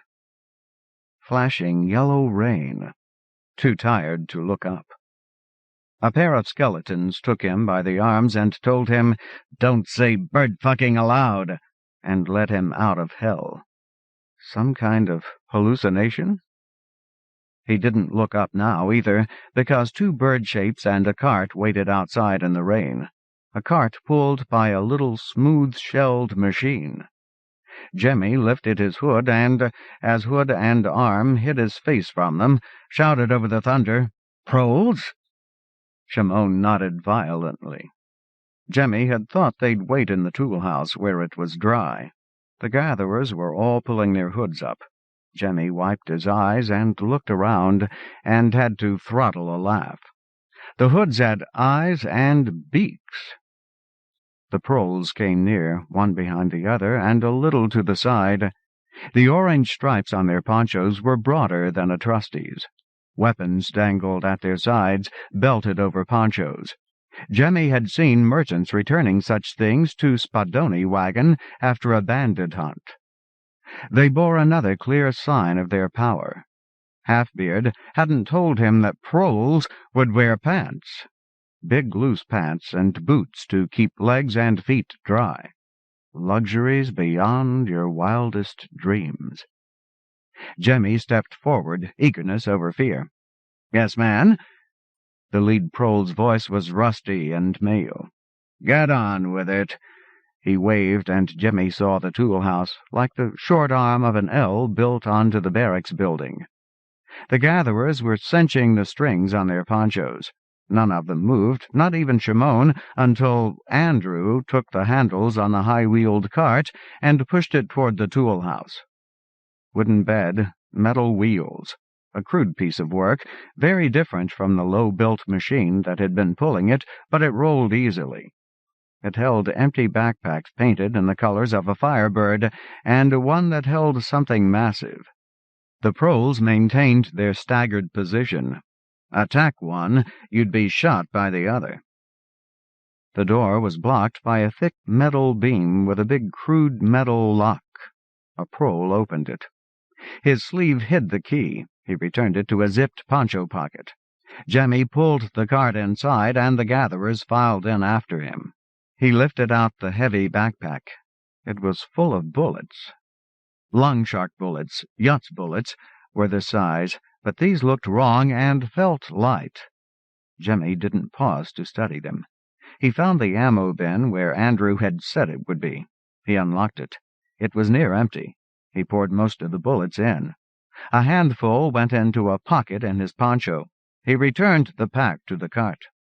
The gatherers were picking up empty packs and big duck-foot-shaped gloves. There was a pack with a bigger orange patch. Jemmy took that and glanced in before he donned it. rope and a big box marked with a red cross. The half-dozen bird guns were shark guns, Yutz guns, and nothing but. Jemmy loaded a gun and got his first good look at the bullets. The business end was a cluster of little pellets, not a slug. The gun took 8. Shimon never stopped watching him. Jemmy wished he would lose that grin. It called attention to them both. Still moving briskly, as if he had been here too often to find it interesting, Jemmy followed the last gatherer. He glanced back once. Blacksmith-level technology here. Settler magic in the barracks. "Snap it up, trustee." "Sorry, man." Andrew Dowd stepped briskly into the road, leading his gatherers to their work site. Amnon took last place. The proles stayed to lock the tool house. 20 meters down the road, Jemmy turned to look back. Above the barracks, pure light flapped like a banner and blazed like a light bulb, too bright to look at. Jemmy squinted hard and looked anyway. The roof might have been Begley cloth, but in this light he couldn't tell. The flagpole was 3 poles meeting in a narrow tripod on the barracks roof. The flag must have been at least 10 meters by 7. You couldn't get lost with that light to guide the way. But how much power was being burned here? How long had it been burning? Cloth that burned like a light bulb. That was settler magic. From the beginning, Jemmy had seen a flood of electrical energy. Barda's kitchen would have fed a dozen times the Blucher family. Hot water at the turn of a knob, and enough to wash 20 gatherers at once. All these ponchos and shorts and blankets cycling endlessly through the big machine that was never turned off. And this. There wasn't enough Begley cloth to power a fraction of all this. Where were they getting their power? A sudden downpour turned it all into a great half-globe of yellow-white rain.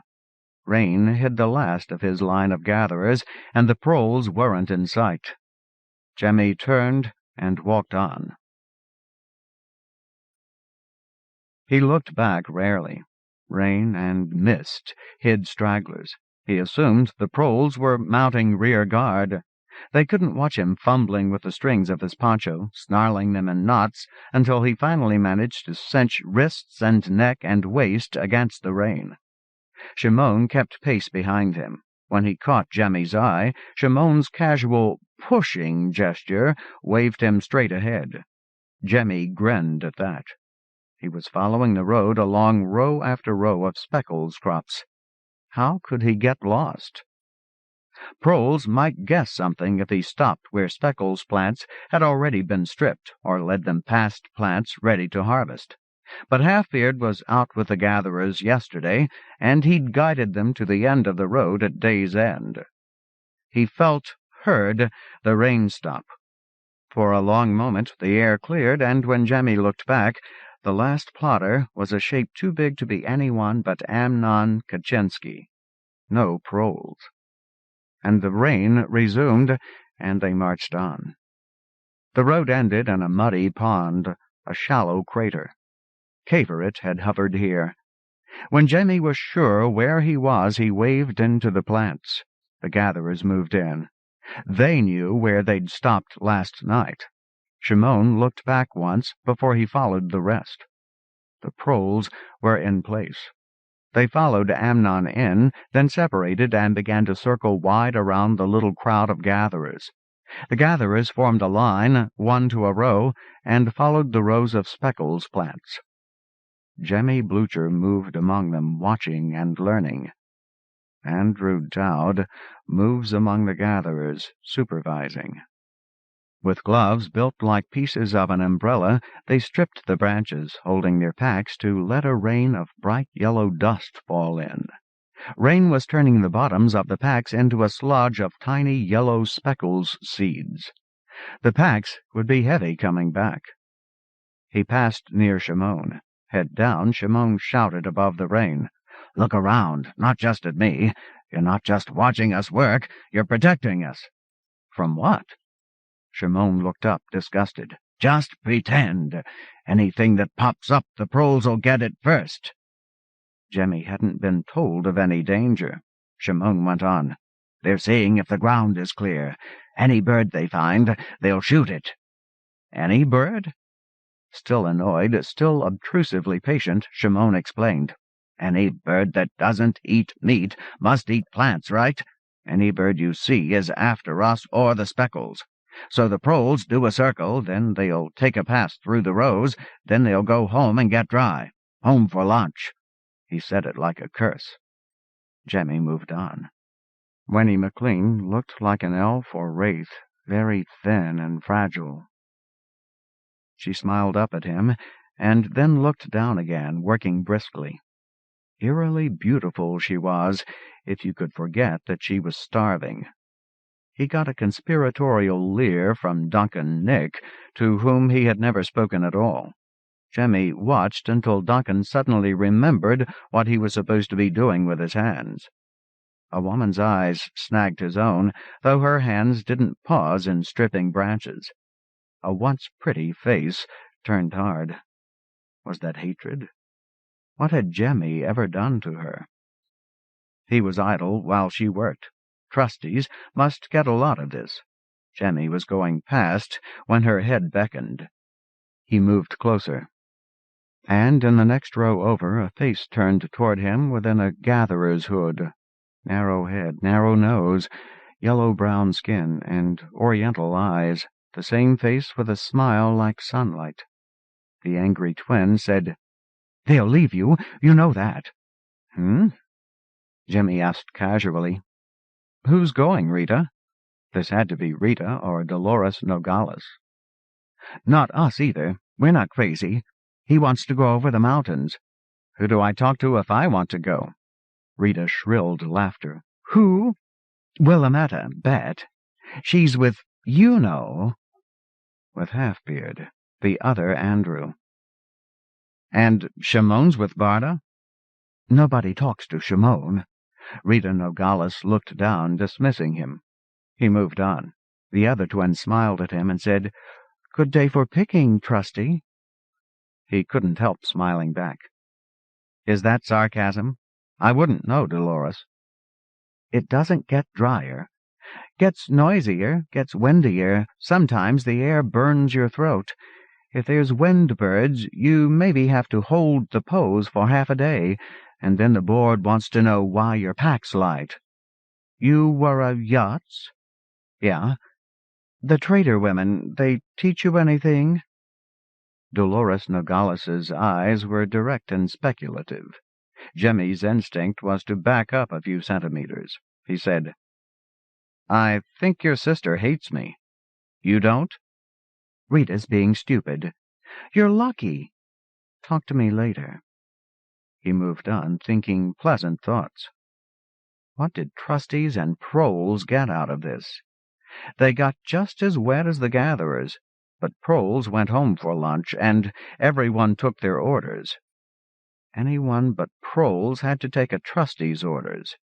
Of course, you couldn't trust random felons to cook. There must be poisons to be found in the lava scrub, and cooking knives could kill, or a heavy pan. Might as well give the cook a gun and call him a trustee. But cooking meant trustees stayed dry 1 day out of 2, and anyone a trustee liked would also stay dry 1 day out of 2. It was Andrew's day outside and Barda's day in. They'd had to arrange something to get Shimon out here guiding Andrew. If Shimon wasn't with Barda, maybe Barda was rubbing up against another man. She'd better be doing that. No wonder Shimon was irritable. But tomorrow would be Andrew's day in. Was that what Dolores Nogales was thinking? Andrew didn't have to be with Willametta. Willametta was with Andrew, and Jemmy as Andrew was outside, so one of these identical shapes must be Willametta. Jemmy stopped by each gatherer for a time, looking around conscientiously for a threat he couldn't describe. The real threat, the proles, had closed their wide circle around the gatherers. They talked, then separated, and moved in staggered fashion toward the gatherers. Here was Willametta. Jemmy looked into her bag and said casually, "I'm told I'm not going." Willametta had a couple of pounds of seeds in the bag, with another 3 pounds of water. She said, "Going where, Andrew?" "I have no idea." She returned his grin, and he said, "I'm trying to think of a way we can all go." Willametta seemed to have the giggles. "Right. 6 of us in shorts and T-shirts. Lucky I came in summer. Someone comes by. We were swimming at the beach, and a freak gust blew all our clothes out to sea. Couldn't 6 of us in swimwear tell a tale while the rest hide? I'm a good storyteller. Shoes and pack and all. Freak wave? Talk to Andrew." "I'm being Andrew. Let's see. Along the road from the barracks there's fields this way and molten lava beyond. That's no good. Other way is the parole board housing, and then what? Civilization? If you get past the parole board, which will be a neat trick, I guess." Her hands were stripping Speckles' branches, head bent. He glimpsed a smile beneath the hood. "But not if you leave 17 gatherers behind you to answer questions." She looked up out of the hood, and the smile was gone. She said nothing. He walked casually on. Henry's grin was conspiratorial, or maybe proprietary. Rafiq, last in line, looked starved and hunted, an aged youth who didn't want to meet Jemmy's eyes. His hand slipped twice, dropping seeds on the ground. Jemmy slapped his shoulder and said, "Relax," and walked on. A slacking of rain moved across the field. Jemmy's eyes followed the wave across gatherers moving in an even line, one to a row. Well beyond, the 2 proles were walking toward them, the second behind and 1 row to the side. Behind them 2 Speckles bushes stood up and streaked toward them. Jemmy's gun was out before his mind caught up. What moved like that was long sharks. The proles' guns moved. They were going to shoot Jemmy. He fired his bird gun straight up and pointed with the other arm. One whirled around. Jemmy heard a brief ripping sound that wasn't thunder and wasn't a gunshot. The attackers slowed as if they'd plowed into invisible honey. Birds? Now they seemed to dance. Jemmy turned away, looking for more attackers, away from some terrible secret he'd almost guessed. Much closer, 2 black-green-bronze darts streaked along 2 rows of black-green-bronze Speckles bushes, near invisible and too far to shoot, even with decent bullets, but coming fast at the line of gatherers. Someone yelled, "Pose! Pose! Spectre birds!" Shamoun's voice. That should have been Andrew's. Jemmy took the pose as he'd been taught. 1 row over, Henry said quietly, "No bird-fucking allowed." And a whispered chorus, "It's the law." He couldn't see anything else attacking. The proles had stopped firing. What had attacked them was gone. The gatherers were a row of statues, their ponchos drooping from raised arms, their hoods facing the oncoming pair of spectre birds. Jemmy stood last in line, arms raised high, a bird gun in one hand. A field of firebirds spreads their wings to face an aggressor. Spectre birds were fast. Like proles, they came in staggered stance. The range was too great for pellets. Jemmy held his fire while they closed. The birds slowed as if confused, then made for the middle of the line. Why weren't they veering? Jemmy held, aimed and fired at the lead bird. He hit it. The bird flinched back and lifted its head. It was as big as a small man, with oversized ripping foreclaws, the forward-facing eyes of a predator, and a beak that was a hooked pry bar on top, paired prongs underneath. It came on. Jemmy shot it again, then shot the trailing bird. He had their attention now. The lead bird lunged at a gatherer's chest. The gatherer whirled around at the last instant. The beak gashed his back, and he shrieked and tried to run. Then both birds were on him. Jemmy yelled and charged them, firing. One ran. Jemmy fired at the other bird. Its beak was deep in the gatherer's torso. 4 quick shots emptied Jemmy's gun before the bird dropped its prey and ran. As each bird cleared the line of gatherers, Jemmy heard the ripsaw sound of the proles' weapons. Matter sprayed from the birds, blood, and the chaff of feathers. The proles' weapons didn't fire bullets, they fired streams of bullets. Jemmy tore his gaze away and ran to the fallen gatherer. Blood was flooding through holes in his poncho, and Jemmy couldn't doubt he was dead. When a prole shoved him aside, he gave way. But he'd seen. It was Shimon. Jemmy reloaded, looking about him. Where there were 4 spectre birds, there might be 6 or 8. A hand snatched at his shoulder and pulled him around. The prole was a man with a full red beard. He snarled, "What did you think you were doing, shooting at a spectre? Bird guns aren't for things that big." Jemmy protested. "He was going after my man. Take the pose." The prole's chest heaved. He must have run flat out. "How often do you have to be taught? Take the pose and the bird thinks you're a firebird. Firebirds don't run, don't shout, don't shoot." Shimon was posed. We were all posed. Why did it kill Shimon? While I stood like a statue. When the bird got close, he tried to run.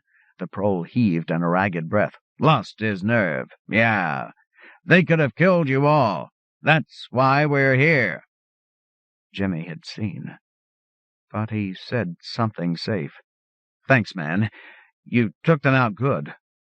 Redbeard turned without answering. He and the other proles spoke for a time.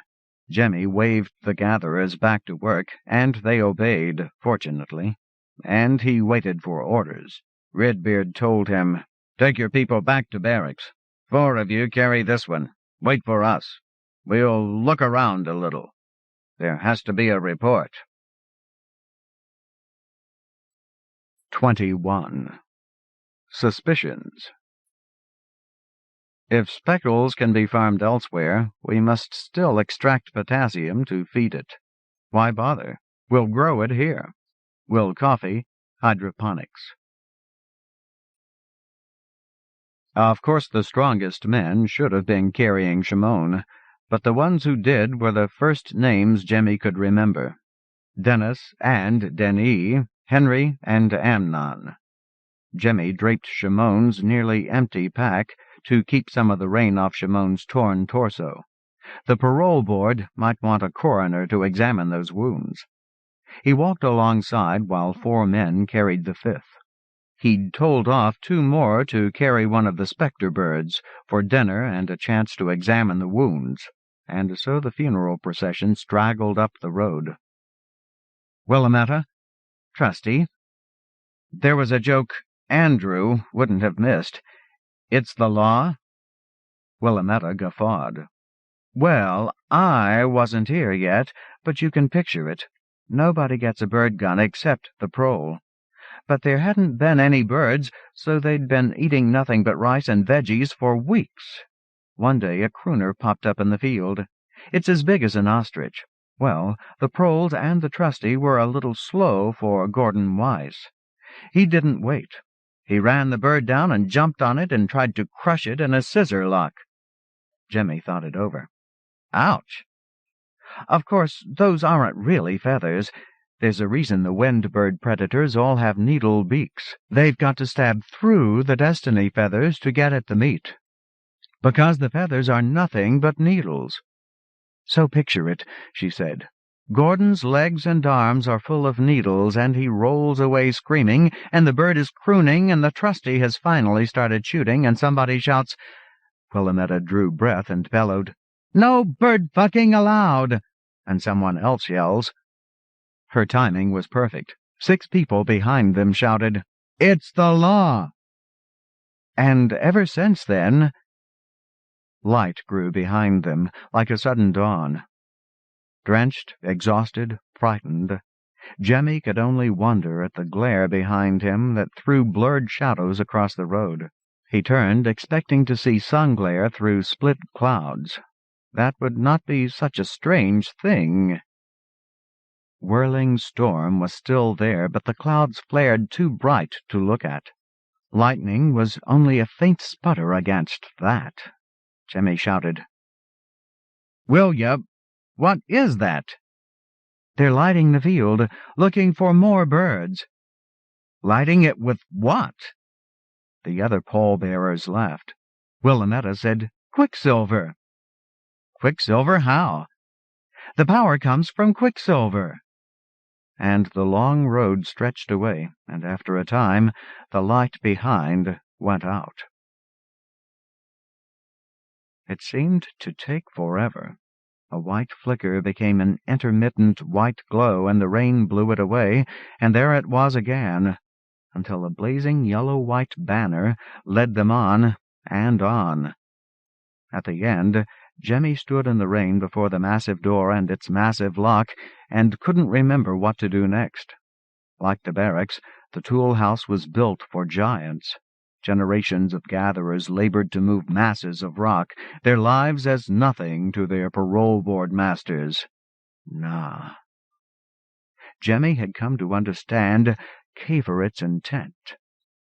Find potassium. Get it back to the landing site before everyone on Destiny dies. They must have come prepared to refine the ore, here or at Spiral Town. Speckles must have been a surprise, a plant that poisoned herbivores by secreting potassium and other trace elements that Earth life needed. So Caveret brought the road here, and Caveret's crew farmed Speckles. They came with interstellar technology and desperate intent, and they built massive forts of fused rock. If the first settlers tried to stop them from leaving, and later remembered Caveret as a ship of deserters, perhaps it was because they were already Speckles-shy. Today's gatherers lived in housing that settler wizards had built for themselves. Prisoners swaddled in luxury. Treadall's crew hadn't barred this door against themselves. The lock must have been added years later, or centuries. And he didn't have a key. Oh, that was it. Jemmy couldn't get in, so 4 men were standing behind him, still hoisting the dead weight of Shimon. Jemmy turned toward the barracks. Willamette blocked his way. "You've got to give over the packs and gloves first," she said urgently. "And your gun. They'll shoot you. Have some sense." "We can't just—" 2 hours' walk through rain and lightning-blasted vision and thunder-shattered hearing, and that damned ghostly banner ahead must have turned off his mind. Of course they could wait out in the storm for the parole's convenience. Yes, but they couldn't set Shimon down in the mud. Jemmy looked around him. 2 gatherers were half-reclined on an exposed ridge of bare white rock. Jemmy told them, "Move!" They stood, not hurrying. Rita and Dolores Nogales. "Here!" He beckoned the pallbearers, and they set the body down. Shimon was still dripping wet, and his pack no longer covered him. Jemmy looked around and found packs piled on another bare tufa ridge, and the dead spectre bird next to them. He felt queasy looking at the spectre. Its torso was chopped half through raggedly, as if a big dull rip-saw had been used on it while it wiggled. Warm breath in both ears. He jumped. Voices whispered. "Trusty?" "Could be a long wait." The twins had him bracketed. Jemmy said, "Sorry. If I had a key, we could wait in the tool house, but then I'd be a prole, so maybe I wouldn't give a shit." "What we sometimes do, we go around the other side of the barracks." "The corner? For shelter?" The women brushed gently against him on both sides. Even through the poncho that felt nice and practiced. One said, "Not everyone, just us. The rest, they know not to bother us because you're a trustee. And it's a corner." "Of course it's still wet, but it's not so cold." "You could think of it as slippery." That twin had to be Dolores. It was tempting. Jemmy's arms had reflexively moved around their waists. At worst, they warded off some rain. Dolores meant it, he thought, but anger still smoldered in Rita's eyes. So what was going on? He said, You know they'll do a count. He felt Rita go rigid. Dolores said quickly, "They'll want to know what specters we're doing here in the fields where there's no prey, so they won't be right behind us. But we might want to hurry or just fool around now and then stay in tomorrow." Rita. Dolores. "Have you seen the big baths?" "There's the packs, and there's us," Jimmy said firmly. "3 of us in the barracks. That hasn't changed. Andrew's gone, but I'm here. I count 18 of us out here, including Shimon. But that should be 19. Rita snapped, "He'll be back." "Who?" Jimmy asked. "And the pack? Piling them up is good, but he took a pack. I counted those, too." Rita touched Dolores's hand, and they both faded back. Amnon Kaczynski asked, "You got a problem, Trusty?" Willamette was standing beside the looming giant, and Jemmy spoke to both. "You tell me. A missing man, a missing pack, and a pair of proles coming closer every second. Those guns are like hoses. Then again, I don't have a problem, Amnon. Sure, I know we're one gatherer short, man, and he stole a pack of speckles, too. But I can't chase him because there's just me to watch all of these other gatherers, including that big dangerous-looking one." Willamette spoke. "Yes, all right. Rafik took Shimon's pack, and he'll take a handful of speckles for the stash." Amnon said, "Willamette. And the parole board won't notice that little, all right. And you should have stopped him, Amnon. He's crazy." "We need the speckles, will ya?" "We've got 2 man-years' weight of speckles stashed, and what did we ever do with it? But now we've got something to wear. Finally, we've got clothes. What if Rafik gets caught now?" Jemmy suggested. "Send someone for him?" "We can't have 2 missing. He'll be back," Willamette assured herself. "Good. I've got a few questions." "Talk to Andrew." "The proles are going to ask me questions. We didn't know there'd be a dead man, so I wasn't told any answers. Why did the birds attack Shimon?" "How would I know that?" "Amnon?" "Birds." Amnon shrugged massively. "You never know." "But am I supposed to know?" "No? Good. Will they ask me to guess? Willamette? Amnon?" "Shut up, you!" The big man was going into a rage. Willamette said, "Go away, Amnon." "But will ya?" "Amnon, what do they do to you when you hurt a trustee? Go away. Go wait for Rafik." "He's not—" "Oh." The big man went. "Willamette, just give me a guess that doesn't sound totally stupid." She was silent. "Mating season makes them twitchy?" "What? Wind birds don't have a mating season." "He cut himself?" "No, that's human blood. It'd drive birds away." She was laughing at him. "Try this, then." Jemmy hesitated. The bird struck. Then Shimon turned. The prole was sure it couldn't happen that way. So Jemmy knew that Shimon had been murdered. But how? Did he dare to guess right? But Willamette was looking at him, waiting. "Suppose one poncho out of all our ponchos wasn't the right color, not quite the color of a firebird. There must be animals or plants that don't secrete potassium, but that show colors, maybe a little off." She was shaking her head. He persisted. "Is there a paint source in the tool house?" "That thing in the tool house used to make survival biscuits out of Earth-life garbage. Trusty, any trustee would know that." "Well, that's why I'm asking, Willamette." She nodded. "Let's see. You brought a bird home for dinner last night. Now suppose Shimon was cold, so he kept his poncho on, and he still had it this morning." Her hands gripped his arms hard. "Don't say that." "With the blood of a wind bird all over it. If some of those horrors whiffed destiny blood—" "Don't tell them that." "Was he a spy?" Willamette's mouth stayed open. Jemmy said, "The proles have to know what's going on in the barracks. They need a spy. They can tell a spy they'll make him the next trustee.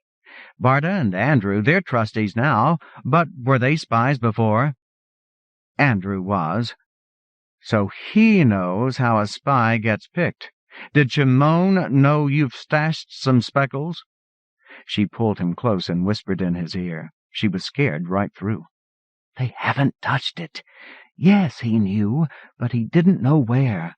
How could you know all this, Jemmy? I guess I was waiting for someone to die. Barda and Andrew have to know who the spy is, or they can't hide anything. When the birds tore into Shimon, it all just fit, except the paint, I guess. Who gave him his poncho this morning? Barda?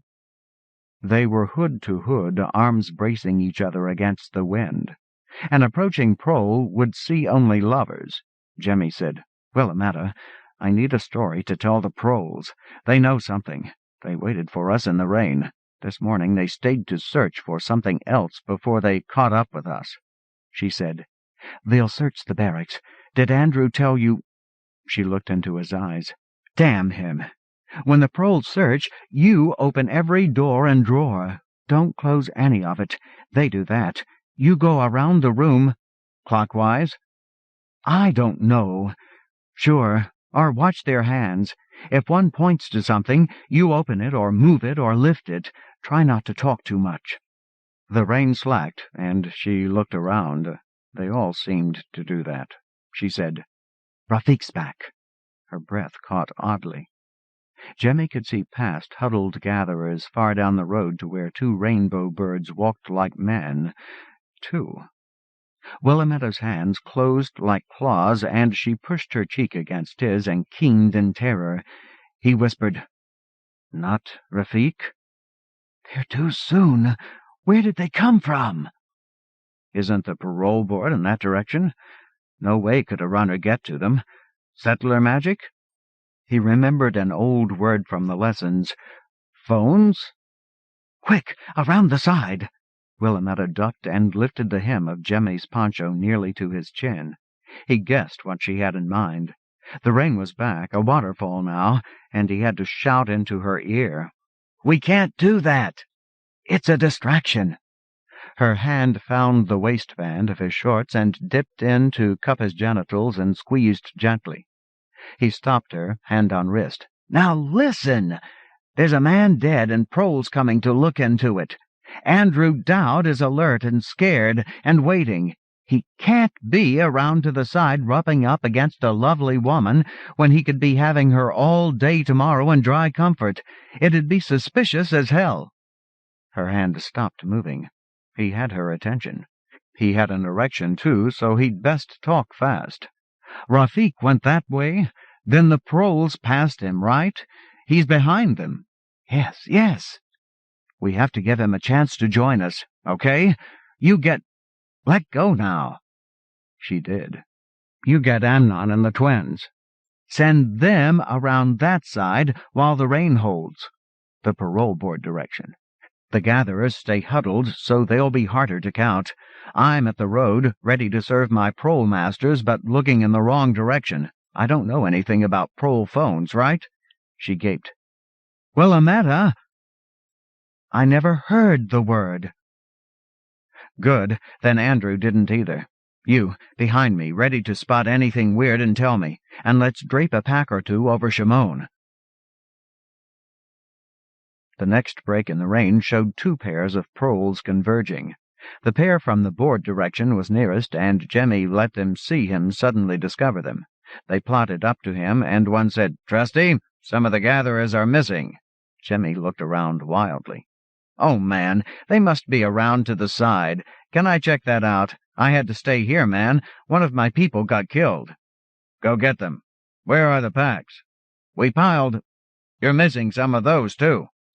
The other prole had drawn his weapon. Jemmy shrank back, raised his arms. No, man, we spread some packs over Shimon, over the body. I thought you'd want to look him over. I didn't want the rain to wash anything away. I still can't figure why birds would tear him up like that. Walking backward, Jemmy led them to Shimon, laid out on white rock. There, 2 packs covering torso and face, and when Jemmy lifted them, there were the terrible holes in Shimon's poncho and Shimon's corpse. For an instant, Jimmy glimpsed a bird shape with a pack in his hand, behind the proles. A moment later he merged with the other bird shapes. The second pair of proles, the ones who had been in the field, were bird shadows seen through slackening rain, and Jimmy could only hope that they hadn't seen Rafik.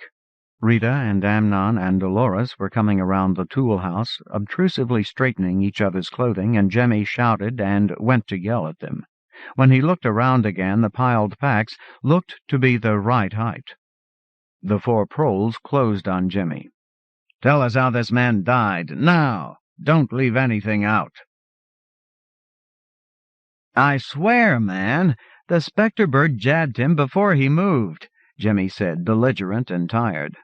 Two proles shrugged, and one had gone to open the tool house, but one, Redbeard, cursed.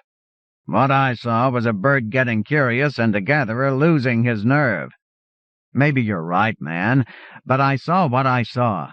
Jimmy had considered changing his story, but he judged this better. "Just stubborn, that's all." "Turn in your gear, and then we're going to search the barracks." The packs of speckles went in the cart.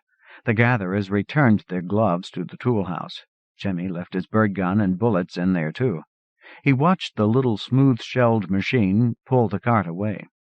The three who remained directed their passage through the storm lock. They were too edgy for anyone's comfort. Jimmy and the red-bearded prole went in with Willametta and Amnon. Jimmy smelled stir-fry cooking. Barda Winslow looked around and jumped. "Go easy, Barda," Jimmy said. "It's a search." He pulled off his poncho and dropped it. A woman moaned on one of the beds. Jimmy reflexively turned toward the sound. Redbeard said, "You go nowhere, Dowd. Stay with the cooking. Winslow, who's that?" Barda Winslow answered defensively. "Melody Waite is pregnant and overdue. My assistant, Ansel Tarr, is standing by as midwife." Ansel Tarr was a good-looking 16-year-old boy, white skin, straight black hair, just a touch of sullen. He was plausible enough as Barda Winslow's love slave. Redbeard grimaced. "When the rest of the parole board gets in, we'll do our search. I believe we'll start by searching under Melody Waite." He was watching Barda's eyes, and he wasn't pleased when she laughed out loud. The storm-locked door opened, and he said, "All right, here come—" "Hell!" Here came two gatherers and a dead bird. Jimmy commanded them, "Take the bird to Barda and help her cook." Melody Waite screamed again. Ansel Tarr murmured in her ear. Otherwise, the storm-free silence was heavenly. "You don't give orders when we're here, Dowd," the red-bearded prole said quietly. Jimmy said, "We're all going to run late tonight, man. Last chance to search the bird?" "Did." "What are you looking for? Something you can talk about?" "Hidden tools, hidden speckles, dyes, any sort of cloth that isn't—" The prole's fingers rubbed the cloth off Jimmy's shorts. "This kind." Three gatherers and a second prole entered. Redbeard said, "Dowd, stay. Marta, when Horace gets in, we'll search the bathrooms. Cover me, will you?" "Go for it," the second prole said. Redbeard pulled his wet poncho over his head and was bare to the waist. He ran fingers through his hair and flung the water away. "Ah, better." "My turn." "Go." Marta stripped off her poncho. She was, in Jimmy's judgment, exquisite. Males gaped at her, and she hoisted the gun and grinned. Redbeard caught Jimmy's smile and glared. "Men's room," he snapped. They began their search there. The men's bath was bare of anything suspicious. The women's bath was very like the men's. When they emerged, the gatherers were all inside along with a third prole. He was a stocky, muscular man, and he stood guard while the prole Marta and the gatherer Ansel examined Melody. Melody certainly seemed about to give birth. Jimmy ignored that. Moving clockwise around the room, he opened every door and drawer he could find. He missed, too, that the proles knew were there. They took that seriously. The prole he'd nicknamed Muscles held him at gunpoint. Marta took position in a corner and covered the whole room while Redbeard emptied a cabinet in the medical stores and tapped it for secret compartments, all in the sullen communal glare of wet and uncomfortable gatherers. They did the same later with a kitchen storage bin. They watched carefully while Barta and Jemmy poured the elements of dinner slowly from one container to another, nothing hidden. Then Redbeard gestured toward Milady, and wet and uncomfortable gatherers began to murmur. "Do this fast," Jemmy thought. He summoned Amnon with a gesture. They lifted the bed next to Milady and invited the proles to examine that. Then, together, Amnon and Jemmy and Muscles lifted Milady Waite. They set her on the other bed before she could begin to protest. For Milady, that was the last straw.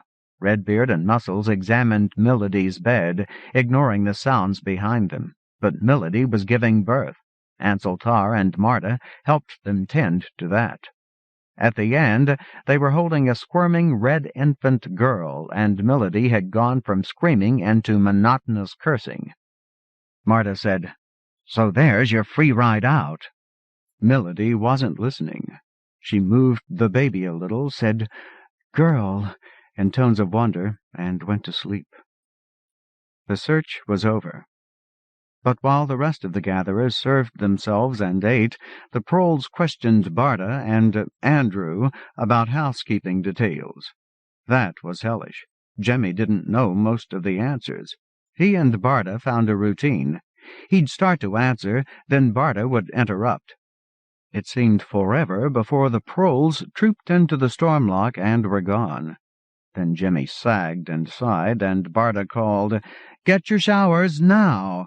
The parole board can check our water flow. Did anyone save us anything?" There was still food. Jemmy was ravenous.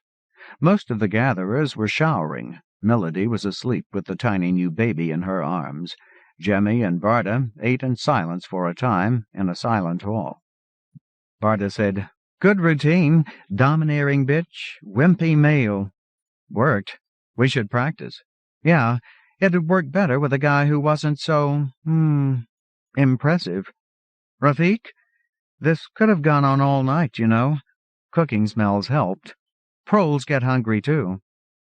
Redbeard found something in the men's, Jemmy said. He hid it. "Paper?" "Not sure." "Message from Shimon. That's all right, Jemmy. I found it and took out the part about you." "What now?" Barta took her bowl to the sink. She hadn't actually eaten much. Nerves, maybe. "We wait for Andrew," she said. "Then maybe we run. I want to talk to Rafik, but let's get our showers first." 22. Plans. Destiny's ecology, after all, will have its own agenda.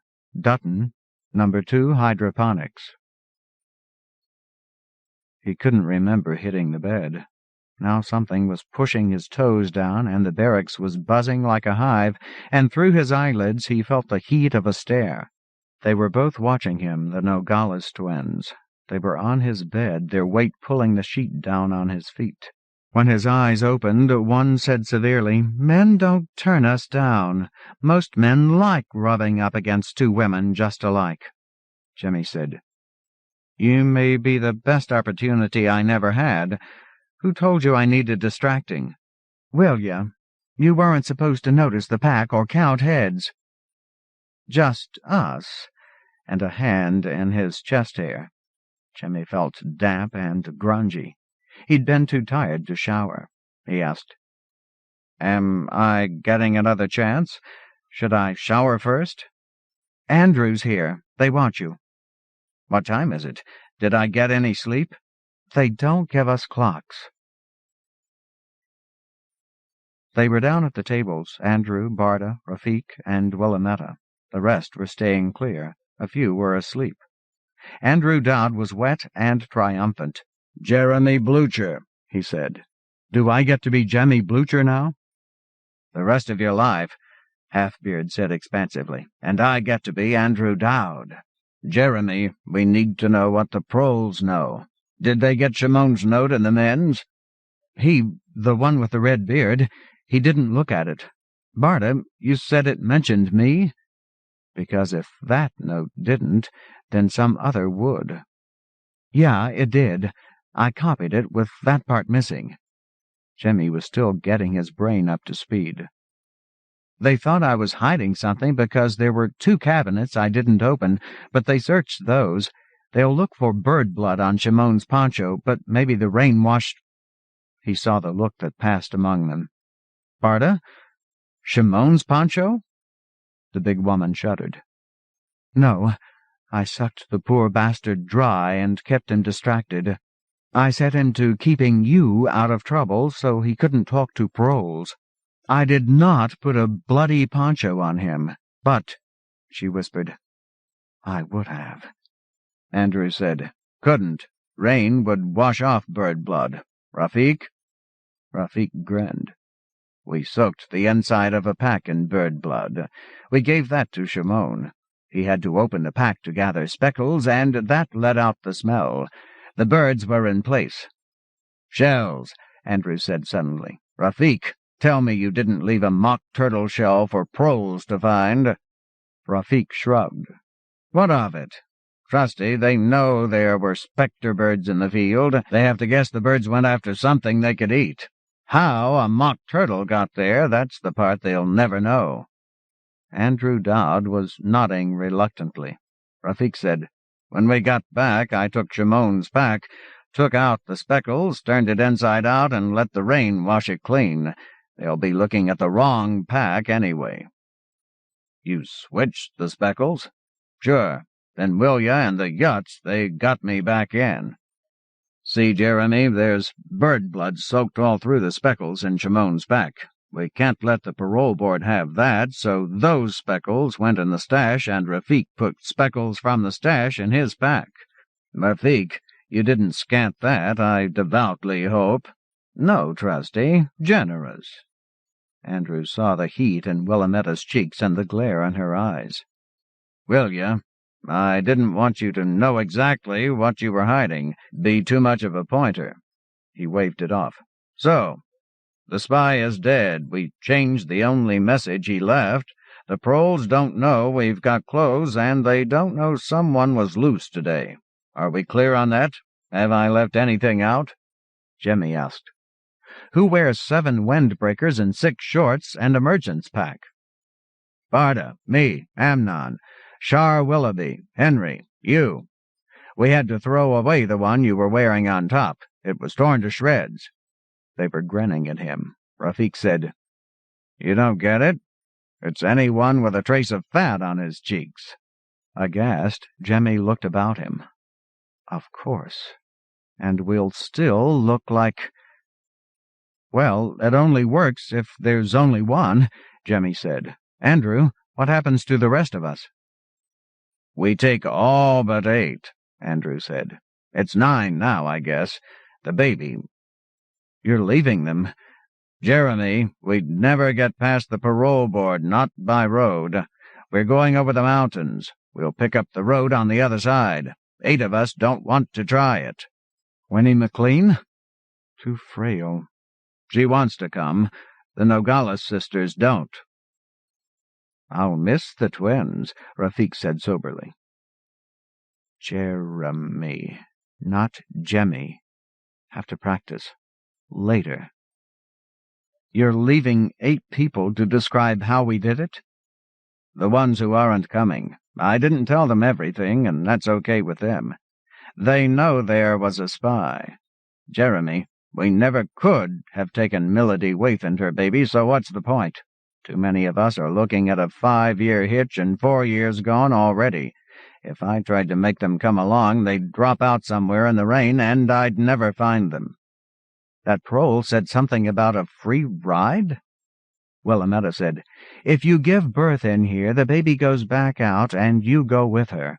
Only twice, though. Then they char your tubes. But men don't get pregnant, Rafik laughed. We're screwing for nothing. 14 of us. We're the Maxers, Andrew said. Destroying life support. It's 7 years, and they're generous with that term, aren't they, will ya? Kill, it's 7 years. I killed 2. Never mind why, the board won't listen. Now, I scouted the mountain today. That place you found, Rafik? It doesn't work. I had to go farther. 6 clicks toward the fields, then up. There's a channel up to a ridge that runs another 2 clicks back. Must be an old flow. Then another channel up, and that'll take us over. And down to the road. Barta didn't see Andrew shrug or ignored it. On the road we can pass. If anyone comes, the rest hide. We do the talking. But Jeremy's right, Andrew. 2 of us together still look gaunt. Jemmy said, like so many liches risen untimely from our graves, one of us at a time is only skinny, but 2 or 3 together. You can't see it? You've been together too long. Andrew, can we all climb? He could. No 13 felons could outclimb Jemmy Blucher. Don't know, Andrew said. I need as many as I can get. We're going to take over a caravan. Jemmy sighed. They were crazy after all. Barta said, We need you to tell us what they're like, how they're armed. Well, it had to be dealt with, he asked. Where were you going to jump them? This side of the neck? That way you're only fighting 50 or 60 merchants. Other way, you'd be fighting Yutzes, too. This side, sure. We'll be lucky to get that far, but we'll only be facing bird guns. That's Yutz guns, Andrew. They're the same as bird guns, but with a solid bullet for putting holes in longsharks and bandits. When bandits jumped us, we shot them with Yutz guns. But when the merchants went off alone to kill all the bandits, they took stuff from Spadoni wagon that they wouldn't let us look at. I saw just enough. Pro guns, Andrew. Silence. The tool house is locked till morning. We've got no guns at all. Andrew stood, turned, opened one of the bins with a key. He lifted it just into sight. A pro gun. A shudder ran through him. Jemmy said, We looked in there. His hand reached out, without consulting his forebrain. Andrew pulled it away. I came in after the paroles left. Bullets? 2 chains. Andrew lifted those 2, and Jemmy stood to look. He had never seen chains of bullets meant to feed into a parole gun, but standing he could see that both loops were part empty. It was suicide, and, more than that, it was murder. They'd end up killing as many merchants as they could before the merchants killed all of them. He could rave against spilling blood all over the road, but would it persuade these already murderers? Or would they only kill Jemmy Blucher? Try something else. He asked, Do you know how to make a caravan move? Andrew said, You do. I know how to tend chugs, Jemmy said. I'm a chef. I did a little mending. I never drove a wagon. I can't do it all. Jemmy wondered if they'd believe that. What time of year is it? The date tells us if we'll get a caravan on its way to the Crab or coming back, or nothing at all. Will you? What's the date? Rafik? I've lost track myself. We can't wait, Willametta said. Rafik said, We'll find someone on the road. Ask. Aha. Then we'll know if we're between caravans. That could take months. Murderous silence. Of course we might outrun a caravan. They can't move faster than a chug. But you didn't even know that much, did you? What you don't know, doesn't it scare you? Now, if there's a caravan, and if 14 of us could take it, you'd lose some wagons just by shooting them up. Bullets kill chugs, too. That gives you a short wagon train and maybe 8 or 10 left alive to run it, and nothing to sell. Andrew released a bit of his fury. Hold it, you son of a dirty bird! Why nothing to sell? Andrew, a caravan full of trade goods is on its way to meet the other caravan. They stop on the neck, nose to nose. They transfer all the Yutzes and throw a big party. They'll see we're fakes and shoot us all dead. So you can't stop the outbound caravan.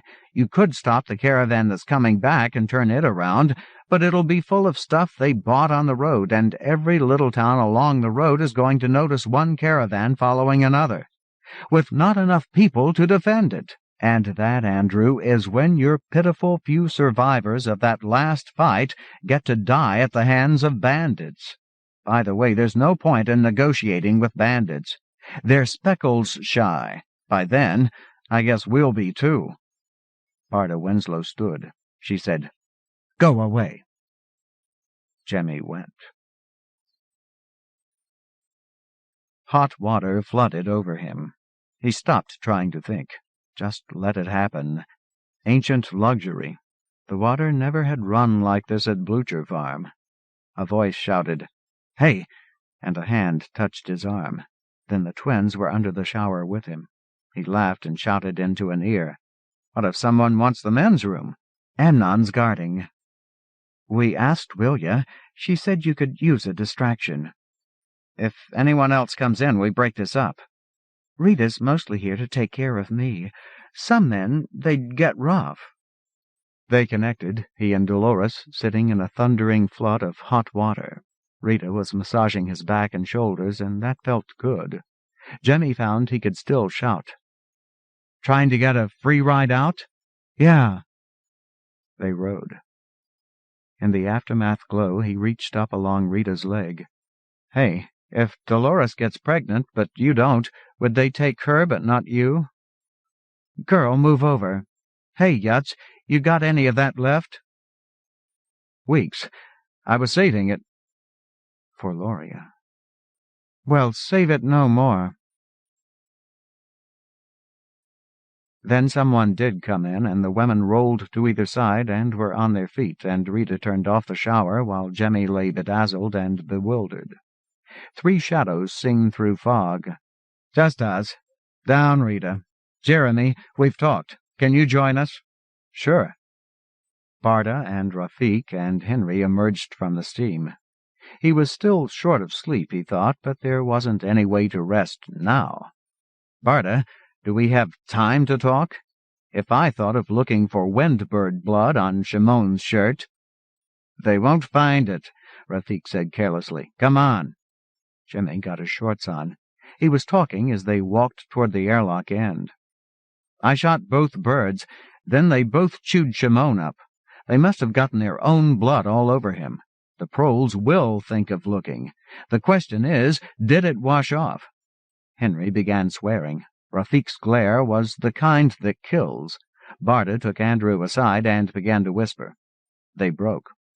"All right," Andrew said. "We have to go. I have to go. I killed a prole tonight for that gun. Jeremy, for Earth's sake, when did you think of this?" "Came to me while I was in the shower." "What can we do? Steal one wagon? Do they ever separate?" "They can be separated. There are stories. You need more than 14 people for a bandit gang, though. Yet again, Andrew, what would you do with it? Even if we could peel off a wagon and kill everyone in it and take all their Yutz guns, we wouldn't have enough firepower to hold off shark attacks. We'll lose our chugs in the first week. That's why they take so many wagons." "Well, if it's that hopeless, there's no point in any of you going. I'm a trustee. "I'm coming," Barda snapped without looking up. She was rolling the biggest of the kitchen knives into a pair of shorts. "You couldn't have stopped me doing anything," Andrew told her. "Didn't know I was out there killing a prole and hiding the pack wagon. Can't stop me now, 'cause I'm holding that damned hose of a prole gun. So, Jeremy, do you have anything to say that isn't, 'We're all gonna die'?" Jemmy said, "I think we can become a restaurant." 23. The Run. Old sun, old planet means less of heavy metals and radioactives. The crust is too thick for plate movement and mountain building. Destiny doesn't really have more water than Earth, but it covers nearly everything.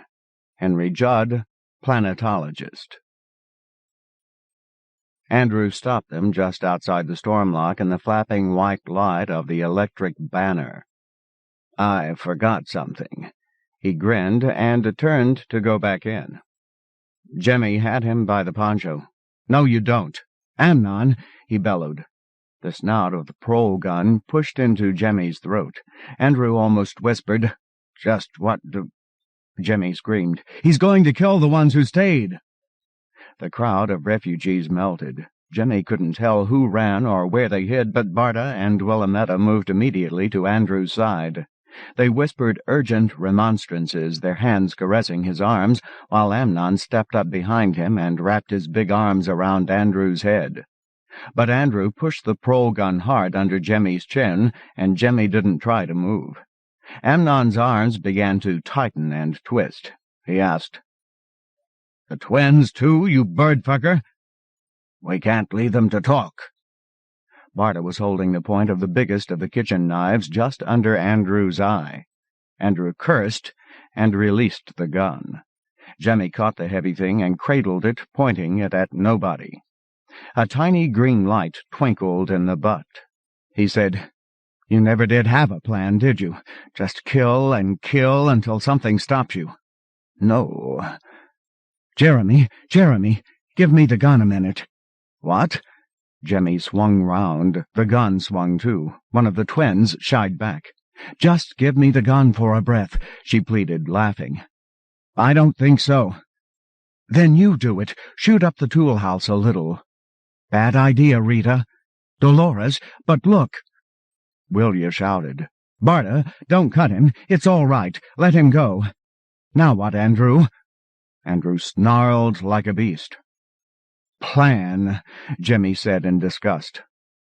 Without Andrew, the rest had no direction, but Jemmy Blucher might as well be lost on another planet. He said, "Push anyone stupid enough to trust you until he drops out, then kill him for it.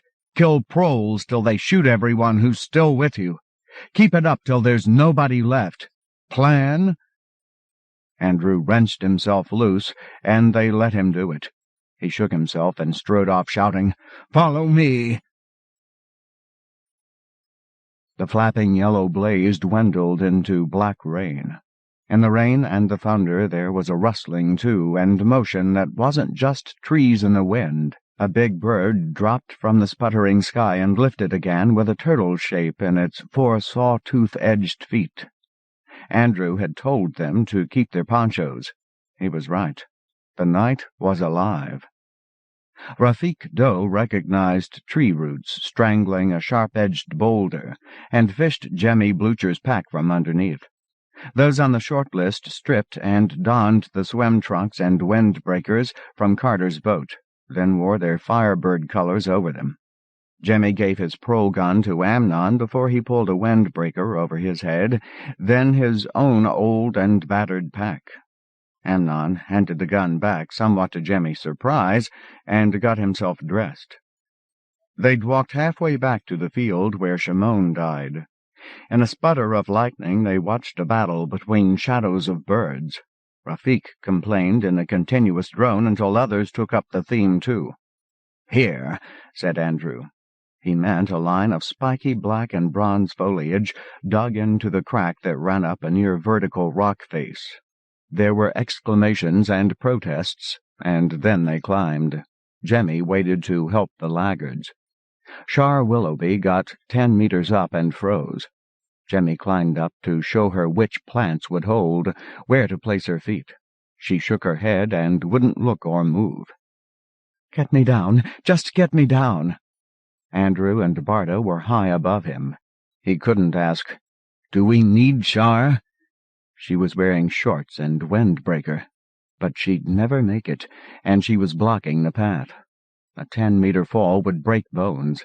He guided her down, letting her stand on his shoulders when he had to. She knelt at the bottom, panting like a dog. He made her strip and took her shorts and windbreaker. The others were climbing. Char plodded back toward the barracks. Jemmy pulled himself along a row of destiny plants. Or was it all one plant? He couldn't see a break, just a line of roots prying a mountain-sized rock apart. Before that crack ran out, there was another. The world was all tilted surfaces, black and lightning white and roar of thunder.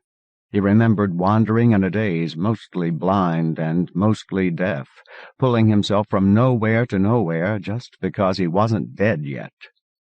But this night was very different from the night he'd abandoned Carter's boat. He'd been fed and succored, and 12 people had given their lives into his hands. Gloves. Nobody else had gloves. The plants ended suddenly. Other climbers started having trouble. Jemmy had to double back a few times to guide the others to foot and hand holds. The prole gun's strap left Jemmy's arms free. He could see Andrew watching from far above. If Jemmy slipped, Andrew would have the gun again. "Here," Andrew bellowed. "The ledge. Leave your ponchos here. Firebird shorts, too. Use rocks to weigh them down." Rafik exclaimed, "Now what on earth are you playing at, Andrew?" "Do it right," Andrew bellowed. He'd left his own clothing where he was, 50 feet above the ledge, sleeves spread and wedged in cracks. "They can't see through unless the clouds break." He scrambled back and helped Rafik, then Willametta, then Amnon place rocks to display flame-colored ponchos and shorts against dark, wet rock. The others were getting the idea. Andrew was painting a picture of climbers scattered over a cliff face. "We're halfway up and frozen in fear, right? And that's the way it is until they get here themselves and look. Right?" "Andrew," Jemmy asked, "do you think they can see us?" Andrew's teeth flashed in lightning. "Not yet. All set? Come." "Andrew, there's too many." Andrew looked at him, and Jemmy shouted, "Me! I'm one too many. They're looking for 13 ponchos, not 14, and if we meet a specter or something, someone has to pose." And after they found Shar, they'd be looking for 12 ponchos, not 13, still one too many, unless Shar talked. Andrew said, "One of us should have started naked. Damn. Ansel, you look cold." Ansel Tar dressed again in flame colors. Jemmy looked around at them. "Will ya?" He gave her Shar's swim shorts and windbreaker. She looked no more skeletal than the rest. Andrew led off again, leading 12 posed ponchos. The ledge was straight, hard to lose in the flashing dark, but it wasn't a split in rock. It was a frozen flow of lava, naked of plants and slippery. There were holes etched by rain for handholds and footholds. Jemmy stayed on hands and knees even where he could stand, because those behind him were copying his style. Jemmy, Henry, Andrew, Willametta, Barda, and Amnon wore swim trunks and windbreakers. Ansel wore the last poncho. The rest were naked and not liking it. He barely heard the scream, but he turned quick and shouted down, "Who fell?" He heard. "I caught something. Caught a plant." Amnon's voice. "Thorn." "Can you climb up?"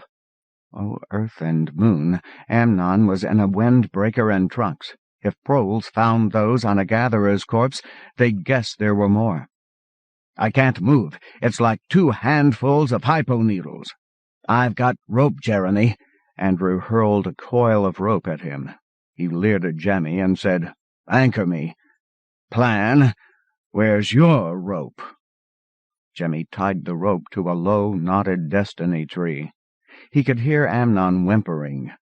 The rope didn't seem to be finding him. The sky lit like a sun. It hurt the eyes, like the light that burned over the Speckles field after Shimon's death. Jemmy blinked. "What on earth?" "Quicksilver!" Andrew's bellow was all triumph. He trolled the rope toward Amnon, who was clinging to a double armful of thorn on a 60-degree slope. The rope was too short. "Jeremy!" It was long enough when Jemmy had untied it from the tree, but the only anchor now was himself and Andrew. Amnon didn't want to let go of the bush. Andrew shouted, "Take it, you damned fool!" Amnon moaned and snatched at the rope, lost his grip, and had only the rope. He clung and swung while Andrew and Jemmy pulled hand over hand. At the end he lay sobbing at their feet, his hands full of needles and blood. And Jemmy asked again, "The light?" "It's Quicksilver, you crab-shy dropout! And the date is late summer, and Quicksilver rises just an hour before sunrise. And we are right on schedule, Jeremy, but we should move." "Quicksilver's bright, but this bright?" "Settler magic, that's what you call it, isn't it? Argos flew past Quicksilver. They dropped a metal and plastic turtle. I've seen pictures. It makes solar electric plates, and lasers to beam the power, and more little mining turtles. Now it's hundreds of years later, and Quicksilver's covered in solar collectors. That's why it's so bright." An entire planet covered in Begley cloth. Jeremy began to understand that Destiny Town had power undreamed by the towns along the Crab. They could light up a mountain range, launch ships into space. Andrew had known. Did they all know? Did they all take this for granted? Lightning flickered dimly against the sky like a hazy noon. The rock slope was etched in detail. It looked to be 400 meters to the ridge, and there, that crack might be a way up. But "They're looking at us. How?" "Amnon, got your nerve back? Ready to move?" "Damn it, Andrew! How are they watching us? From the sky?" Light like this had burned behind them this afternoon, lighting the prole's investigation of Shimon's death. The others gathered around Andrew and Jemmy and Amnon. Andrew said, "All right, Jeremy, but we don't have forever. Now that light isn't for us. They're looking for Firebird ponchos. Ansel, get that off now. Ball it up and hide it. And those are up-road. They're looking through video. You understand? Video cameras. And Sparrowtown, we still have a few that work. Video from orbit, so they can't see us unless the clouds break, but there's a way to split light into colors. They'll look for Firebird colors. They'll match every Firebird in the area, but Firebirds don't gather the way our ponchos are gathered." Willamette said, "Andrew?" "What?" "The light's on us. It isn't on the ponchos, can't you see? The mountain's lit up all around us, but it fades going back toward the barracks, fades toward the fields, too." The others murmured. Jemmy saw that she was right, but Andrew said, "You're imagining that. Why would they be looking at us?" "I thought they might be focusing on this." Jemmy held up the prole gun. "Why?" But Willamette asked, "Jeremy, how long has that light been blinking?" A blinking green light in the butt of the gun. Jemmy said, "It's been doing that all along. Why? Because they wouldn't want a gun like this wandering loose. If they've got phones, prole guns don't blink when we're harvesting. They didn't blink after the proles shot the birds," Willamette said. "Andrew, when did it start blinking? After you killed a prole for it?" "Maybe. Damn. It's sending a help call, isn't it, will you?" "Throw it away, Andrew." Damn! Jeremy, do it!" Jemmy hurled the evil thing back the way they'd come. It flew not far, struck bare rock, and spun away downhill. Andrew screamed at the sky. Andrew climbed as if possessed. This part of the range was new to them all. The plants were gone. It was naked rock. In the weird light they could see him far above, while Jemmy moved about helping the slower climbers and the ones who froze in fear. Dennis Lavoy was sliding. He'd lost the crack they were following.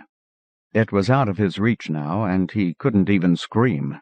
Jemmy scrambled down to reach him, but Dennis was sliding faster now, still silent, naked against a slick slope that wouldn't hold him.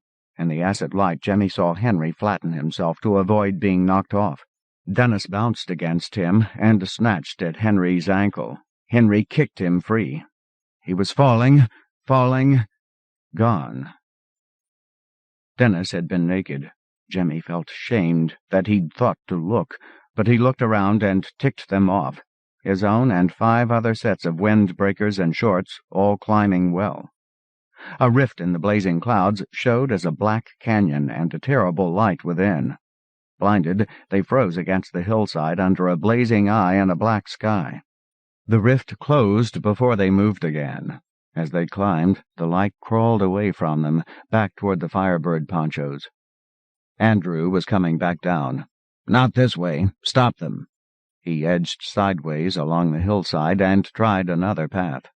Jemmy got the rest of them to where they could cling, and they waited until Andrew shouted. Now the sky blazed up road above the ponchos they'd left behind, lighting them until proles could come to see what they were. That ought to take hours. The Wind Farm's felons climbed in the fringes of the light with no firebird colors to mark them. The bulge of the hill hid further heights. The crest receded like dreams. Jemmy tried to count heads. 10 plus his own plus Andrew should be 12. He waited, and presently heard sobbing. Ansel Tarr, 16 and skinny and shivering in the rain. Jemmy doubled back, cursing the slope he'd have to climb twice, and guided Ansel's hands and feet until they'd found the next split in the rock. The next man he had to help was Andrew. Andrew had spent the last day and night exploring, preparing. It wasn't surprising that he was exhausted. His glare of hate was hard to take. Jemmy tied the rope under Andrew's shoulders, then his own waist, and climbed.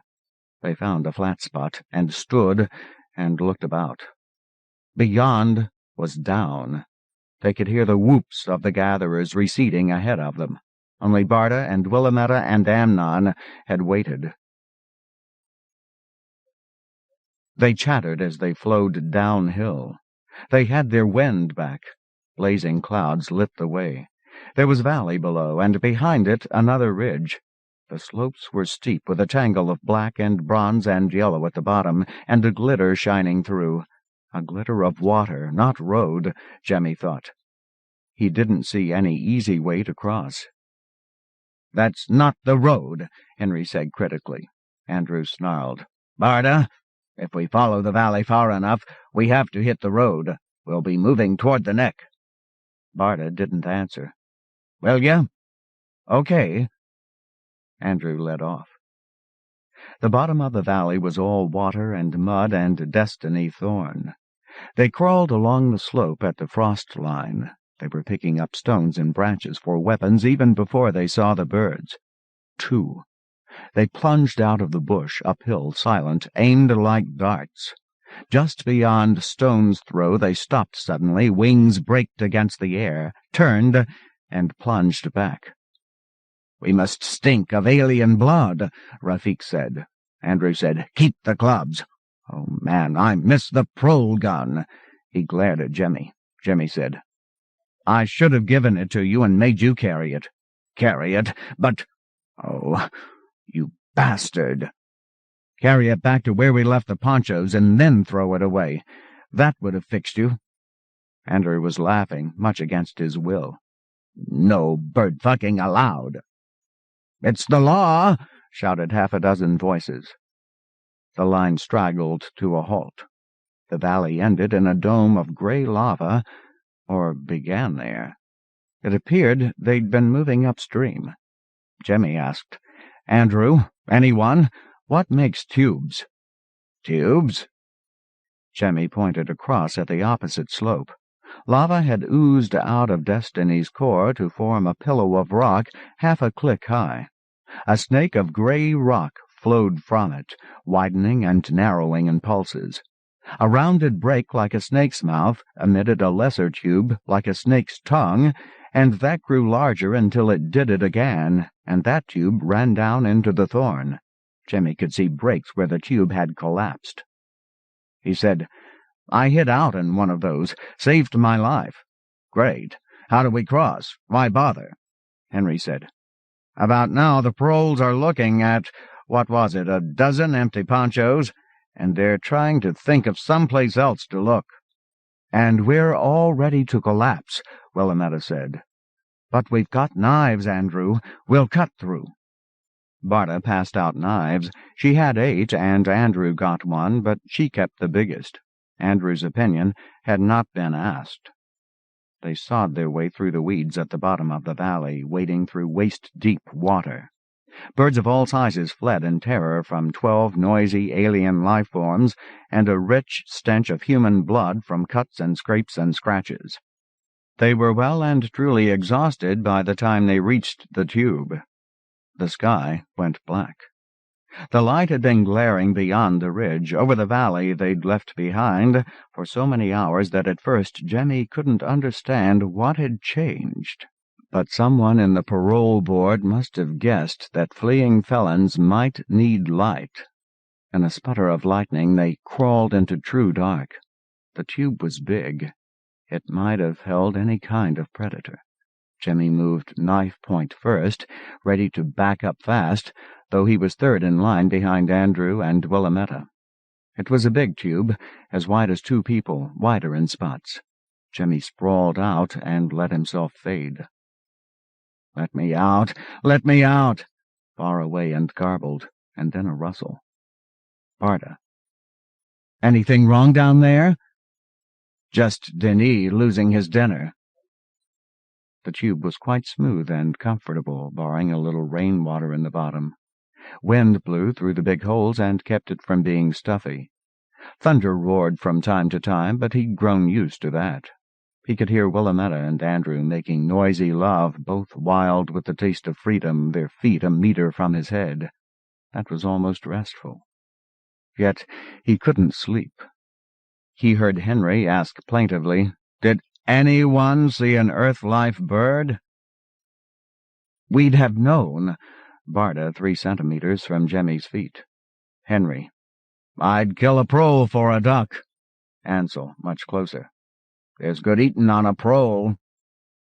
"Is he right, Barda?" "Oh, shut it, Henry.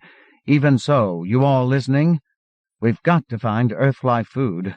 If we still look like a dozen ghouls the first time any citizen finds us—" "That's kind of what I meant." Willametta from up tube. "Barda, tell us more about this inn we're trying to get to." "Wave Rider, we were going to call it. My older brothers, Barry and Bill, and I went off with a gang of workmen from Destiny Town. That left Daddy with Brian and Carol. We knew Daddy'd worked them hard. We hated to leave them. The Overview Bureau used to be antsy about people messing with otter folk, but they've loosened up some. Daddy got permission somehow.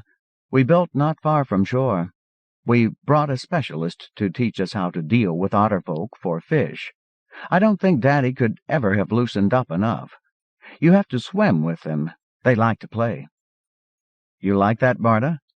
"It beats what else we were doing. Digging a foundation, pouring stone. We were starting to build the frame when Daddy sent me off to Romanoff." "The other best restaurant." "Jeremy, I grew up knowing how to cook the Earth-life fish from Swan Lake, but Daddy thought seafood must be different, and Destiny seafood. Anyway, I went. Wide Wade's School of Destiny, Biochemistry, and Cuisine is attached to Romanoff. The best students end up there. And while I was at Wide Wade's, I got word that Bill ran away with the money for the workmen. Daddy was in a rage, and I was supposed to go back to the Swan, so I ran too. And I never saw any of them ever again until the tribunal." "I've been in the Swan," Duncan Nichols said. "No way," said Barda. Willametta asked, voice raised, to talk past Jemmy, "Barda, how far away is this shoreline site you picked?"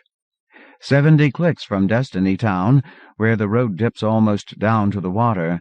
About that far from here, I guess. Will ya? I don't know how much of it they built."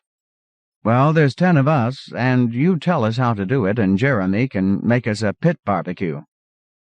"If we can get there," said a voice. Another told him to shut up. Jemmy stopped listening. He was half asleep, and so were the rest of them, and anyone still awake wouldn't be making sense. He dozed. The voices had all gone quiet, all but— "It's at Swan Lake, between the road and the shore." Duncan. "Daddy wouldn't let you in the Swan." Barda, scornful. "Harold Winslow? He wasn't there." "Who was?" "Nobody. Barda, it's just a shell.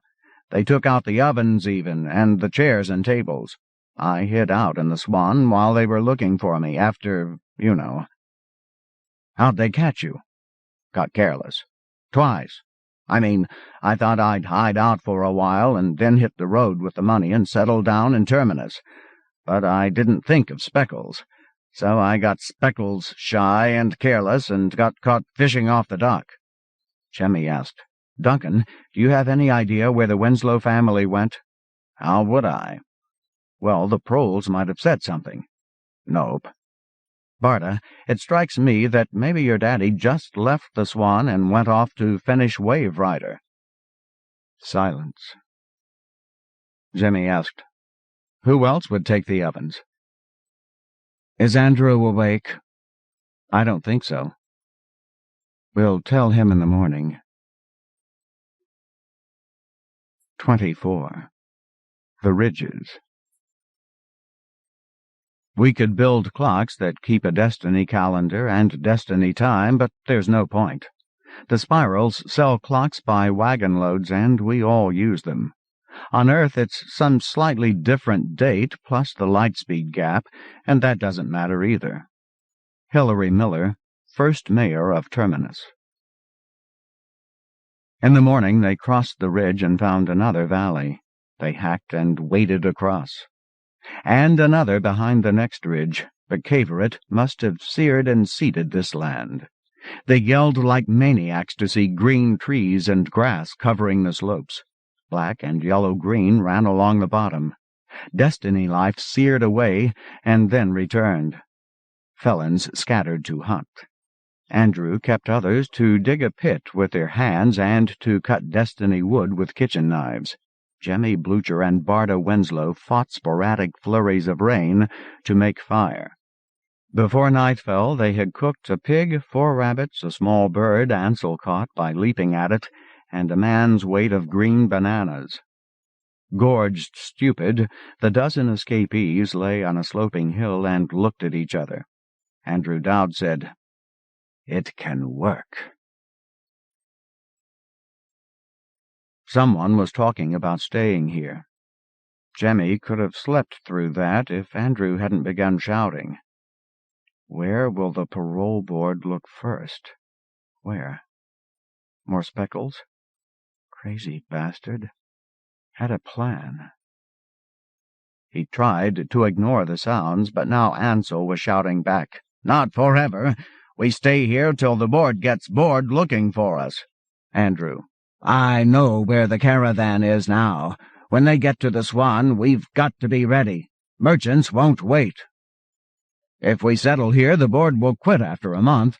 They don't know we've got a Speckles stash." "Speckles rots." "What? What are you saying?" Barda, "Ansel, Speckles gets a splash of radiation before it goes on the road. They do it in the parole board complex. Didn't you know?" "You planned this, knowing—" "Wait a minute. Andrew, how long does Speckles last if nobody zaps it?" "No idea." "You don't even know it's to preserve the Speckles, do you? It might be they don't want fertile seeds getting out." "That's bird-fucking crazy." "Who died and made you parole?" "Shut up. Shut your face or I'll turn it inside out for you." Barda was on Andrew's arm, whispering, while Willametta stalked off in a rage. Jemmy spoke as she passed. "Will ya?" She dropped beside him. She said, "They're all crazy." Jemmy said, "Sure." "Andrew, too. Idiot.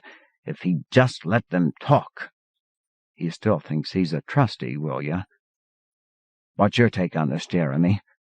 Jemmy said, "We had a plan. Then we had another plan.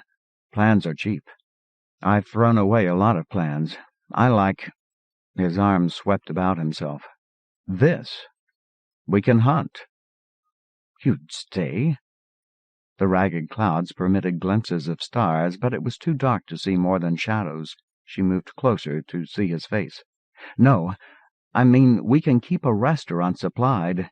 If they seared this valley, Cavorite must have seared and seeded every valley between here and the road. They're all ready to be hunted. I saw—" "Ah." Relieved, she nestled against him. He asked, "Does Andrew—" "Too many men, not enough women, and a woman who gets pregnant goes free, Any man who tries to hold on to a woman gets taught different. Unless he's a trustee. By that time, he knows. Somehow they'd come to be lying side by side, their backs against the long, damp grass. Willametta said, "I haven't seen stars in 2 years. Me? Well, days." Be a restaurant. It sounded crazy when you said it. Caravans build a new restaurant every evening, and I was the one who did the building. When I see the Swan, I'll tell you what I think. Maybe it's fallen down. What do we do then? I can't stop until I've seen Destiny Town. She sat up abruptly. Crab shies aren't allowed on the mainland, she said. You know better than to go into town without an identity, Jeremy. Crab shies?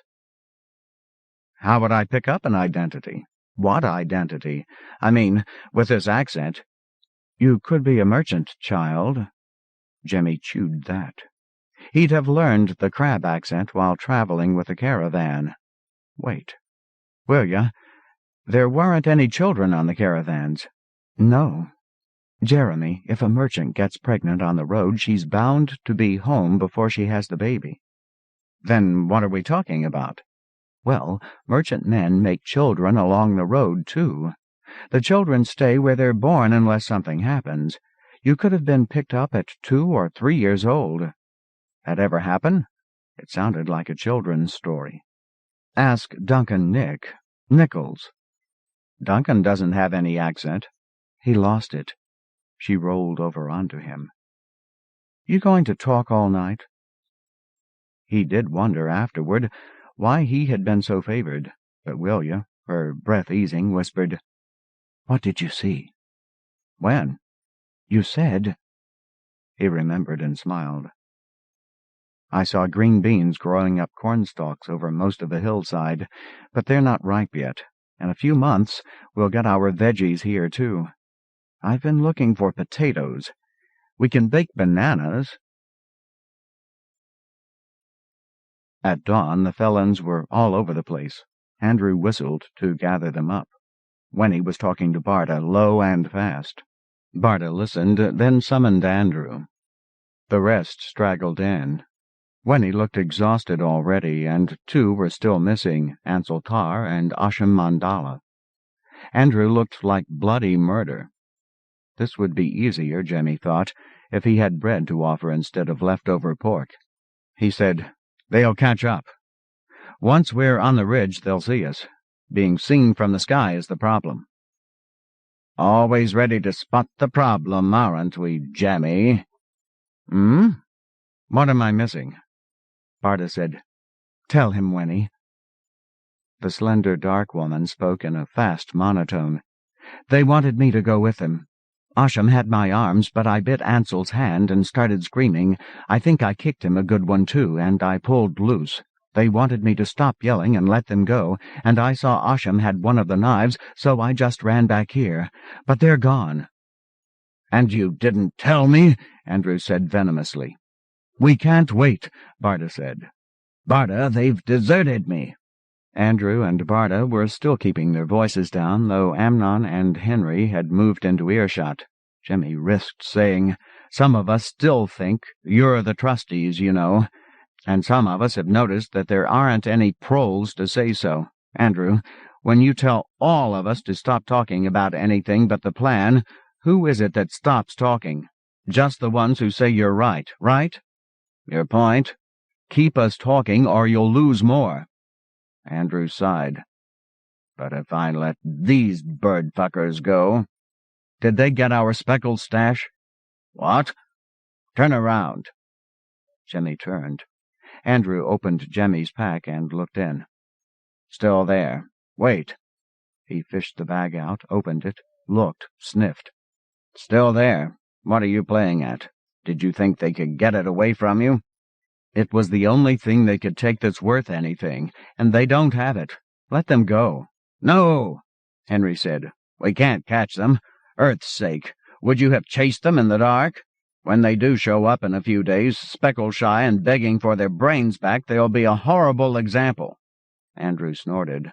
Barda said, We'll be restaurateurs by then. They'll have to be hidden fast. Jemmy saw Andrew bite back his answer. Killed.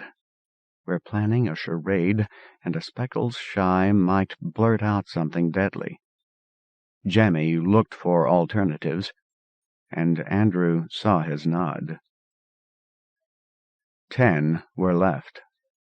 Over the ridge was another valley, Destiny life along the bottom, Earth life running up the slopes, birds that hovered like hawks. The sky was tattered clouds and fluttery winds that would not support heavy Destiny birds. Those birds must be Earth life. 10 felons hunted and feasted on burrowing creatures. It seemed strange to be eating at noon. Merchants and yutzes didn't do that either. Their intestines had forgotten about meat, and some were having trouble. They talked as they lay about the slopes, and continued as they moved on. I signed a contract I shouldn't have, Andrew Dowd said. He was walking off his anger. He walked fast, and Jemmy matched his pace just to see if he could. Didn't you say you were being robbed? Robbed, yeah. They were my partners. I had the idea they were holding you at gunpoint. Andrew only grinned over his shoulder. But he'd certainly implied. Were they trying to kill you? The courts are screwy, Jeremy. I wasn't sure I'd get justice. Jemmy dropped back by a little. Andrew was half smart and dangerous, and maybe his own record was no better. I don't remember any of it, Duncan Nick told Jemmy. My mother got killed when someone got careless with a weed cutter. My aunt and uncle, they already had Marie. Now Mama was dead, and suddenly they've got 4, and I didn't look like the others. Daddy already knew about me. When the summer caravan came by, he took me. Carnot wagon. Maria wasn't any too pleased.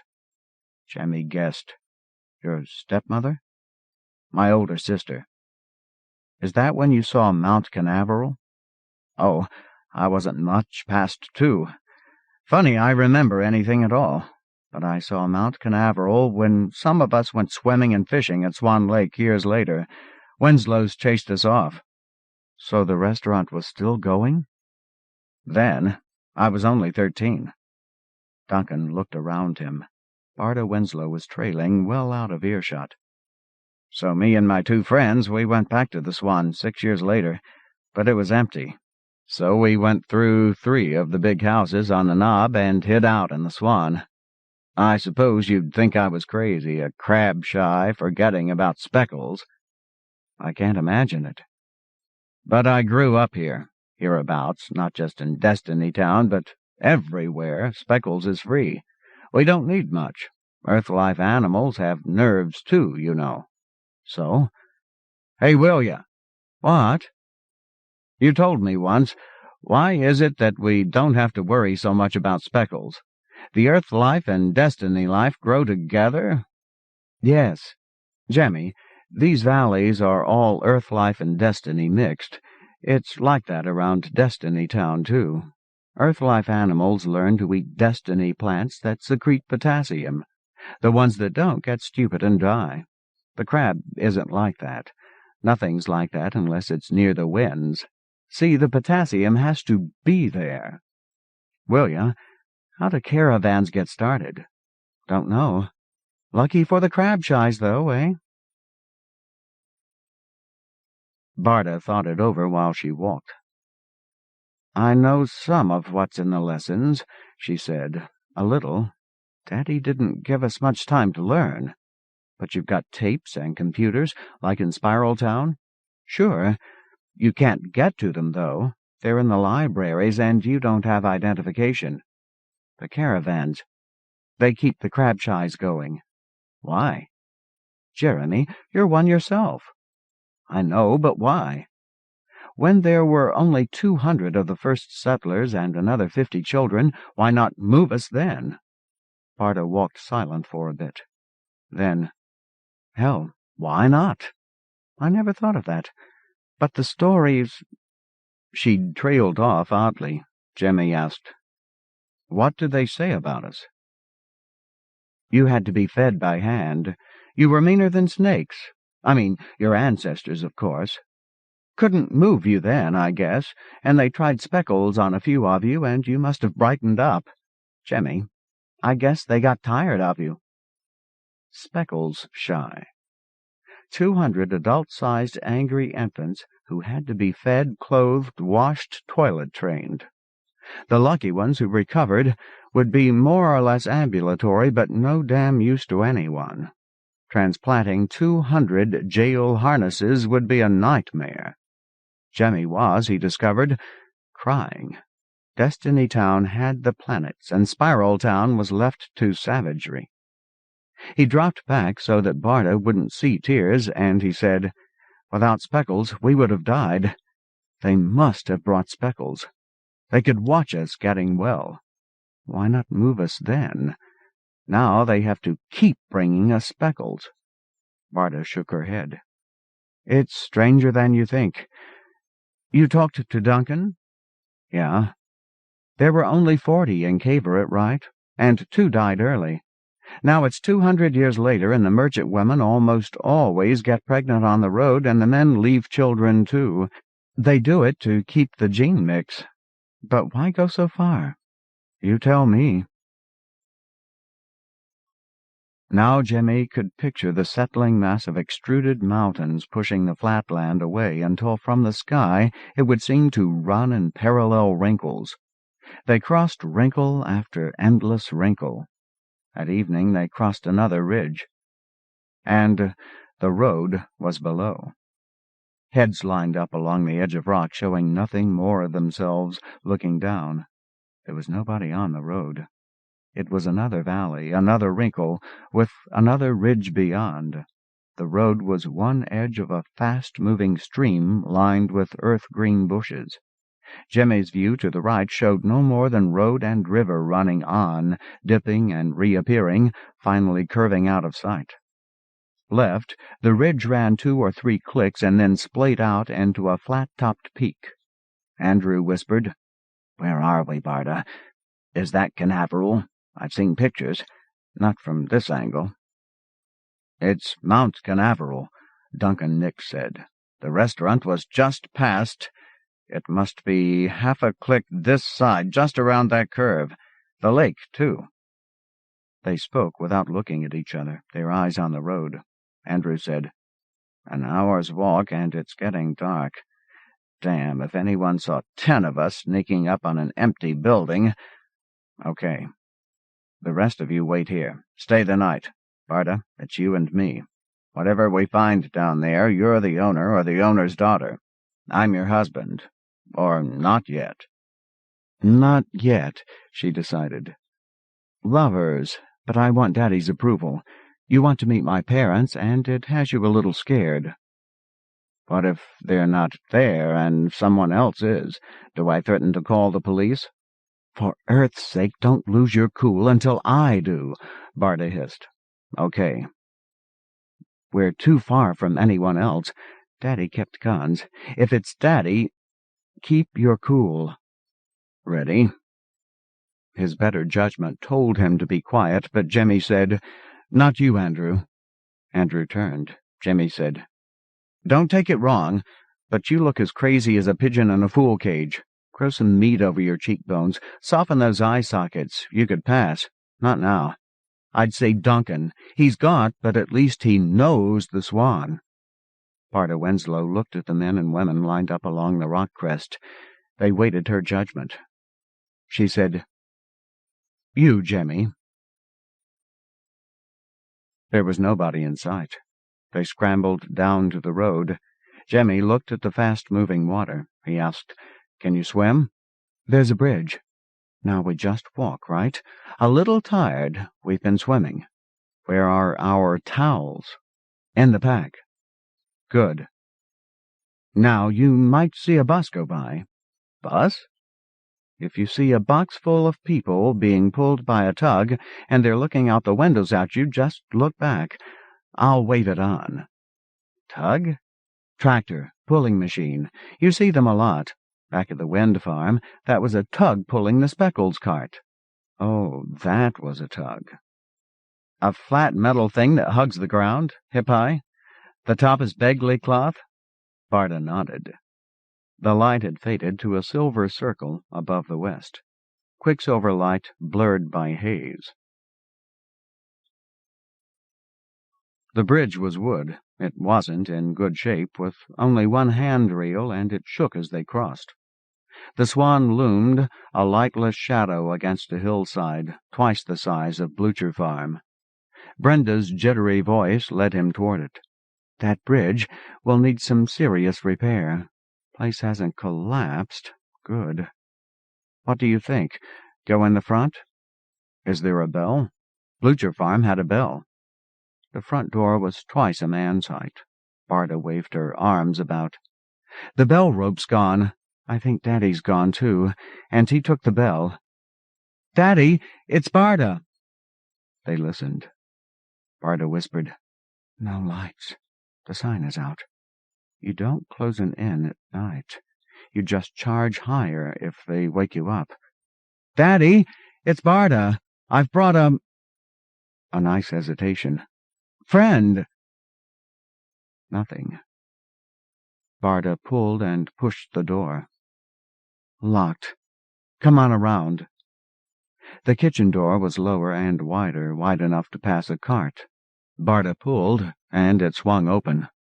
"The lock's broken," Jemmy suggested. "Duncan?" "Sure. Well, come in. Here." She hooked her fingers into his waistband and led him. There was nothing else to guide him, but Barda moved by memory and scent. Not even night lights. Daddy must have taken the guide spot with him. "Kitchen," she said, and he smelled old food smells and smoke. "Dining hall. Wow, he took the tables and chairs, too, and the carts. Stairs here. Watch it. There was a banister. Stay along the wall. And these were the guest rooms." "Sounds good to me." But she kept moving down to the end and another flight of stairs, then a strange smell, flowery. "My room. Watch your feet." He'd kicked something. "What's that?" "Don't know. Clutter. We'll have to sleep on the floor." "No wind, no rain, and they left us a rug. I like it." 25. The Swan. Quicksilver's year runs 3 months and a bit. It rises as much as an hour before sunrise, or sets up to an hour after sunset. As bright as Mercury from Earth. I miss the moon. Henry Judd, planetologist. Andrew hailed him from the crest. Jemmy stopped on the bridge and waited while Andrew bounded down. "We tracked you," he said. "Thought you might need help, and we watched a bus go past." The others were already climbing down. 3 more in windbreakers, followed by 4 scrambling down in naked haste, exposed in brilliant sunlight. Become a restaurant? We're kidding ourselves. "How's it look?" "A lot of work," Jemmy said. "I don't see everything Barda says needs doing, but there's a lot." By morning the damage was easier to see. The bridge might have been a century old. It was new enough that big trees had been cut to build it. On Earth there had certainly been life forms that ate wood, but here it would last forever. The wood was sound and thick, and moored in poured stone, sturdy enough to support a caravan. It sagged in the middle. Water had poured over it in a spring storm or several, and taken the handrail and some paint. Patches of paint lined the edges, still glare bright. "Needs propping," Andrew said. "One big beam right in the middle." A wide sheet of clear glass wrapped the front of the inn in a half-cylinder, framing the dining area. Several smaller windows were broken. The bed left behind in the captain's suite would have been too big to move. They could clean up the captain's suite for display. The thick rug in Barda's room would be bed for them all. "And, of course, the sign is out," Andrew said. There were outhouse toilets. The one with a woman's silhouette stank. "These have to be dug out," Barda said. "Daddy must have just let the femmes go." A much bigger outbuilding was barred from the inside. Barda showed them how to slide a saw blade through the crack and lift the bar. Daddy thought this would keep us out, but my brother Barry figured it out. Daddy's hiding place, right? She opened the door and yelped in delight. Harold Winslow hadn't taken everything. They wandered through the place as if entering an ancient Texas politician's treasure trove. There were tools, no little stuff and nothing powered, but... They put Amnon into the big set of coveralls and gave his trucks and windbreaker to Rafik Doe.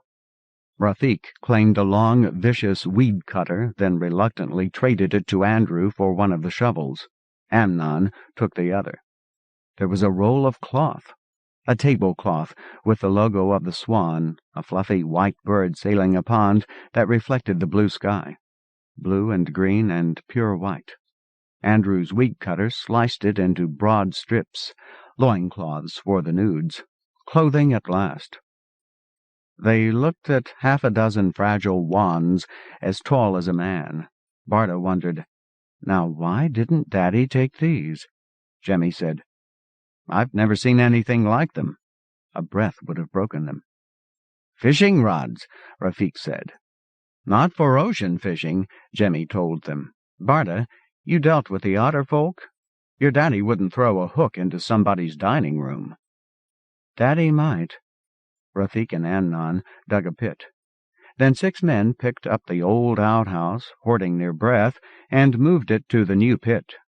They were all wolfishly hungry by mid-afternoon, and Barda was trying to get them to dig out the other outhouse. Jemmy got her attention. "Pit, fire, hunt, cook," he said. "Now." "We can lose a meal, Jeremy." That's not it, though he was getting hungry. "Will ya, Henry? Give me a sanity check here. The day anyone sees this restaurant going, we've been here for half a year. Yes?" Jemmy waved at a flat patch of ground. "Just look at our fire pit, sir. We cleaned it out last week, and it's already full of ashes. We were so busy 2 days ago, it's no wonder we've run out of a few things." He saw a few grins and persisted. "But we don't have a fire pit. What if someone comes by today?" "No chairs either, no tables, no silverware," Barda said. "Start a list. We don't need silverware. No forks at a caravan stop, Barda. Everyone carries his own knife." Andrew asked, "What about the buses?" Barda waved it off. "A bus ride costs money. People don't take them very often. So there's a restaurant here. Last time anyone went past, he didn't notice." "Jemmy, 2 months we've been here." "Fine, but I've got to teach you people how to cook." The nudes had skirts and/or loincloths now, but that wasn't quite like being clothed. It seemed best to send them off to hunt and keep the others for digging. They dug a fire pit long enough to feed 10. Extend it tomorrow. The men's ancient outhouse could imply an ancient restaurant, so that could wait. The femmes had been too rank. Barda showed them where the truck garden had been, and sure enough, potatoes and carrots were growing in a maze of weeds that had been, and still were, spices. The patch was clean of destiny life. They watched Barda choosing spices for dinner. The rest got bored and wandered away, but Jemmy stayed and made her identify every spice for him. He waited until they were alone before he asked, "Barda, isn't this a graveyard?" "Sure. 3 generations of Winslows. It must have half killed your father to move." She looked up.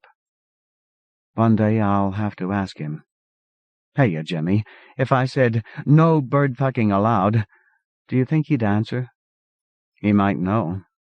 Maybe the proles caught your brother. It's the law." Barda stood and dusted herself off. "That should do it." She left, carrying spices in her rolled-up windbreaker. When she was gone, Jemmy reached into his pack. The hunters returned at dusk with something pig-like, still alive and struggling. They left it tied up and settled for root vegetables. Can't cook in the dark. In the morning, Jemmy and a few others built up the fire and killed and roasted the non-pig. They got a cheer from the late risers. Afterward they extended the fire pit into an arc 7 meters long. The men got tired of sharing their outhouse. They dug another pit and moved the men's outhouse to that. "We'll call this place the Pits," Jimmy suggested. They jeered him. He took men uphill to collect rocks. A roadside caravan stop had to have an oven. He'd walk the road and look for grain and find a way to grind it. If that birdfucker Harold Winslow had only left some pots, they could have set a stew going. There were flower pots in the tool house, but no passerby would accept those as cookware. They cleaned the long hall and the first pair of rooms leading off it, and the captain's suite. On Barda's insistence, they cleaned the suite of rooms at the end, too, because someone might want it. There were indoor toilets, and old signs on the doors that said, "Out of order." "These have been down since I was a little girl. Daddy got tired of digging up the pipes, or else he ran out of money," Barda said. "There's a Destiny plant that just loves to block pipes." In Barda's old room were chairs and a desk. They took the chairs down to the dining area. The desk was too big. Looking up at the inn, you could see through the picture window, but you saw only ceiling, so it didn't matter that the place was an echoing emptiness. "Daddy took all the curtains," Barda told them. "They should be there. If you don't close them, the sun can fry the diners." Andrew shrugged. "We just don't let anyone in." "Might work, but the window's filthy." There was soap, but no rags.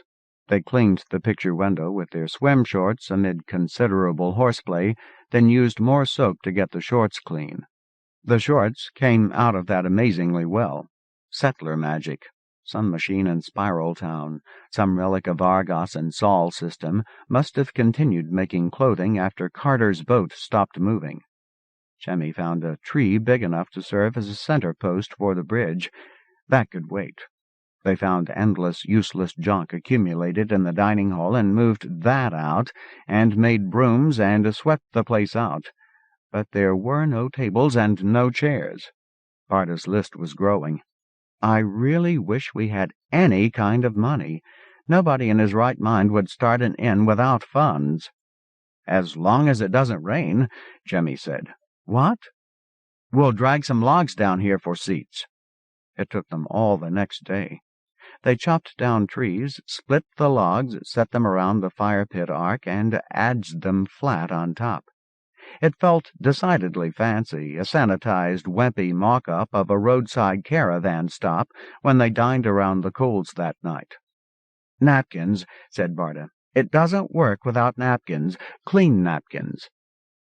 There was no light but the coals and, briefly, quicksilver. They felt their way to their beds. But in the morning, Jemmy got Barda to show him the list. Poured stone, 5, marked out 10 tons. 1,000, marked out 2,000. Glass panes, 700. Silverware, 200 to 1,000. Paint, 400. Chairs, up to 2,000. Tables, up to 4,000.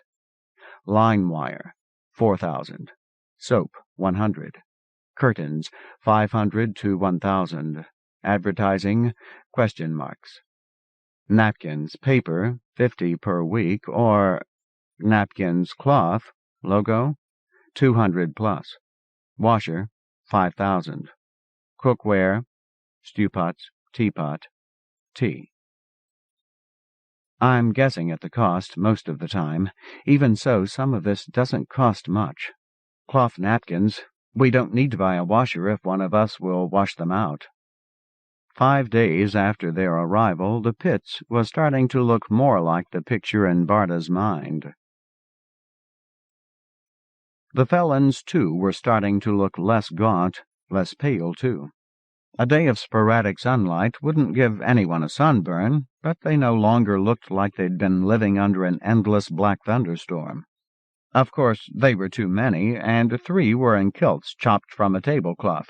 And if Jemmy Blucher had thought of robbing their first customers for their clothes, and never mind the friends and relatives and proles who might come looking for them, then 9 people who had been imprisoned for violent crimes would all have thought of the same thing. Something had better be done about clothes.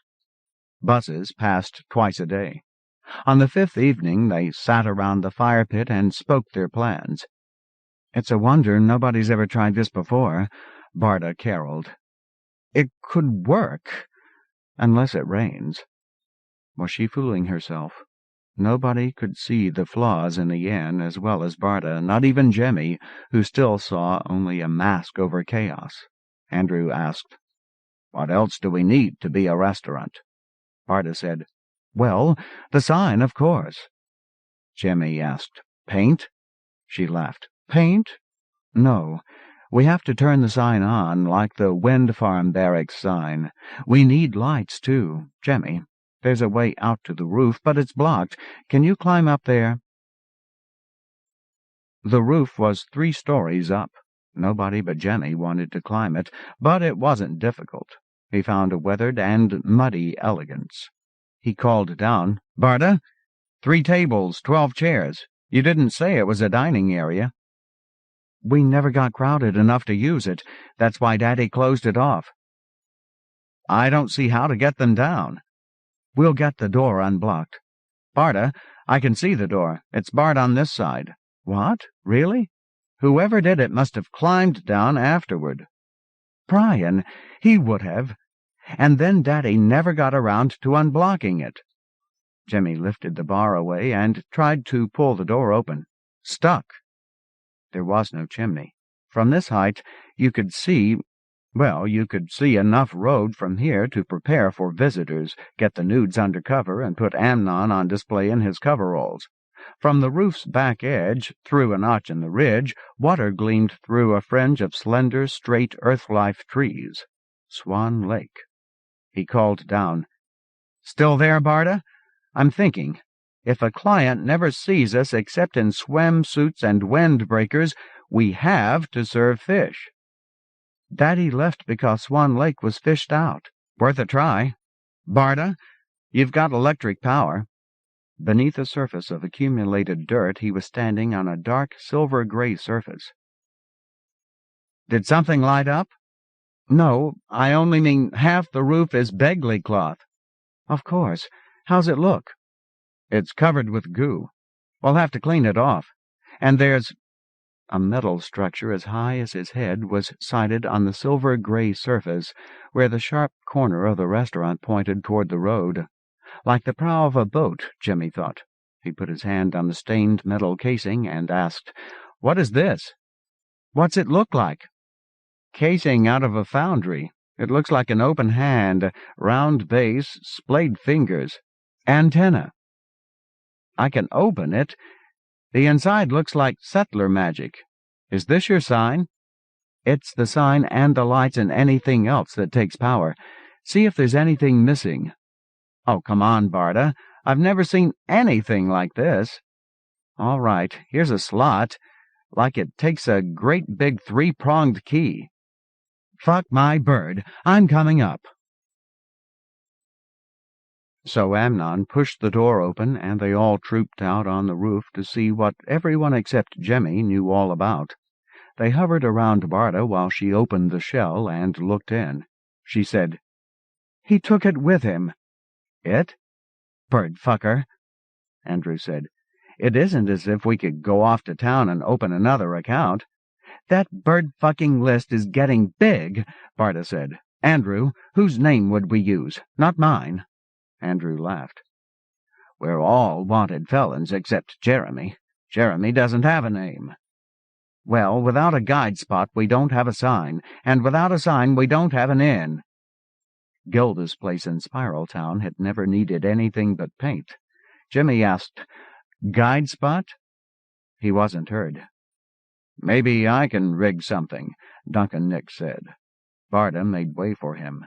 The shell opened at the edge of the roof. 2 could look inside, no more. "I was up here before, but I did not want lights," Duncan said. "Let me see." But Winnie McLean wasn't heard either, and she wasn't strong enough to push her way in. So Jemmy asked her, Guide spot? It sends back a reflection, Winnie said. The power beam from Quicksilver goes to 4 orbiting relays. The relays flash a beam, and all the guide spots flash back. Then the beams focus on all the guide spots. It's a frequency Begley cloth can turn into power.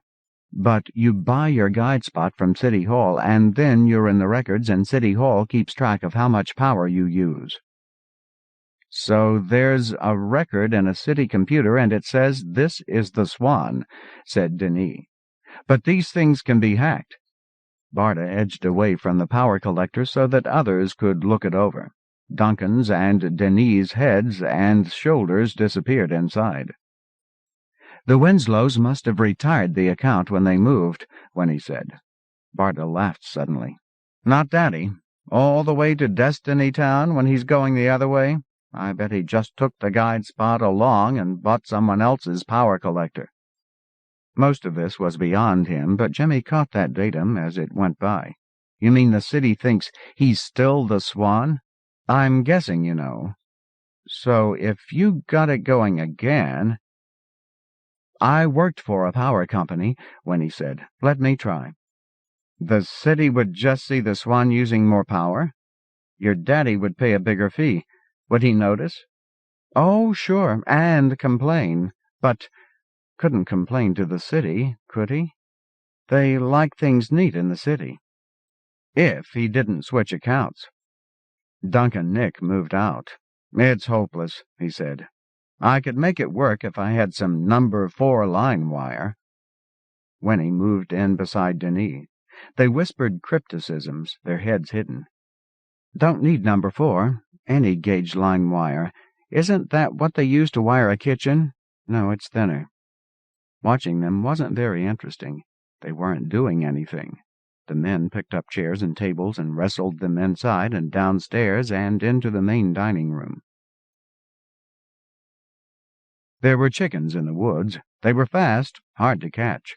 But on the 5th day, Winnie found 4 nests, scrambled eggs for all, cooked in the pottery pots. On the 7th morning, Willametta saw the bus stop and let people off. Blind luck that she happened to be looking through the picture window. Andrew had set a guard, but he hadn't been taken seriously. 2 men, 2 women walked across the bridge carrying fishing poles. Willametta moved about the house whispering the news. Nudes to the upstairs rooms, Amnon to work the garden. The strangers were in their teens. They wore tiny swimsuits and skimpy vests with lots of pockets. What they saw was Amnon in coveralls and 4 older folk in out-of-date short-sleeved windbreakers carrying poles. Jemmy was one of those. Yes, we're reopening the restaurant. Just for dinner. We'd be happy if you'd pass the word. What have you got for breakfast? We don't have flour yet. Cold chicken? Tea? They turned that down. One man said, You should open for breakfast, too. They come to Swan Lake to fish, you know, and this is the only way in. Cook their fish for them in the evening. Amnon stayed. Jemmy took the rest to the lake. Behind him he sensed frantic action held leashed. At the shore they separated. The inlet to Swan Lake was easy to wade. Jemmy tried to keep an eye on the little group on the far shore, but they weren't spending all their time fishing. They let a little tent inflate and spent some of their time in there. They went exploring through the trees. Earth-life bushes and grass and trees. Earth-life fish. Before noon the felons had caught 24 fish of 3 varieties, none of which Jemmy recognized. It made sense to go home then, and they did. Jemmy dreaded that Andrew would see what he saw, 4 teens on foot who might have disappeared anywhere between here and the city, with clothes on their backs in current styles and money in their pockets. But he couldn't stay to protect them. They returned to a great light. Above the restaurant's roof a flame rose and fluttered in the shape of a swan. Jemmy was relieved to see Andrew grinning up into the lighted dining hall windows. He lofted a mess of fish and got a nod. He asked, "How did you do it?" "I don't know. Winnie and Denis pulled a nest of line wire out of the ceiling in one of the rooms. You know what that is? A thread of superconductor and a rubber tube. They'd have been electrocuted if the roof was clean, I think. Nothing worked till they found some silver thing Barda hid in her room and pounded it into shape. But, he waved, they got it going. Shouldn't we turn it off, or are we open? We're open. Let's see, we'll keep that room locked, and clean up the roof so we get more power. All the lights are way too dim. But you, Jemmy, you get a pit fire going. When those kids come back, we want to cook their fish for them, and show somebody how to clean fish. Henry? The visitors stayed for dinner. Jemmy was a chef on display, with a road accent, self-consciously not a Spiral Town accent, and my merchant father picked me up from the dairy when I was a little boy. What the Swan lacked became much clearer. Bread, potatoes, lettuce. They'd have asked for a room until Barda told them there weren't any working toilets. Then they opted for their tent by the lake. Then they tried to pay the chef. You pay Barda. She prefers to keep track. Jemmy sneaked a peek at Destiny Town money before they turned away. It was a hologram and posed onto thin paper. Barda took their money. They climbed uphill with Swanlight behind them, and Barda gave him an intensive course in how to identify, count, and change money before she let him go to bed. 26. The Last Climb. We were chosen for genetic disparity. Now our numbers are down by 1/3, and we're scattered from base 1 to the winds. How are we going to avoid gene drift? Grigory Dudayev, Senior M.D. Next morning was a bleary-eyed scramble. They didn't have to look like a restaurant as long as they didn't look like a prison camp. 4 visitors would be returning through here any minute now. They appeared near noon. They'd stayed to fish up a breakfast. Jemmy guessed right. He had coals going, and he'd saved a dozen of Winnie's eggs and several big mushroom caps. The fishers wanted tea, and were mildly put off because it was herb tea, licorice picked from the spice patch. There was, of course, no bread. Admitting that was embarrassing. After they were gone, Rafik told Barda, "You could have charged them more." "They'll talk. We want customers," Barda said. "What is an inn with no guests? A bird-fucking halfway house." Jemmy asked Rafik, "How much whole wheat flour would that buy?" "1.5. Last night's steak would buy 5 or 6. But we could have charged more," Rafik said, and Andrew's face was growing red with his laughter. It was a trivial sum, of course. Barda's list had grown. 1 full set of decent clothing, 600. Poured stone, 10 tons, 2,000. Glass panes, 700. Flour, 100. Silverware, 200 to 1,000. Paint, 500. Chairs, up to 2,000. Tables, up to 4,000. Soap, 100. Curtains, 500 to 1,000. Advertising, ? Napkins, cloth, logo, 200. Washer, 5,000. Cookware, stew pots, 50. Teapot, 20. Butcher's table, 1,500 or make one. Tea, guide spot and power account, 8,850. Line wire, 4,000. When Jemmy went to fetch wood for the pit, Andrew was there.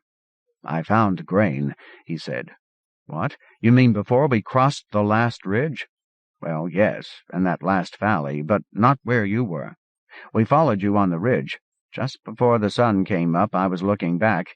It was all yellow, earth-life yellow. It's not far from the Swan. I can show you." "What kind of grain?" 2 or 3 kinds. I went back to check, day before yesterday. Grain. Why would the settlers bring anything that looks that much like wheat and isn't?" Jemmy thought it over while he and Andrew collected dead wood. They'd been here 9 days, and they hadn't had to chop down trees for firewood, but the day would come.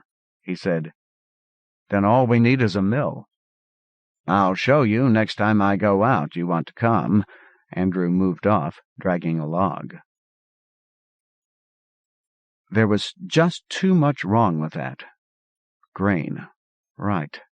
Barda's daddy, or his, would have planted wheat and rye around the Swan. But it was a great find. Why wasn't Andrew taking the credit in his usual booming voice, or demanding some favor in return? And when had he had the chance to check it out? He found Willametta on the hill above the Swan. "Willia, did you see any grain hereabouts before you got to the inn?" Willametta looked around. Her windbreaker had become a bag for onions and mushrooms. "I didn't." "Did Andrew?" "No. Why?" "Any idea where Duncan's got to?" She'd seen his worry. "It's all going fine, isn't it? Why are you turning weird now? I haven't seen Duncan Nick since breakfast." "Maybe I started weird. How would you like to go to Destiny Town?" "What?" "Somebody has to buy stuff. It sure isn't me, not with this accent." She smiled. "I guess I could stay out of trouble. Do I look like a living woman now?" "Close. Let's test that." He took the bag she'd made of her windbreaker and set it down. "Jeremy, Destiny people won't see this much of me." "Speaking for the felons assembled, we're relieved to hear it." Conversation deteriorated. Winnie looked into the wood, grinned at them, and passed on. Then dashed back, scooped up Willametta's windbreaker, and ran away laughing. They were in no condition to chase her down. Too many of them had spent too much of the day arguing possibilities. Nevertheless, the arguments had culled Barda's list into what they needed most that cost least. By the red light of evening's coals, it had all evolved into a plan. Someone was going to have to go into town. At some point, that person had become Andrew. He was going alone. "You were right, Jeremy. One of us is just skinny. Two together look like walking dead."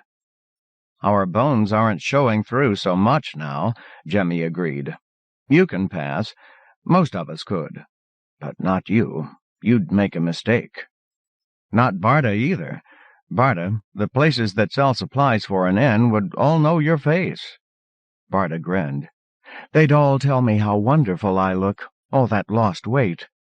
She looked down at her windbreaker. It was too dark to see food stains, but she said, "I'd kill a prole for a stack of napkins." "How high?" Felons were tottering off to their beds. Duncan Nick wasn't among them. Duncan hadn't come to dinner. Jemmy hadn't seen him since breakfast.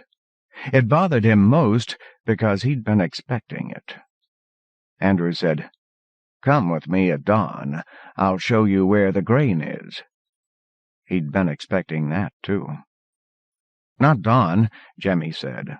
"I'll clean up from dinner and set up breakfast first. I'll start after that and catch up." They went into the inn.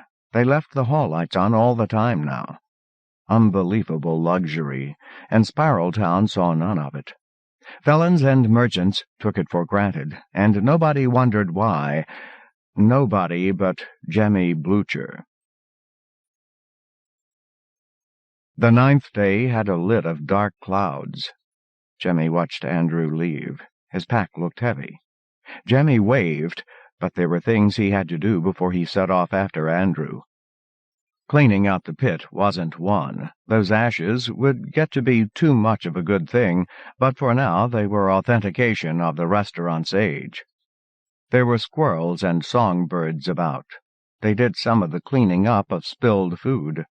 When Jemmy, Amnon, and Winnie finished the job, they left scraps in the wood. Curious looks followed his departure. His pack was light. He'd hidden the gathering's trove of speckles. He didn't want to be carrying that down the road. He crossed the bridge and moved immediately to the center of the road. The river ran on his right, chuckling unseen. Jemmy moved briefly to its edge, a curve of melted rock flowing straight down into rushing water. He moved back to center. He'd considered climbing to the ridge, but that would have slowed him, and he could be overreacting, seeing murder in every face. Willametta was no creature of evil. She would have been free of the wind farm in less than a year.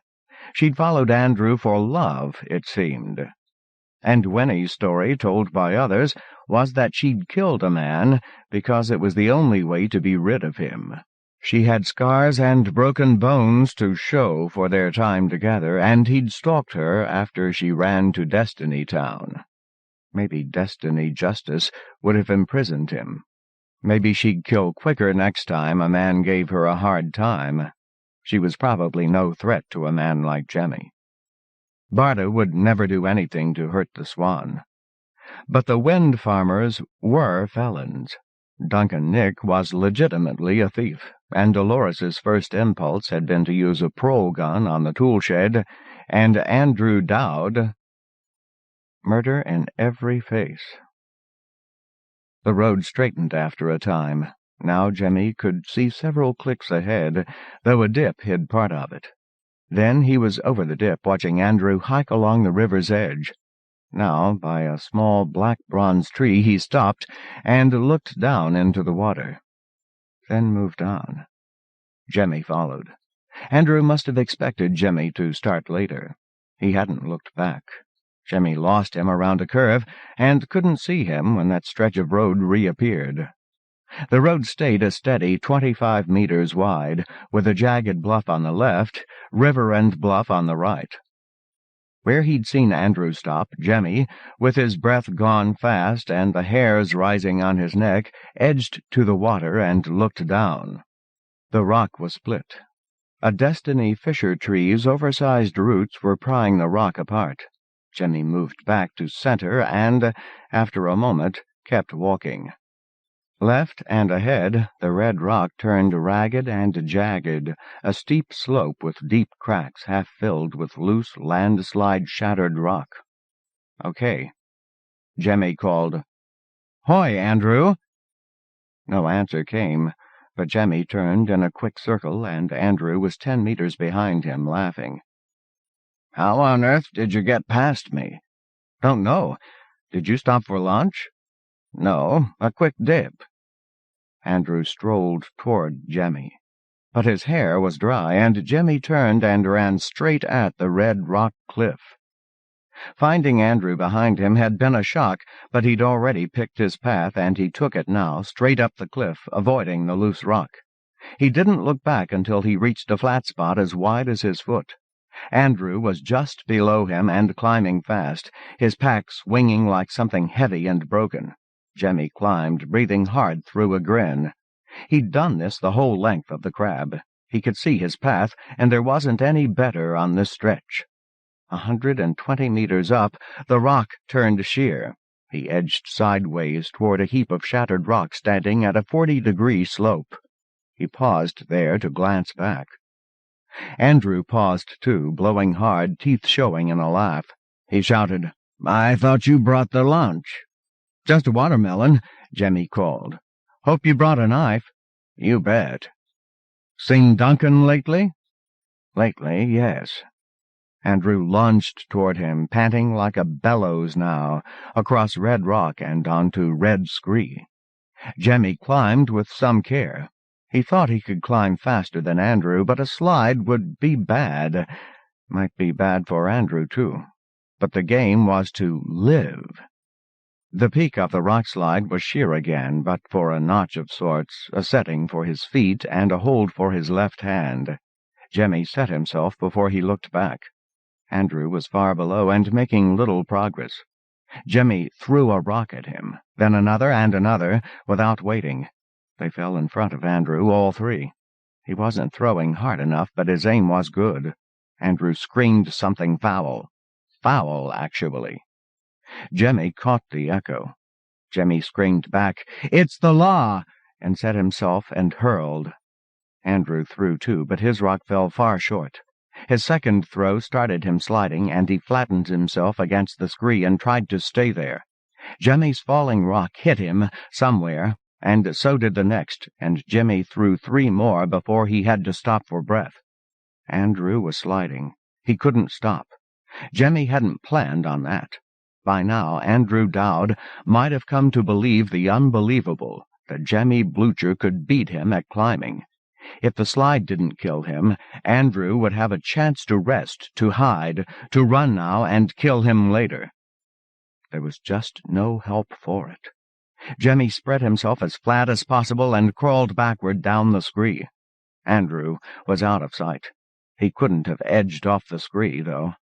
Last time Jimmy saw him, those rocks were carrying him right to the bottom. Now Jimmy edged off to the side onto solid rock and looked down. Andrew was far below. Jimmy began throwing.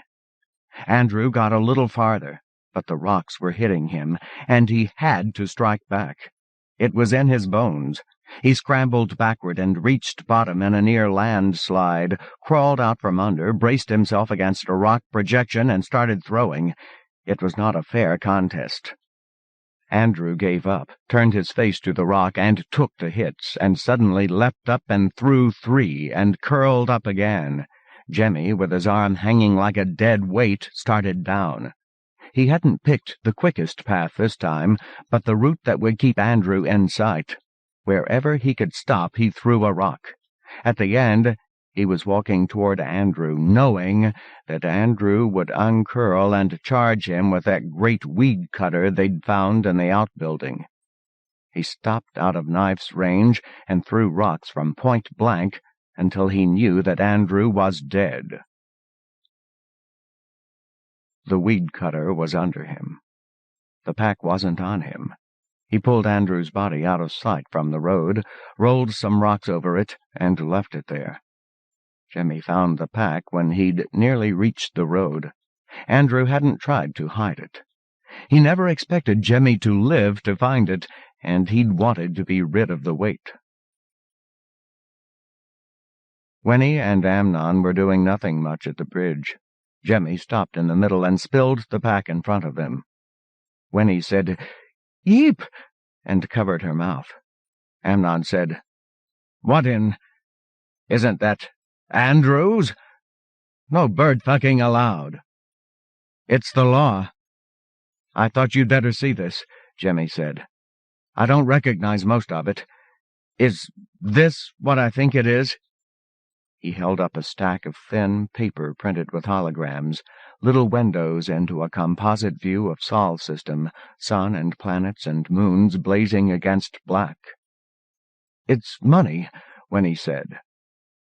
Jimmy fished among half-familiar things. A wide silver belt buckle, handfuls of rings and ear crescents, jeweled and elaborately shaped. A tiny statue group. Old men and a kibitzer around a chess set, in inset jade. A malachite cube. "What's this? And this? And this?" "I never actually saw. That's a phone." "Oh." "And I think that's a book, an old holy book. And that's a lighter." At a touch, a point on the lighter turned white-hot. Jimmy kept it. "All right. We have to give the rest of this to Barda. Will you come with me?" Amnon said. "We're supposed to be guarding." "I'll stay," Winnie said. "You go, Amnon." "That's Andrew's pack," Amnon said. Jimmy repacked the pack, holding out the malachite cube and 2 ear crescents. He said, "Not any more. Andrew tried to kill me. I won." "Andrew's dead?" Jimmy looked at Amnon. He hadn't considered the big man a threat. "How do you feel about that?" Amnon rubbed his jaw. "I guess we all knew he'd try to kill you. That stuff with the prole gun. You won?" "Yeah. Winnie, here." He gave her the ear crescent and helped her fit it. "You shouldn't wear it much, maybe not at all. In Destiny Town, they might know where it came from." Here, well, you know. Thank you. She kissed him. Once upon a time, 12 days ago, Amnon had handed a monstrous weapon back to Jemmy, and Jemmy had to trust someone. Amnon, I want to look uphill for something, and then I want to talk to Barda. Will you come?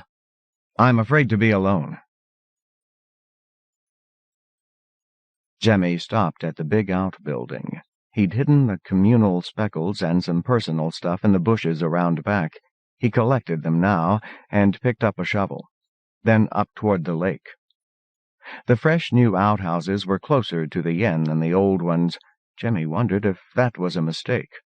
Today they were conveniently close.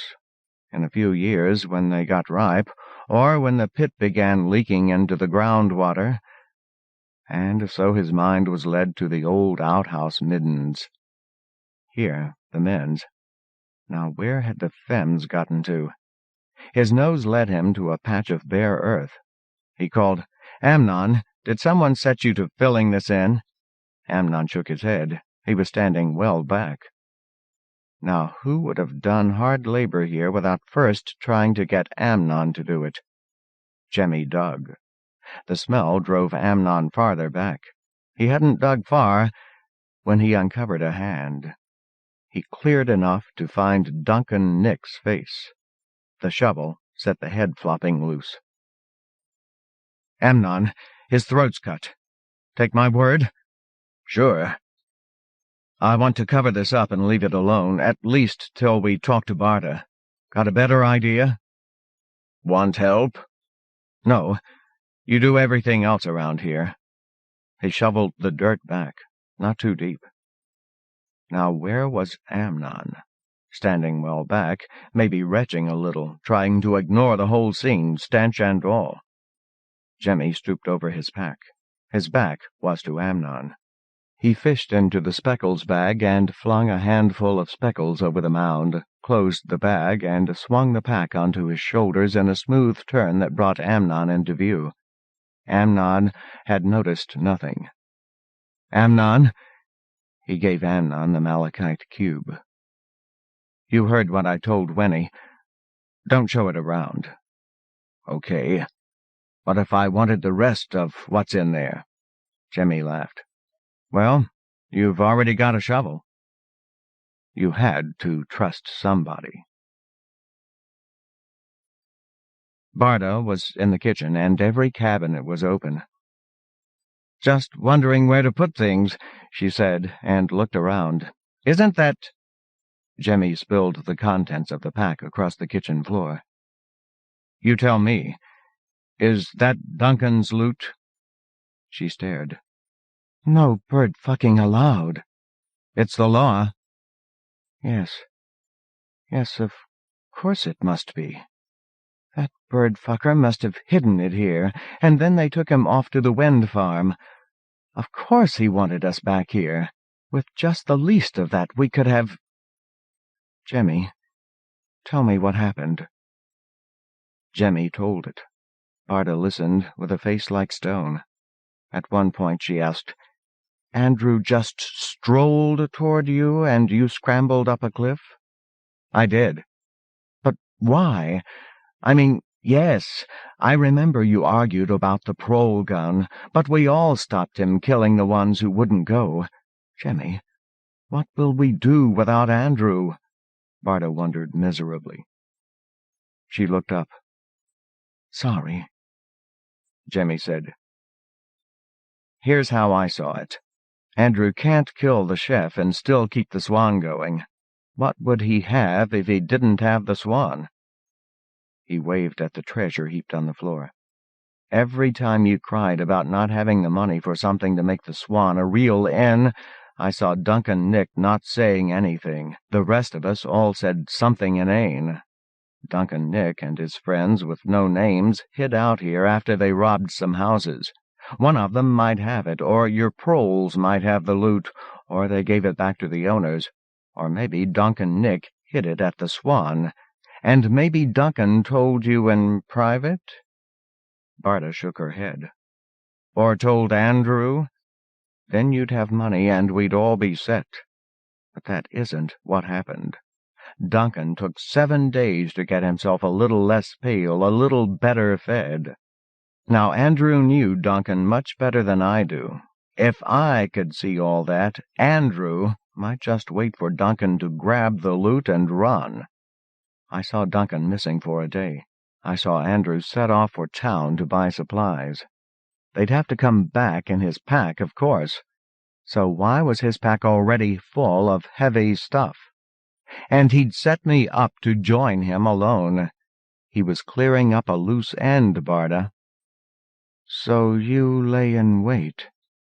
Barda, he was lying in wait, and I thought I knew where, and I still missed him. He must have been under the roots on the Fisher tree. She studied him a little longer, then said, You're rich now. You could... Why didn't you run? Where? All right. Thank you. Thank you for bringing it all back. Duncan's in the old femme latrine pit with his throat cut. We covered it up again. It's none of the parole board's business. No. Someone still has to go in and buy supplies, Jemmy said. Amnon and Winnie? You told them both about this. Why? I wanted someone with me when I brought you this. I thought maybe you'd do anything for the inn. Such as? It's early, Jemmy said. I'm going to get some fish for dinner. He set Andrew's pack beside the loot of 3 houses and left. Barda's eyes bored into his back. He still didn't know. If Andrew was to be sent to Destiny Town with everybody's money, then Andrew had to want to come back. He had authority here and nowhere else. Still, would Barda have offered him more? Say the life of a man who snatched a gun away from him? Jemmy didn't know, and it wasn't ever going to matter. He passed a few people and waved and went on. The men's old cesspit hadn't been filled in. Jemmy stopped and sprinkled speckles around the edge, and was reminded that he couldn't leave yet. When he reached the lake, Willametta Haynes was perched on a perfect rounded white rock fishing. Jemmy took up position beside her. He handed her the speckles bag. Would you take this, please? Why? You're the chef. Accidents happen. I don't want to get it wet. She took it. What are you doing? Going to circle the lake. Want company? He said, Sure. Then he handed her an ear crescent, a tiny snake made of silver wire. Where did you get this? He fitted it onto her, and then he told her. She scrambled backward. A safe distance away, she threw the ear crescent at the lake water and ran. He waited until she was out of sight. Then he kept walking around the lake and uphill. He kept the pole, awkward as it was. There would be lakes and rivers. He didn't expect to be hunted. Jemmy Blucher disappears after admitting that he's killed the trustee. Did he run, or did someone take offense? Who cares? But anyone who tried to follow Jemmy would surely expect to find him on the road. Uphill he climbed. Swan Lake nestled in another wrinkle in the fabric of the land, another crest with another valley beyond. From the crest he could look into the next valley. Earth-life colors, then destiny black along the bottom, then earth-life again. That day and the next 3, he stuck to the crest. He made forays into the valley to hunt and gather. In time, he descended to the road. When he met the caravan, he was welcome. He had money. He'd saved out half before he gave the rest to Barda.